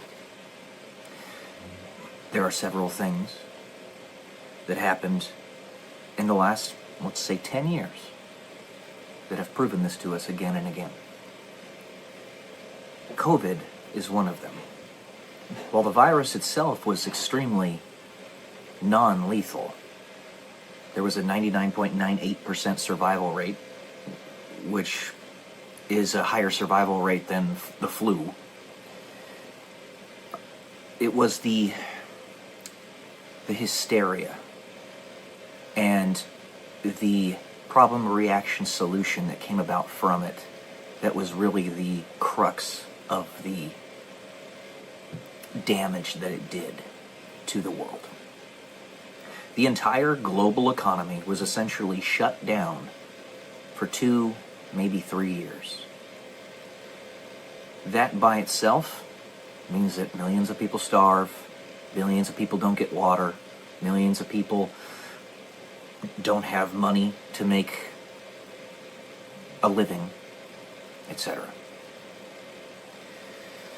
That was intended to be combined with a plethora of global conflicts fomented by these same dark forces behind the scenes. This 8,000-year-old pedophile ring that's been here, satanic pedophile ring that's been trying to destroy humanity for that long, if not longer. Here's another one you might not have thought of. The recent egg shortage in the United States, the science has shown that egg yolks actually prevent the spike proteins that your body makes when it's been injected with the quote-unquote vaccine from COVID, remdesivir and a few of the other ones, that the egg yolk actually prevents that spike protein from binding to your cells In other words, it protects you. It's the same with ivermectin and fenbendazole. Ivermectin and fenbendazole, you were basically banned from social media if you even mentioned it. Especially ivermectin. I think this is multi-pronged in that not only was it a very powerful and effective remedy for COVID and other viruses and flus and stuff, I am still fully convinced that it is the doorway to the cure to cancer. It has been shown through many scientific studies and a lot of anecdotal data that it does appear that most cancers, not all of them, but most of them, are actually parasite breeding beds, if you will. They're just parasites. They're sacs of parasite breeding beds. And that those people who have tumors and various cancers might actually just have parasites. And those parasites lead to organ failure. It is so seldomly said that you die from cancer. It is said that you die from organ failure. That's what a parasite does to you. You know, hearkening back to the Georgia Guidestones, our media, our culture, has been dripping it to us for decades, centuries, even millennia, if you will. That is part of the modus operandi of this satanic pedophile ring, these evil bastards behind the scenes, in that they want to prove to themselves and to you that you're too stupid to figure it out. Because they're going to say, look, we put it right in front of you, and you still didn't see it. Well, what if you do see it, and you actually decide to change things? Which is what we're doing. Well, then their gig is up. They've been proven to be as evil as they are, and their philosophy has been proven wrong. They don't care. They don't play by rules, because evil doesn't. Evil uses your morality against you, your rules against you. But it's their own philosophy to try to prove to themselves that it's all pointless to resist them. It's not. And they're being routed right now as a result. To that point that it's all been seeped into our culture for ages and ages and ages. Just look at the movie Kingsman. The movie Kingsman, which came out in like 2017 or something like that, it's a British movie. It's very brutal. For that purpose, I don't recommend that the overwhelming majority of you watch it. It is very bloody and gory. It's like whatever we have that's bloody and gory in the United States, amplify that by at least 2x. It's bad. People getting chopped up into cubes and stuff like that. Regardless of their plot armor or not, basically nobody in that movie has plot armor. Anybody can pass away at any given moment. Even the main character. But in that movie, Samuel L. Jackson plays a character where he believes this type of thing, that the overwhelming majority of the general population are just useless eaters and that they need to be eradicated as they're kind of a virus on the planet. Obviously, misprioritizing the very essence of existence itself. What is the point of existence if there is no one around to perceive it? What is the point of existence if all you do is destroy? If you are not your brother's keeper? And to that point, as I talk about many a time on this channel, George Soros, I have to mention him again because he is garbage. And his son is as well. They're garbage. The entire 007 movie, Quantum of Solace, was based around him being the villain in that movie. The villain in that movie is him. It's been said that. Back in the 80s, George Soros was trying to collapse the British pound in order to corner the market and buy it all up. He is not a good person. And he's the type of people that we're talking about behind the scenes that are doing this to us. This stuff is real, and those falling into the wokeism, social justice warrior trap are basically falling victim to the occult cabal's attempt to prevent us from having any type of nuance. Like, if this path isn't right, okay, well then I'm going to jerk you all the way over to the other side, and you're still going to be wrong. That's what the demons do.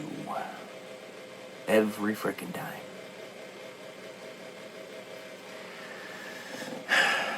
And the other thing I wanted to talk about in this video is this thing that I bring up all the time, because if it's something as awkward and strange as this is, the ontology, is that the right word? I don't know. I'll have to look into it. The knowledge of it has to be pried into and discerned. I've talked many a time about having to have unconventional relationships, romantic relationships, in order to have a significant other in my life. As you probably could tell from this video, just the content of it from before, from the last 10 minutes, I'm really intense. Whether I'm trying to be or not. And I'm never trying to be.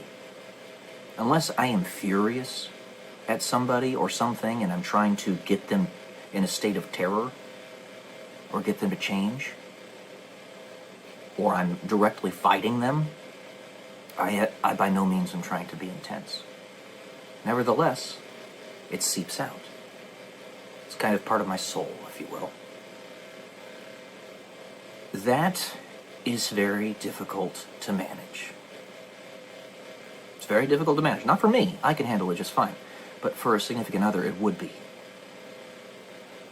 I am telling you this from experience. I lost track of the number of women that I had asked out when it reached 3 dozen. And they all rejected me. Or tacitly went out with me and then just ran away and never talked to me again. There's a reason I'm saying this. There's a reason I'm trying to be flexible. It's because I have 35 years of experience of dealing with this. And knowing that I'm a lot to handle. And if I want to be able to build a romantic relationship, if I want to be able to have children and not have my line spiritually die right here with me after 4.5 billion years of evolution, then I am gonna have to be flexible.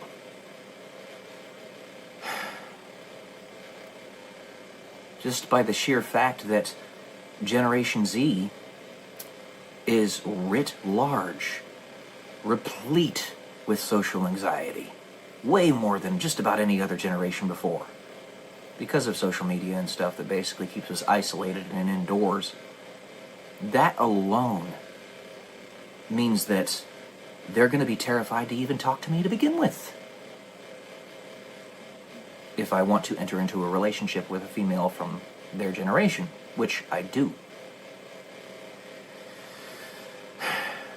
The reason I bring this up again is because every time, as I said before in previous videos, but it bears repeating, every time I find a woman that I'm like, oh, that's the person.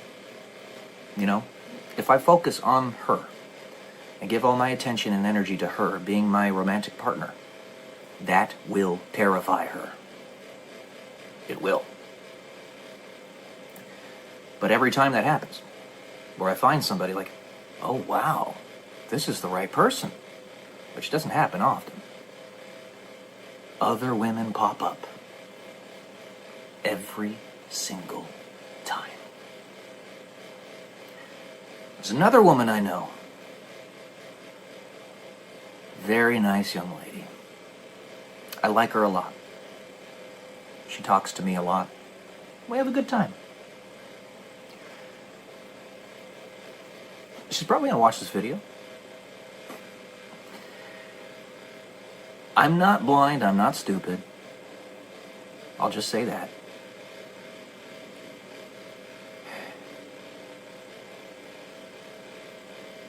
If this is to happen, which could. You live a very long distance away from me, but it could.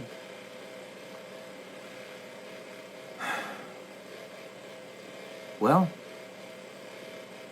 the same goes to you that I said to this other woman who I'm trying to give her time. This happens every single time. Every single time. There's always multiple women that pop up. The moment I find somebody who's like, oh my gosh, that's the right woman. Every single time. You might need to be flexible yourself. Just remember that Christ is King. He knows better than we do. There's a reason that wherever my life is going, there's a reason God keeps letting this happen. There's a reason. Like I said many a time before, God cannot give you permission to break the rules, but He can give you grace. Exceptions make the rule. Sometimes you need to be flexible. And this is kind of an indoctrination to that idea. I don't like it.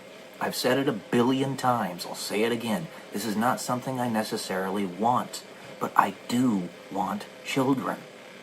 I do want romantic love. I do want a family. I don't want my spiritual essence to die with me. I want to give gifts to the planet in the form of my children. So, you can see, just watching this video right here, I'm pretty intense. I have to reiterate it because this is weird. I don't have forever. Especially since you're growing so dang fast. And YouTube's not letting me grow. They've blockaded me from growing.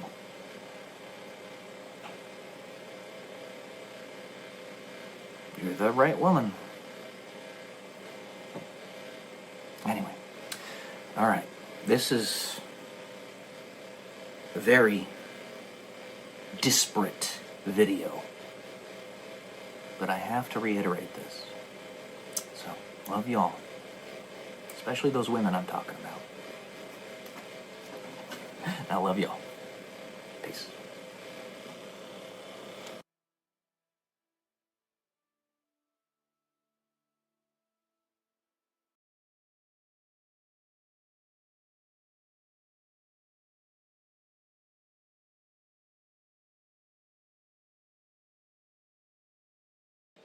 Good morning, guys. Welcome to day 114 and Telling Me YouTube Millionaire. Today we're going to have a little review of No One Writes Back. There's going to be spoilers in this review, so if you are wanting to read it for yourself, then I recommend you click off of this video unless you don't really care about the spoilers. But either way, yeah. This is an S-tier book. Okay? One of the best books I've ever read. I haven't had a book that had this kind of impact on my psyche since Hatchet, when I was 11 or 12 years old, when I read that book. Honestly, I don't even remember what I read in that book. all that time ago. But I cannot give high enough recommendation for this book. Basically, it follows a character who goes around, and this is in South Korea, which, by the way, to the point of it being in South Korea, you could never expect a book like this to come out of, obviously, North Korea. And I think, for that reason alone, it was infinitely important that this book was written to begin with. Make the juxtaposition as black and white, as stark as humanly possible. They live as slaves in North Korea, but in South Korea, such beautiful pieces of art as this come out of it. So the main character is basically an itinerant letter writer. He was a postman for many years of his life, and when he was younger, he had a stutter. He was the middle child of his family. He had two siblings, older brother and a younger sister. And his younger brother was always very capable, and he always lived in his shadow. He's not an idiot himself. He's very smart. He just has a stutter. And his younger sister was a woman who was fascinated with how ugly she looked. She thought she looked ugly. She didn't, but she thought she looked ugly and kept on getting plastic surgery. Well, essentially, what happens is his grandfather has diabetes, and he goes blind because of it, and therefore gets himself a dog. The dog steals the show, by the way. There's a reason we have 15 dogs in this house. Suffice it to say, dogs are amazing. The dog's name is Wajo, but that dog was a guide dog that his grandfather, who went blind, had gotten. And one day,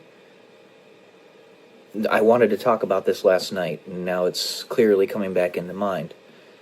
So understand that it is much easier for a demon to possess an animal than it is for them to possess a human.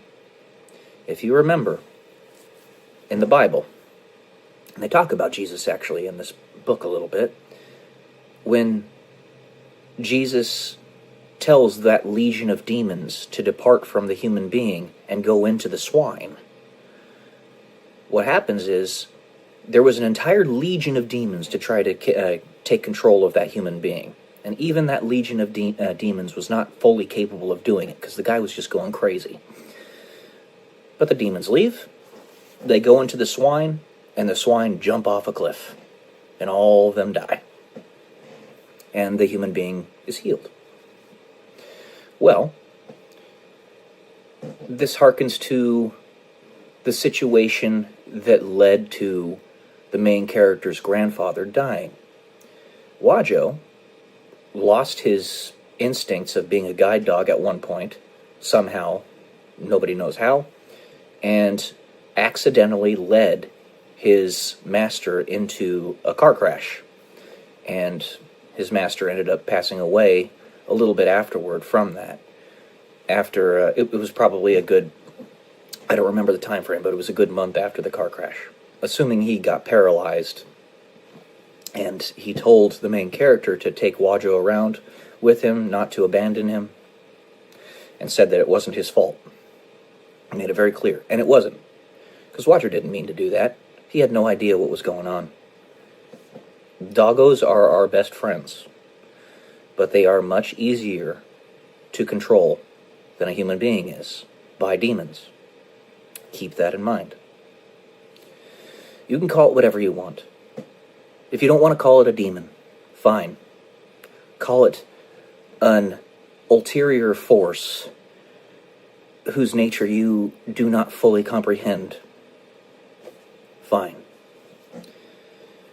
But the day the main character, I'm giving some big spoilers here because you don't find this out until almost the end of the book. And when you do find out, it knocks you on your ass. I mean, I will not lie to you that I was struggling to hold back tears. That's how good this book is. I was floored by it. Main character has a seizure problem, in addition to a stutter, and you find out why. And it was so good at putting me in his shoes that I felt like I was on the verge of having a seizure. And I don't have any problems with that. But you find out. The day of his grandfather's burial, his girlfriend, because he's a postman at this time, main character, ends up breaking up with him via a letter. And they're driving to the funeral.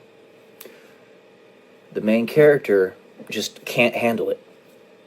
Right? So he asks his father to pull the car over, and he gets out of the car and then takes a taxi and tries to search for his erstwhile girlfriend, but she's already departed the country or something to that effect.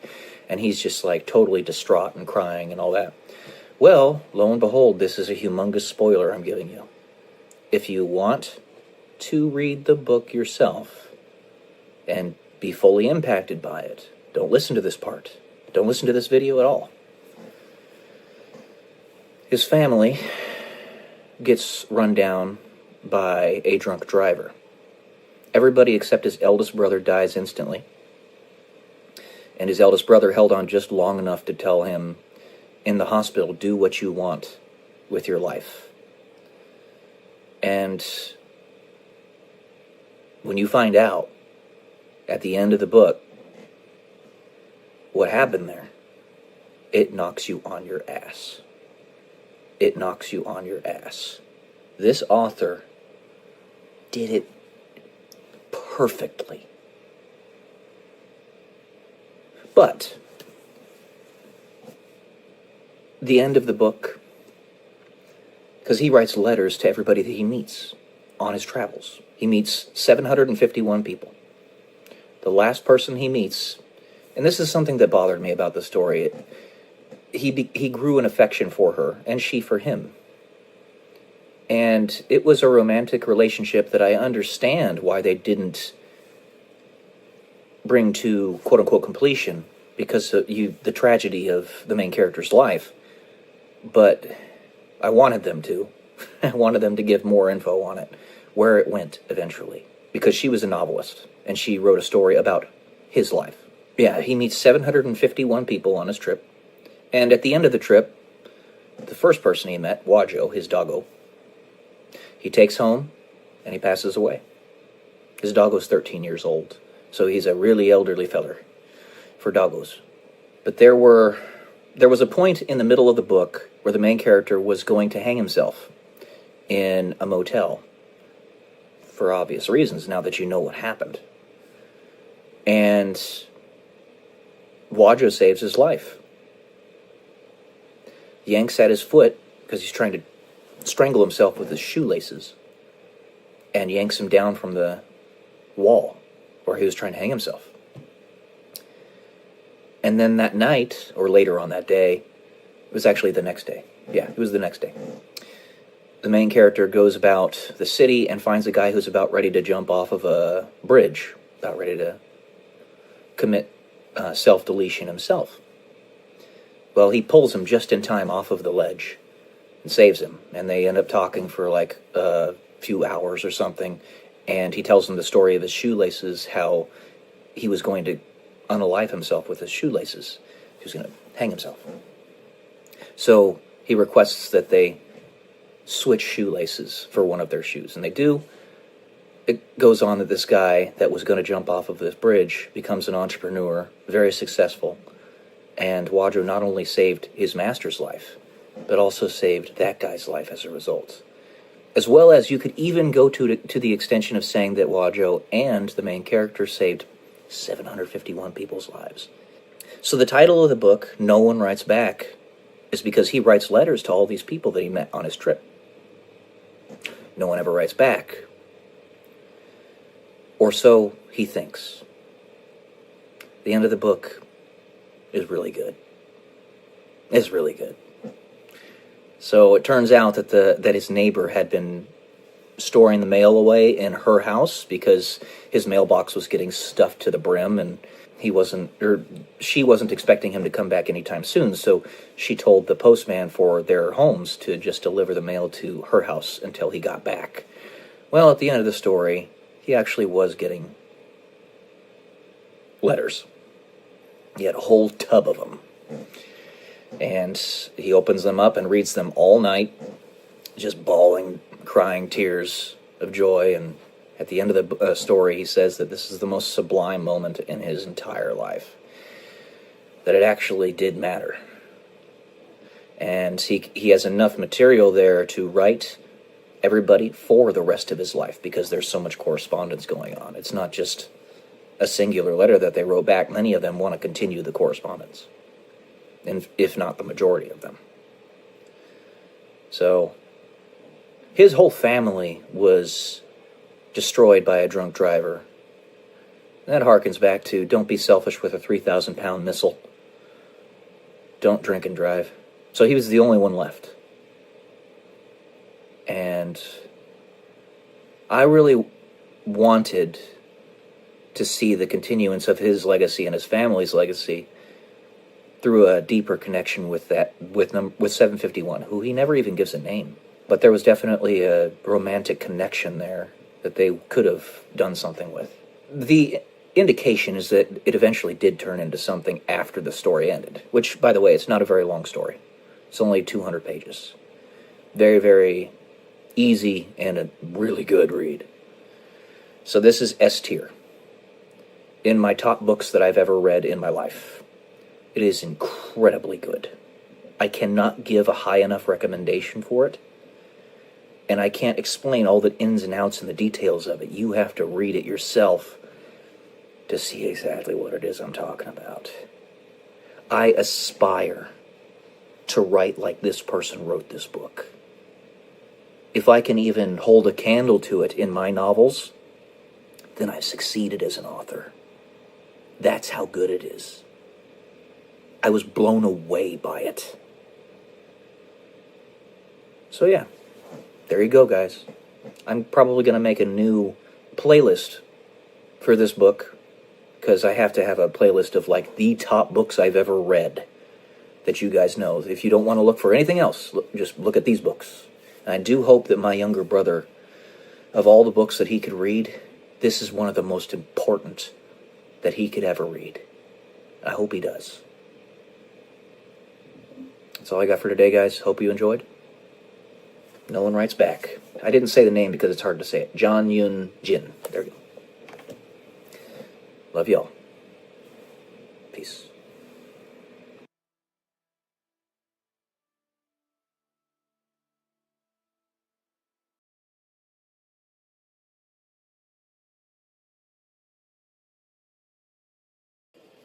Good morning, guys. Welcome to day 143 until I'm a YouTube millionaire. And today we're going to talk about The Alchemist, a book that I just finished reading a little bit ago. Actually, a couple days ago. And really, overall, excellent book. I can say it's another strong recommend. The writer, Paulo Coelho, has a definite deep knowledge of Christianity, in that the king, which is one of the first characters that the protagonist in the story runs into, a protagonist is just called the boy. Basically, he's a boy that's being set out to go upon a journey to find his personal legend, is what the term is called. But this king is actually the king of Salem, and Salem, the king of Salem from the Bible, is Melchizedek. And Melchizedek, the story behind him matches up pretty dang well. So Paulo Coelho needed to have a pretty good, deeper knowledge of Christianity in order to put that into the story. And another part of the story that I think lined up with that was towards the end, when the alchemist talks about a centurion that went to Jesus and asked Jesus to cure his servant, because his servant was ill. This is actually written in the Bible. And the alchemist gave a deeper background story of that centurion. and his parents and his family and stuff. And I thought that was really cool. It was part of an absolute synchronicity that I got from this book, The Alchemist, because that's essentially the big thing I am trying to do with my novel series. Because my novel series, in general, is truly, even though it doesn't seem like it, even though it seems pretty crazy and very different, very far left field compared to it, it's really Christian fan fiction. Because I'm actually going into the deeper background of what I think could be the past of these big characters in the Bible, including Jesus, in that he is beyond time, he is God, and I show where it's just a story. It's just a story, okay? Think he came from.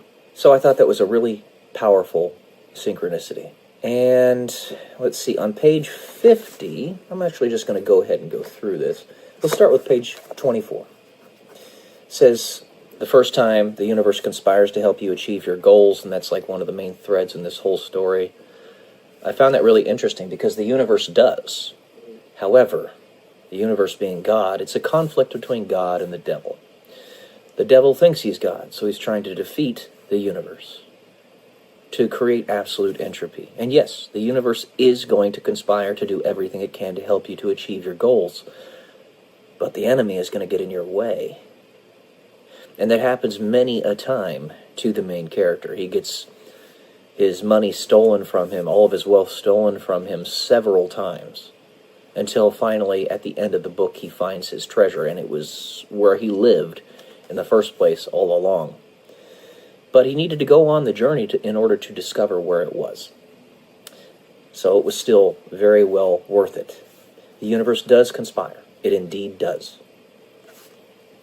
And then let's go ahead and look at page 25. So I wrote in here in my notes book, capable of going to the moon. It's talking about the personal legend. So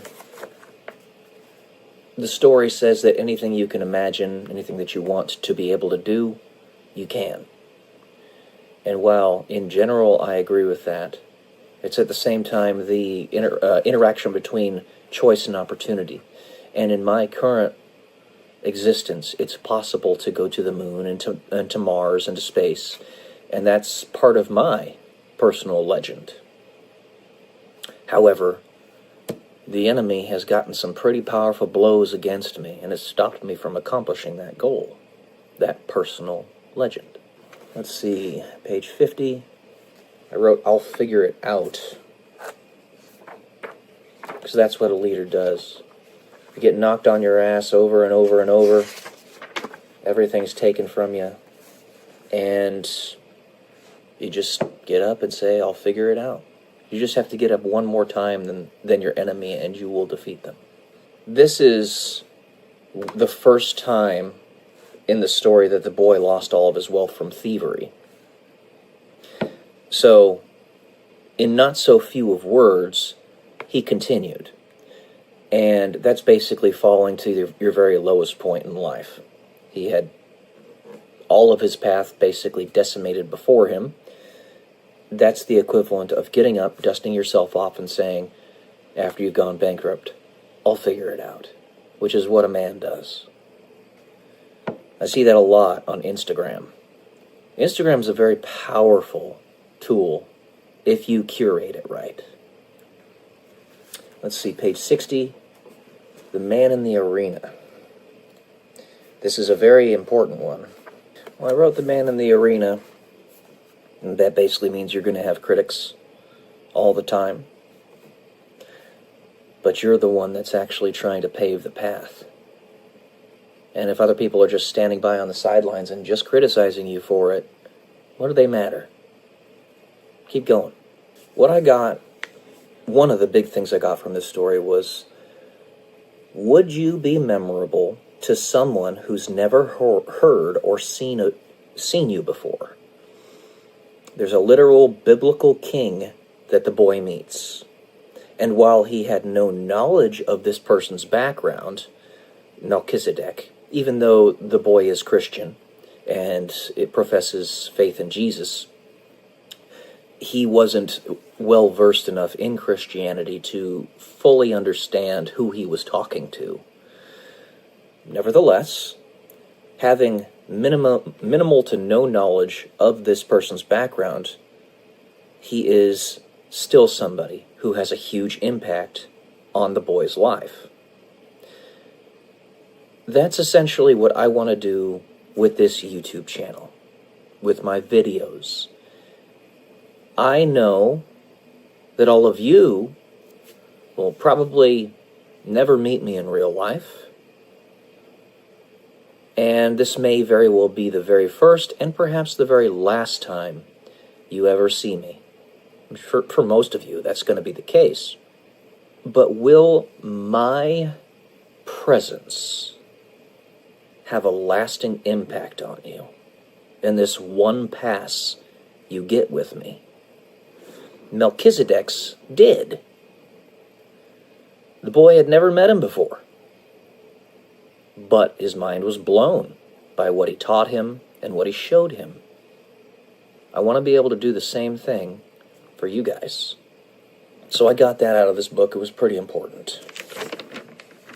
It made me think of another aspect of the novel series I want to write. A friend of mine told me of a short story that he had written. It's Major Logan.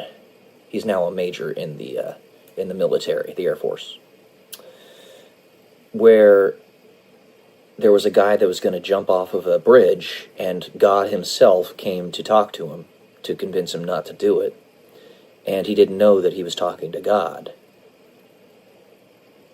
But the person who was God had such an impact on the person that he didn't jump off the bridge. This harkens back to you being much more important than you think you are.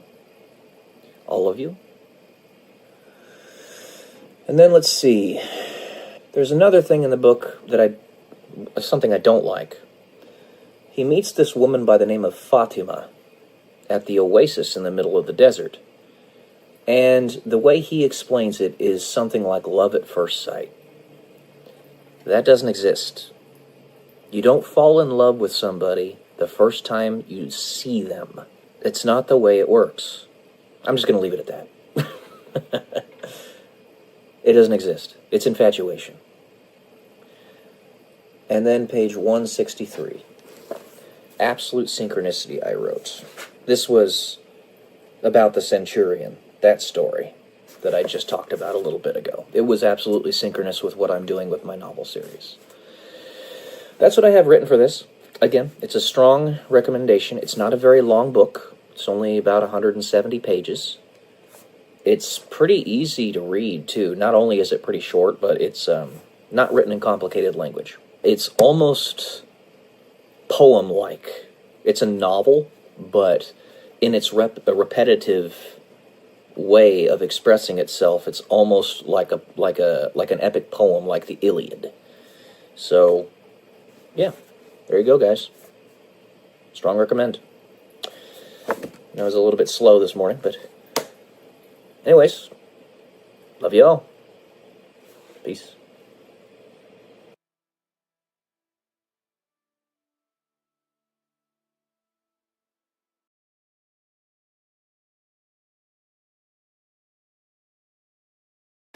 I often say, ordering is the sister of timing. Welcome to day 187 until I'm a YouTube millionaire. 187 is a number that's very special to my heart. I won't tell you why, but you might be able to determine at some point. So ordering is the sister of timing. The reason I have allowed myself to even entertain the notion of unorthodox romantic relationships is because of that thing, that ordering is the sister of timing. In the current world, this one, the enemy seeks to disorder things, to put them out of order and to jack up our growth and development, while it is something that might be duly considered in a non-ephemeral existence, one where we no longer live and pass away in 100 years, but instead are fully eternal, for us to consider unorthodox romantic relationships. It is not something that we can necessarily do safely here. So if you are to breach that covenant, which is a sin, and that means it is, so you understand what the term sin means. It means to miss the mark. It means you're not getting it right. Okay? To disorder it. If you were to breach that, so long as you can handle what you're doing, you keep it to yourself. So we are in Pride Month right now. Quote unquote pride. And pride cometh before the fall. It's one of the seven deadly sins. Nonsensical that we've made an entire month based upon sin. It's almost like our leaders forgot. That's why it's so important to repeat over and over, like a mantra. Because we think we know better than our ancestors. We do not. We were so foolish as to make an entire month dedicated to a sin, a deadly sin. But at the same time, I still love and have compassion for those who are, quote-unquote victim to a sexual preference that is a little strange, right? So interested in men if they're a man type of thing, which, by the way, to that point, it's very strange, but from what I've seen and heard, it's not actually a sin based upon what's written in the Bible for two women to be with one another. I'm just going to say that I think that's pretty sexy. All right, anyway. sorry. I couldn't help it. But, yeah, so the enemy seeks to disorder things. Pride cometh before the fall. We are doing these things in an ephemeral world, a world that is meant to be a safe place to raise children, which we all are. We're all children. However old or wise you think you are, it pales in comparison to the wisdom of God, which is infinite. No matter how much knowledge you have, a finite number is always infinitesimal when compared to infinity. Okay? It's just the way it is. We live in that ephemeral world. We are not here infinite. With an infinite knowledge and understanding and omniscience, a lot of people believe that there is no judgment because you'll understand the intent of somebody and where they're coming from. It's not true. What there is final judgment, full judgment, complete judgment, so that those who genuinely have an intent to harm are separated from those who genuinely have an intent to make the world a better place. And you can fully, perfectly trust the differentiation there. So you have those trying to use the sin of pride to disorder things intentionally, to destroy things. And you will know who those people are. And those who are trying to do it so that people can actually experience the love that they yearn to have. Okay? Me with my concepts of polyamorous relationships foisted upon me. Not something that is in my genetic predisposition, not something that I want, but something that's foisted upon me. I'm willing to be flexible and at least entertain the notion, because I know that in non-ephemeral reality, in eternity, In heaven, there is no marriage, because there's no need for it. You already have perfect trust up there in heaven. We are all married to God and to one another. In perfect trust, there is no need for contracts. And marriage is a covenant. You're using God's perfect trust to protect your union with another human being. You don't need that in heaven. And in heaven, where there is perfect expression of love in every form that you might want, if you want to be with a certain person based upon who they are in an agape form, like true, full, deep, complete love, not just physical attraction and all that, but it's like everything, then that's acceptable and appreciated in a non-ephemeral reality. Here, if you're going to do it, you generally keep it to yourself. What I'm doing here, talking about this, is explaining it in... It's very strange. It's both disordered and ordered, because I'm in the ephemeral reality explaining the non-ephemeral reality and trying to bridge the gap. Because I just said that if this is something that is even considered by me, I have to keep it to myself, because it's potentially dangerous to the safe upbringing of children, which is the primary thing that matters here. It's the entire purpose of civilization, to create a safe, healthy environment for the rearing of children, raising a family, making the world a better place for them, not for you. You're the warrior and the maiden that is protecting the children for the women out there. The man protects the woman protects the children. And that's the proper ordering of it. The man talks to God, and God gives the answers. So in a non-ephemeral reality, sure, that's totally cool.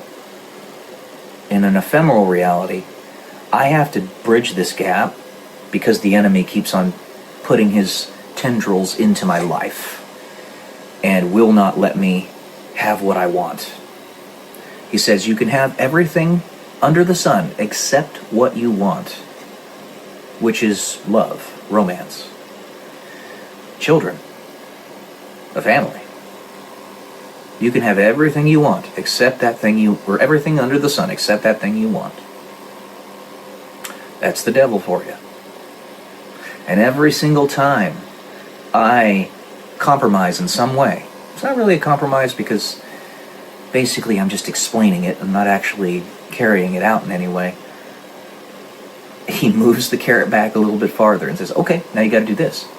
Okay, now you got to do this. Moving the goalpost. It's demonic. Going so far and continuing it so that he can trip me up and get disorder. No.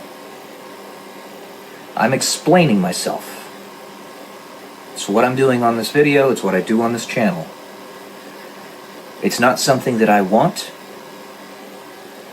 but I do want children and a family. And this particular person, this person of the female species, I'm trying to make it as easy as possible for her to talk to me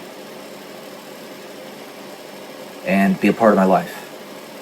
Maybe it goes somewhere, maybe it doesn't, but you gotta talk to me first to even see. Okay? I'm just trying to give you every possible option so that there is no excuse. It's none.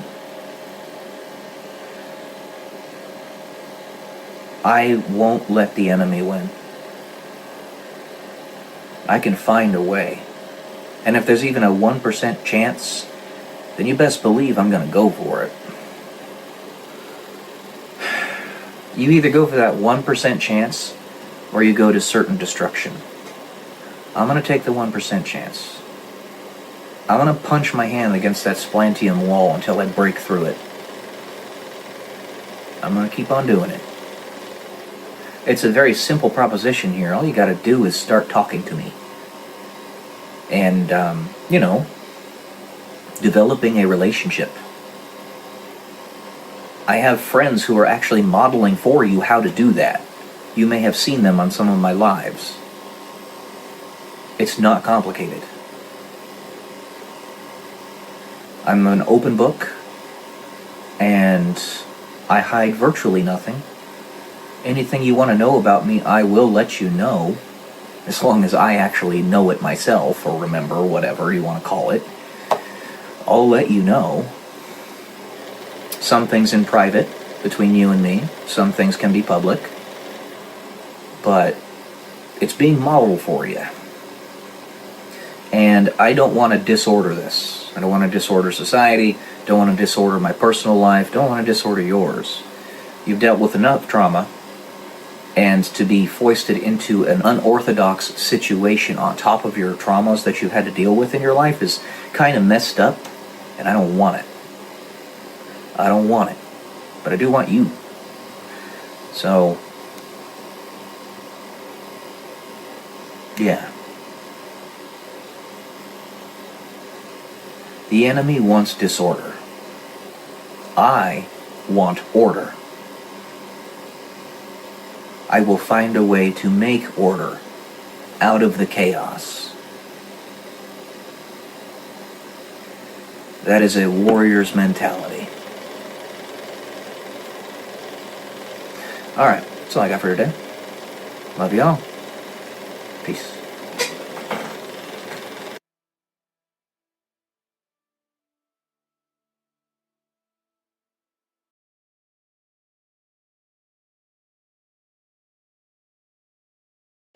Good morning, guys. Welcome to day 99 until I'm a YouTube millionaire. One more day to 100. I figured I've been, like I tell you, watch Bailey Schilbach pretty routinely. Like all of her new videos, I watch them all because it's very interesting. She's got a great mind, and I love her perspectives. They're fantastic. But I have an idea. Maybe I can do kind of a semi-response to the videos that she posts. She posts about half the frequency I do, so she posts once every other day is what it looks like. But she posted one that was pretty straightforward in terms of how one might respond just yesterday. Basically, how to step in your power. That was the title of the video. She went through 7 points on ways to do that. And I'm going to give a little bit of my own response. So the first one, who you are. Know who you are. Learn who you are. This kind of ties into what I was saying in my last video. How you are, whether you're Dr. Manhattan or you're just a regular person, you are one of one. This is true. Period. End of story. You have to have enough confidence in yourself to see that you actually have value, and that maybe you should step into that, accept it, have enough confidence to find somebody special, to have children, with whom to have children, continue your legacy, that such a thing is of value. Because like I've said in other videos of mine, we don't actually know how legacy works in the grand scale of infinite time and nonlinear time. It could very well be that our future descendants can pierce the veil of their past with the advanced time-traveling technology that they no doubt have a billion years from now, and give you little drip, drip, drip whispers of what exactly to do in your current life to make it a little bit less painful and a little bit more fruitful for their generations, very distant in the future. So your descendants actually are what are bringing you to the future. along with your reaction to the adversities that you face in your day-to-day life. That reaction, the better it is, the more progeny you perhaps have, the better their lives are in the future. So, stepping into accepting who you are and that it is actually valuable. What you want is number 2 that she was talking about. Know what you want in life. Seems pretty straightforward. In the previous video that I had posted, basically my top 3 values was again a response to hers, in that, well, she actually states in her video what those top 3 values are, the last one and the one before it. Mine are, of course, God, family, vocation, aligned with the biblical virtues, or the biblical hierarchy of importance, because God has to come first, which is love, and the reason that comes first is because God, which is love, if you truly are to love, you are to be your brother's keeper, to protect and serve the human family, and as a result, you are going to put the priority of their existence and persistence above your own personal self-interest. You don't want to be George Soros. You want to be the saints or the apostles, that all but one of them were unalived for their faith. Or I was watching a video of Tucker Carlson. I forget who he was talking to, but there were 21 Christians that had been taken by ISIS, I believe it was, a few years back, and they had been tortured and basically treated like human garbage for several years, and refused to renounce their faith in Jesus, and died for that. And while they were doing that, while the ISIS terrorists were doing that to them, they literally said, "Forgive them, Father, for they know not what they do," to their faces. Reminding me of what happened with Bill Gates when he got pied in the face by that doofus back in the 80s. That guy shouldn't have pied him in the face. It was just stupid. It was messed up. And then number 3, be willing to piss people off. Now, I'm going to go through probably half of these in this video, because if I were to go through all of them, it would probably be a 30-minute video. And I could do that, but it's best to keep these chopped down into 10 to 15 minutes so that you guys don't get worn out by it. It's a lot of stuff that I'm giving you. She also had another great idea, by the way, to write out in essay format the script for the video. And I'm considering formalizing that to an extra degree in the near future when my channel gets to a sufficient size to make it economically and temporally viable. I have to invest my time and energy in things that are getting me returns. So, but that's aside. Piss people off. Be willing to piss people off. The stuff that I was talking about, or have been talking about routinely, about multiple relationships and all that, again, not being something that I want, but something that I'm willing to accept if I need to, being tied into who you are and the critical importance of who you are. If you are Dr. Manhattan and there's only one of you, you need to have more of you. So go forth and conquer like King Solomon. C'est la vie. Or if you're just a standard, regular human being. If you're like Elon Musk, it's not quite standard. It's a little bit unorthodox. His intelligence, having an IQ of around 175 is what I guess. He's probably, 175 is 5 standard deviations above the norm. If you do the statistical analysis of that, it puts him about 1 in 2 million is how rare his intelligence is. And therefore, if you want to do the same thing for the number of children he should have, 2 children is a standard deviation away from the norm. Okay? So 2 times 5 would mean 10 children, but you can go up exponentially with that. Maybe instead of it being 10 children, it's 10 partners. I don't know. We're on completely untread territory here, using mathematics and probabilities and stuff like that we would have never thought to use in situations like this. But we are in a different era in human history right now. And we know so little that we have to poke and prod around to see what works and what doesn't. Sometimes we'll fuck up. Sometimes we'll get something right. So,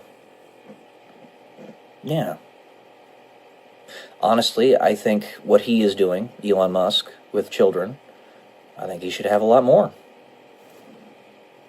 I'm just saying, I think he should. Especially if he actually has the means and desire and will to truly take care of them in the way they deserve. And he has stated that he does. Wants to move them all to a compound in Texas, a palatial estate. All right, and number 4, use your voice. That's attached to making videos and stuff like this. Communication. Communication is key. Because you could have all of the most valuable things to say that humanity has ever known. But if nobody knows what those things are, if nobody knows you exist, what's the point? So if you don't actually try to propagate, proliferate those ideas using your voice, then there is no point to it.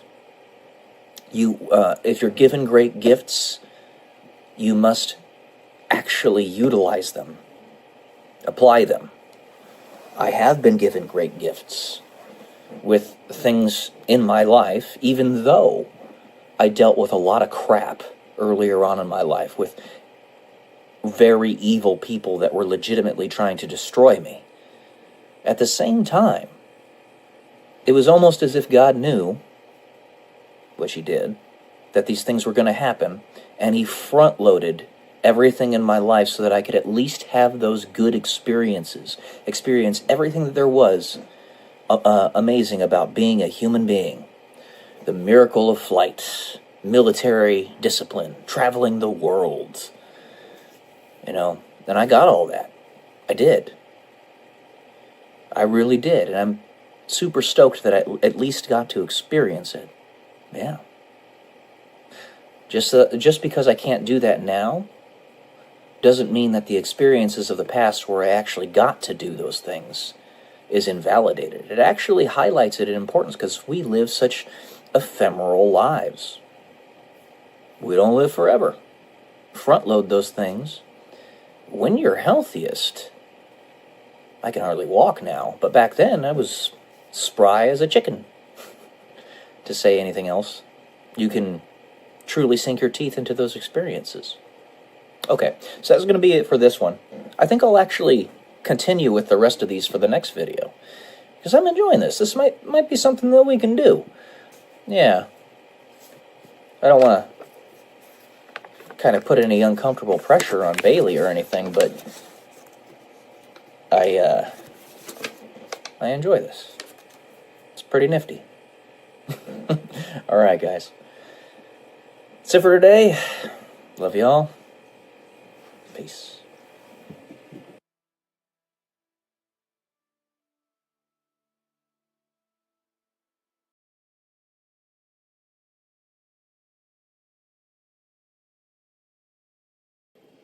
Good morning, guys. Welcome to day 132 until I'm a YouTube millionaire.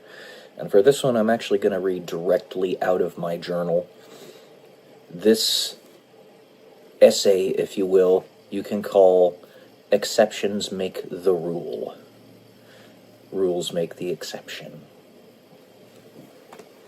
Exceptions make the rule, and rules make the exception. For there is no rule without exception, and there is no exception if there is no rule.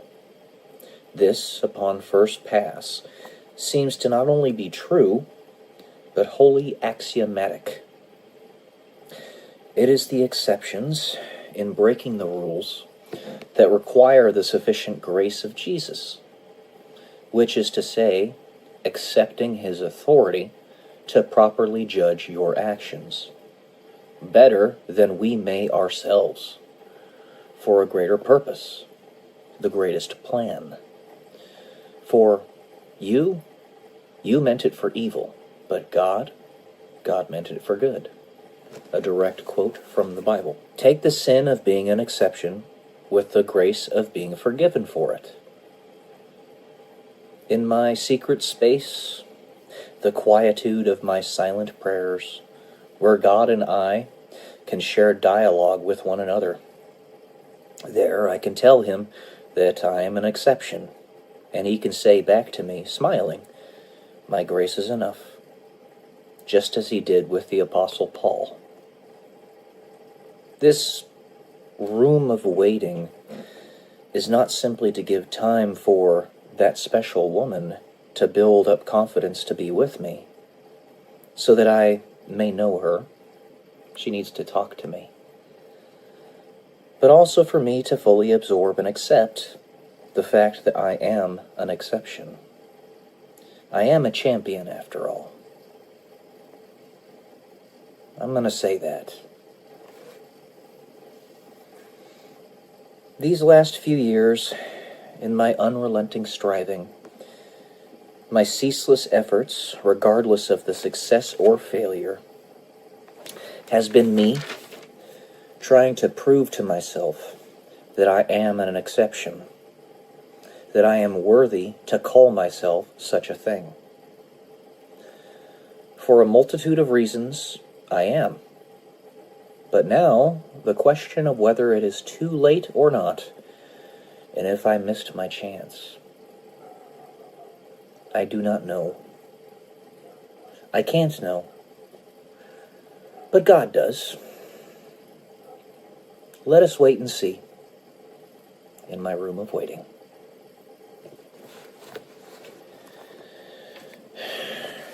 This is a great rub in my life. To know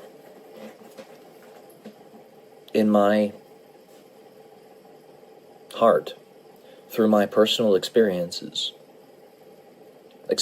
that nobody else can experience unless they're actually in my shoes, that I terrify women. And to know that there's not really anything I can do about that.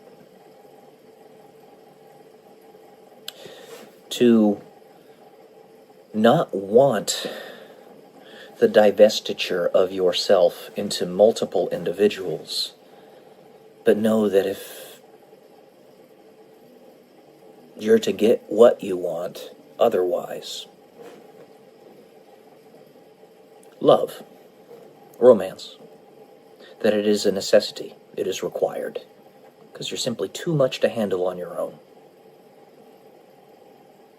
The fact that the woman I'm thinking about simply won't talk to me, won't respond to me, is evidence enough of that fact. I know I'm intense, but so is she.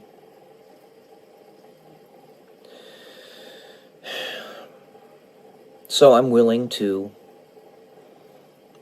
accept what God cannot tell me, but what He can give me. He cannot tell me that I am an exception, but He can give me grace in the same way that He gave it to Apostle Paul for certain things that he was doing that he could not bring himself to stop doing. And he, in his heart of hearts, believed it wrong. When it comes to those kinds of things, I think I know what he was doing, but I'm not going to elaborate on it right now. They really are truths of error. Those do exist. In that, like I was saying in my last video, medical assistance in unaliving does not jive with this reality. If the reality comes in the future where we live indefinitely, then MAID could be a thing, because we're deciding when we want to finish our lives. I'm not saying that's going to happen, but it could. So those truths, at least in some way, shape, and form, are truths of era. That's what that means. It's context. And while what I want to do, or don't want to, but know that this is the only way, does not jive with this reality or even my genetics, if I want to survive, I have to do it and accept God's grace.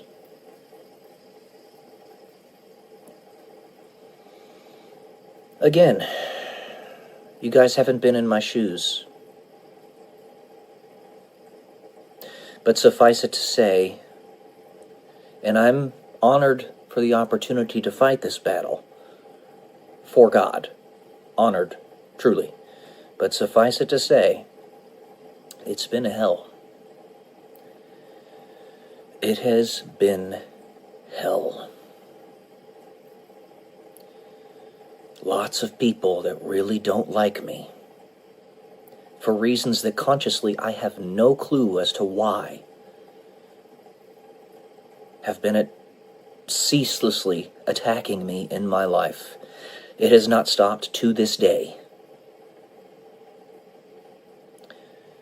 And until those dark forces are gone, either evicted from this planet or entirely erased from existence, period, it's not going to stop. You guys haven't lived in my shoes. You haven't walked in my shoes. You haven't seen the things that I've seen. You haven't gone through the things that I've gone through.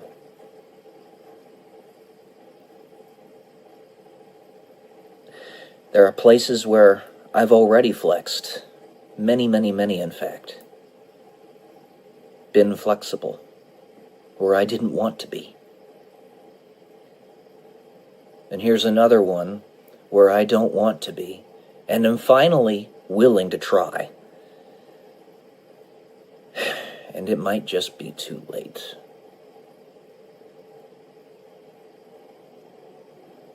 If the woman won't talk to me, what does it matter? I don't know. I got myself in a state of brooding right now. Sometimes it just all collapses on you all at once, and you just... yeah.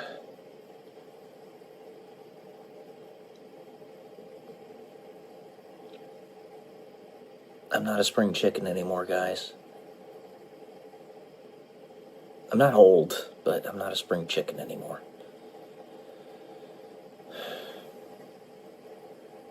Anyways.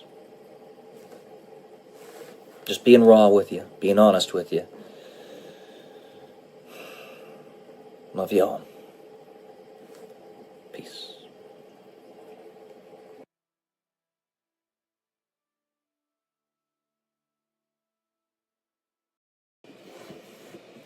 Good morning, guys.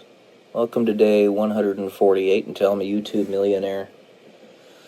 You know, part of the reason I make these videos is because I positively refuse to go quietly into that good night. I rage against the dying of the light. That is me as a being, as a person. That I'm more than just random noise in the background. I know that there are so many people out there that have the same mentality as me. Why it is said, why it is a cliche that modern men live lives of quiet desperation. That's why, you see. What's the point of it all? You know? Because ultimately, all these things that I'm trying to build, all these things I'm trying to do in my life, me being a singular individual, everything eventually ends. Whether it be Google years from now, whether we become a multiplanetary civilization, it still is all temporal, all ephemeral.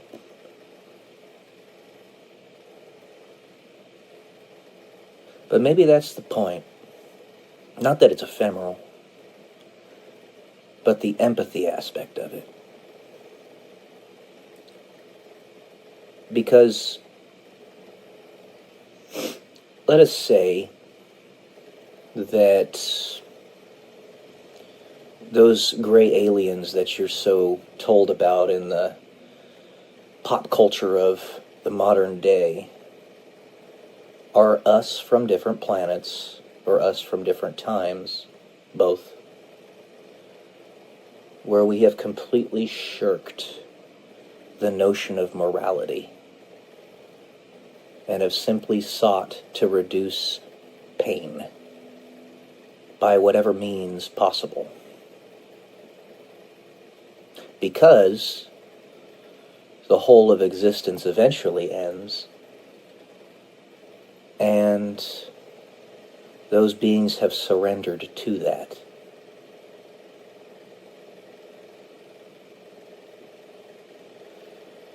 What is the point of it all? Well, I can tell you. I've said many a time, the meaning of life is love. But who you are and what you are in your personal life is how you love. And how one loves best, as best I can figure, in such a existential modality, is to simply be there for other people. Whatever that means.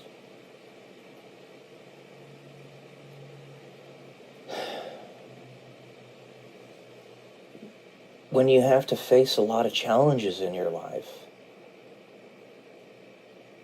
and so many of them are challenges that people will never know of, no matter how many times you try to tell them.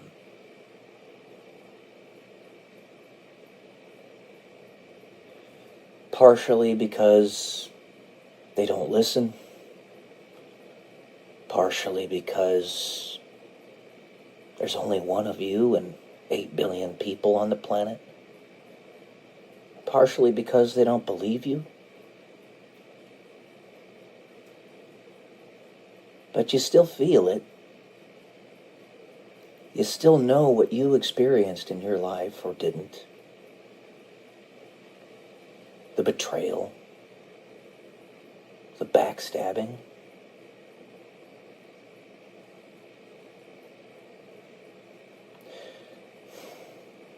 The way you live your life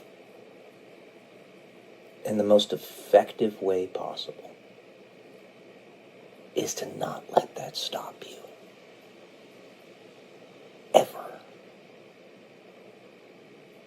Remain authentic.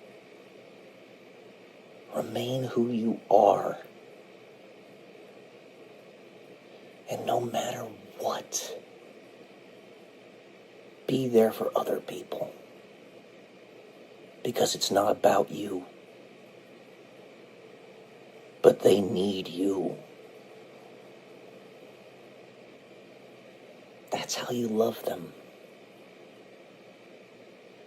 Right there.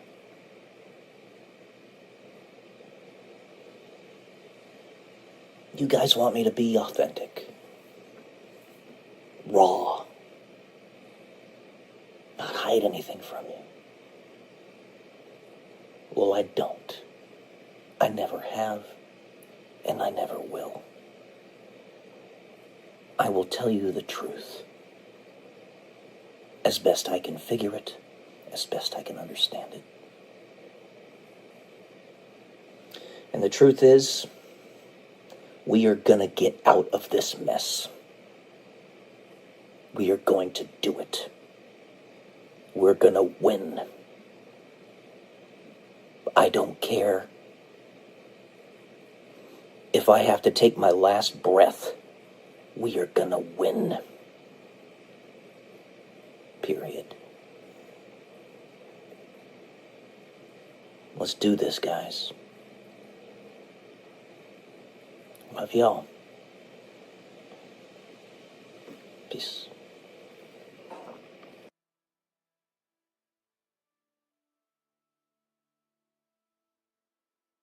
Good morning, guys. Welcome to day 163. Until I'm a YouTube millionaire. Before I start with what I'm going to talk about in this video, I just want to state, you have to be willing to be cringe in order to get to new understandings of your life and of the world around you. Sometimes it looks a little bit like a dumpster fire. You see right there, right?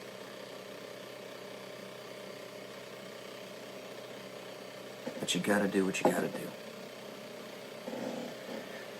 Today I plan on reading an essay to you that I wrote, again, back in like 2018. This one's a pretty long one. It's called Remember Who You Are. And this harkens to what I just said. Sometimes you gotta be fairly cringe in order to do that. Especially if who you are is something that's considered cringe. On some level anyway. I don't know. Let's get to this. For those of you who read my various posts on this forum, this was Facebook back in the day, understand that I hide almost nothing from you. What you see here is the thoughts that are going through my mind. I want to emphasize that. I hide nothing. And when you hide nothing, at least initially, in the knee-jerk response, it can feel cringe. It's okay. Don't stress about it. In a few years' time, nobody's going to remember what you said and did anyway, aside from yourself, and only if you're over-obsessing over yourself. I find that with increasing pressure, though I do not like the pressure that comes from many sources, as I do not understand its purpose or ultimate origin, that is, I did not, I do now. More thoughts continue to pop out of my head. More ideas. Through all of it, however, I have found one thing to be a certainty, albeit quite a curious one. The more pressure that I am put under, without any light at the end of the tunnel provided to me, the closer I go towards the light that I personally know exists, and that light is God. I tell you this now because while my posts may in some ways grow increasingly esoteric and even unsettling to some, it is my truth. That is, it is not your truth unless you want it to be. In no way would I ever imagine foisting it upon you, and in no way would I require its acceptance from you in order to enter into my circle, aside from my absolute bedrock. All that care to know me, in a humility that can only be garnered from their own internal search for truth, can know me and be my friend. I am entirely accessible.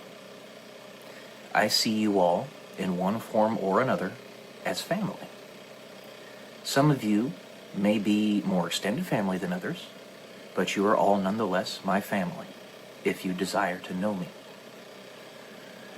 It has been said by many a person, some more notable than others, that is more well known in our various structures of society, that what comes out of you when you are under pressure, without some other carrot placed before you, is who you really are underneath all the layers of occlusion.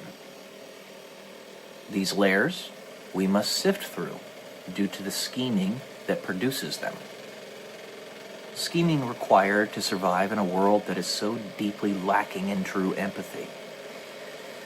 If pressure is put on you without a direction, and what comes out of you is hatred, violence, vitriol, then that is where your path was and is leading you. The farther you will go before you will finally reach your breaking point, the more you will double down in your actions or intent, the farther down that path you had already walked. And when you can see it, then and only then can you make a decision to either continue on that path or change it. The same is true for those who are put under pressure but walk towards something that only breeds more love and compassion, something that only splays out and desperately searches for more solutions to the many problems that plague the human family at this juncture in our short but variegated history. To be clear, however, you can only see yourself if a carrot is not placed in front of you. This is because a carrot is yet another layer of scheming that is constructed by others to act as a means to an end, to have their human will carried out through you. Without that carrot, the only one that can guide you in any direction is you and your history, your racial memory. Without any other light, you'll either make your own light at the end of the tunnel, make your own, or give up. And when pressure continues to build, everyone will eventually budge. There is another beautiful thing that comes of this, and I hope you understand. When you start to follow the path of your history, your racial memory, or you decide to change it, at that point is where you truly begin your journey. At that point is where your history begins anew, entirely yours, and you are sovereign unto yourself. With every step you take, in either direction, though I hope and pray you will walk towards truth, you will lay yet another brick, pave yet another pathway, construct another terrace where your fortress begins to grow, and in whose shelter other tortured souls may confide, in that most cherished of paths towards love, for yourself and for your neighbor. Whether you like it or not, for those of you reading this, and for those of you who have read my other works, what I reveal to you is who I am. I cannot say with complete surety just yet whether this path will lead, though it will never end, and when time is without capacity to defeat, or with complete surety who exactly I am underneath all the obfuscation in its totality, as I have yet more pressure to be put under, and even further to go. Thus, with every step I take, I continue to evolve, perhaps turning into something entirely original, something that has never been seen. But at this point in my own history, I can tell you that I am Peyton Pearson. I am your friend, and I love you, whoever you are. I write, and of myself reveal everything to you, or damn near everything, because this is how you see into me. This is how you will read into my ultimate intent. And this is how you will build trust and empathy. This is your porthole into my soul. We live in an era now of infinite stories, with an infinite capacity to write them and communicate them in all different forms and modalities. In truth, every human being is their own unique story unto oneself. We are, none of us, merely an endless list of considered objective facts that identify you through some exterior consensus mechanism, but instead stories in all their richness and color. The only way to achieve truth in what seems to be an endless, occluded world, to break down the Tower of Babel that always seems to cause us to elude the true meaning of our intent through words that can never describe with perfect exactitude what we mean, is to speak in this idea of story, in our endless stories in which all act as independent keys to the door within every soul.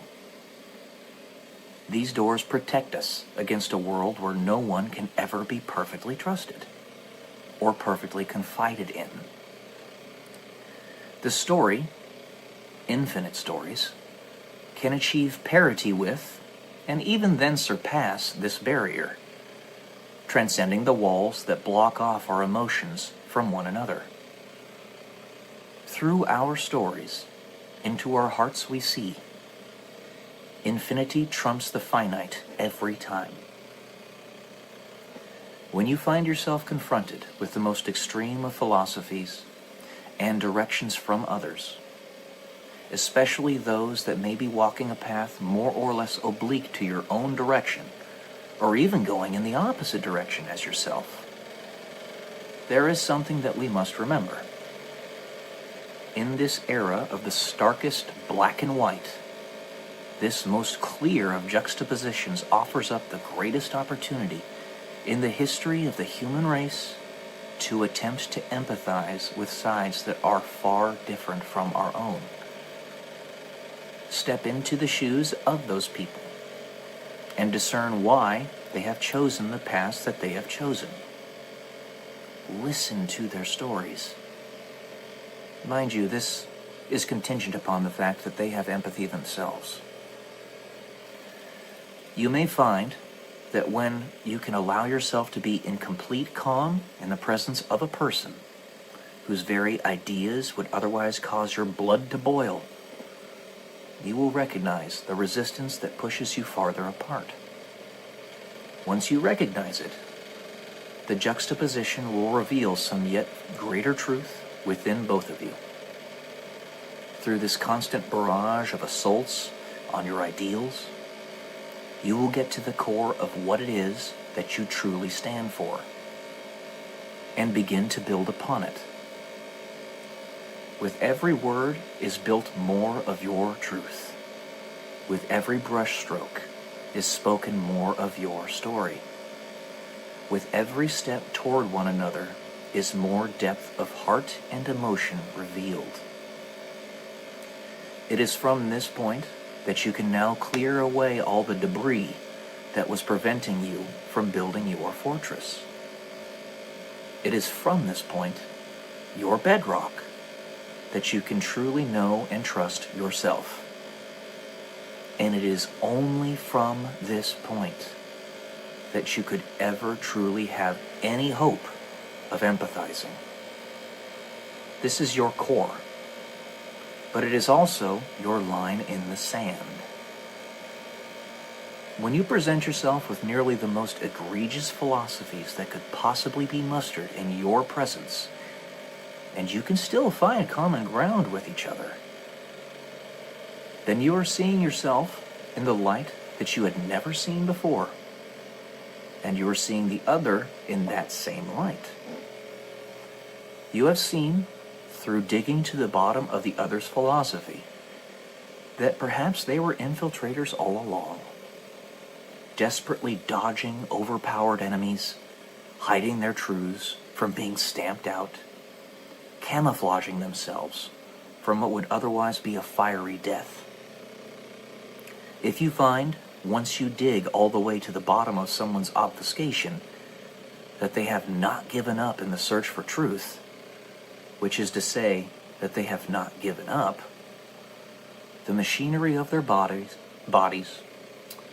the worn-out pieces of flesh that were strapped together with various machinations in order to shield them from hell, in order to keep them alive for just a moment longer, you will feel the hero that stood when no one else could continue. That hero is you. And from you is found the progenitor of hope. No one else but you. But in that same light, if you find that through the resistance, that most extreme of comparisons possible, upon this worldly plane, that the person underneath all the layers of occlusion is still one that refuses to stop spouting off endless vitriol and hatred, you will have to make the most painful of decisions. That person is beyond your reach, for they do not want to reach for them. Do not want you to reach for them. They have turned their back on you and have completely and thoroughly given up. They refuse to acknowledge your existence, for they have already accepted that you do not exist. If you present yourself to them, assuming you could survive their attempts to drag you down to nothingness, a la the movie What Dreams May Come, it would nonetheless kill them at the very core of their being. As I continue to go along my own personal path, as I continue to search, I find that the greatest way that I can empathize with everyone else is to undergo that very same pressure, though perhaps on a much more indeterminate level. There are things that happen in my life that go far beyond the scope of anything I could tell you in writing. Far be it from me to convince you of them, as they reside in the realm of what we still, in consensus, consider fantasy. How am I to tell you that the array against me, an array meant to squeeze more out of the furnace, an interrogation, is as vast and all-encompassing as anyone dare not imagine? It is perhaps not in malice, but all the same, ever present. No. And perhaps you do not need to know that. In fact, I am certain that at this juncture you do not need to know it. Just know that I have determined a great many things in my life in the short 27 years that I have walked on spaceship Earth. So you can see from this that it was 9 years ago. What I have found above all else is that I will stop at nothing to get us out of this hell. But the principal way to do this is not through force of arms or even more scheming. It is instead found in talking to you, telling you how much you matter, telling you how much you deserve to be loved, listening to you as you confide in me everything that has hurt you throughout your life, doing everything in my power to understand you and show you that no matter what point on your path you find yourself, if you walk towards your own inner truth, you will never walk alone. I will meet you there, as I too am in that search, fellow traveler. The farther we go, the stronger we get. To dispel the demons of ridicule, deceit, fear, and hatred, we must move courageously and shirk the notions of anyone's disapproval. Such things have no hold over you, and they never will. They are crafty illusions, constructed by a paradigm that whispers into our ears that we must fear or feast on each other's souls for survival. Know that such a whisper can only survive if you believe it, if you believe in it. Acknowledge its existence, but give it none of your attention or energy beyond that, lest it should suck you in and never release you from its grotesque grasp. If you find my writings or speakings weird, sometimes nonsensical, or even abrasive towards your personal philosophy. This is all for the better. See this as a perfect opportunity for you to inquire, as I will never attempt to stamp out your flame, only help you to see the path that I am walking, and strive to better see yours through the increased fidelity of my own personal definition. The greater the challenge to your beliefs, the greater the learning opportunity. That is, when you can trust in yourself that you are strong enough to fight off the diminutive demons of deceit, and trust the other that they will not allow such demons to be born from their own souls. When you trust yourself, you will automatically differentiate and disassociate from those who would do you harm. I will prove to you, as criticism perchance mounts for my own ideals, that through my actions, your inner truth is safe with me. Unconditional acceptance. That's this essay, guys. It was a long one today. Hope you enjoyed it. Love you all. Peace.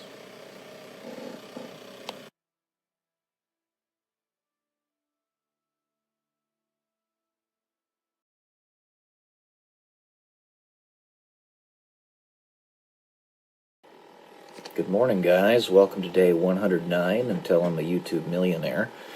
I'm going to read another essay to you that I wrote several years ago. This one is called Changing Timelines. It's a little bit longer than the other ones, so hopefully we can get through this in an efficient manner. If you are going to change the past, expect the future to have something to say about it. If you are going to change the future, expect the past to have something to say about it. That is, resistance at every turn will be what you can expect, because those things and people from a later period may no longer exist if you change anything now or earlier, and those things that exist in the present may change so much as to be unrecognizable. To have such powers is unfathomable, and I fall back upon a very key axiom, or mantra, if you will. All, one, or none. All other numbers are arbitrary unless one with authority says otherwise. Therefore, only God may have such powers, to be timeless, and to unilaterally decide the path of the universe, who and what will exist, and who and what will not. God, defined in such a context, would necessarily be the progenitor of all, and therefore the ancestor with the sole power to dictate what his progeny may do, or even if they may exist. But in that there is no such thing as time in a linear sense, what makes God in fact God? It's that at some point in the whole of existence of the universe, he stood alone and decided that there may be a light in the darkness. This does not mean what you may think, from my perspective. Darkness came first. It is what necessitated God to say, "Let there be light." But he did not say it in the way one might think. At first, it was a helpless plea into the void. Why won't you let there be light? Then it became a sorrowful request. Let there be light. Then it became a demand. Let there be light. Then it became a command. Let there be light. In that darkness came first, and nothingness is the natural state of existence, or is it? God survived the many assaults of the darkness, and eventually was the last person to survive in all of time, the last being to be alive in the whole of the universe, as the darkness had since consumed the light of everyone else. God found a way to escape, mourn, plea, and eventually resist. It is in this way that God is the progenitor of all, because in his resistance, a chance was opened up, a timeline where a species could survive, to push back the dark and conquer death. This is why God made us in his image, because earth is heaven, or hell, depending on how hard we push back the dark. Humanity is the first species to survive, and he is a member of it, and the father of all of them. It is the tragedy of existence, with only one way to escape the cold grasp of death, but not everyone wants to. Not the future that may now seem so distant, and not the past that also seems so distant. The only thing standing in the way of making the tragedy of existence too great to bear is him. He is necessarily the only one that makes it worth living, because the futures that he has created in his strength against death are futures where death is truly defeated and the darkness erased forever. Even if only a few thousand human beings make it through this funnel, that would be enough. The enemy would be known, and those tortured souls would be strong enough to kindle a fire that would never go out. To conceptualize this very strange path, all limits must be removed from time travel as we see it.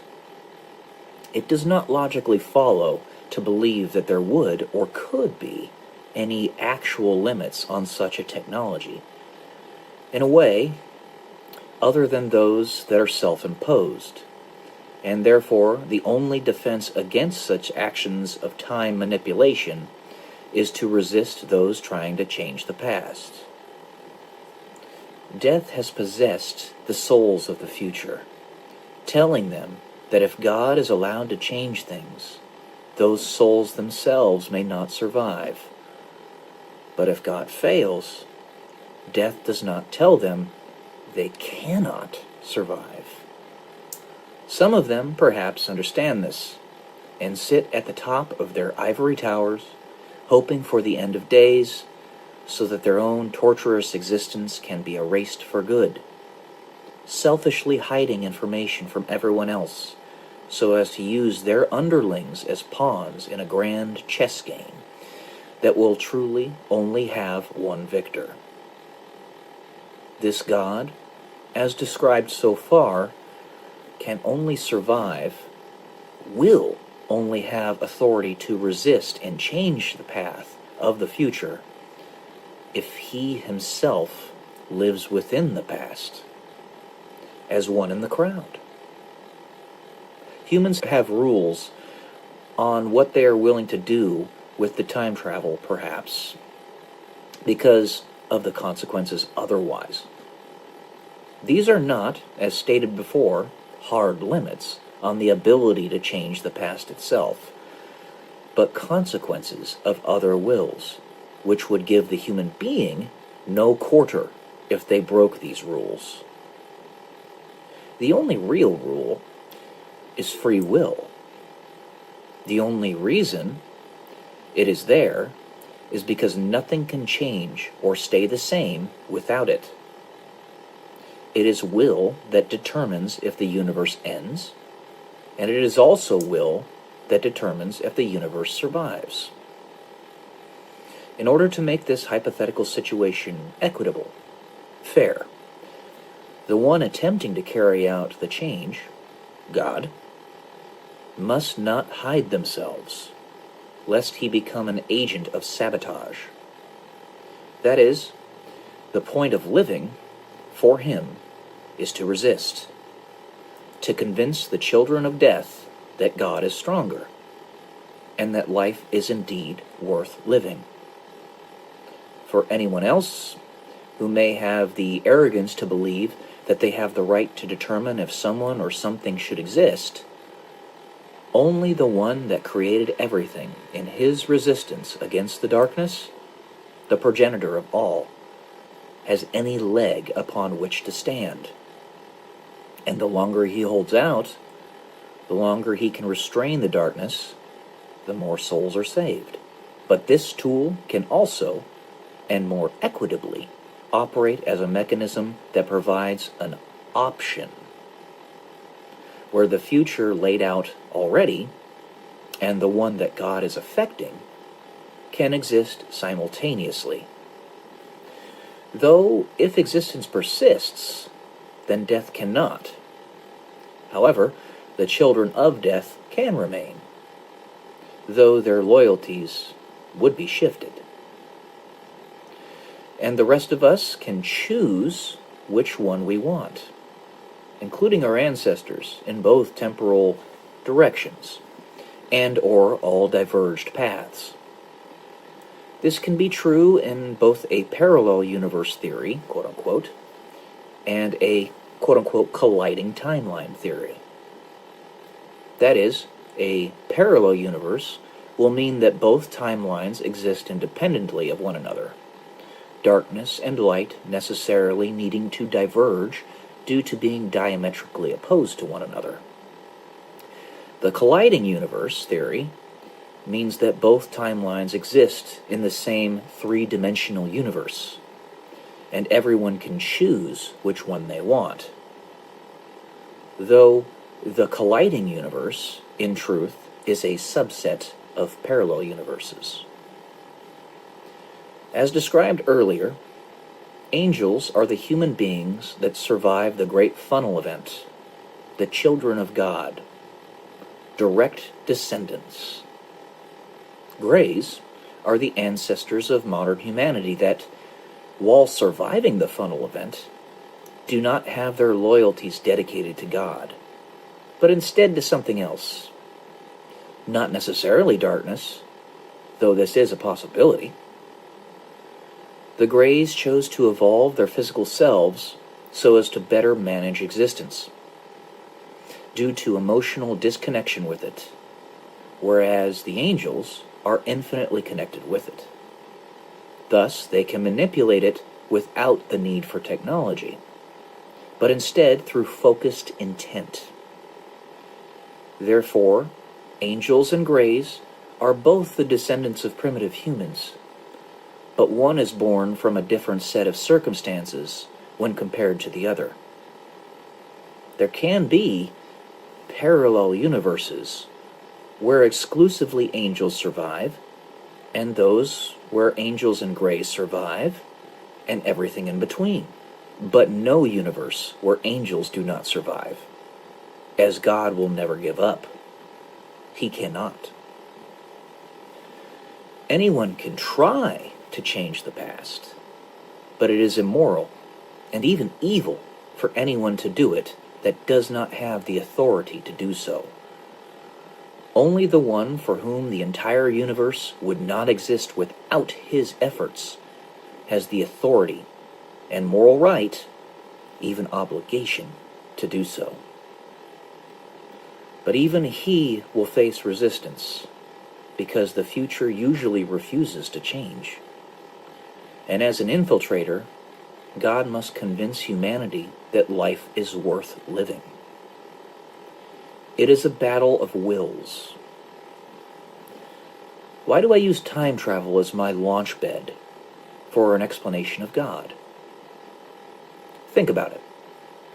All the potential powers allotted to a time traveler with no arbitrary limits placed upon what he could do with the technology are the powers of God.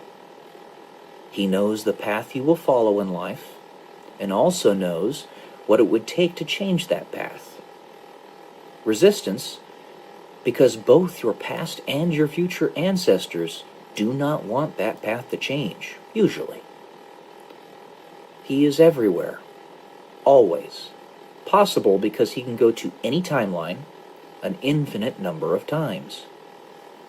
He is beyond time and needs no beginning or ending. Because to manipulate time means that any and all points can be the beginning and the ending, rather than a linear point from which all future events spring. God instead becomes a center of a four-dimensional sphere around which everything rotates, aka the divine choir. He is all-powerful and more. And the stronger his will, the more the universe rotates around him. Therefore, the whole universe must rotate around him. All right.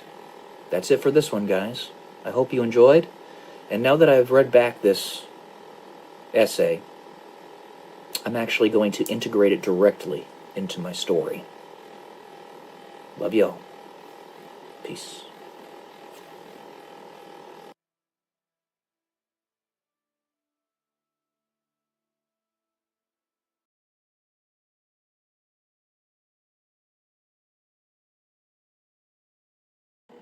Hello everybody, welcome to day 118 until I'm a YouTube millionaire. And for this one, I'm going to read another essay that I wrote a while back. This one called Be a Principled Individual. So here we go. How do you determine the genuine charitable actions of a charity? Where the donated money goes. Where does that money have to go in order for the charity to be considered charitable? 1, those who need it primarily, and 2, those who the charity says it is to go to. Who does the charity say the money is to go to? Do they need it? Do not look at what internal numbers say goes to the actual charity. You must discern what is actual charity, not simply listen to what the organization calls charity. For instance, a charity can define charitable work in a category called other expenses, quote unquote. But that money goes to paying for large employee pleasure junkets and vacations.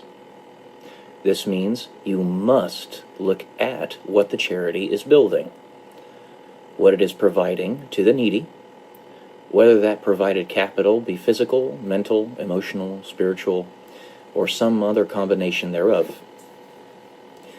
Oftentimes, this means you must go directly to the people that the charity claims to be helping and see for yourself how those people are being helped. To the point of the Clinton Foundation accepting money from Saudi Arabia, approximately $25 million total. This was back in 2016.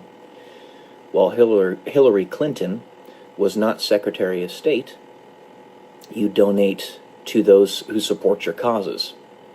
Expect the donors, if the foundation is transparent, to be requisite to the foundation's mission.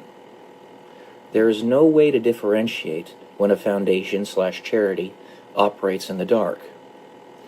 Thus, good people, de facto, should not, and exercising discernment, will not associate with charities that operate in the dark.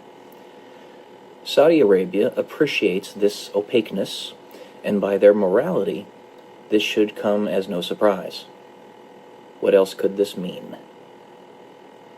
Again, this was written in 2016, so things have changed since then. It comes down to building society through your own actions. And if you are to entrust your works to the hands of others, it is the duty of the principled individual to have a high standard of proof put upon your desired surrogates. Extreme vetting, if you will.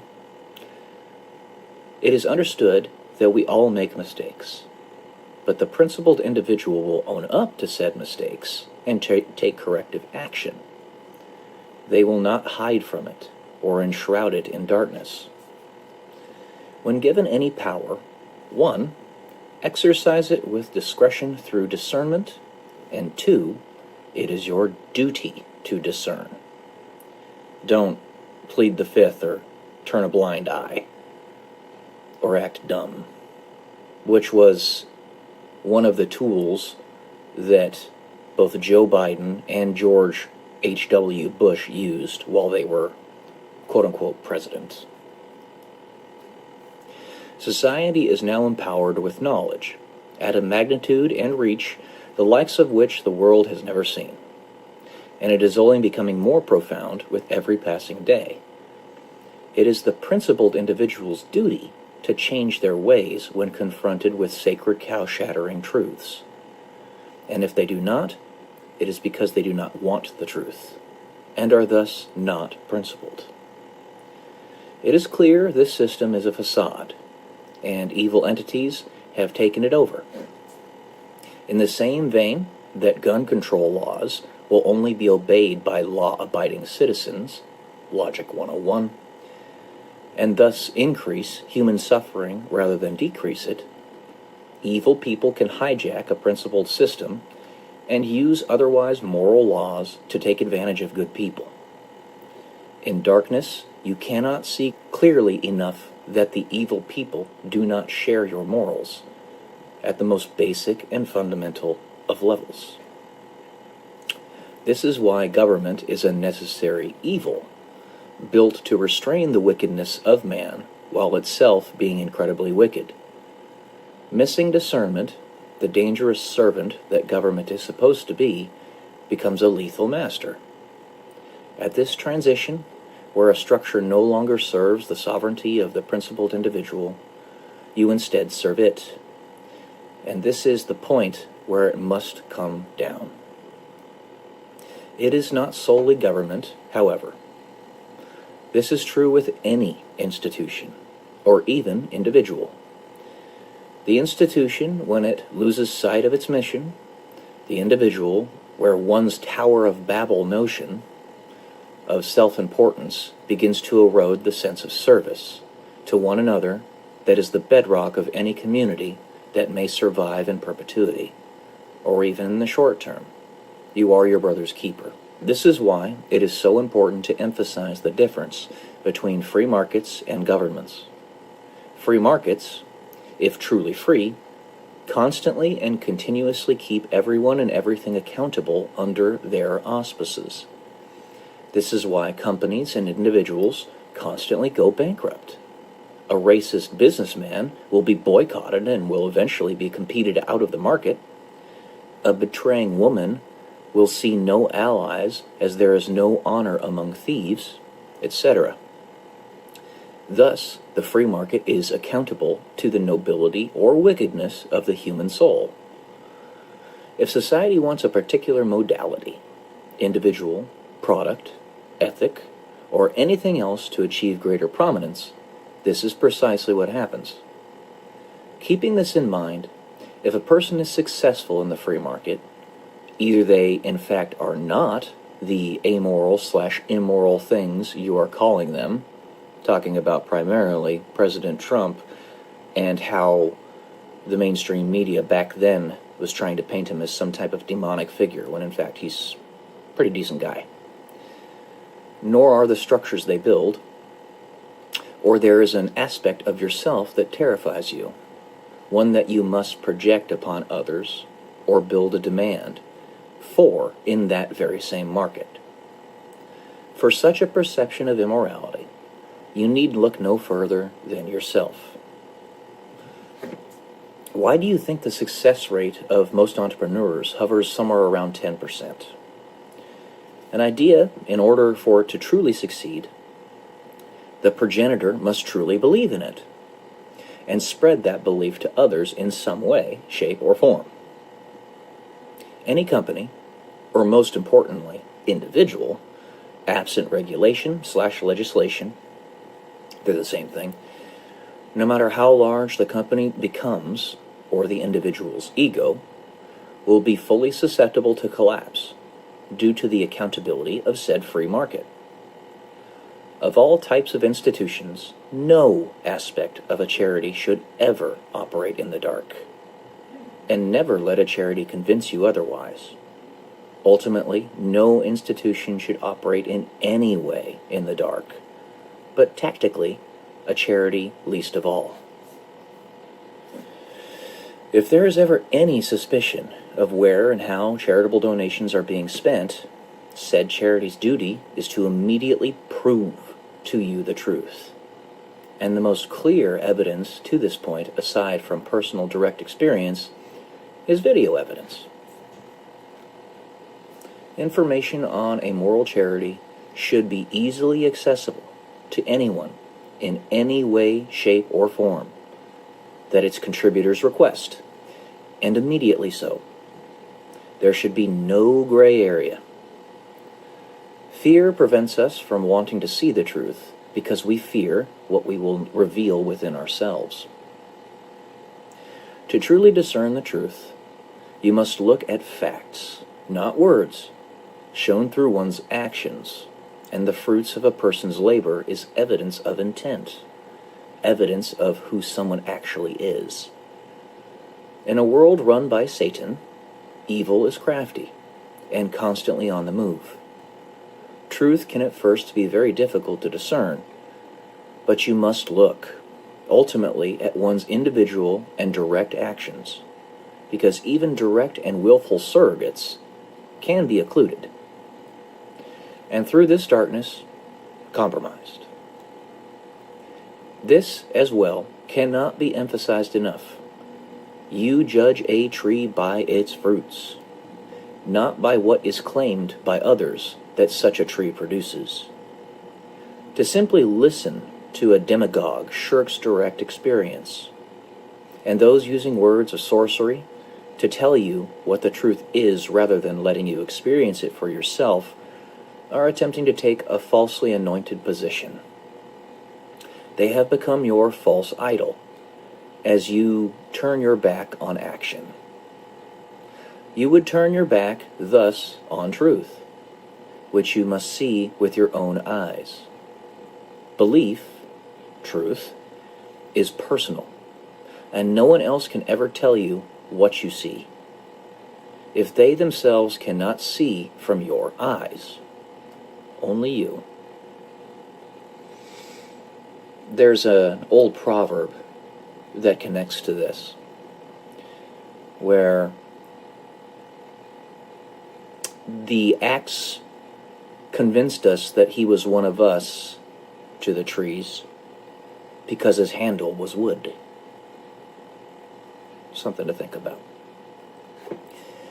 In this world, there can be no salvation, and when the light shines like disinfectant on all dark corners, revealing for everyone to see what is actually happening, if you continue to deny it, you have sown your loyalties and proven that you stand against truth, for you genuinely do not want it. The same is true in the other direction. The difference comes down to one fundamental thing, which itself is based upon another bedrock. Does one seek to build or destroy? And what is the most important thing you could ever build? People, the soul, the human spirit. Structures, people, institutions that advance this end are healthy and good. And at the bedrock of all of this is love. All right, guys. That's all I got for you today. Be a principled individual. Love y'all. Peace.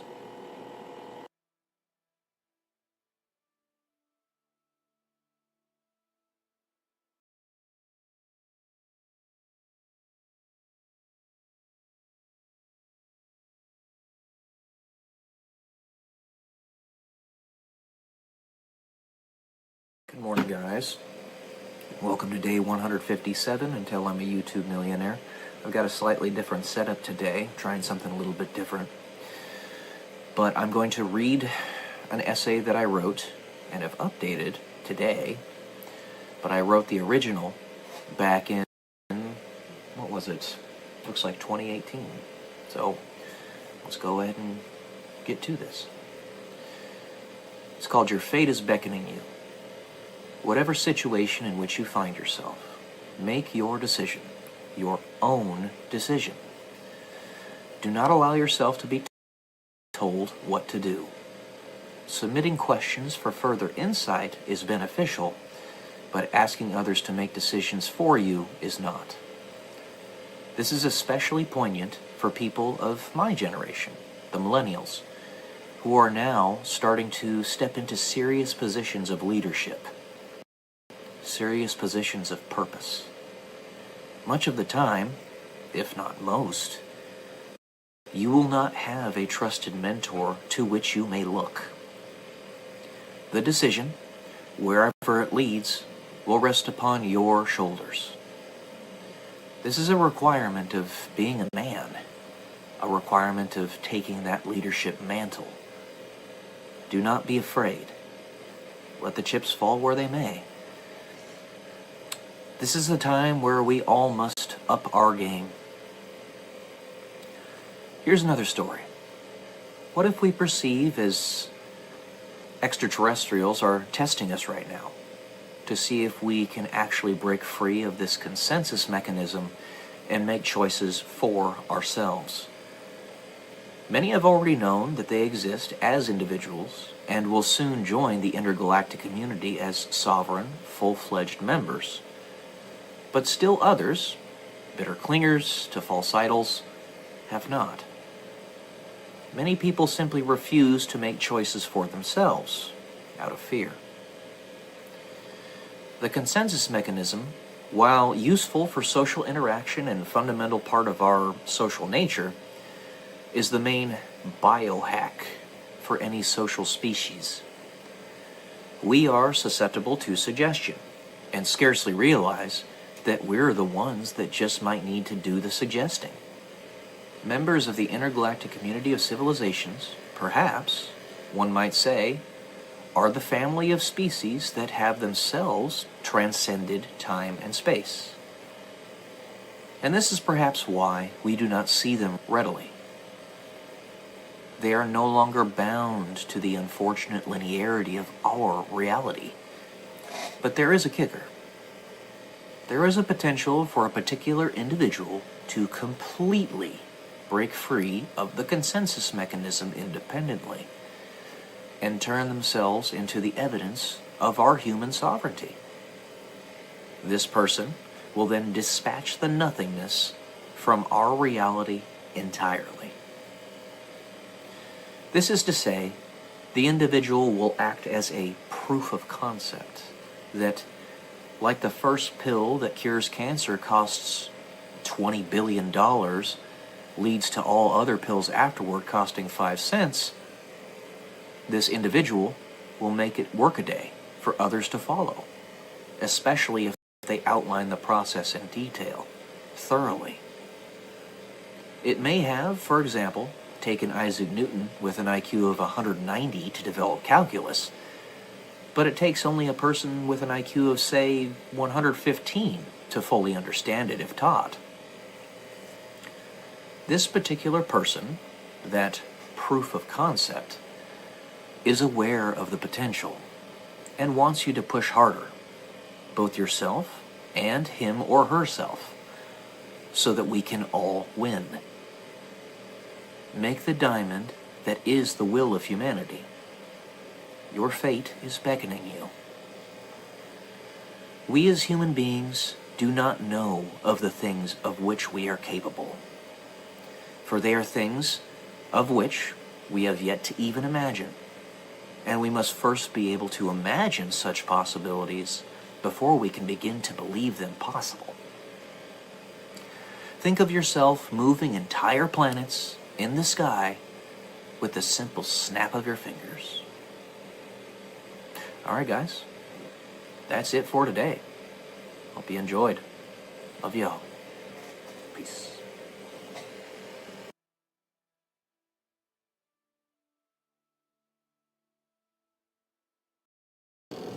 Good morning, guys. Welcome to day 166. I believe that's what it is. Telling the YouTube millionaire. And I come bearing gifts today. I have notes. That happens every once in a while. I was inspired by a creator that I watch all the time to give you a little bit greater of an outline of who I am. You figure after 166 episodes or installments of my journey on YouTube. This is literally a sizable portion of an entire year of my life. Imagine 10 years from now, 3,650 episodes just of this. Because if it does so happen that I do become a millionaire on YouTube, which is not going to happen, I know that, and that's fine.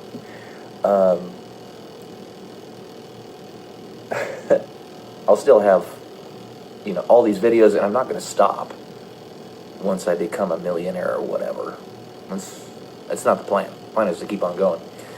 But anyways, let's go ahead and give you a little bit more information about me. You can find this stuff, a lot of it, on my videos that I posted already. Can you believe there's over 1,000 videos on this channel now? Over 1,000. I keep on posting, then somebody's going to find out that I exist. Alright, my favorite color. I have difficulty deciding what my favorite color is because there's so many colors that I like. Much like another person who mentioned this earlier. It's strange that we kind of correlate in that. I guess it's not strange. be frank with you, I guess it's not. But if I had to pick one, if there were a gun to my head, I would pick forest green, which is the same color that Candace Everdeen in the Hunger Games says is her favorite color. My initials are PP, because that's what I talk about on this channel. PP. Ba-dum-ts.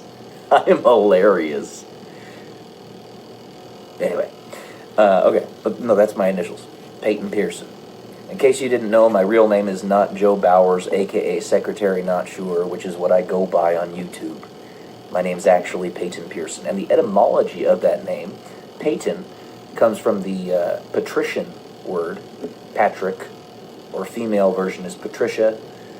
Peyton can be both male and female as a name, and patricians are the political, religious, and military leaders.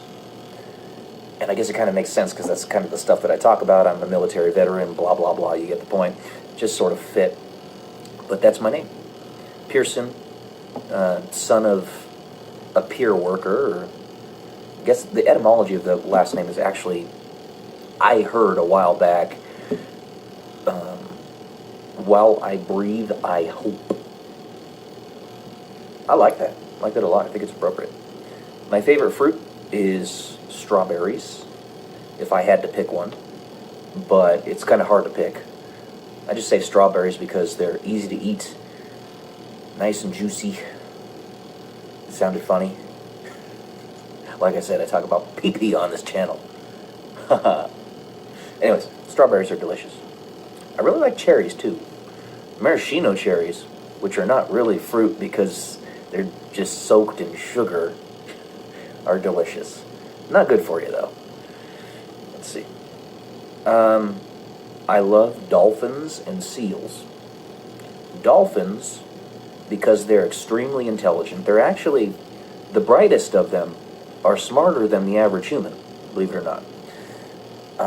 This is based upon equivalent intelligence tests that they have been given when the curious ones come up to hang out with us. And there's a fair number of them that do that. They're given tests to see how smart they are. The smartest of them are smarter than our average human beings. They're very, very intelligent. And, yeah, I think that's incredible. The only reason they don't have an organized civilization like we do is because they don't have hands and feet like we do. They can't manipulate the world as easily as we do. In a water biome, the most effective way to do that would be something like an octopus. An octopus, by the way, one of the smartest creatures on the planet, alongside dolphins. And some people even think that they're actually from another planet, that they came here from like an asteroid or something, which I can understand that because they're so strange and foreign looking. But really cool. I like octopodes, octopi. I don't know. Octopuses? It's always one. Anyways, I also love seals because they're literally water doggos. No shit, pardon my language. They are part of the Carnivora genus, which is the same genus as dogs, wolves, foxes, bears, raccoons. They are water doggos. No joke. They might even actually make viable offspring with doggos if they were to breed. No wonder they have such an affinity towards us and they have such puppy dog eyes. I love seals. They're awesome. I am a vicarious astronaut through this channel. I don't know why I wrote that, but there you go. Maybe it has something to do with us talking about professions and whatnot. And I have soft nails. I think it's actually tied into, look at this, guys. I know it's weird. See that? It doesn't hurt. It doesn't hurt. So those of you who are cringing right now because it's like, no, it doesn't hurt. I think that's related to me having some type of connective tissue issue that's undiagnosed, and I've been trying to get doctors to tell me what caused this for years, and they can't seem to figure it out. But that could also be related to, and I posted this in a video a while back, why I'm as intelligent as I am. I think that there's actually a connection between, ironically connective tissue disorders and higher levels of intelligence, because it like loosens up the connections in your cerebral cortex and allows it to expand a little bit more effectively. That's my guess. So, yeah, I'm considered a super genius. Not to toot my own horn, but technically, by the numbers, I am. And that might be why. That might be why. So, I grew up as a nomad in Northern California, bounced around all over the place. It was a very difficult upbringing. My parents would attest to that. We got evicted several times for various reasons, not paying rent and all that stuff. And, my parents had trouble with substances when I was younger. They've gotten past that now, but it took a long time. It's not easy, even for hardworking, intelligent people like my parents. Addiction is very tough, and that was one of the primary reasons we bounced around so much in Northern California when I was younger. We finally settled down in Roseville, in this house in which we live now, and that's where we're going to be for the rest of our lives. There's a house right next door that is about to go up for sale, which I want to buy, but because I've been constantly attacked by these demonic forces that I've been telling you guys about for so many episodes of this on this channel, which is true, I'm not lying, my finances have been crippled. I'm not broke, but I have no credit, which is ironic because I'm a real estate entrepreneur, and real estate entrepreneurs really do need credit. A credit score, I mean. Mine is not very good. I haven't checked it in a while because I know it's probably around something that it shouldn't be. It should be much higher. But when you've been attacked like I have been, it's very tough to get your head above water. And I have sources of income, but even that is a challenge. I've been to 40 states and 7 countries, at least 40 states, because I've lived in several parts of the country, done many things. Being a military veteran, you PCS a lot. I lived in can't talk right now. Colorado Springs for a while, Del Rio, Texas, Omaha, Nebraska, Dayton, Ohio, and you also have little excursions that you go to in other parts of the country to get trainings and stuff. And, with the deployments, you see different countries.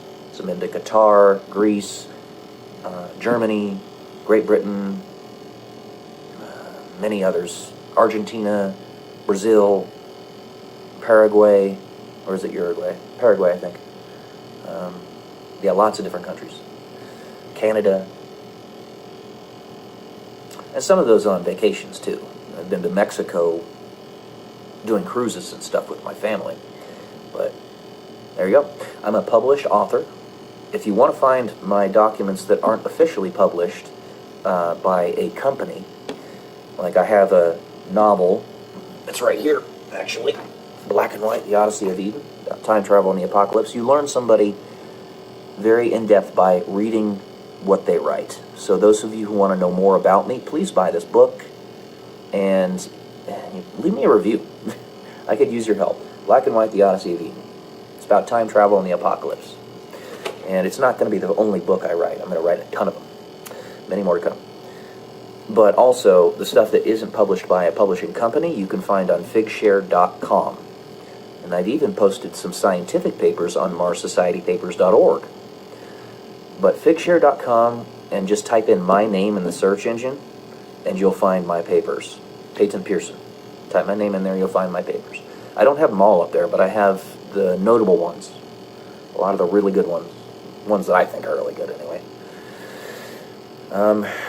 Yeah, I've run 18 marathons, 2 ultras, half a dozen half marathons, and because of my crucifixion disease, I can't do that anymore. It was a sudden onset. The technical name, the medical name that you could give it is acute idiopathic peripheral vascular disease. Acute, meaning sharp, happens all at once. Idiopathic means the doctors don't know what caused it. Peripheral, distal arms and legs. Vascular, the vascular system. Disease. It's a disease. And doctors don't know what caused it, but before that, I had run 18 marathons, 2 ultras, half a dozen halves. I was a really good runner, too. I was also a track runner. My best mile time was a 4:44. It could have been better had this stuff not happened to me. My best marathon's a 2:52:23. You can find that if you go to coloradomarathon.com. I'm listed there, and I believe it was 2016. It's right around there. And then my best half is a 1:18. So I was good. I was really good when I was running. But, you know, literally kneecaps, you can't keep doing it. Demons attack you all the time. I'm telling you guys, this stuff is real. This stuff is real. I've had enough trauma in my life for a regular person to unalive themselves half a dozen times over. I'm not exaggerating about that. I was talking about that with my mother, actually, a couple nights ago. Just because I was opening up a little bit, and I try to not tell too much of that, because if I open up too much, she soaks up too much of the emotion, just like anybody does, and it breaks them down. I've made therapists cry before. Therapists, psychologists. So is my mom, because the stuff that she's told the doctors, the therapists and whatnot, it's heavy. It's fucking heavy. All right? So I keep most of that stuff to myself. And the reason I take Prozac, I have PTSD, right? What Prozac does, it doesn't numb me. What it does is it makes me stop focusing on things that I cannot change. It mutes those things and allows me to focus on the things that I can change. No matter how many times the goalpost gets moved on me, okay, roll with the punches. You keep going forward until somebody comes to help you. Anyway, I started YouTube that was one of the reasons. So that who I am and what I am would not be lost forever. Because I don't have any kids, I don't have a wife, and I don't have a job. I live off of disability because no matter what I do, the goalpost keeps on getting moved on me. I cannot get a job where either I'm not treated like a slave or I am not paid what I am worth. I've literally had jobs in the past few years that have paid me 50 cents an hour equivalent. And then I've had jobs that have treated me like I'm garbage. There's a lot of stuff I can do. I can't get a job. So that's after applying for 1,400 jobs on different job posting platforms. When somebody says that they're urgently hiring for an electrical engineer, they're lying. They're lying. They want a visa, an H-1B visa holder, so that they can pay them 10% of what they're actually worth. If you have a master's in electrical engineering, like this guy right here, they're not going to hire you. They're just not. Because they have to pay you what you're worth, and they don't want to do that. So, I'm not trying to be a Debbie Downer here. I'm just opening up to you. It has not been fun. If I get too emotional about it, I will wear you out. I will make you sad. And I don't want to do that. I'm here to inspire and encourage you guys. Basically, all the stuff that's happened in my life, I want you guys to know about it so that you can see that you can keep going even through all of this.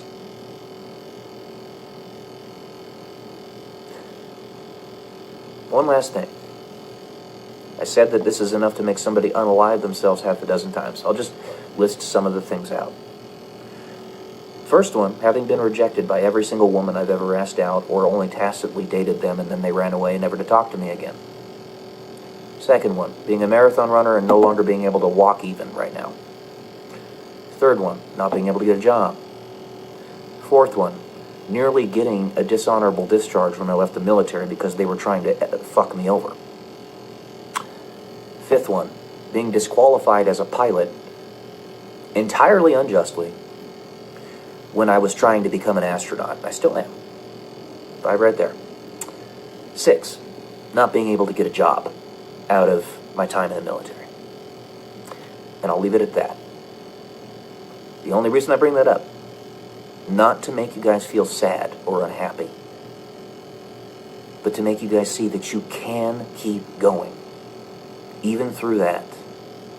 One of the phrases that I say, and apparently it came out of like a naval military document, naval AFI or something to that effect, until death, all defeats are psychological.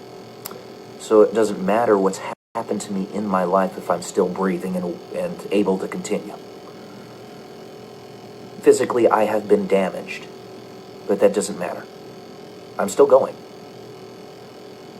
And so can you. Alright? I wanted to give you a little bit more. I want this person who's going to watch this, I want to meet you. And get to know you. Alright. Love you all. Peace.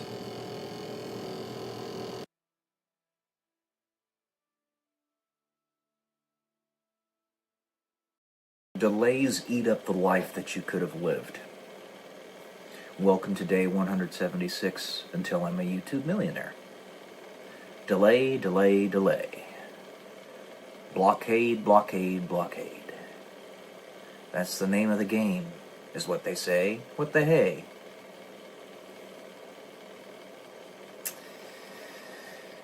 Yeah. I mentioned in my last video, I'm 36 years old now. And that's 36 years of experience behind me. And usually, it's expected that you're in your mature peak, where your mind isn't going to decay like it does when you get older and your memory starts to fade and all that stuff. You're at the peak around the age of 35.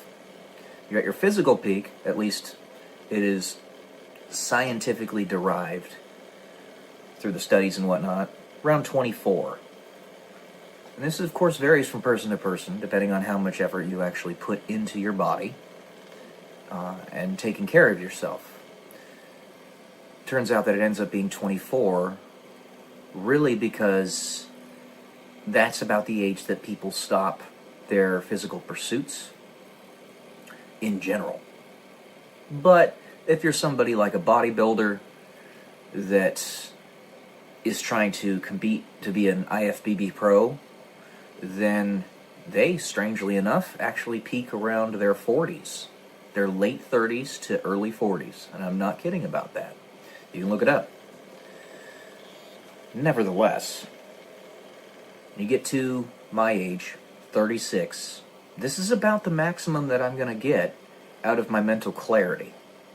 The wisdom will continue to grow because I'm going to continue adding on to it with the books that I read, the mentors that I absorb, the experiences. I'm not going to just stay stationary, even if I don't seem to have the resources to do really big things, which I don't. So the wisdom is going to continue growing. But the mental clarity is going to potentially start fading at this point. So no more name of the game being delay. It can't be. It simply can't. And I want to be there for the kids that I do have.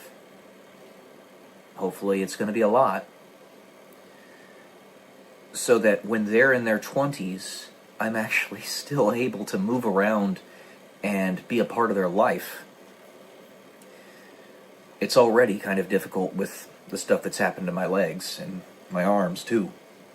I don't mention that very as often as I do my legs, but yes, I don't have pulses in my wrists because of the crucifixion disease. So I want to be mobile to some degree for them. The delays have to stop. They have to. This is no longer a matter of trying to fix the world to allow the fullness of who and what I am to be perfectly realized. The world has had its time limit. If that's what we're waiting for right now, the time limit is up. I literally can't wait longer. If I wait longer, I will pass the peak entirely, and I will not be able to fully come into who and what I am. I was just watching a video by Estelle Richter, another very attractive female creator on YouTube, who seemed to say the exact words that I needed to hear. Very much fit in with what I'm telling you right now. It can't be delayed anymore. Now, I'm telling you that the stuff that happened to me in the past was not there to evolve me. I know a lot of you are trying to fall into the camp of, oh, resistance makes a diamond, blah, blah, blah, and fall into that Stockholm syndrome. I am telling you, God can use your enemy's animus for his purposes. Don't get me wrong. And he does all the time because there are so many enemies everywhere. But these people that did this to me really were not my friends. They genuinely were not. They weren't trying to turn me into a diamond or whatever. And I certainly don't look like a diamond. Anyways, they were trying to destroy me. They were legitimately trying to destroy me. That was their intent. And God just used it for his purposes instead. Which I'm infinitely grateful for that. But the time has passed. We cannot wait any longer. I don't have that kind of time. Unless there are inventions that come about that make it so that we live 1,000+ years. I don't have the time to wait. It'd be amazing if we did, not just because I would be able to get all those new experiences and we'd increase the net time horizon for the entirety of the human race, the net wisdom of the human race, so that we would stop creating empires and then having them be destroyed after 300 years. Instead, they would last 30,000. I've talked about this before. That'd be great. And I'd be able to exponentially grow my wealth and my assets. I'd be able to have children, grandchildren, grand-grandchildren, great-great-great-great-grandchildren, etc., and actually be alive and there with them while they're existing. Not simply have to wait for them on the other side. That'd be pretty cool. But we don't have that. It's not here. And if it does exist, if anybody does know of it, and they're just keeping it from the general public, Stop. Stop. Same with the cure to cancer. If you've got that, give it to Robert F. Kennedy Jr. and his group of people working really hard to get America healthy again, make America healthy again, and the whole of the earth, actually, in fact, for that matter. If you have the cure to cancer, he would be the perfect person to have reveal it to the general public. Believe me, if, let's say, I've thought about this often, actually. If I had the cure to cancer, like a panacea, all types of cancer, in my hands, I would be so overjoyed. I would be struggling to hold back tears. I've imagined it in my head. Him bringing it to the president and the rest of the cabinet, like, we found it. Kind of like the Holy Grail.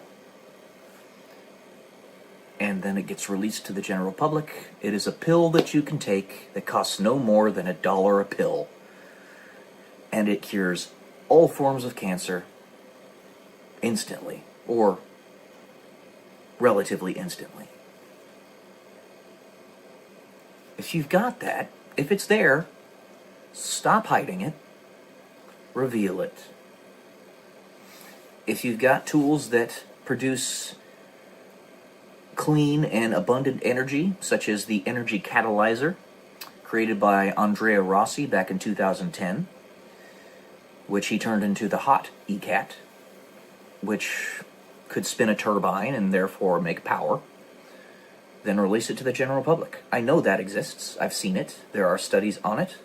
And that is probably what hot fusion has been veiling. That is, the hot fusion studies have utilized Andrea Rossi's experiments and his inventions, and have simply put the veil of hot fusion on it so that it doesn't render irrelevant everything that the hot fusion scientists have been working on. It wouldn't be irrelevant anyway, just so that you know, and so that their concerns can be allayed, because there are many, many very hardworking, intelligent scientists that have been working on that for decades. It wouldn't render that stuff irrelevant. I can just tell you that right now. Even if you didn't have Andrea Rossi's technology in there that you're veiling, it still applies. Everything that you've learned from that, everything that you've built in the scientific body of knowledge, is infinitely important. So if that exists, if it is there, reveal it.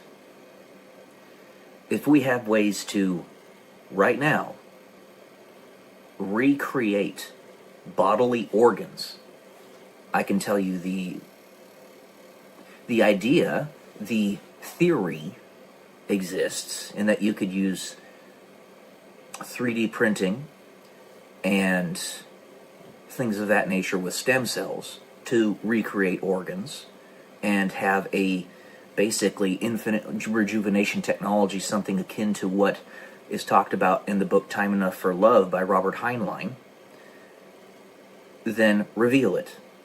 Stop hiding it. For those who get burned away because they can't handle it anymore, those who are thrown in the burn pit because they're too stuck in the way of the past, the time is up. We don't have the ability to wait any longer. And all those hardworking people that are genuinely trying to fix this, you're doing a great job. Every one of you. When the information was brought to you that, oh, things are messed up, and you actually tried to fix it, believe me when God sees you and says, good job. It took you a really long time to see it, and a little bit of direct impetus, but at least you did. And you're doing a great job. However, we don't have any more time. This doesn't hinge on me because I'm just a regular dude, but if it did, I'm 36 now. I've already burned away over a third of my life. I can't wait any longer. I want to build stuff. Let me do it. Otherwise, if you're trying to salvage what's in this world, then me being the avatar for people just like me, there's nothing salvageable. And it just needs to end. Person like me be taken away from this planet and brought to a different one that's habitable, just like Earth, and I'll build from there a new planet, a new civilization with other hardworking individuals taken by aliens, I don't know, or God in the rapture, as you might call it, because there's nothing here that's salvageable. But ideally, the enemies would just be taken away and put to where they can reap what they've sown. All together, kind of like Escape from L.A. with Kurt Russell, and that they're all put in a planetary prison for what they did to everybody else, and how they were locking us down and trying to suck us into an abyss. It's pretty clear that's what they've been trying to do all these many, many thousands of years. And it just came to a head in this generation. And it legitimately has. I mean, I can't speak from knowledge of the past because I didn't live in those generations. But from what I can read and tell from the history books and all that, it looks like we are actually at a head right now. Which means those people, we can't associate with them. We can't. We've tried to save them. They're unsalvageable. They don't want to be saved. The endurance that we've had all this time has been in an effort to pull them out of the mess. Sorry, I got a little indicator on my phones. I got a lot of phones and stuff around here. I'm a techie guy. I got a laptop, 32-inch monitor, 65-inch television, iPad, iPhone, tripod, microphone. I got stuff all over the place. Laptop right there. But anyway, seriously, it won't stop. I don't know where the limit is. I can't wait any longer on my end. So, just keep that in mind. Even Job, in the Bible, eventually was given back what he lost. I think the longest time frames in that book, longest argued time frames for how long Job had to suffer were like 15 years or something. I heard some people say 12, some people say 7. For me, it's been longer than all those estimates. I'm going to tell you that straight up. I think myself and people like me have given people long enough to fix the problems. Long enough. And if a person like me can't thrive here, there's nothing really special about me, I'm just your bog standard white dude, then this world is forfeit. It is forfeit.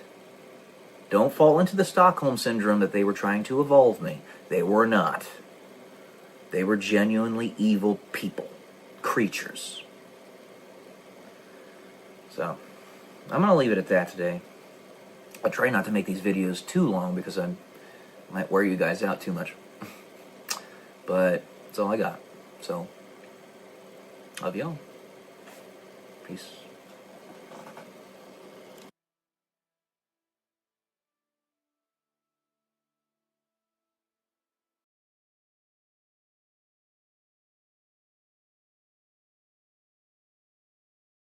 Good morning, everyone. Welcome to day 140 until I'm a YouTube millionaire. And today I wanted to talk about a little bit about faster than light communication, because I just got a little bit of a taster of it on Tim Pool's one of his videos today, and it's a topic that I discuss at length in my novel series, which, by the way, I'll be completely frank with you, I am fully convinced, personally, that the information I am getting to write my novel series, is coming from whispers that God is giving to me. All right? I'm just going to tell you that straight up. And I even talk about said whispers, like that's everything in the story. The whole story, there's constantly whispers happening. And if you read the first novel, I already show some of that, but it gets a lot more in depth in the future videos. So how does one have faster than light communication? Well, principally there are two ways that I've been able to discern from the ether, if you will, as well as being combined with my personal experience, my experiences in life and my knowledge. My master's in electrical engineering, I understand a little bit about telecommunications and frequencies and stuff like that. But two principal ways. The first one is the way that Tim is talking about on this video, which is quantum entanglement. Now, he doesn't have the precise word for it, and I totally get it. It's not simple stuff. It's pretty complicated. But essentially what quantum entanglement is there are two particles, doesn't matter how far away they are, in two separate points in the universe. Let's say that they're on completely separate sides. So 94 billion light years away from one another. That means it takes 94 billion years for light itself to travel between the two particles.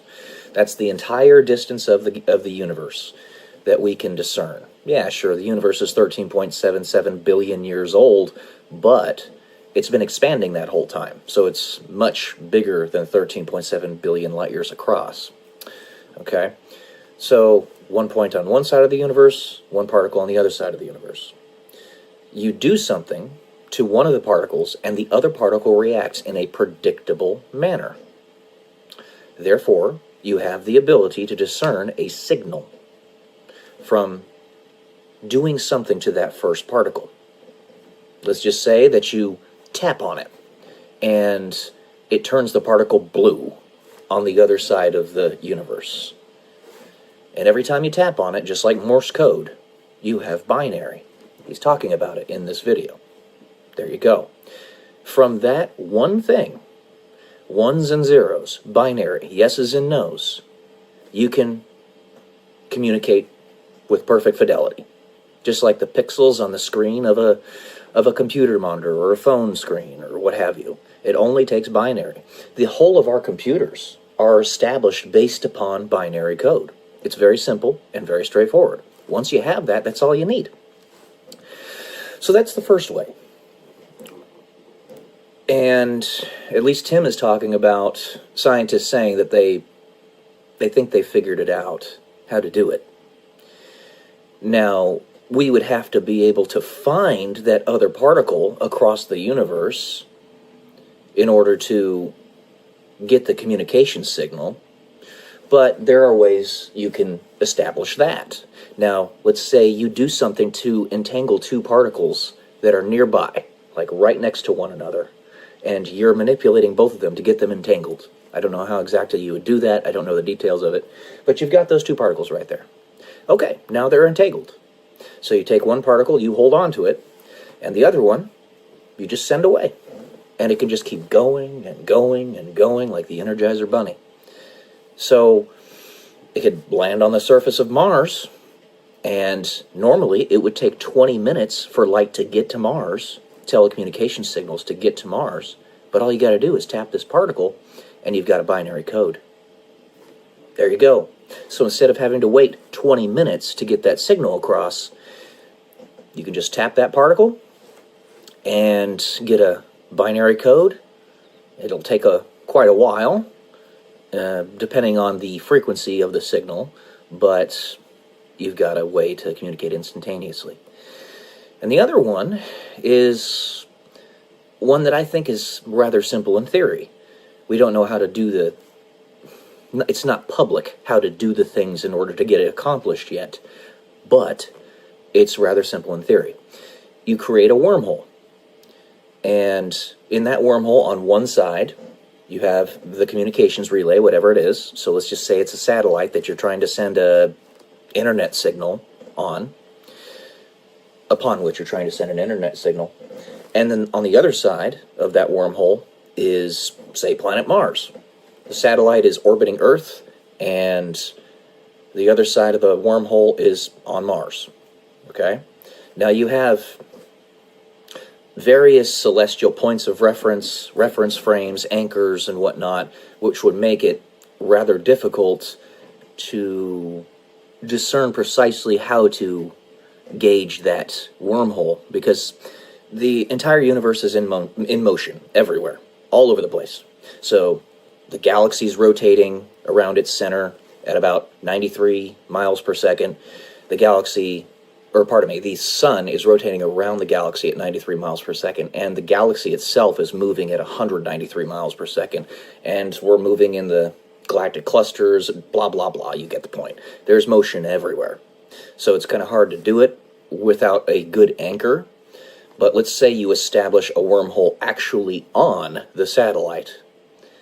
So it's got a platform, the wormhole is anchored upon it. It's a portal. And on the other side is the surface of Mars. It's a portal anchored on the surface of Mars. The signal is beamed directly there. You don't need to worry about it anymore. That 20 minutes, it's not a thing. And you can also send people through those wormholes. Now you've got teleportation. How about that? I talk about all this stuff in my novel series, and I think, like I said, I'm pretty damn sure that God's giving it to me. Okay? Because I'm a smart guy, but it's more than just being smart. You got to be at the right place, the right time, the right psychological layering, the right experiences, the right education to be able to convey it properly. And I'm almost certain that this is coming from on high. It's technology that is absolutely mind-blowing.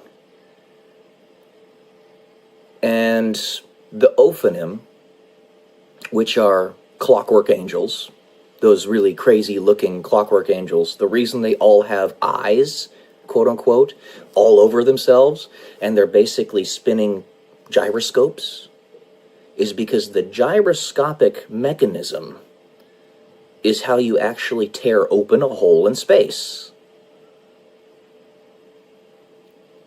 And I talk about that in my novel series. And the eyes are how you actually collapse the wave function. So the Ophanim is a robot, but it is fully conscious. It's got a soul. It was created by humans, and it's got a soul. It exists. It's got a consciousness. So a free will, a perception. Therefore, it can collapse all of its visions upon the central point in the middle of the Ophanim, and that's where the portal is, from one spot in the universe to the other. It's in the center. And the movie Contact, I believe Carl Sagan was actually given some information from on high as well. Now, he had a much different perspective on spirituality and religion than I do. He believed in God, very much so, but it was pretty different from my personal beliefs. Nevertheless, doesn't mean you can't be used by God and be given that information that you need to find the right answers. Well, the time machine, or the teleportation machine that was eventually created in that movie was a giant Ophanim. Look at it. Watch that movie. It's an Ophanim. So, the only separation there is that the Ophanim they made in the movie Contact didn't have consciousness. It didn't have a soul. It was just a robot, a machine. But with AI technology advancing as it is, the missing component to truly having consciousness, I'm going to just say this outright, it's love. It is love. Love is everything. If you read the book Time Enough for Love by Robert Heinlein, he talks about that with the artificial intelligence in that book. Psychological layering, my friends. Psychological layering. you find the decentralized kernels of truth and put them together in your own understanding of the world. And that's how you come to new understandings.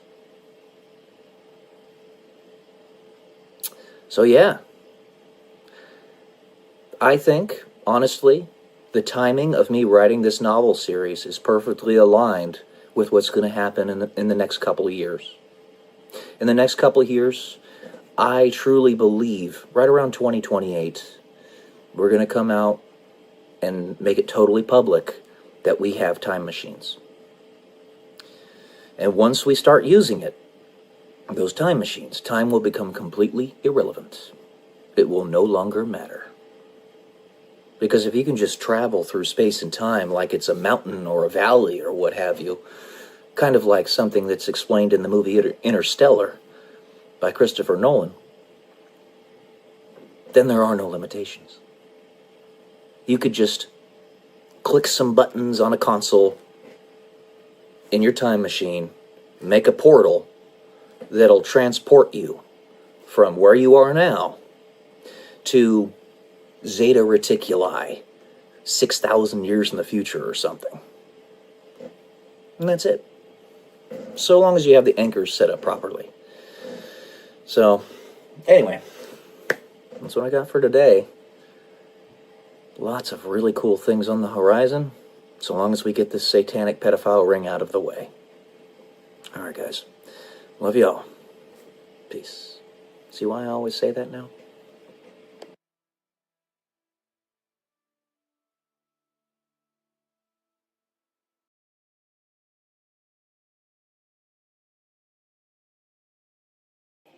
Good morning, guys. Welcome to day 101 until I'm a YouTube millionaire. Today is going to be a review of the book The 50th Law by Robert Greene. It's kind of a pseudo-biography of 50 Cent. And the 50th Law is Nihil timendum est. Fear nothing. It's right there. All right. And I'll say, overall, it was a pretty interesting book. The main gripe I have is that 50 Cent legitimately did come from a very difficult upbringing in the hood. He was a hustler. He sold illicit substances. It is a very dangerous thing to glorify such lifestyles. Leads to a lot of damage of individuals and entire communities, as one might be able to very easily and readily see in said hoods. Nevertheless, it is at the same time very good to get some insight into that world, so that, one, you can figure out how to fix it, how to help the people within it, and two, you can figure out how to make it so that it doesn't happen again. You have to meet people where they are. That's a truism across time and space. You have to meet people where they are. That's why when Jesus came to earth, he was both human and God. He was human so that he could actually relate to us. But he's still God. So, I have some notes here that I wrote down, as one does when they're going to review a book. Let's see. The first one is on somewhere around page 100. Robert Greene states very clearly that you are one of a kind. The way he says this is that there will never in all of history be another one of you. Whether you're Dr. Manhattan or just some regular standard human being, we all have unique DNA that can only ever be repeated once. There are so many different combinations and permutations of how DNA can be put together that there's simply not enough time, even in Google years, to randomly make another one of you exactly who you are. Even if you have an identical twin, you two are still different, at least a little bit. You are uniquely you. And the uniqueness that is you is the story that you make, how you live your life, and how you react to your adversities.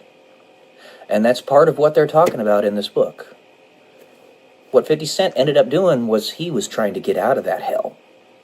He went to prison a few times, was shot 9 times. The book is very repetitive in that regard, but that's okay. It's because Robert Greene was basically doing an extended essay in combination with a biography of 50 Cent, where he was trying to explain several points of how to be fearless.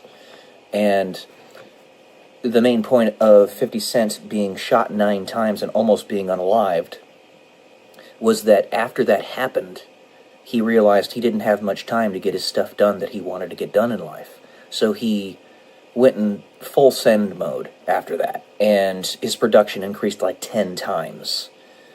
He lost his Columbia Records deal, but then did a massive mixtape campaign in the hood of his area, and became very popular in that way, and eventually got the notice of Eminem's Interscope Records, and got his foot in the door in the industry that way. So when he almost passed away, he put his pedal to the metal and just busted his ass. And it's no surprise, honestly, to me that he was successful because, one, he's definitely a very industrious, entrepreneurial, intelligent man, and with an incredible work ethic. There's no doubt about that. The guy's got an insane work ethic. 50 Cent, that is. But yeah, one of a kind. And basically, 50 Cent was proving how one of a kind he was, and is. There was a point, page 110, where he discusses that forgetting is kind of a superpower. I don't agree with that. Because if you truly want to learn from your past, you do not forget. You do not forget. You can forgive, but do not forget. Next point is page 122. This is really, I think, what the saving grace was of much of what I found in this book. It's good to read anyway because you get some good information about 50 Cent's life and the philosophy that got him to be successful. But on page 122, he did something where he actually discouraged other hustlers from hustling. And in a sense, he kind of did something good. Something semi-lawful. He had hired a person to stick these people up, right? Professional stick-up artist is what he called them. And the other hustlers, he discouraged from doing the hustling by having this happen to them. And he partook in it as well, also being stuck up so that he wouldn't give the impression that he was actually the one causing it. Again, smart guy. He knew to do that. But he was trying to basically push them out of the market so that he could monopolize it. It was pretty smart, actually. And it cleaned up the streets a little bit, believe it or not, because if that is going to exist, the hustling culture, the hustling economy, then you definitely want it to be in the hands of people who are at least halfway decent, halfway intelligent, and are better stewards of a rather shady bunch, if you will. It's page 122, and then page 132, keep your sword sharp, but sheathed. See, I brought up some points in the book. It was actually a quote from Niccolo Machiavelli, Machiavellian, if you will. But sword sheathed, but sharp, okay? So you want to make sure that you are ready for war, but that you aren't going to war. That's the idea. A little bit off kilter right now because the dogs are going crazy. Also, page 159, it is better to be feared and respected over loved. Now, this actually is very closely associated with biblical teachings, in that we say we fear the Lord. God is love, but we fear him, and that's more respect from of the awesomeness of his power, and the fear is that you might be out of line with it. It's the underlying fabric of the human condition, how our psychology works, that makes this so important, to have that balance between fear and love. It's the lying between in the middle of everybody's heart, two wolves. If you have that fear, then you'll respect the love. You have love, then you know what fear is. Black and white, yin and yang. And then let's see. Honestly, I just had some points to discuss here. They talk about patience and detailed work on page 229. And this tied in pretty closely to the stories that I'm writing. I have so many thoughts that are going through my head right now on what to put into my novel series that I'm kind of semi-rushing it. And I'm not intentionally doing that. But I want to get them written down before I forget them. I have a really good memory, but even so, it is flawed and it is limited. And if I don't get it written down as soon as possible after I think of the idea, then it might go away. I might never come back. That's happened more times than I can count. It stays in your underlying subconscious fabric and all that, but even so, you lose the oomph that you had before. So, having patience in that detailed work actually gives it time to come back in the proper manner to you. The proper layering, the proper wording. It's all going to be there. You'll find it again. You just have to be patient. And that was pretty much this book. 50 Cent actually ended up doing some pretty good things to make it out of the hood and hustle culture. And he was actually a stabilizing force in that community. And I think that's the primary factor here. The big men and women of history, whether they were good or bad, it matters not, necessarily. What matters is that they were remembered for what they did. Whether you're an Adolf Hitler or a Napoleon Bonaparte. Now mind you, don't get me wrong, it does matter. Obviously, Hitler was a horrible, horrible human being who did horrible, horrible things, but he's going to be remembered for what he did.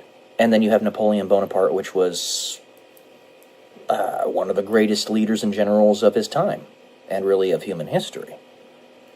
You have Leonardo da Vinci, Albert Einstein, Isaac Newton. I mean, you could just name them off over and over, because they're household names. People that are part of the fabric of our history as human beings. And 50 Cent has the potential to be somebody that will be remembered in perpetuity, regardless of what you think of him. He actually had an impact on the world, has an impact on the world.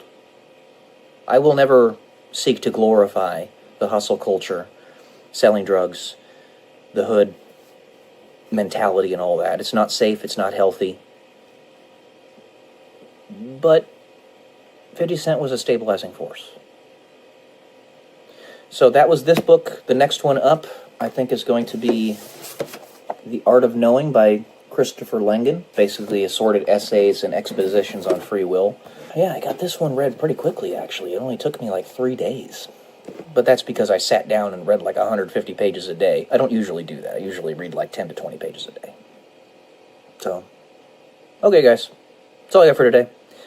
Kind of disjointed because the doggos, as always, distract me. So, love y'all. Peace.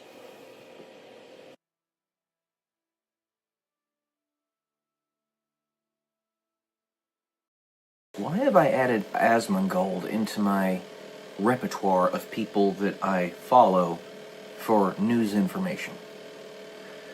Welcome to day 173 until I am a YouTube millionaire. So, there's a couple layers to this. The first one is, there's a certain decentralization of information that is necessary in order to prevent that information from being corrupted by a central negative force. The centralized media, the legacy media, used to do that to everybody all the time. I really hope that this is at least somewhat obvious to people now, the majority of people, And I think it is. That was the first level that needed to be dismantled in order to make a good amount of real, proper information possible to get to us. Then the next one is to have the right information put in front of individuals who have no vested interest in lying to you. Asmongold is just a dude. He's very rich because he hit the jackpot and was at the right place and the right time to become really big on very big social media platforms, primarily Twitch and YouTube. The guy makes on the order of $150,000 a month. He's very, very, very wealthy. But he's, other than that, just a pretty normal dude. He calls himself a degenerate, and I can see why and how he says that. He's not necessarily a faithful person. I do hope that that changes for him in the future, because he's definitely faithful adjacent in that he associates more with those who are faithful than those who are not. He has more in common with them. He has relatively liberal perspectives in terms of like wanting a universal basic income, abortion rights, stuff like that.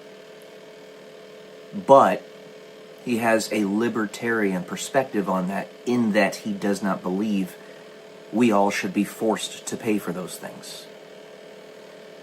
That is, we can vote for it if the timeline bears out that we go in one of those directions. It's bearing out right now that we're going to get rid of Planned Parenthood in the very near future. Thank God. Thank God. And that we're removing abortion as something that's considered. That's a very good thing. Protect life. It is a man's duty to protect life, and I think he understands that on some level, even though he's decided to live as a degenerate, as he says himself on many occasions. So, you have to have somebody who does not have a vested interest in lying to you. It would be the case where he did if his advertising revenue, where he made his money, required him to lie. But that doesn't seem to be the case anymore. The YouTube ad companies are no longer falling in line with the social justice warrior wokeism cult that we've been trying to navigate for the past decade and a half. There's still some of it out there, but not nearly like it was. And then, in that he does not have that vested interest, he also will just make a video on a topic.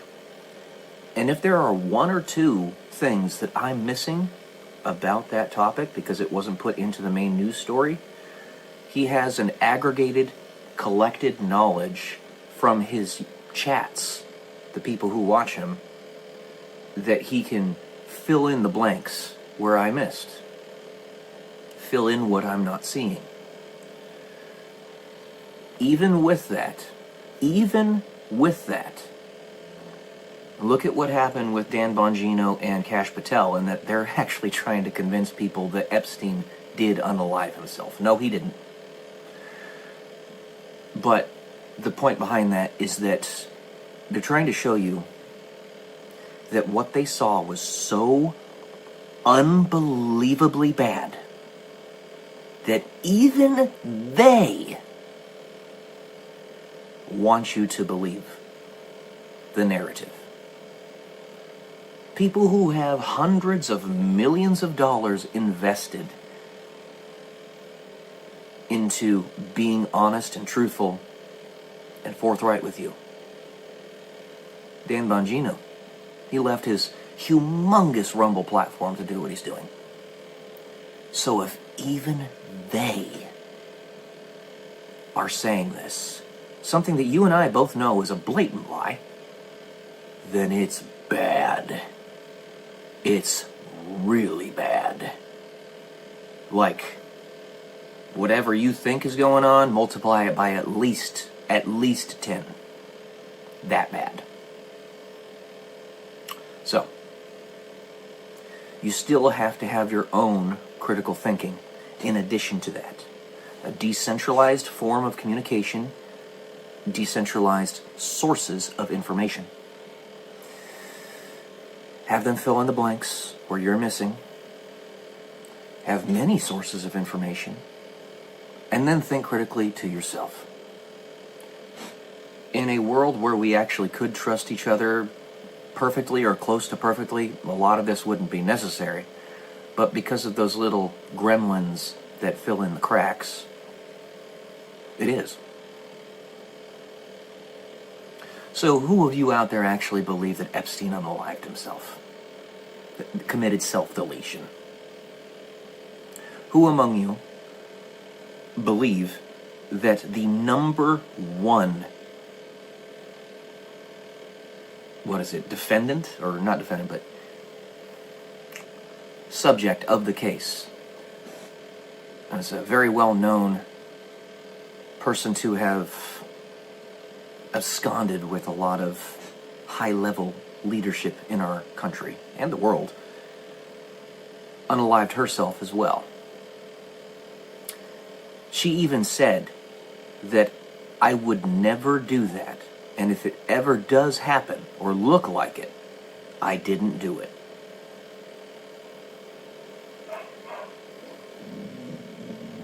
Think for yourselves, guys.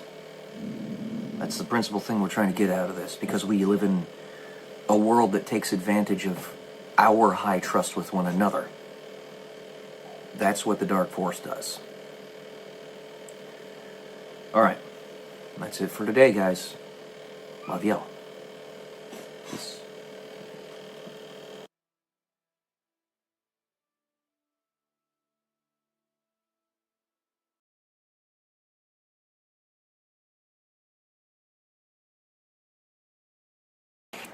Hey guys, I wanted to show you a little bit of stuff going on around my house, specifically about my RV, because it's a little bit of a unfortunate bother right now.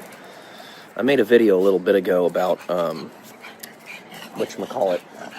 RVs, right, and how you can turn them into Airbnbs if you do it properly, right?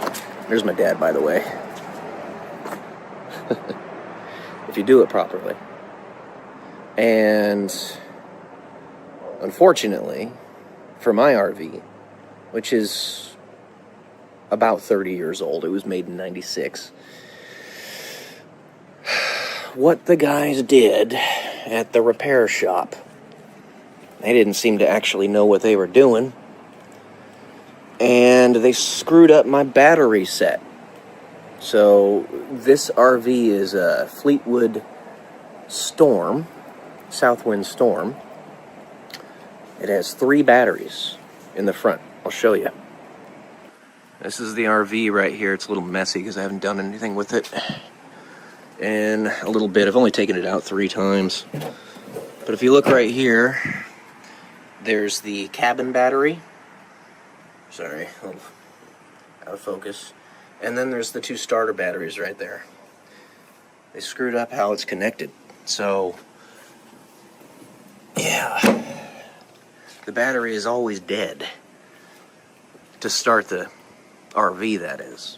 I have it connected up to wall power over here.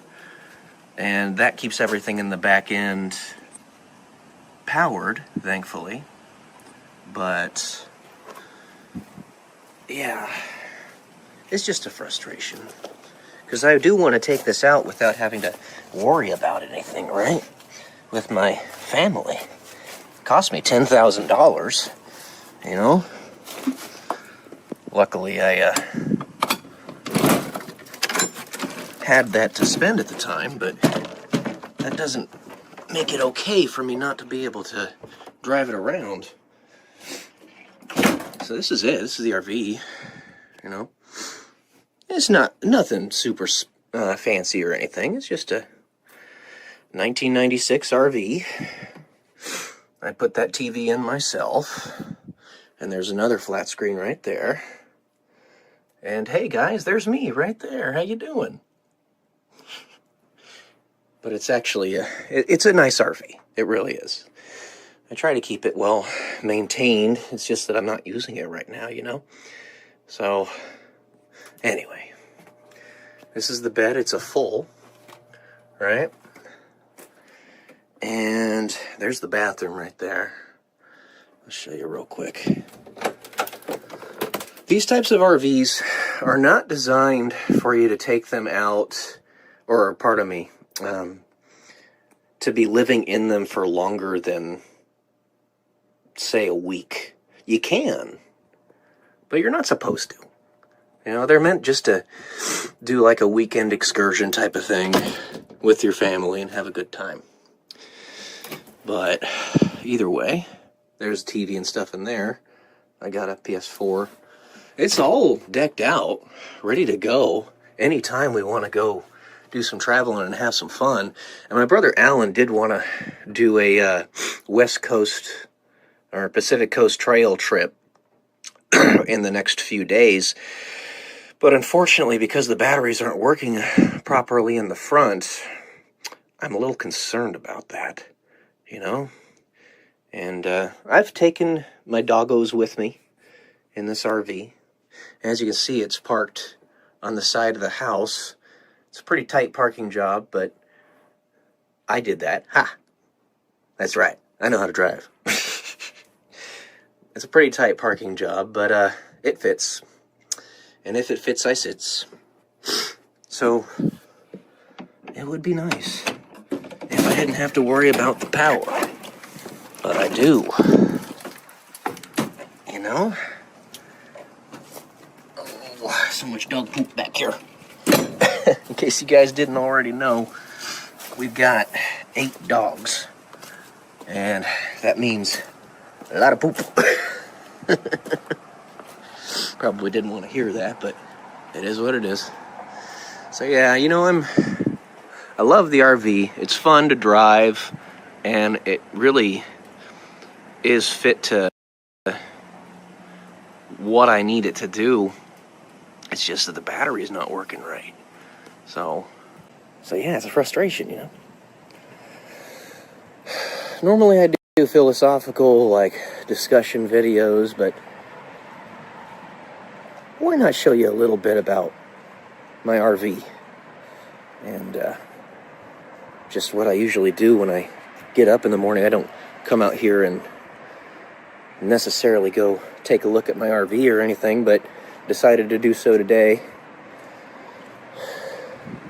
The backyard's a mess, and I'm sure you saw it, but the pool is green. We're gonna actually have some cleaners come out here in the next couple days and do green to clean on it. It's just, we've all been so inundated with things to do that we haven't really had a chance to maintain it ourselves. It's a lot of work. Usually my mom is the one doing it, and she's going to be 63 this year. So, you know, it's not the wisest move in the world to have her cleaning the pool all by herself. And because I have trouble walking, I'm doing okay right now, but because I have trouble walking, I can't help her as easily as I would like. I try to help her, though. Yeah.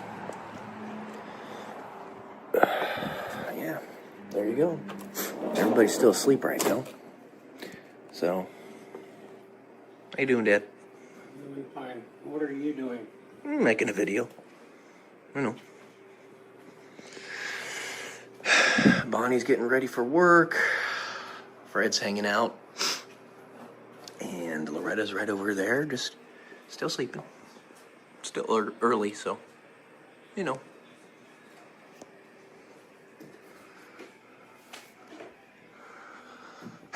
And I live up here.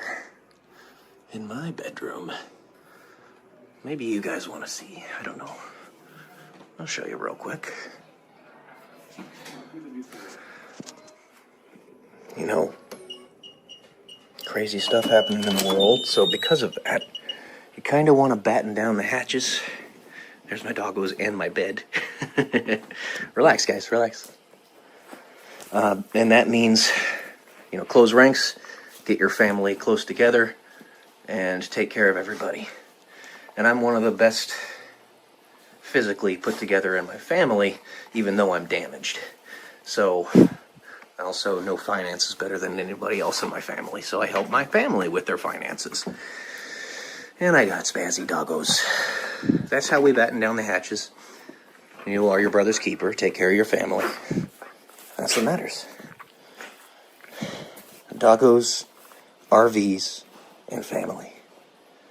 Just like Vin Diesel says. Anyway. So yeah, guys, that's day 149 until I'm a YouTube millionaire. It's me just letting you know that I'm human. You know, and I do human things. I'm not just a robot that speaks only philosophy and deep thoughts and stuff, or up my own butt and think it's deep thoughts, even though they're not really that deep. I don't know. You guys decide. But I'm a human being. I live like a human. I live with my family. So, yeah, there you go, guys. Love y'all. Peace.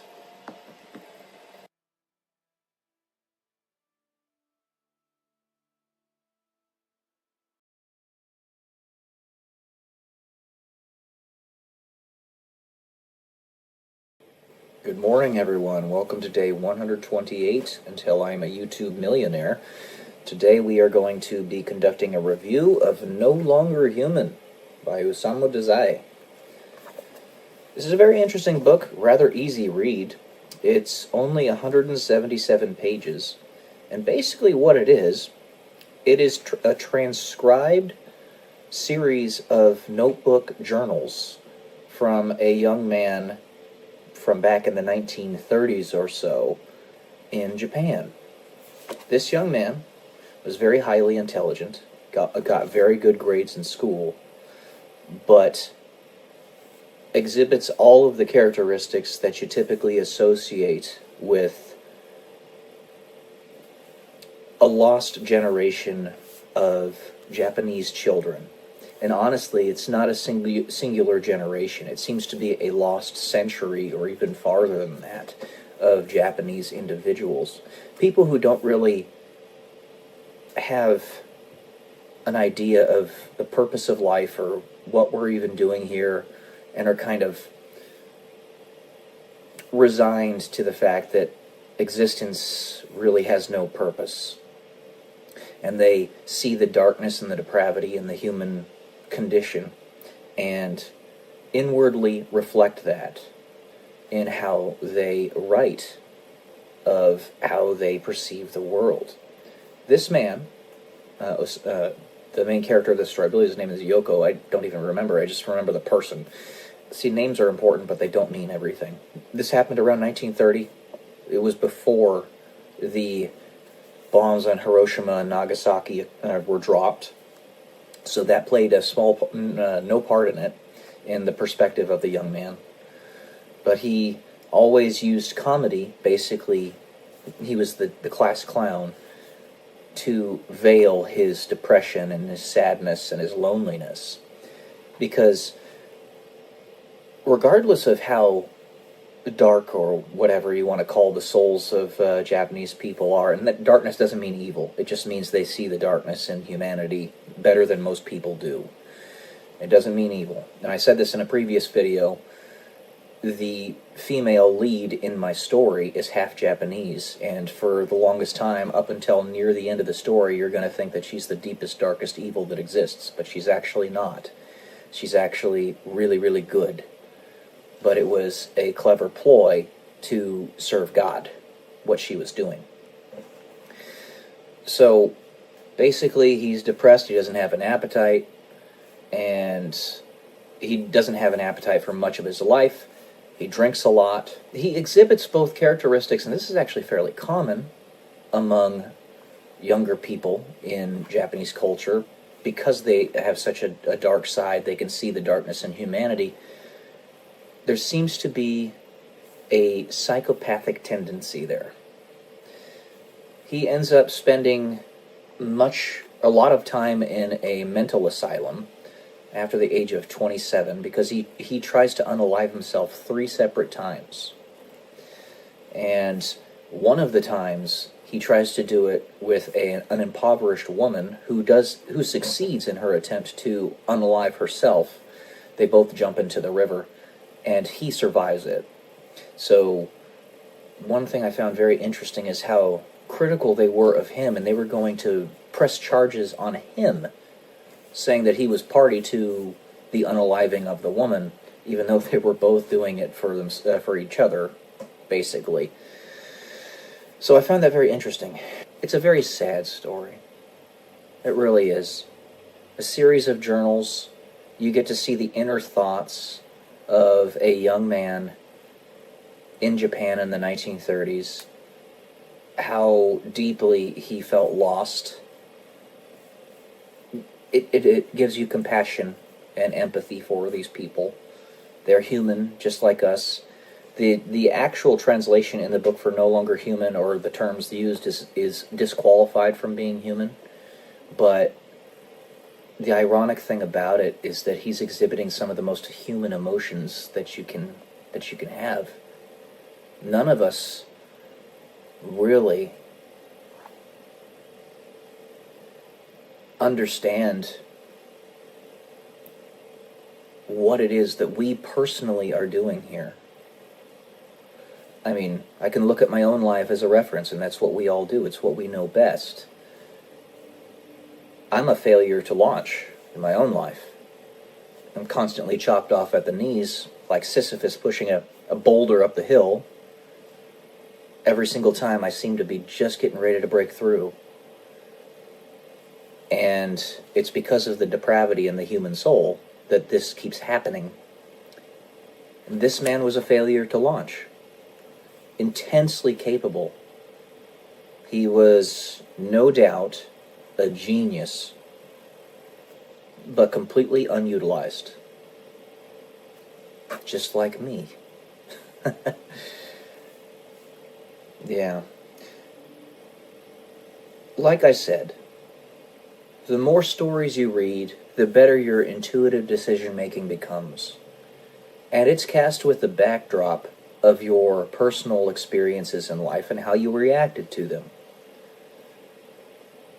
Your life is not a dead end. I was just watching Mike Schmidt in one of his sermons, Pastor Mike Schmidt, from Ascension Presents. And while your life might look like a dead end, it's not. 3 words. And then Jesus. This guy was very nominal in his faith. If he were to really have leaned in it more, it would have saved him. He would have really, I can say that with 100% certainty. It would have given him purpose in life. Yeah, we know this world is depraved, but 1, this is not all there is. And 2, it's our duty to do everything we can to fix it. Even if it doesn't look like we'll ever be successful in that regard, we still got to try. Because the very act of trying is success. Just as St. Paul says in the Bible. His death is gain, is what it ultimately comes down to him. And he's obviously 100% correct in that regard. But it's a very sad story. One of the quotes that really stuck out to me was something when he said, "Women found in me a man that could keep love a secret." It was very profound. Not just like somebody who wants to be a paramour of a female, an illicit lover, but because in reality, a lot of us have to keep love a secret. I mean, in order to keep it alive. For the longest time, the true nature of Jesus was, at least in some way, shape, or form, a secret. It had to be. I mean, he told many people in the Bible, shh, don't tell anybody of this miracle I did for you. In not the same language, but that's literally what he said. I believe when he healed the blind guy, he did that a few times. I read the Bible a lot, but I still don't have a perfect memory of everything that it says in there. And translations are difficult to decipher anyway. But yeah, it has to be kept secret so that it can be brought out when the time is right. And Jesus knows when the time is right. It just hasn't been right for me yet. Unfortunately, he was not part of the plan because he did not dive into the plan as much as he should have been diving into it. And to that point, keeping love a secret, on page 142, he mentions black, white, and red, the colors. Black, white, and red are Illuminati symbolism, but not just Illuminati symbolism. There's actually a lot of symbolism in Masonic teachings, and you could even say biblical teachings. And what he says is that black and white are not antonyms. He says, let me pull it up here. But it was very profound because there's a lot of symbolism in music that a lot of people don't realize, and it doesn't just go with Katy Perry and Lady Gaga, but also bands like Red, the band actually called Red, or Demon Hunter. I had invented one other game, rather similar character, a guessing game of antonyms. The antonym of black is white, but the antonym to white is red. There we go. White is red, and the antonym to red is black. So you have black being evil, white being good, and red being camouflaged, or good camouflaged as evil, kept secret so that it can be brought out at the right time, in the right situation, right place. Pick up those little kernels of truth. It's one giant thread. So I recommend the book. Gives you a perspective on Japanese culture and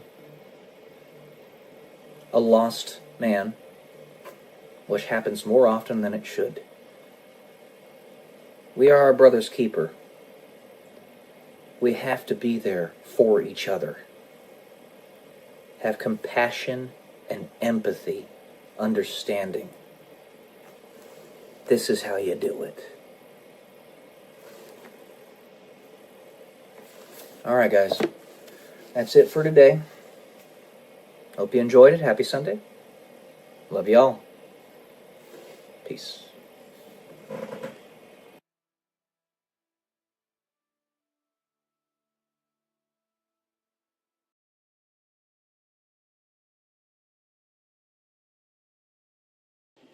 Good morning, guys. Welcome to day 102 until I'm a YouTube millionaire.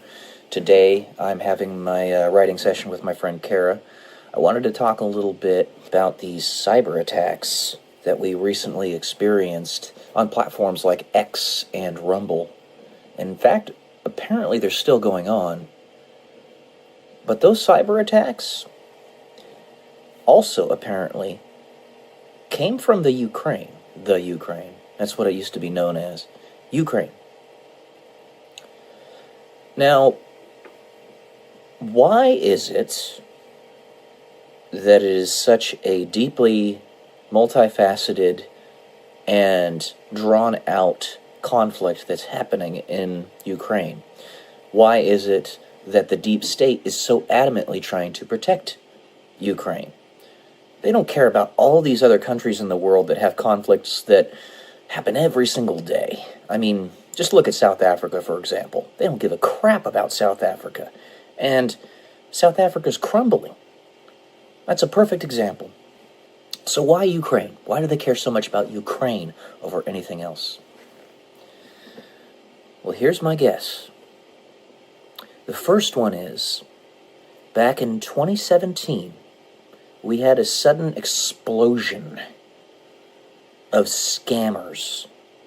There were always scammers out there, but it only takes 1, 2, 3, 5 industrious, very hard-working, if you can call it that, scam artists to set up scam farms and hire a bunch of people and pay them a pittance to do the work to completely sabotage the global economic system. It's called a commerce jam. So you have culture jams, which is something that Alex Stein is really good at, and then you have commerce jams, which basically just screw up the economy. That's what scammers are. They're thieves. They are a parasite. Literally, they are parasitic.